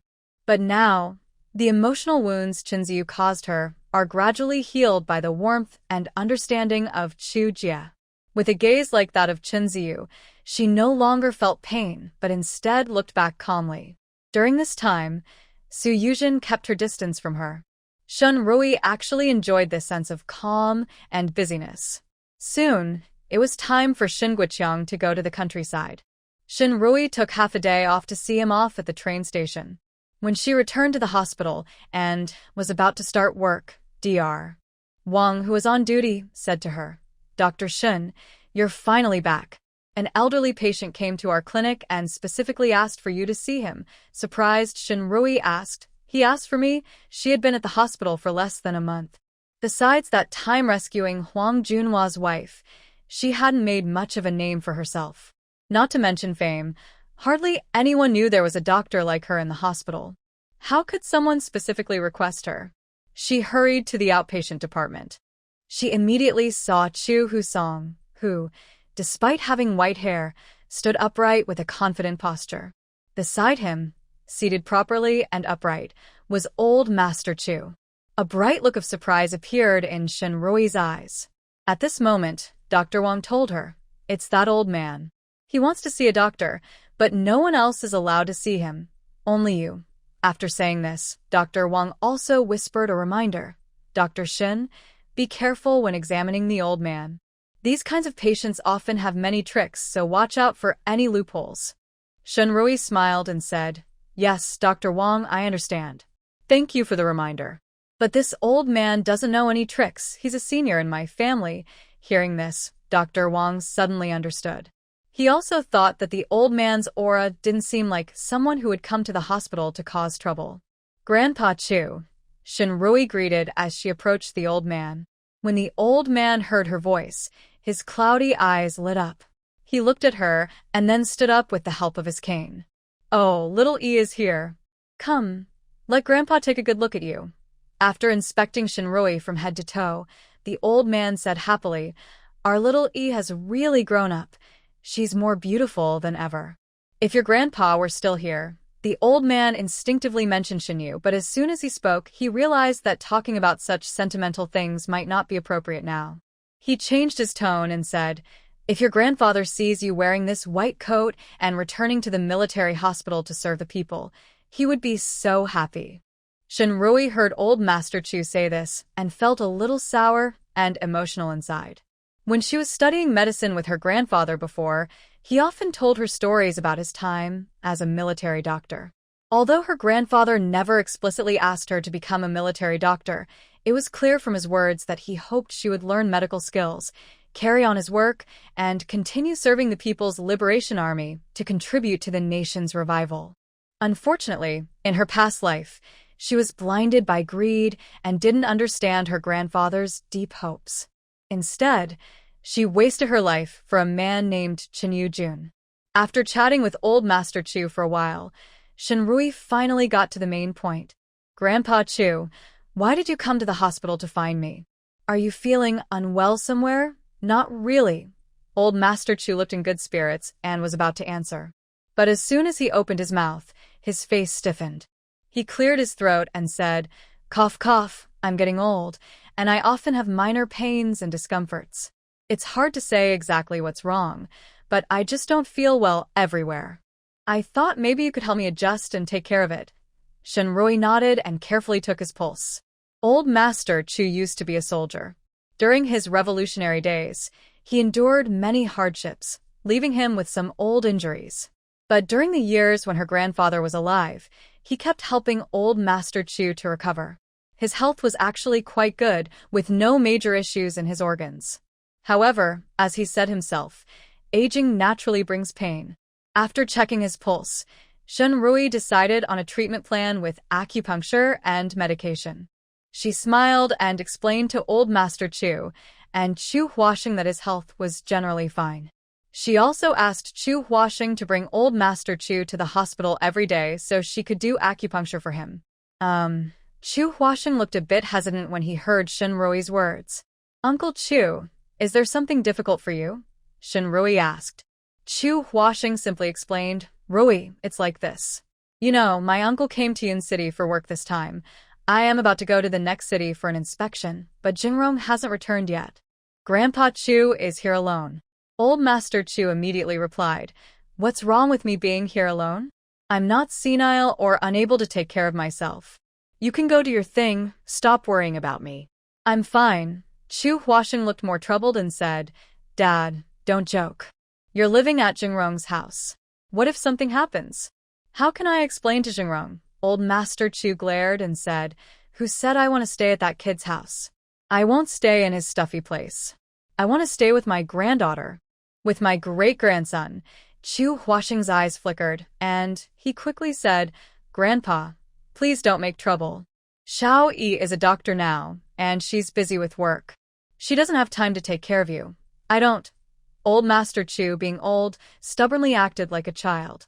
Shenrui felt that since the father and son had said so much, she shouldn't stay silent anymore. She smiled and interrupted their argument, saying, Uncle Chu, I think Grandpa Chu's idea is good. Before Jingrong comes back, Grandpa can stay with me. It's convenient for him to spend time with Xiao Jie and for me to help take care of his health. When Old Master Chu heard this, he immediately looked proud and shot a glance at Chu Huaxing, saying, Exactly. I'll stay with Xiao Yi. Chu Huaxing's eyes flashed with a hint of triumph, and he secretly gave his father a meaningful look. The old man also proudly and openly winked at him. Seeing this father and son, whose combined age exceeds 120, Shenrui felt as if she was caught in some trap. But she didn't feel uneasy, only amused and a bit helpless. After saying goodbye to Chu Huaxing, she helped the old man to her office. She told him to wait there until she finished work, then she would take him home. After work, Shenrui took the old man to pick up Chu Jie. Chu Jie came out of school with a small backpack. When he saw Shenrui, his face lit up immediately. He hurriedly ran toward Shenrui, excitedly shouting, Auntie. Shenrui caught him and gently hugged him. Then she introduced the old man to Chu Jie, saying, Xiao Jie, this is Grandpa. Old Master Chu immediately greeted Chu Jie with a kind smile, saying, Little Jie, hello. Grandfather brought you some candy. He then handed Chu Jie a beautifully wrapped box of chocolates. This chocolate was a gift from his former subordinate who had gone abroad to study. He had never been willing to eat it, but now that the eldest son asked him to come see his grandson, he quickly took out this foreign treat. Chu Jie blinked with big, bright eyes as he looked at Old Master Chu. He obediently bowed and greeted, Grandfather, hello. However, he did not take the chocolates from him. His big eyes showed confusion. He nervously clutched the corner of Shenrui's clothes and whispered, Auntie, who is Grandfather? Shenrui smiled and explained, Grandfather is your dad's father, your grandfather's father. When he heard the first part, his eyes were full of happiness. But after hearing the second part, his face suddenly fell, and he trembled slightly, without realizing. He instinctively hid behind Shenrui and asked, Auntie, will Grandpa's dad like little Jie like Dad does, and be kind to little Jie? Or will he be like Grandpa and scold little Jie? Seeing the fear on Chu Jie's face, Shenrui felt her heart ache sharply, as if pierced by a needle. What kind of life had this child lived in his previous family? Before she could speak, Old Master Chu squatted down gently and said to the little boy, Grandpa will love little Jie just like Dad does, and will take good care of him. He also didn't like your grandfather, so that's why he doesn't live with him. Hearing this, Chu Jie immediately relaxed and looked at Old Master Chu with big eyes. Grandpa likes me and Dad, so he will live with us, right? Yes. Old Master Chu nodded heavily, feeling his heart soften as he looked at Chu Jie. Perhaps because he was eager to hold his great-grandchild, he had a strange feeling. He even thought Chu Jie looked quite a bit like Chu Jingrong. Not only did he resemble Chu Jingrong, but he also looked a little like Shenrui. It was as if he truly was their child. Old Master Chu waved the box of chocolates in front of Chu Jie and asked with a smile, Little Jie, can you accept Grandpa's gift now? Chu Jie did not respond but looked up and asked Shenrui. Shenrui nodded, then took the chocolate from Old Master Chu's hand. She happily said thank you in a sweet voice, Thank you, Grandpa. Shinrui was about to invite old Master Chu and Chu Jie to go home. Just then, Su Yuzhen and Chen Ziyu came out of the kindergarten. Su Yuzhen's eyes immediately caught sight of the chocolate Chu Jie was holding. She recognized that chocolate. It was a foreign imported treat, very high-end. In her past life, she only tasted that chocolate 3 years later, after Chen Jiangwo was promoted to deputy battalion commander and went to Beijing for study. A returning comrade brought back that chocolate and gave him 2 pieces. He kept them to give to her later. Even though a whole lifetime had passed, she still remembered the rich, sweet taste of that chocolate. She never thought that in this life, she wouldn't get to taste such good chocolate herself. Instead, Shinrui and Chu Jingrong's adopted little brat had already eaten it. Her eyes flicked and she asked Chen Ziyu, "Ziyu, do you want to try some chocolate?" Chen Ziyu asked Su Yuzhen, "What is chocolate?" "It's a special sweet imported from abroad, very fragrant and sweet." When Chen Ziyu heard it was an imported treat, his eyes lit up immediately. He jumped and shouted, "I want to eat. I want to eat." Su Yuzhen gently persuaded him, "If you want to eat, you have to listen to Auntie Su." Chen Ziyu nodded seriously. "Okay, Auntie Su, I will listen to you." Su Yuzhen leaned close to Chen Ziyu's ear and whispered a few words. While listening, Chen Ziyu kept turning his eyes to look at Shinrui and the others. When he saw the box of chocolates in Chu Jie's arms, his eyes widened with greed, drooling. If Su Yuzhen hadn't said she would help him get that box of chocolates, he would have gone straight to it. Shinrui was his biological mother. Why should Shinrui's things be given to that little brat Chu Jie, who didn't even know who his parents were? Shinrui also saw Su Yuzhen and Chen Ziyu. She had no intention of paying attention to them. She thought they would walk around her as before, but this time, Su Yuzhen directly held Chen Ziyu's hand and walked over to them. Su Yuzhen looked at old Master Shin supporting the elderly man and felt full of jealousy inside. In her previous life, she also saw old Master Chu at Chu Jingrong's funeral. Old Master Chu hurriedly arrived and, upon confirming Chu Jingrong's death, seemed to age instantly. At that time, she had considered flattering old Master Chu because of his high status. If he approved of her and helped their family a little, their family could rise quickly. But she didn't expect that this old man was very cold-hearted and unwilling to help her, the new widow who had just married his grandson.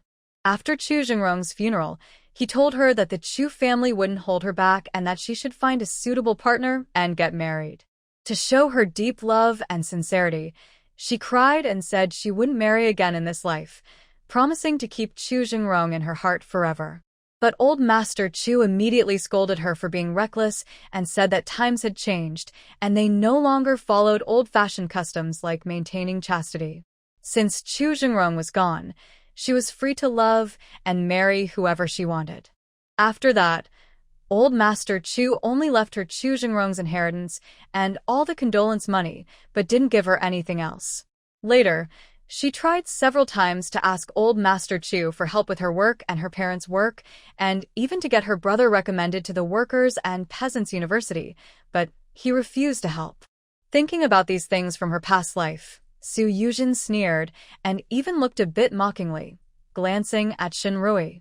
She didn't expect Shinrui to be so eager to marry Chu Jingrong, even to the point of suppressing her and Chen Jiangwo, just to flatter the heartless old Master Chu. Yesterday, Chen Jiangwo told her that Chu Jingrong had gone on another mission. Last time, Chu Jingrong narrowly escaped danger, but this time, luck wasn't on his side. It won't be long before news of Chu Jingrong's death reaches them. At that time, she wanted to see how Shinrui would react when her hopes were dashed, and she cried her heart out. Feeling somewhat proud, Su Yuzhen walked over to Shinrui and old Master Chu, showing what she thought was a very bright smile. "Grandpa Chu is here to see Deputy Commander Chu?"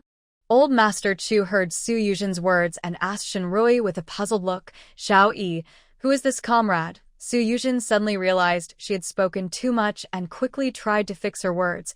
"Grandpa Chu, you might not know, but I was previously engaged to Deputy Captain Chu. He has mentioned you to me." Shinrui looked at Su Yuzhen. If it had been in her past life, she might have believed Su Yuzhen's words. Back then, her mind was only on Qin Jiangwo and Qin Ziyu. She didn't think much about other people's matters. Whatever others said, she believed. She also didn't consider whether Chu Jingrong might have mentioned such things to Su Yuzhen. But in this second life, she knew clearly that with Chu Jingrong's personality, if he could easily break off his engagement with Su Yuzhen, he wouldn't bring up family matters with her. So, how did Su Yuzhen recognize Grandpa Chu at first glance? When Old Master Chu heard Su Yuzhen's words, his gaze toward her grew more scrutinizing and displeased. He cleared his throat and asked in a commanding tone, "Comrade Su, since you've already broken off your engagement with my grandson, what do you mean by coming here to tell me this now?" He knew his grandson well.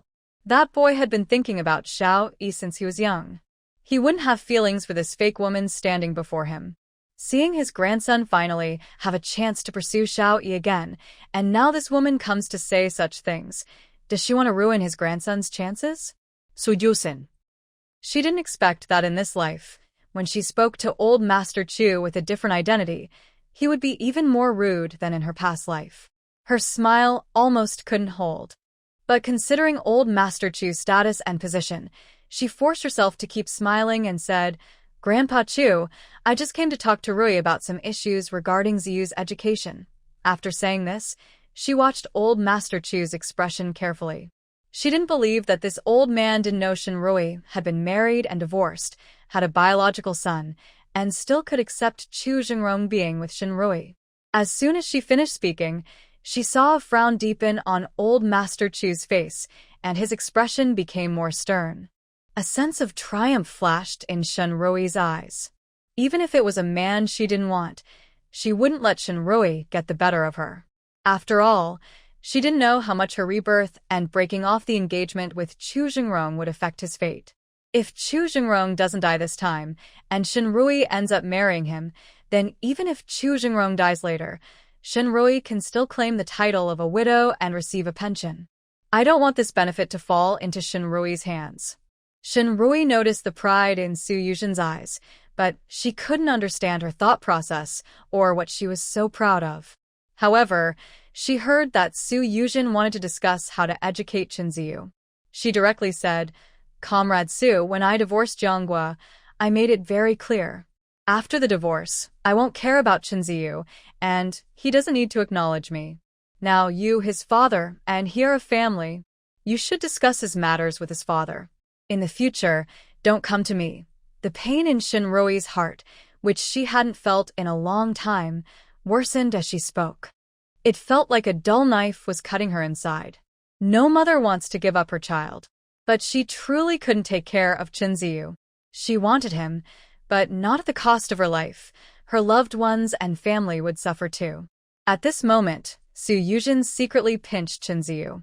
Qin Ziyu immediately understood, his eyes reddening and tears falling as he looked at Rui and asked, "Mom, do you really not want me? Is it because my dad's rank is low? You want to marry Uncle Chu, who has a higher rank, so you don't want our own son anymore?" Qin Ziyu, a young child, wiped his tears and asked with a sad look. His heartbreaking expression made anyone feel sad and want to cry. But Rui felt a cold wave of disappointment in her heart. She never expected that, even after divorcing Jianghua, Qin Ziyu would still be influenced by Su Yuzhen to slander her and ruin her reputation. She couldn't understand why her own son would behave like this. If he resembled Jianghua, it was hard to believe, because Jianghua was selfish, arrogant, and self-centered, but he wasn't so morally low. She suppressed her pain and stared steadily into Qin Ziyu's eyes, her black and white eyes unwavering.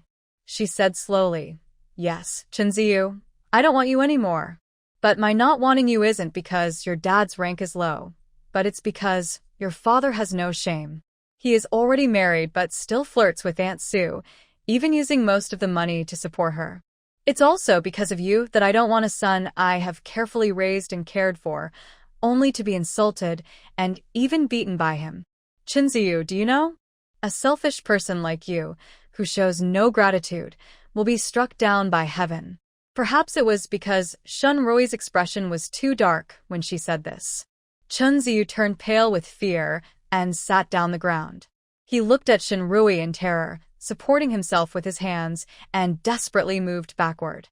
After moving about a meter away, he suddenly burst into tears, crying out, bad woman, so scary.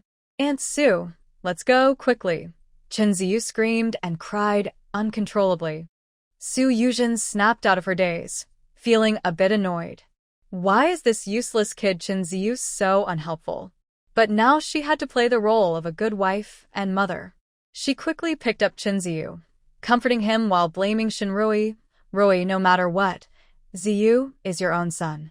How can you treat him like this? Before she finished speaking, old Master Chu suddenly asked Shinrui, Xiaoyi, are you really sure that child is your biological son? I don't see much resemblance between him and you.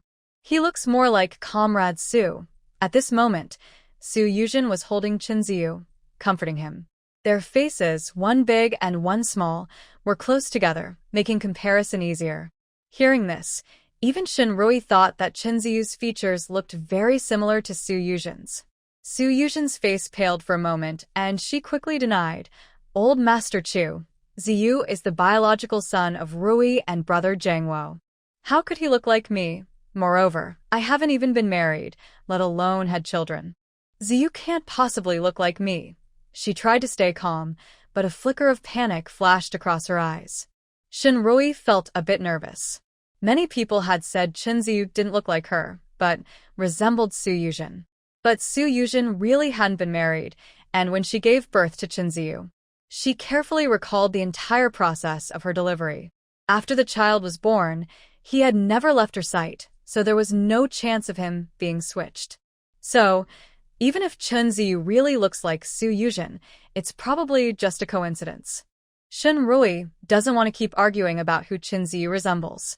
She looks at Su Yuzhen with cold, clear black and white eyes and says in a serious tone, Comrade Su, I hope you remember at all times why I divorced Jiangua and why I am so cold to Ziyu.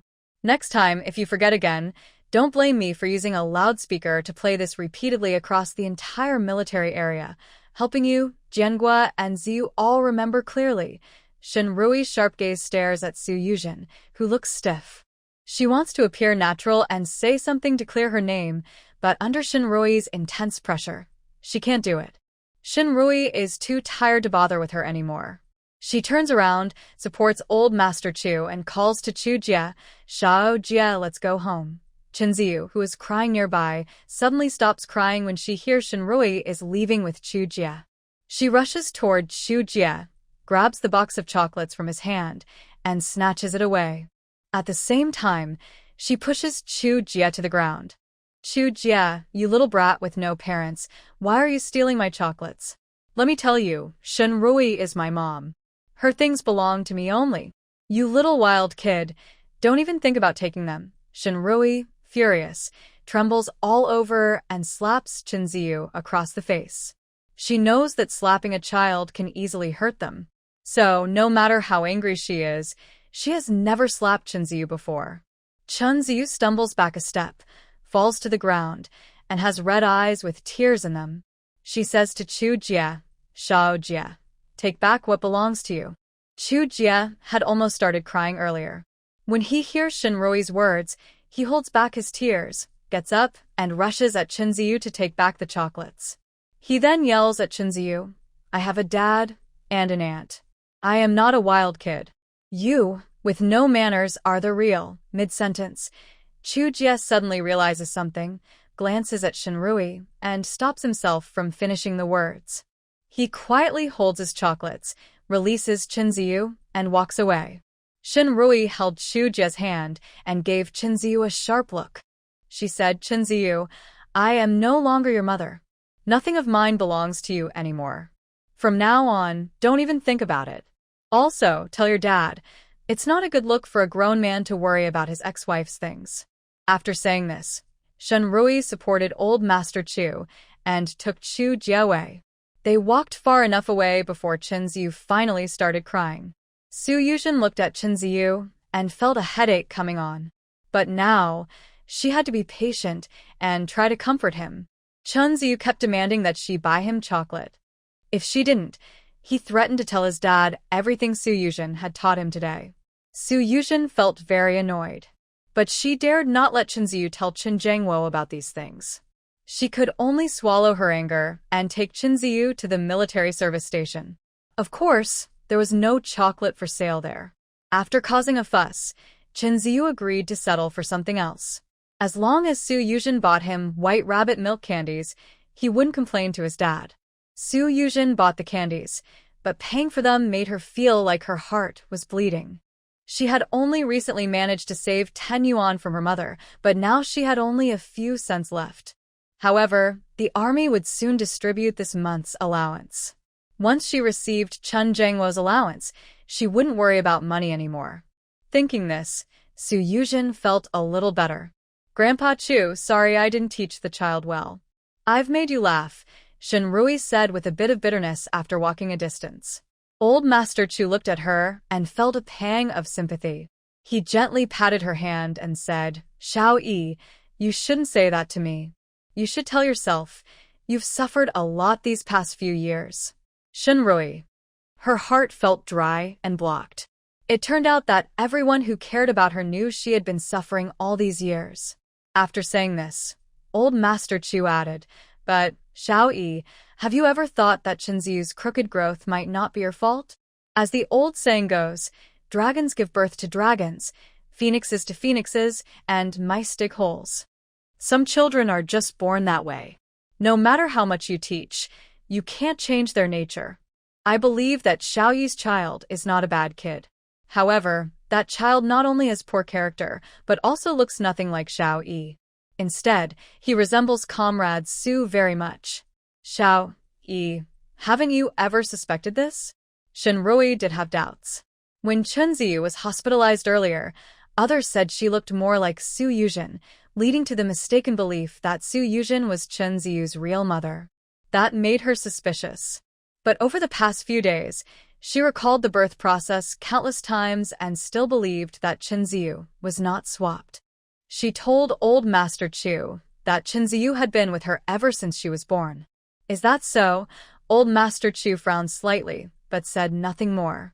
Shenrui led Old Master Chu and Xiao Jie back home. Da He immediately came over. When he saw Old Master Chu, Da He's eyes lit up. He stood up on his hind legs, paws on Old Master Chu's shoulders, and wagged his tail so fast it looked like a blur. He looked happy, like a child who hasn't seen a beloved elder in a long time, finally meeting someone he likes and showing affection. Old Master Chu was so pleased his mouth almost couldn't close. He patted Da He's head and said happily, Our Da He is still so well-behaved.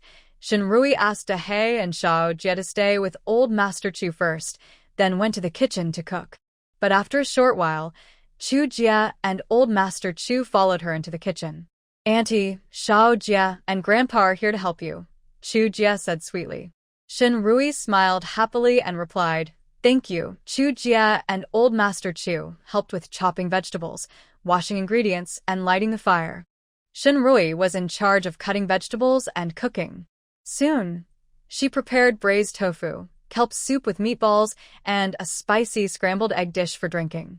Knowing Old Master Chu liked to have a sip, Shenrui opened a bottle of Wuliangye for him during dinner. This wine was brought by Chu Jingrong earlier. Shenrui didn't dare give Old Master Chu too much, so she poured only a small glass.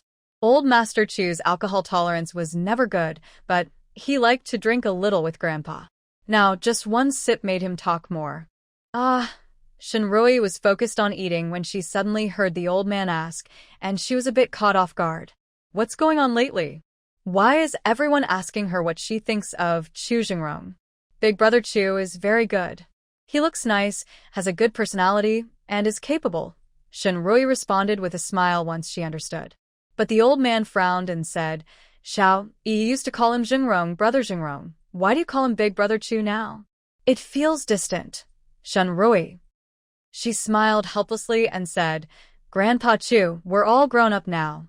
If I call him Jingrong brother, it might cause misunderstandings. Misunderstandings about what? The old man's expression grew more serious. Let them misunderstand.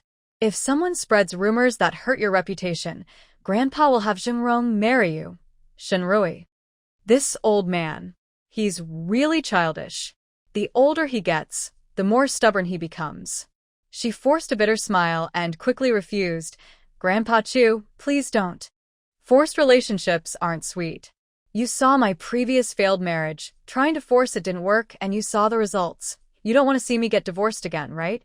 And if I marry Big Brother Chu and then divorce, we won't even be friends anymore. He dares. If he treats you badly and divorces you, I will break his legs, the old man said sternly, his face serious. It seemed he was ready to deal with Chu Jingrong.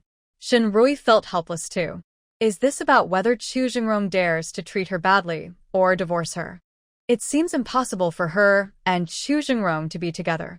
They know each other too well. It's no exaggeration to say they've been inseparable since childhood.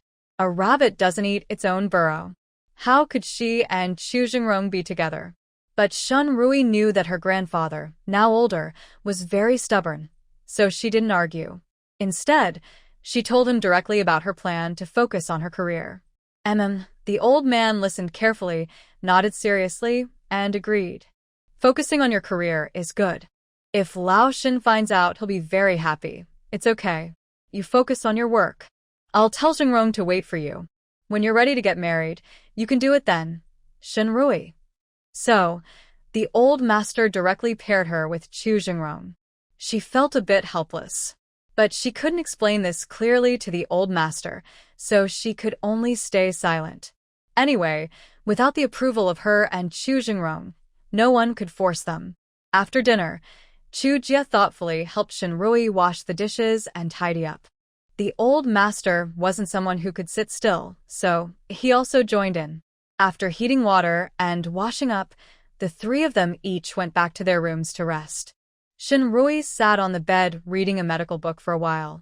Just as she was about to turn off the light and sleep, she suddenly saw a shadow reflected through the door. Her heart immediately jumped to her throat. Could someone have climbed over the wall again? But Blacka didn't make any noise. Could it be Chu Jingrong coming back? She instinctively asked, "Who's there? Who's outside?" While asking, she casually grabbed the scissors hidden under her pillow and suddenly opened the door. Joya. Shenrui was a bit surprised to see the small figure of Chu Jie standing at the door. Chu Jie's eyes were a little red, and his bright eyes looked a bit moist, clearly just crying. She quickly put down the scissors, squatted down, and looked at Chu Jie with gentle eyes. "Shao Jie, what's wrong? Why are you crying again?" As she spoke, she gently wiped away the tears at the corner of Chu Jie's eyes. Chu Jie's small mouth pressed into a straight line, and he looked up at Shenrui. After a moment of silence, he finally said, "Annie, I don't understand why Chen Ziyu said I am a wild child today. I clearly already have a dad and an auntie." Before, when he stayed at his grandparents' house, the children in the village also called him a wild child. But back then, his dad was busy with work and rarely came to see him. He told others he had a dad who was a soldier, a hero, but no one believed him, so they said that about him. But now, he was just like everyone else. Everyone's dad here is a soldier, often on missions, and usually with their moms. He doesn't have a mom, but he has an auntie. He thinks his auntie is better than a mom. But Chen Ziyu still calls him a wild child. He didn't want to disturb auntie's rest.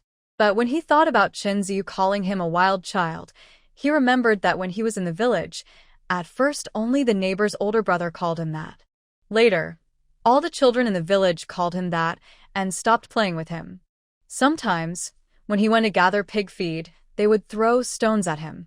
When he went to wash clothes by the river, some kids would play tricks and push him into the water on purpose.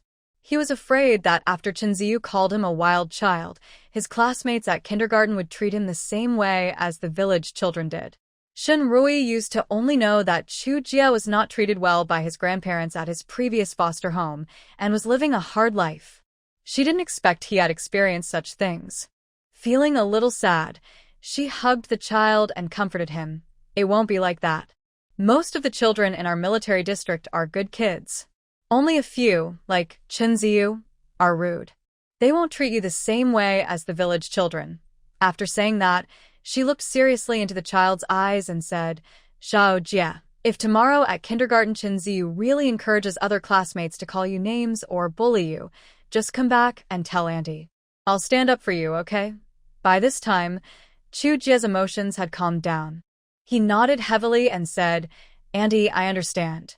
Shinrui gently patted Chu Jie's small head and asked, Xiao Jie, do you want to go back to your own room to sleep tonight, or sleep with Auntie? She was worried that Chu Jie sleeping alone might make him scared and remember those bad things. When Chu Jie heard he could sleep with Auntie, his bright eyes lit up. I want to sleep with Auntie. That night, even though Chu Jie slept with Shinrui, he still had nightmares. The little boy struggled painfully in his sleep, crying out, I'm not a wild child. I have a dad.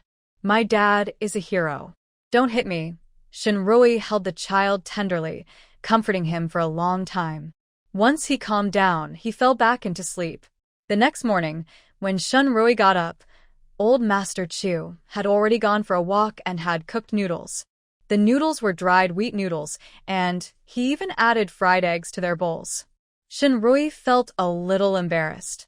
Grandpa Chu, from now on, you can wait until I get up to prepare breakfast. The old man happily took a sip of noodles and waved his hand. You young people are busy during the day and tired from work. You should sleep more if you can. I'm an old person now. I don't sleep much anyway, so I'll handle breakfast. Eat quickly, both of you. Try my cooking. At this moment, Chu Jie gave a big thumbs up to the old man. Great, Grandpa. It's delicious. Your noodles taste just as good as Auntie's. While praising the old man, Chu Jie also complimented Shinrui, making her feel very happy.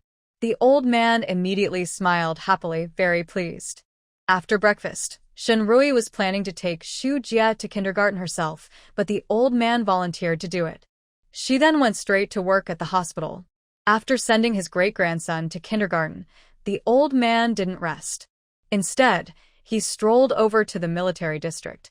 At the gate of the military district, he couldn't get in, so he asked the guard to inform Colonel Huang. Although the guard didn't recognize the old man, he noticed his upright posture and the calluses on his palm, tiger's mouth, and ring-fingered joints. He immediately knew the old man was a veteran revolutionary. He asked for the old man's name, saluted him, and went inside to report to Colonel Huang. Soon after, Colonel Huang came out with the guard. Seeing the old man, Colonel Huang quickly stepped forward and warmly shook his hand. Old man, why did you come personally? The old man handed over a small gift he had prepared. I heard your family has 3 new grandchildren. Just coming to share in the joy. The gift wasn't expensive and Colonel Huang didn't refuse. He happily thanked him and accepted it. While chatting with Colonel Huang, the old man went to his office. Little Huang, actually, I came here not just to share in your happiness, but for another reason. Hearing the old man's tone, Colonel Huang guessed what it was. Is it about Jinrong's lifelong plans? But surprisingly, the old man shook his head and said, it's about Shin family's girl. I heard that after she divorced her ex-husband, less than a month later, he applied for marriage again. He's getting married again? Although Commander Huang was not very familiar with Shinrui, he knew the deep friendship between Old Master Chu and Old Master Shin. He thought Old Master Chu was here to stand up for Shinrui and to deal with Chen Jiangwo. Suddenly feeling a bit awkward, he said, Old Master, Comrade Chen Jiangwo has already filed a marriage report. But we have investigated, and before his divorce from Shen, he was innocent and did nothing improper. Although he quickly filed for marriage right after the divorce, which might seem a bit unkind to Shen, it doesn't break any rules. Old Master Chu waved his hand. Don't worry. I didn't ask you to stop him from remarrying, nor to make things difficult for him. I just want to ask if, after he filed the marriage report, you have done a political review of his new partner? I want to see her background check materials. Hearing this, Commander Huang immediately relaxed. Although he didn't understand why Old Master Chu wanted to see Su Yuzhen's background check, he knew that with Old Master Chu's status, it was perfectly fine to review someone's background. Coincidentally, the personnel from the background check department had just completed the investigation of Su Yuzhen's background last night and filed the documents. Commander Huang asked the guard to bring Su Yuzhen's background materials. After carefully reviewing, Old Master Chu frowned. Xiao Huang, I think you should investigate Su Yuzhen's background more thoroughly. Pay special attention to whether she has ever been pregnant or has children. Commander Huang instinctively wanted to say that Su Yuzhen was married only once, so she couldn't have been pregnant or had children. But he realized that Old Master Chu only asked about whether she had children, not whether she had been married before. So, Old Master Chu was suspicious of Su Yuzhen. Could it be that their investigation of Qin Jiangwo was not thorough enough, and that Qin Jiangwo had some improper relationship with Su Yuzhen before his divorce, possibly even fathering a child? If that were true, Qin Jiangwo and Su Yuzhen would be morally corrupt, engaging in inappropriate relationships. Not only would the military discipline him, but he might also face legal punishment. Since Old Master Chu had made specific requests, Commander Huang didn't hesitate. He immediately ordered someone to reinvestigate Su Yuzhen's background. After thanking Old Master Chu, he left quietly. Chen Ziyu's child looks very much like Su Yuzhen. He doesn't believe that two people without blood relation could look so similar. Little girl feels that Chen Ziyu has never left her sight since birth, so it's impossible for him to be switched. Therefore, it's hard to find out anything from her side. He can only start from Su Yuzhen. He originally wanted to send someone to investigate Su Yuzhen, but it wouldn't be proper for him to do so himself. Luckily, he heard that Chen Jiangwo filed a marriage report, and his bride is Su Yuzhen. During the marriage review, he plans to examine Su Yuzhen carefully. It's proper and justified. Meanwhile, at the kindergarten, Jude Chu just entered the bathroom when Chen Ziyu, along with a few male classmates, followed and cornered Jude. Chen Ziyu grabbed Jude's collar and said angrily, "Little brat, where's my chocolate? Give it back to me." Jude pursed his lips and reached out to pull away Chen Ziyu's hand, saying firmly, "That was a gift from Grandpa. It's my chocolate, not yours." Chen Ziyu spat directly on Jude's face and said fiercely, "You little troublemaker, do you want to fight? Don't you know why that old guy gave you a gift? It's because of my mom. I tell you, Shen Rui is my mom. Her things are mine. Just because you live with her now doesn't mean you can take my stuff." Jude looked at Chen Ziyu and his gang of little followers, feeling a surge of anger. Memories of being pelted with stones and beaten by other children in the village flashed in his mind. The places where he was hurt seemed to ache again, and his little legs trembled involuntarily. But thinking about what Shinrui said to him last night, he straightened his small chest and gathered his courage. "I'm not a troublemaker. I have a dad, and my aunt loves me very much. She said you have no manners, and she doesn't want you anymore. You're not her child. Her things have nothing to do with you. The gift from Grandpa is mine." Chen Ziyu was furious at Jude's words. He gritted his teeth and said fiercely, "You little troublemaker, how dare you talk to me like that? Brothers, beat him up. Afterward, I'll give you all white rabbit candies." Chen Ziyu could command these kindergarten kids only because Su Yuzhen bought enough candies for him. When the group of little kids heard there were white rabbit candies to eat, they immediately grabbed Chu Jie and started hitting and kicking him. Chu Jie couldn't fight back against four hands. He instinctively curled up into a ball, protecting his head. Meanwhile, Shen Rui had just finished inspecting the hospital ward when someone from the kindergarten hurriedly found her. "Comrade Shen, your child is in a fight at the kindergarten." Halfway through, the person hesitated, realizing something was off. The child who was hitting others, Chen Ziyu, was Shen Rui's child. The boy being hit, Chu Jie, was now living with Shen Rui, and Deputy Group Leader Chu was on a mission. Shen Rui was his only guardian, and also the guardian of Chu Jie. The kindergarten staff could only stomp their feet in frustration and say again, "Comrade Shen, your child was fighting at the kindergarten. Please come quickly." Shen Rui was stunned.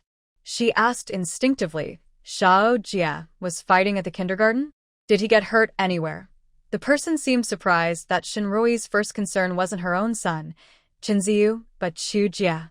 Suddenly, she remembered the rumors she had heard before. They said Shen Rui divorced Chen Jiangwo because she liked Chu Jingrong, who had a higher military rank, better background, and brighter prospects than Chen Jiangwo. So, after the divorce, she took Chu Jingrong's adopted child to her home to raise.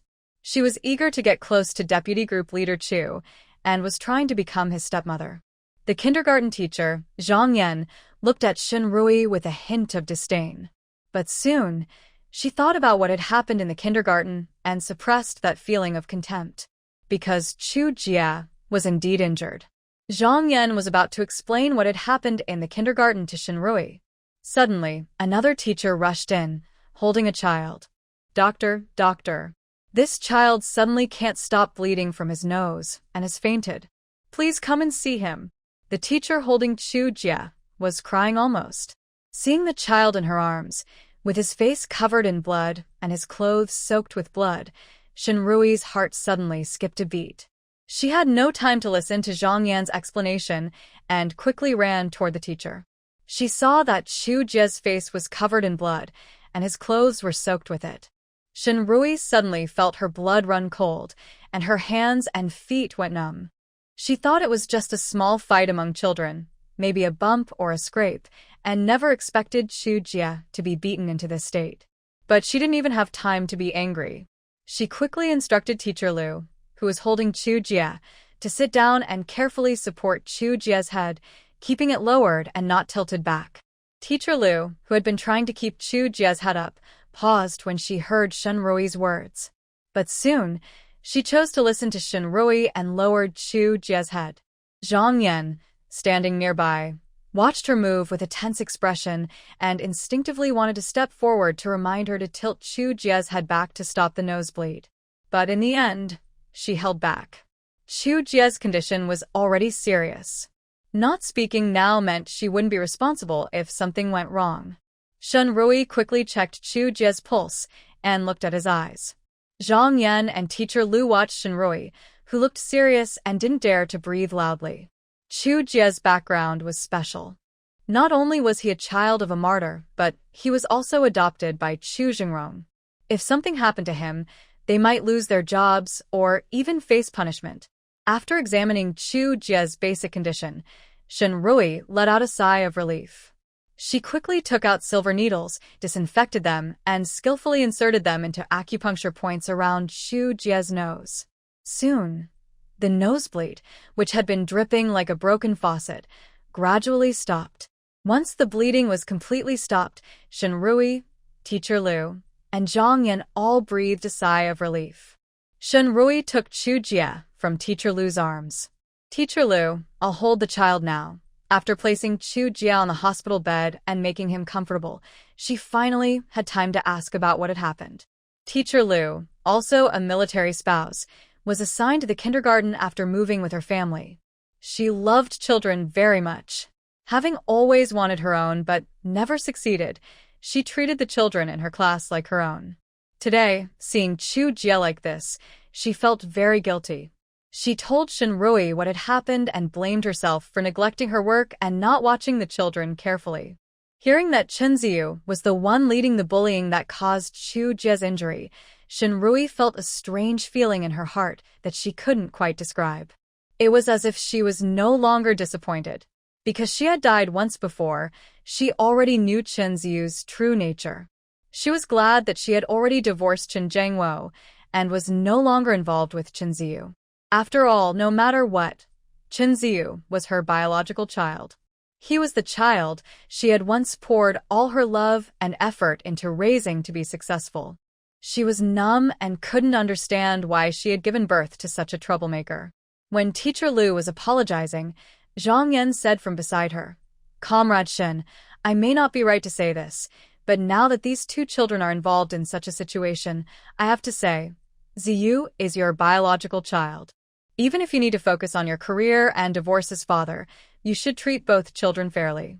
If you had treated them equally, this wouldn't have happened today. And a single slap doesn't cause all this. It's not entirely Ziyu's fault either." Zhang Yan hadn't finished speaking when Shinrui suddenly slapped her across the face. Her sharp gaze fixed on her face as she asked in a serious tone, "Teacher Zhang, does a single slap cause such trouble?" Caught off guard, Zhang Yan was stunned for a moment. She instinctively covered her face and angrily looked back at Shinrui. "You." She really wanted to rush forward and tear Shinrui apart. But as a teacher, seeing Chu Jia beaten so badly at kindergarten, she felt responsible. If she fought with Shinrui, who was a parent, she would definitely face punishment. She clenched her teeth, angrily shook her hand, and said, "Comrade Shin, honest advice is hard to accept. When these two children cause bigger problems because of your favoritism, you'll regret it." After speaking, she added to Teacher Liu, "Teacher Liu, this incident happened during your class break, so it's your responsibility. I've already helped where I could. I can't communicate with unreasonable people, so I'll leave now." After saying that, she was about to walk out of the ward. But before she left, she saw the principal, looking apologetic, leading an elderly man into the ward. "Xiao Yi, how are Xiao Jia and the others?" Old Master Chu asked nervously as he entered the room. Shen Rui briefly explained the situation to the old man. "Grandpa Chu, you don't need to worry. Xiao Jia is fine, just a little weak. He had a nosebleed after being hit, but it's not serious." "Then why did he suddenly faint?" Old Mr. Chu continued to ask. Shen Rui sighed softly with some concern. "Xiao Jia fainted as a stress response. His body is using fainting to escape from pain. The fact that Chu Jia would have this reaction shows he has experienced similar situations many times before. His body has become used to it as a reflex." Old Mr. Chu let out a breath of relief. At this moment, Zhang Yan, who had just been about to leave, was arguing with the principal, trying to clear her responsibility and accusing Shen Rui of hitting her. Zhang Yan, who had been planning to endure quietly earlier, now seemed to find support and angrily said, "Principal, some people behave badly and affect the children. They cause conflicts among the kids and can't even handle honest words. For children of parents like this, we shouldn't admit them into the school." The voices of Zhang Yan and Shen Rui arguing earlier were quite loud, and old Mr. Chu and the principal, standing in the corridor, had heard everything clearly. Hearing Zhang Yan's false accusations, old Mr. Chu's face darkened. The principal also realized things were getting bad and immediately frowned, sternly saying, "Teacher Zhang, watch your words and actions." At this moment, old Mr. Chu snorted coldly and directly asked Zhang Yan, "Teacher Zhang, you said Shin Doctor divorced Chenziu's father to pursue her career and even abandoned Chenziu. I ask you, did she tell you this herself? Or do you have some special ability to see what's in her mind?" Old Mr. Chu is a man who has fought in wars for most of his life, and he has seen many enemies' lives taken. His aura was already strong, and now, with a hint of anger, his presence was even more intimidating. Zhang Yan was so frightened by his commanding aura that she stood frozen in place, unable to move. He looked at her with deep, commanding eyes and sharply struck the ground with his cane, saying, "Teacher Zhang, answer me." This moment, not only did Zhang Yan tremble with fear, but even the principal and Teacher Liu beside her also shivered. Zhang Yan bit her lip and said, I heard Comrade Su say that. Usually Zhang Yan liked to chat with parents. Recently, when Su Yuzhen went to pick up Chenziu, she often talked with her. Now, the news that Chen Jiangwo divorced Shen Rui and filed for marriage with Su Yuzhen has become a big fuss. She naturally discussed this topic with Su Yuzhen.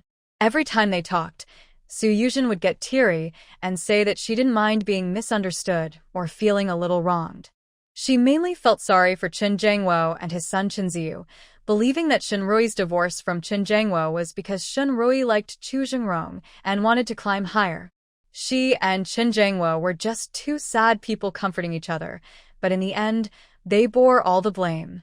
Zhang Yan was moved by Su Yuzhen's tears and felt disdain for Shen Rui's indecisive behavior. That's why she impulsively criticized Shen Rui earlier. Under the pressure of old Master Chu's imposing presence, she told everything honestly. Old Master Chu snorted coldly, showing even more disdain in his eyes. Fortunately, the others were not his soldiers. Otherwise, he would have called her a fool. He continued to ask, "And you say a slap cannot be answered? I ask you, what did my great-grandson do wrong? Why should he be hit? And you say he's at fault?" Zhang Yan hesitated and said, "Chenziu is at least Shen Comrade's biological son. Now Shen Comrade is no longer taking care of Chenziu. He took away Chenziu's maternal love, and if he's generous with gifts and shares half with Chenziu, then everything would be fine." Old Master Chu almost laughed at Zhang Yan's unreasonable logic. He nodded and said, Good. Teacher Zhang, since you're so generous. All right, Principal Zhang, record how you handled this matter honestly.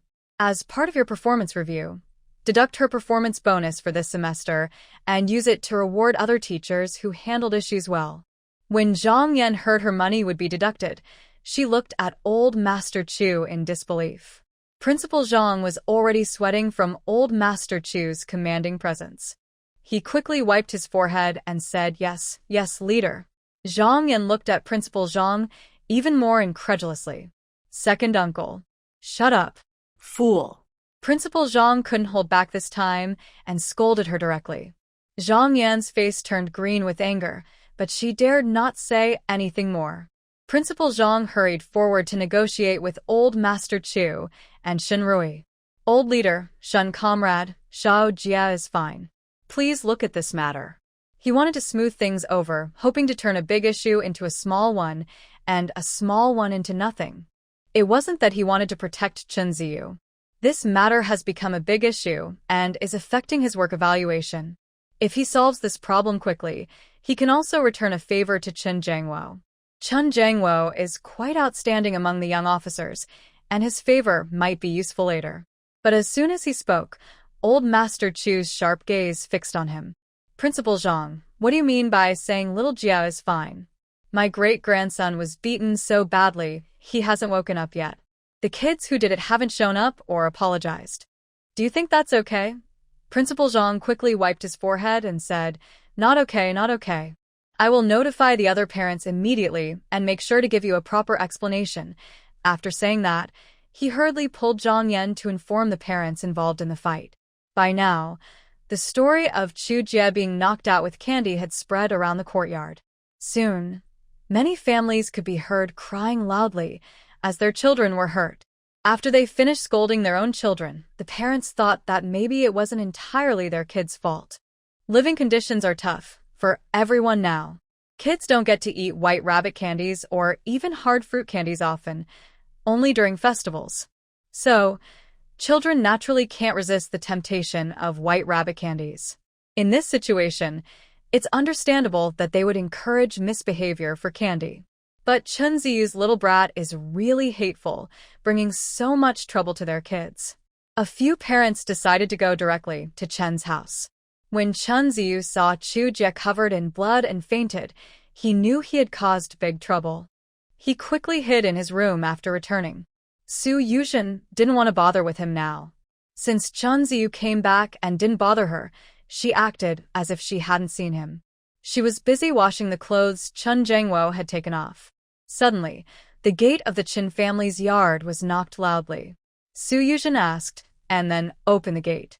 The moment the gate opened, a group of parents started questioning her loudly. At first, Su Yuzhen was a bit confused, but she quickly understood what was happening. Some parents were very angry and casually said, "It's true that you learn good things from good people, but you learn bad habits from fake gods." Before, when Shen Rui was with Chen Ziyu never did such evil things. Captain Chen really is blind. For a woman who ruins 3 generations, he divorced from Comrade Shen. Su Yuzhen was already angry from being scolded by everyone. When she heard others say she was not as good as Shen Rui, she was so furious she wanted to drag Chen Ziyu out and hit her. But she couldn't do that. If she did, her reputation would be ruined. Her eyes were just about to fill with tears, and she wanted to lower herself and apologize to everyone for Chen Ziyu. Suddenly, Chen Jiangwo's voice came from outside. What happened? The neighbors turned and started explaining the situation to Chen Jiangwo one after another. After they finished, someone said angrily, "Captain Chen, we can't control what kind of person Chen Ziyu is being taught to be, but don't let your family's Chen Ziyu influence our good children. Today, this is all because of Chen Ziyu. Chu Jie is still in the hospital. You are the ones most responsible. You must give us and Chu Jie an explanation." "Yes. You must give us an explanation." Chen Jiangwo was instantly furious, his whole body boiling with anger. He looked at Su Yuzhen with a stern gaze. "And that little brat." Su Yuzhen quickly pretended to be kind and defended Chen Ziyu. "Brother Jiangwo, don't be angry. Ziyu is still young. Seeing his own mother defending others and being kind to others, but ignoring him, he must have feelings about that. That's why he acted impulsively. Su Yuzhen thought Chen Jiangwo loved Chen Ziyu and would be grateful to her for defending him. But before she finished speaking, Chen Jiangwo suddenly roared at her in anger. "Shut up. If you hadn't spoiled him and taught him badly, he wouldn't have caused such big trouble, Su Yuzhen." A flash of hatred crossed her mind. This dead man Chen Jiangwo, she thought, she was useless, couldn't teach children well, so why blame her? But she didn't dare to say her true feelings. She could only tear up and let tears fall down her cheeks. Chen Jiangwo's anger softened a little. He turned his face away, not looking at her tears, and asked in a calmer tone, "Where is Chen Ziyu?" Su Yuzhen wiped her eyes. In the room. At this moment, Principal Zhang also arrived at the Chen family home. Seeing that all the parents involved in the incident had gathered at the door, he directly suggested that they all go to the hospital to apologize to Chu Jia and discuss the medical expenses. All the parents immediately agreed, saying they would definitely make their children apologize to Chu Jia, but they believed the medical costs should not be their responsibility. They argued that their children had been deceived by Chen Ziyu, so the Chen family should cover the expenses. Hearing this, Chen Jiangwo's anger grew stronger. He stormed into the house and loudly pounded on the door, shouting, "Chen Ziyu, open the door." By this time, Chen Ziyu's fear had subsided. Although she dared not open the door, she loudly declared from inside, "I did nothing wrong. It's all that shameless woman Shen Rui's fault. If she hadn't given chocolate to that little troublemaker, I wouldn't have hit him. I will not apologize to that troublemaker Chu Jia." The house's poor soundproofing meant that not only Chen Jiangwo outside heard her, but also Principal Zhang and the other parents in the yard. They all frowned at her words, clearly showing their disgust. Some even shook their heads secretly, thinking it was no wonder Shen Rui was so determined to divorce and didn't want to keep the child. They say you can tell a person's character by the age of 3. Chen Ziyu, not yet 6, was already calling his own mother a shameless woman and a troublemaker. It showed he had been spoiled and poorly raised. Even if Shen Rui wanted to keep him, it would likely be a thankless effort to raise such a rebellious child. Chen Jiangwo felt his face burning with shame. He even had a faint regret. When Shen Rui first brought Chen Ziyu to join the army, he was polite and sensible. How did he become like this now? Thinking about how Chen Ziyu had been influenced by Su Yuzhen during these years, Chen Ziyu's behavior had worsened. Since Su Yuzhen moved into the house, Chen Ziyu had become even more unruly. He felt a strange, uncomfortable feeling inside. But at this moment, it was not the time to blame Su Yuzhen. Chen Ziyu did not open the door, but suddenly kicked it open with a strong kick. Seeing Chen Jiangwo's angry face, Chen Ziyu instinctively crawled under the bed. Chen Jiangwo quickly rushed over, grabbed Chen Ziyu, and walked out with big steps. When they reached the yard, he casually took 2 rattan sticks. Then he turned to the crowd and said, "Today's incident was indeed Chen Ziyu's fault. We will take responsibility for what we should. He will go to the hospital to apologize to Chu Jia and then come back to apologize to all of you." After speaking, he turned to the principal and said, "Principal Zhang, please take us to the hospital." Principal Zhang quickly agreed and led them to the hospital. At this moment, Chu Jia had just woken up. The small boy looked pale and, seeing the unfamiliar environment, trembled slightly. Shen Rui quickly grabbed his wrist to check his pulse. As soon as Shen Rui touched his wrist, he instinctively shrank back. "Jia, don't be afraid. It's Auntie," Shen Rui said softly, feeling worried. Old Master Chu also looked very distressed. "Grandpa is here too. No one will dare to bully little Jia anymore." After seeing the two of them, Jia relaxed a little and asked confusedly, "Auntie, Grandpa, where are we? What's wrong with me? Why does it hurt?" Old Master Chu immediately sensed that something was wrong with Jia. He looked at Shen Rui with concern. Shen Rui checked Jia's pulse again and then told Old Master Chu, "Grandpa Chu, don't worry. Little Jia is fine physically. He has forgotten what happened before he fainted. Just like when he suddenly fainted, it's his body reacting to bad external stimuli. His consciousness is protecting him. While speaking, Shinrui gently stroked Jie's small head with care. How much suffering must this little child have endured before to cause such a stress response? As Shinrui finished speaking, she suddenly saw Chenziu being pushed forcefully and stumbling into the room. Chen Jingwo followed in, looking at Jie's pale face and the dried bloodstains on his face and clothes. Chen Jingwo was even angrier. This was all Chenziu's doing. He suddenly grabbed Chenziu, who had just staggered to his feet, and with a fierce look, asked, "Did Chu Jie get beaten up like this by you? Is that true?" He suddenly shouted angrily, and not only Chenziu, but Chu Jie also shrank back. Old Master Chen and Shinrui also frowned. But before they could speak, Chen Jingwo sharply whipped Chenziu with a cane, saying, "I told you to hit people. I told you to bully classmates." Chen Jingwo was very harsh. With each strike, Chenziu's pants were torn apart instantly. The cane hit his skin directly, and the tender skin of the child immediately bled. Chenziu let out a loud, heartbreaking cry. Chu Jie was so frightened that he hid in Shinrui's arms. Shinrui quickly protected Chu Jie. But Chen Jingwo kept hitting without mercy, striking Chenziu again and again. Soon, Chenziu's clothes were torn, and his skin was cut open, almost to the point of bleeding. Chenziu cried until his voice was hoarse, and he was so overwhelmed by pain that he became dazed. Suddenly, he saw Shinrui, who was protecting Chu Jie. Instinctively, he knelt down in front of Shinrui. "Mom, help me. My dad is going to beat me to death. I'm going to be beaten to death." Boo-hoo. Shinrui looked at Chenziu's state, and her heart clenched painfully. But she quickly calmed down and controlled her emotional response. She watched coldly as Chenziu was beaten.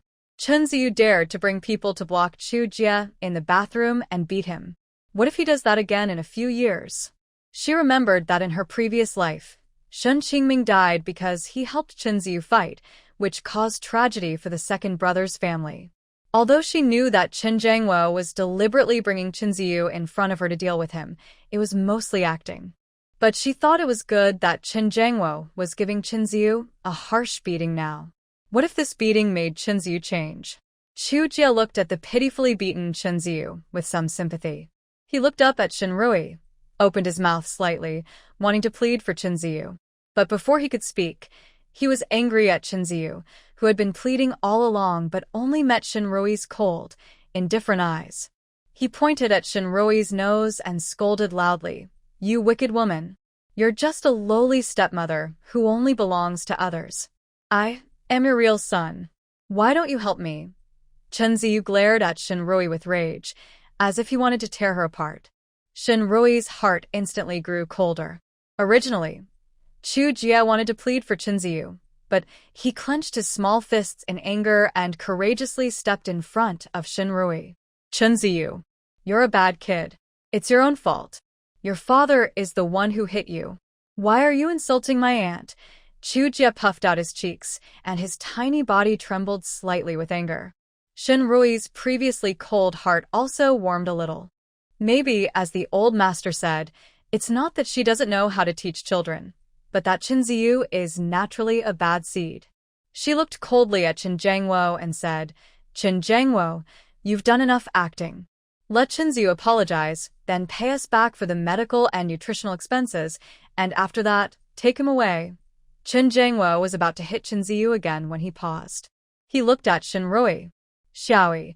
Shinrui stared at him with no emotion in her eyes. Chen Jingwo suddenly felt a sharp pain like a needle stabbing him.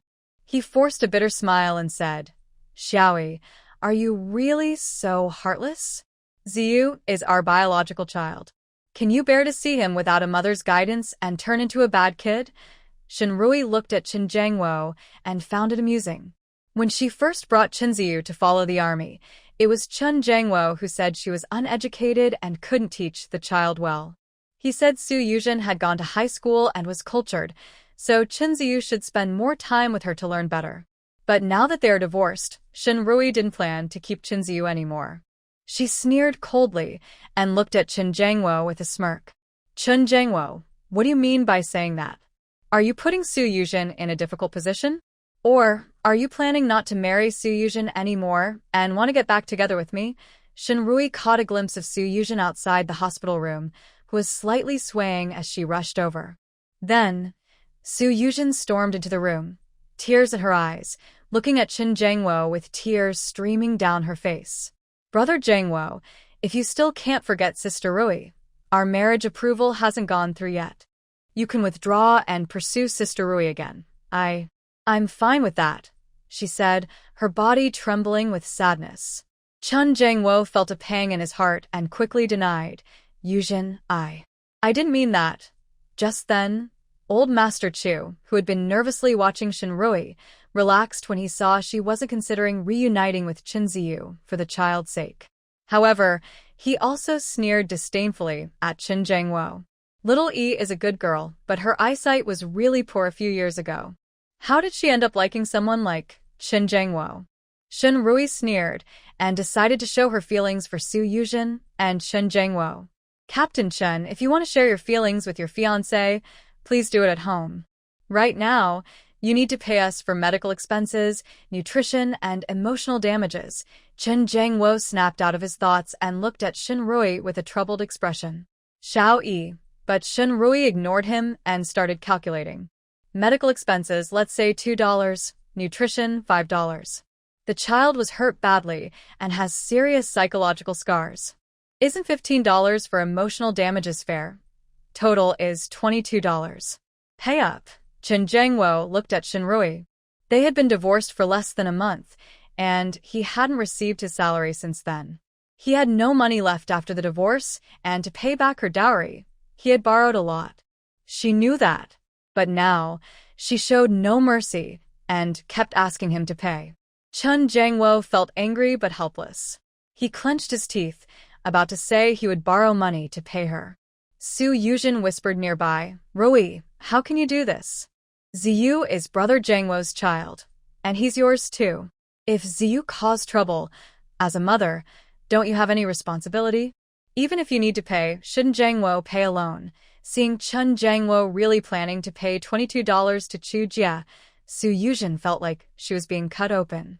She was about to marry Qin Jiangwo, and every penny he had belonged to her.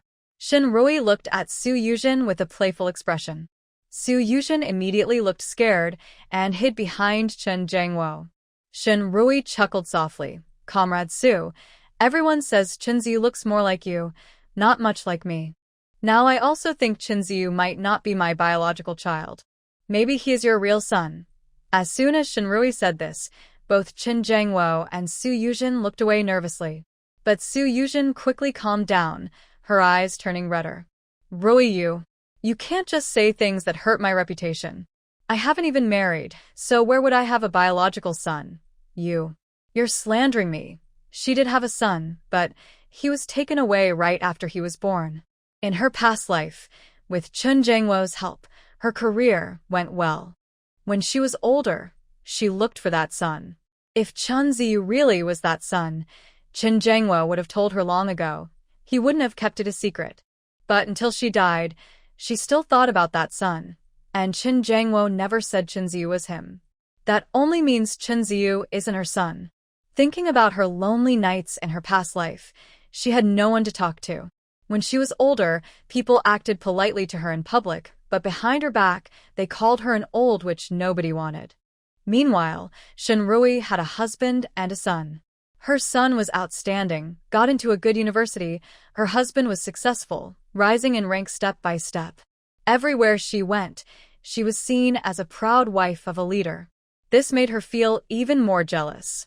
She and Qin Jiangwo grew up together, and her most beloved brother even saved Qin Jiangwo's life. Qin Jiangwo liked her originally. He should belong to her. The admired position of a leader's wife should also be hers. But she didn't plan to raise Shinziyu, that little born by Shinrui. If she were to raise her, it would be with the children she and Qin Jiangwo would have in the future. She believed that her children with Qin Jiangwo would be even better than Qin Ziyu from her past life. Thinking of this, Su Yujin puffed out her chest. But Qin Jiangwo wasn't as confident as she was.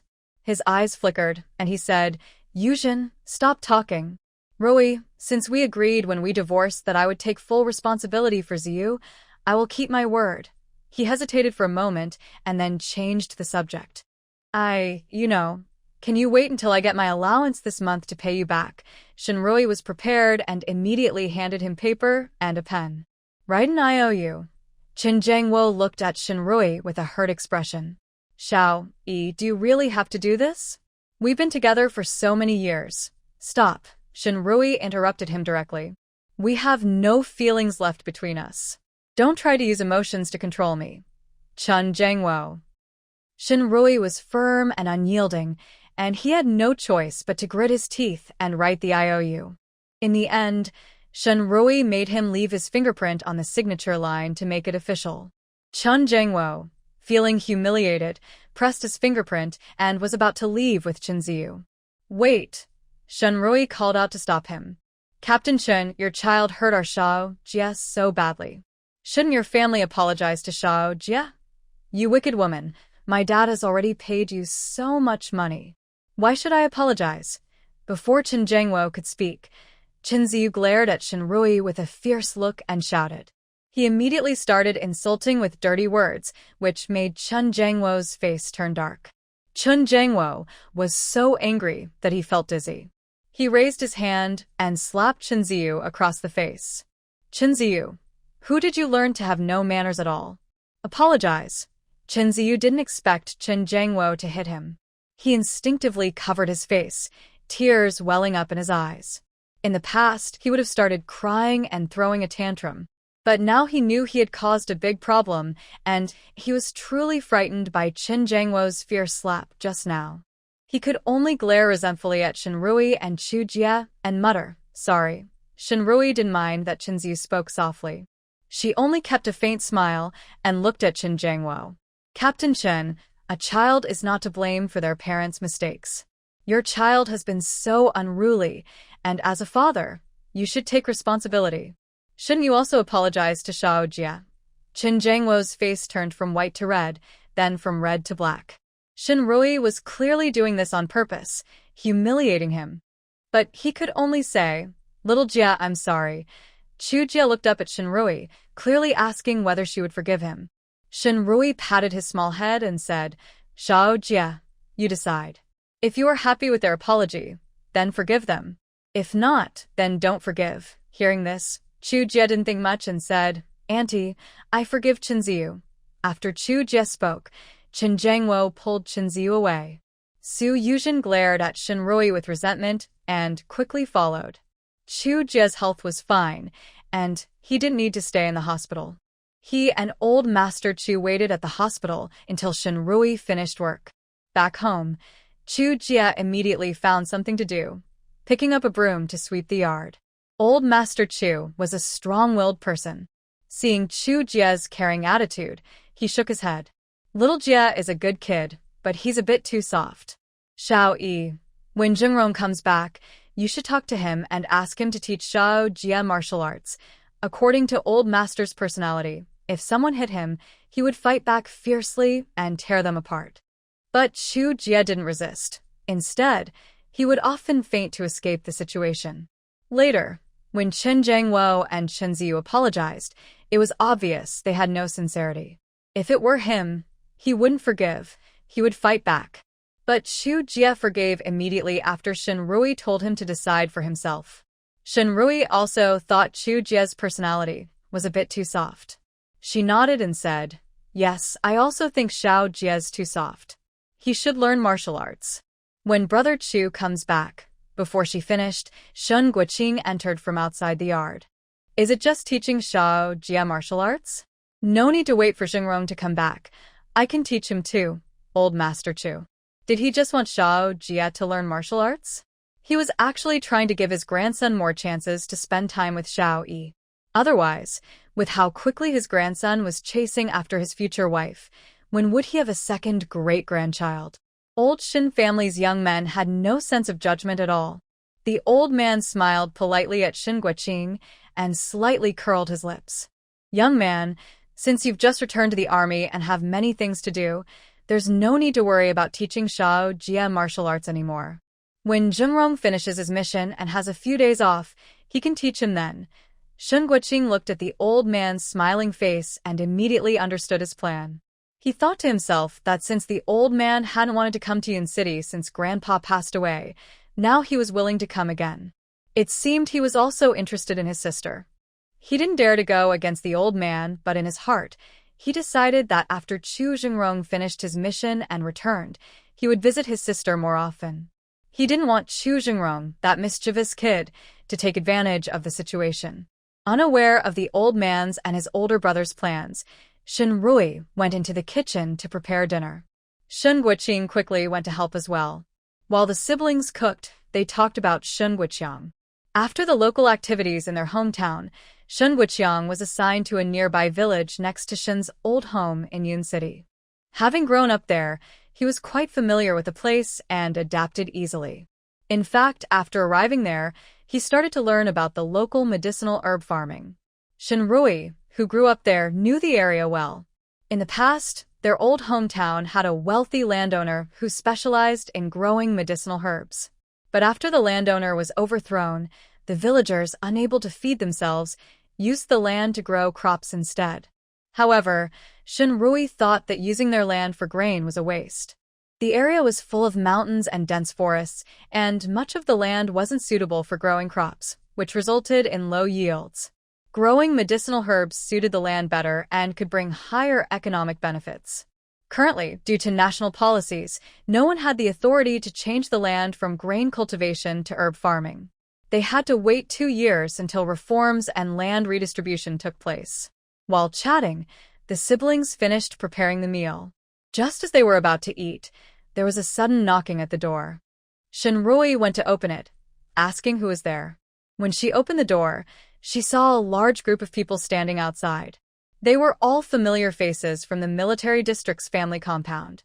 Shen Rui was not afraid. She simply asked one of the leading sisters-in-law, "Sister Ding, is there something you all came here for?" Ding Lan looked apologetic and said, "Xiao Yi, our little monkey was also involved today in the fight with Xiao Jie, and Qin Ziyu was coaxing him to join in. Although Qin Ziyu was mainly responsible, our family's little monkeys weren't innocent either. We all felt guilty about it. So, we decided to come together and apologize to Xiao Jie." As she spoke, Ding Lan handed Shen Rui a basket of eggs. "Xiao Yi, this basket of eggs is a small gift from your sister-in-law. Keep it for Xiao Jie to help him recover." After saying this, everyone else also started putting things into Shen Rui's arms. Some gave apples, some handed over a bunch of noodles, others a bag of sugar, or a jar of honey. Before long, Shen Rui was holding a large pile of things. She didn't want to accept them at first, but everyone didn't give her a chance to refuse. Once they finished, they quickly left. Shen Rui looked at their backs with some helplessness. She could only ask her older brother to carry everything inside. After Shen Guoqing took the items, she was about to close the door when she saw a familiar figure hurriedly approaching them. "Lu teacher." Lu Laosher looked at Shen Rui with an apologetic expression. "Sorry for disturbing you so late. How is Xiao Jie?" "I want to see him," Lu Li said, handing over a basket she brought to Shen Rui. Shen Rui then noticed that Lu Li's eyes were red, and they looked slightly swollen, clearly having just cried. Shen Rui had a good impression of Lu Li and quickly invited her inside. Chu Jie also liked Lu Li. When he heard Lu Laosher was here, he hurried out of the house. "Lu teacher." Lu Li quickly masked her disappointment and smiled as she patted Chu Jie's head. "Seeing you running and jumping again makes me feel relieved." While holding Chu Jie's hand and walking into the house, Lu Li also apologized to Shen Rui with a guilty look. She said it was her fault. If she hadn't been careless in watching the children, Qinzi wouldn't have had the chance to attack, and Chu Jie wouldn't have suffered such an unexpected disaster. Actually, old Master Chu had already looked into the whole situation. This matter wasn't really Lu Li's fault. The school has rules that when kindergarten ends, both the assistant teacher and the main teacher should watch over the children together. However, Zhang Yan, the assistant teacher who is the principal's niece, always leaves all the work to Lu Li and doesn't help watch the children after class. When Lu Li went to change a child's diaper in the bathroom, She didn't notice the commotion with Chinziyu and Chujia because another child had just wet their pants, and Luli was busy helping that child. Shinrui saw Luli looking guilty and with red, swollen eyes and asked gently, "Teacher Lu, is the school giving you a hard time because of Chujia?" Luli forced a small smile and said, "It's not exactly that. I do take responsibility for this. I should bear it." Seeing that Luli didn't want to talk more, Shinrui didn't press further. After chatting about Chujia's progress in school, she left. The next day, Shinrui arrived at the hospital.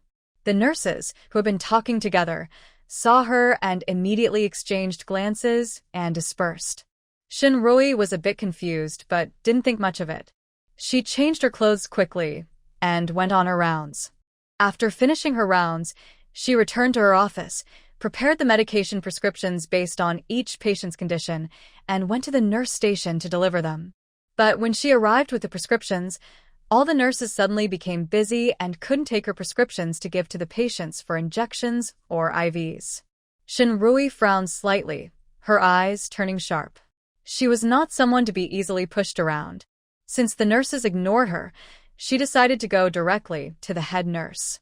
"Head nurse who? I want to ask. I've prepared the medication for today, but none of your nurses are accepting the prescriptions to give to the patients. If any of my patients are delayed because of your nurses' inaction, who will be responsible?" Having been a nurse for many years, she was not known for having a good temper. Hua Yingwan, the head nurse, heard Shinrui's straightforward words and also got angry. "Dr. Shun, don't think that just because you have connections or background, everyone has to follow your orders. Just because our nurses haven't refused to care for other doctors' patients doesn't mean they won't care for yours. You should look for the reason within yourself and don't always try to shift the blame onto others." Shinrui. She was about to argue her point when a nurse who had just entered the office sarcastically said, "Some people rely on powerful connections to stay safe. If things don't go their way, they might even lose their jobs. We can't afford to offend them, so it's better to stay away." Hearing this, Shinrui remembered that since she arrived at the hospital today, the nurses had been avoiding her. She naturally realized something was wrong and that there was a misunderstanding about her. Patients are important. She frowned but didn't have time to argue with the nurses. After leaving the office, she personally went to the pharmacy to get medicine, then administered injections and IVs to her patients herself. Although she knew that if she left the prescriptions on the nurses' station, nurses would eventually take care of them, her duty as a doctor was clear. If the nurses didn't handle it, it would be their neglect. But she wouldn't joke about her patient's health. Shinrui was so busy in the morning that she didn't even have time to drink water. It wasn't until she finished giving the last patient N4 that she finally relaxed. Just as she was about to take a sip of water and catch her breath, Director Cui came to see her. In the director's office, he first asked about her life and work with concern. Finally, he spoke more gently. "Xiao Shun, even though we are honest and upright, too many rumors that are not good for us can affect our work, right? And if these rumors spread unchecked, they might even harm the hospital's reputation. Don't you think?" Shinrui understood Director Chui's hint, urging her to handle the rumors quickly, or her job might be affected. She nodded. "Director, I understand." After Director Cui left the office, he sighed regretfully. Shun Lao's granddaughter, who was also his disciple, was undoubtedly talented and capable. It's just a pity that this young woman is too outstanding in appearance, and she has many legal issues on her record now. Yesterday, when he went home, his wife told him that Shinrui had just divorced Qin Jiangwo and was rushing to become the stepmother for Chu Jingrong's adopted child. This morning, he heard about other things involving Shinrui at the hospital. Actually, he could understand why Shinrui was helping to take care of Chu Jia. Chu Jingrong was like someone allergic to women. Besides Shinrui, he kept his distance from other women. He went on a mission, and Shinrui was probably the only person he could find to help take care of Chu Jia. Shinrui was genuinely kind, but she didn't know that someone with a bad heart had spread terrible rumors about her. As for the rumors in the hospital today, Director Cui shook his head again. To stop the rumors, Shinrui first needed to find out what they were. While thinking about who she could ask, she absent-mindedly left the director's office. After just a few steps, She bumped into a young nurse with a loud bang. Sorry. The nurse initially apologized normally, but when she saw it was Shinrui, her face turned pale. She hurriedly said, Sorry. I really didn't mean it. Please don't take my job away. The nurse looked frightened and almost started crying. Hearing this, Shinrui was shocked. She looked at the nurse and asked, Take away your job. Comrade Chinjia, can you tell me why, when we just accidentally bumped into each other, you think I have the power to take away your job? Shinrui asked directly. Chinjia was a recent graduate from a technical school and came from a village near the military district. She had no background. Getting a job at the military hospital was like a lucky trap falling from the sky, just hitting her perfectly. She valued this job very much. When she realized she had bumped into Shinrui, her reaction was because she had just eaten a lot of gossip in the nurse's office and then ran into the main person. She was a bit panicked at first. Now that she had calmed down and faced Shinrui's questions, she was still a little afraid, but mostly embarrassed. In the end, with Shinrui's comfort, she told her everything honestly. After Shinrui listened, she understood why the nurses not only gossiped about her behind her back, but also got so angry that they ignored their patients. From what she knew, several nurses had children in kindergarten cared for by Teacher Lu. Now they thought she had ruined their most trusted teacher's job, so it was no wonder they looked at her with hostility. At the same time, she also understood why Teacher Lu looked so red-eyed when she visited Chu Jie yesterday. After talking with Shinrui, Chinjia thought she was quite friendly and approachable, unlike the people who usually rely on their background to bully others. She cautiously asked, Dr. Shin, was it you who did something about Teacher Lu? We all know Xiao Jia was hurt badly, and of course you're upset. Any parent would be. But everyone says it wasn't Teacher Lu's fault. She's a responsible and good teacher. It's not me. I didn't blame Teacher Lu, and I don't have the power to ask the school to stop her from working. Shinrui sighed and said to Chinjia. Oh. Chinjia was even more surprised. Then everyone else says it was you. Shinrui exchanged a few words with Chinjia and then went on her way to work. She wasn't sure if her grandfather knew about this. Whether he knew or not, it seemed like only he could help solve the problem. After work, Shinrui was about to pick up Chu Jie from the kindergarten and then go to her grandfather's house to find out more about Teacher Lu. Her grandfather was already waiting for Xiao Jia outside the hospital. Girl, I have something very important to tell you, Grandpa Chu said eagerly as soon as he saw Shinrui. Shinrui was also anxious to ask her grandfather about Teacher Lu being suspended from the school. But seeing how worried he looked, she patiently waited for him to speak first and didn't interrupt. However, someone else did. Director Cui had just come out of the hospital and saw Grandpa Chu. He politely greeted him. Then, in front of Grandpa Chu, he warned Shinrui, Dr. Shin, you need to handle that matter carefully today. Don't let everyone keep misunderstanding you. It's not good for your work. Hearing Director Cui, Grandpa Chu looked at Shinrui and asked, Young Shin, are you in trouble? Shinrui explained to Grandpa Chu that Teacher Lu had been suspended, and the nurses at the hospital thought she was responsible, which made her upset. She also asked directly, Grandpa Chu, do you know about this? Grandpa Chu frowned and snorted. Most likely, Zhang Qianan is behind this to clear his niece. Let's go find Teacher Lu first, then find someone who can deal with Zhang Qianan. Shinrui also suspects that Principal Zhang pushed Teacher Lu out to protect his niece and made her a scapegoat. When Shinrui and Old Master Chu arrived at Lu Li's house, they just heard Lu Li's mother-in-law scolding her. Our family's Dazhuang married such a wife. It's really bad luck for us. Not laying eggs is one thing, but we finally got you a job and you lost it. Tell me, what use are you? Hearing the harsh words from inside, Shinrui felt uncomfortable. Back then, Zhang Chunfeng didn't call her a useless hen, but she often looked down on her, scolding her for being good for nothing and wasteful. She knew very well how stressful life was under such conditions. She knocked on the door. Who is it? The shouting inside suddenly stopped, and an old woman's sharp voice asked. Shinrui said, We're looking for Teacher Lu. Lu Li recognized Shinrui's voice and quickly opened the door before her mother-in-law could. Comrade Shin, Xiao Jia, what brings you here? Come in and sit. Lu Li saw them and quickly wiped her tears, greeting warmly. Her mother-in-law seemed to realize who Shinrui and Chu Jie were at this moment. She glared at them more fiercely and spat on the ground, criticizing them harshly. Bah, what are you? Even a dog knows to wag its tail after eating from someone else's bowl. I've never seen an animal that eats from others' plates and then flips the table. Hearing her mother-in-law's harsh words, Lu Li's face turned even more awkward. She hurriedly said, "Comrade Shin, let's talk outside." After saying that, she closed the courtyard door.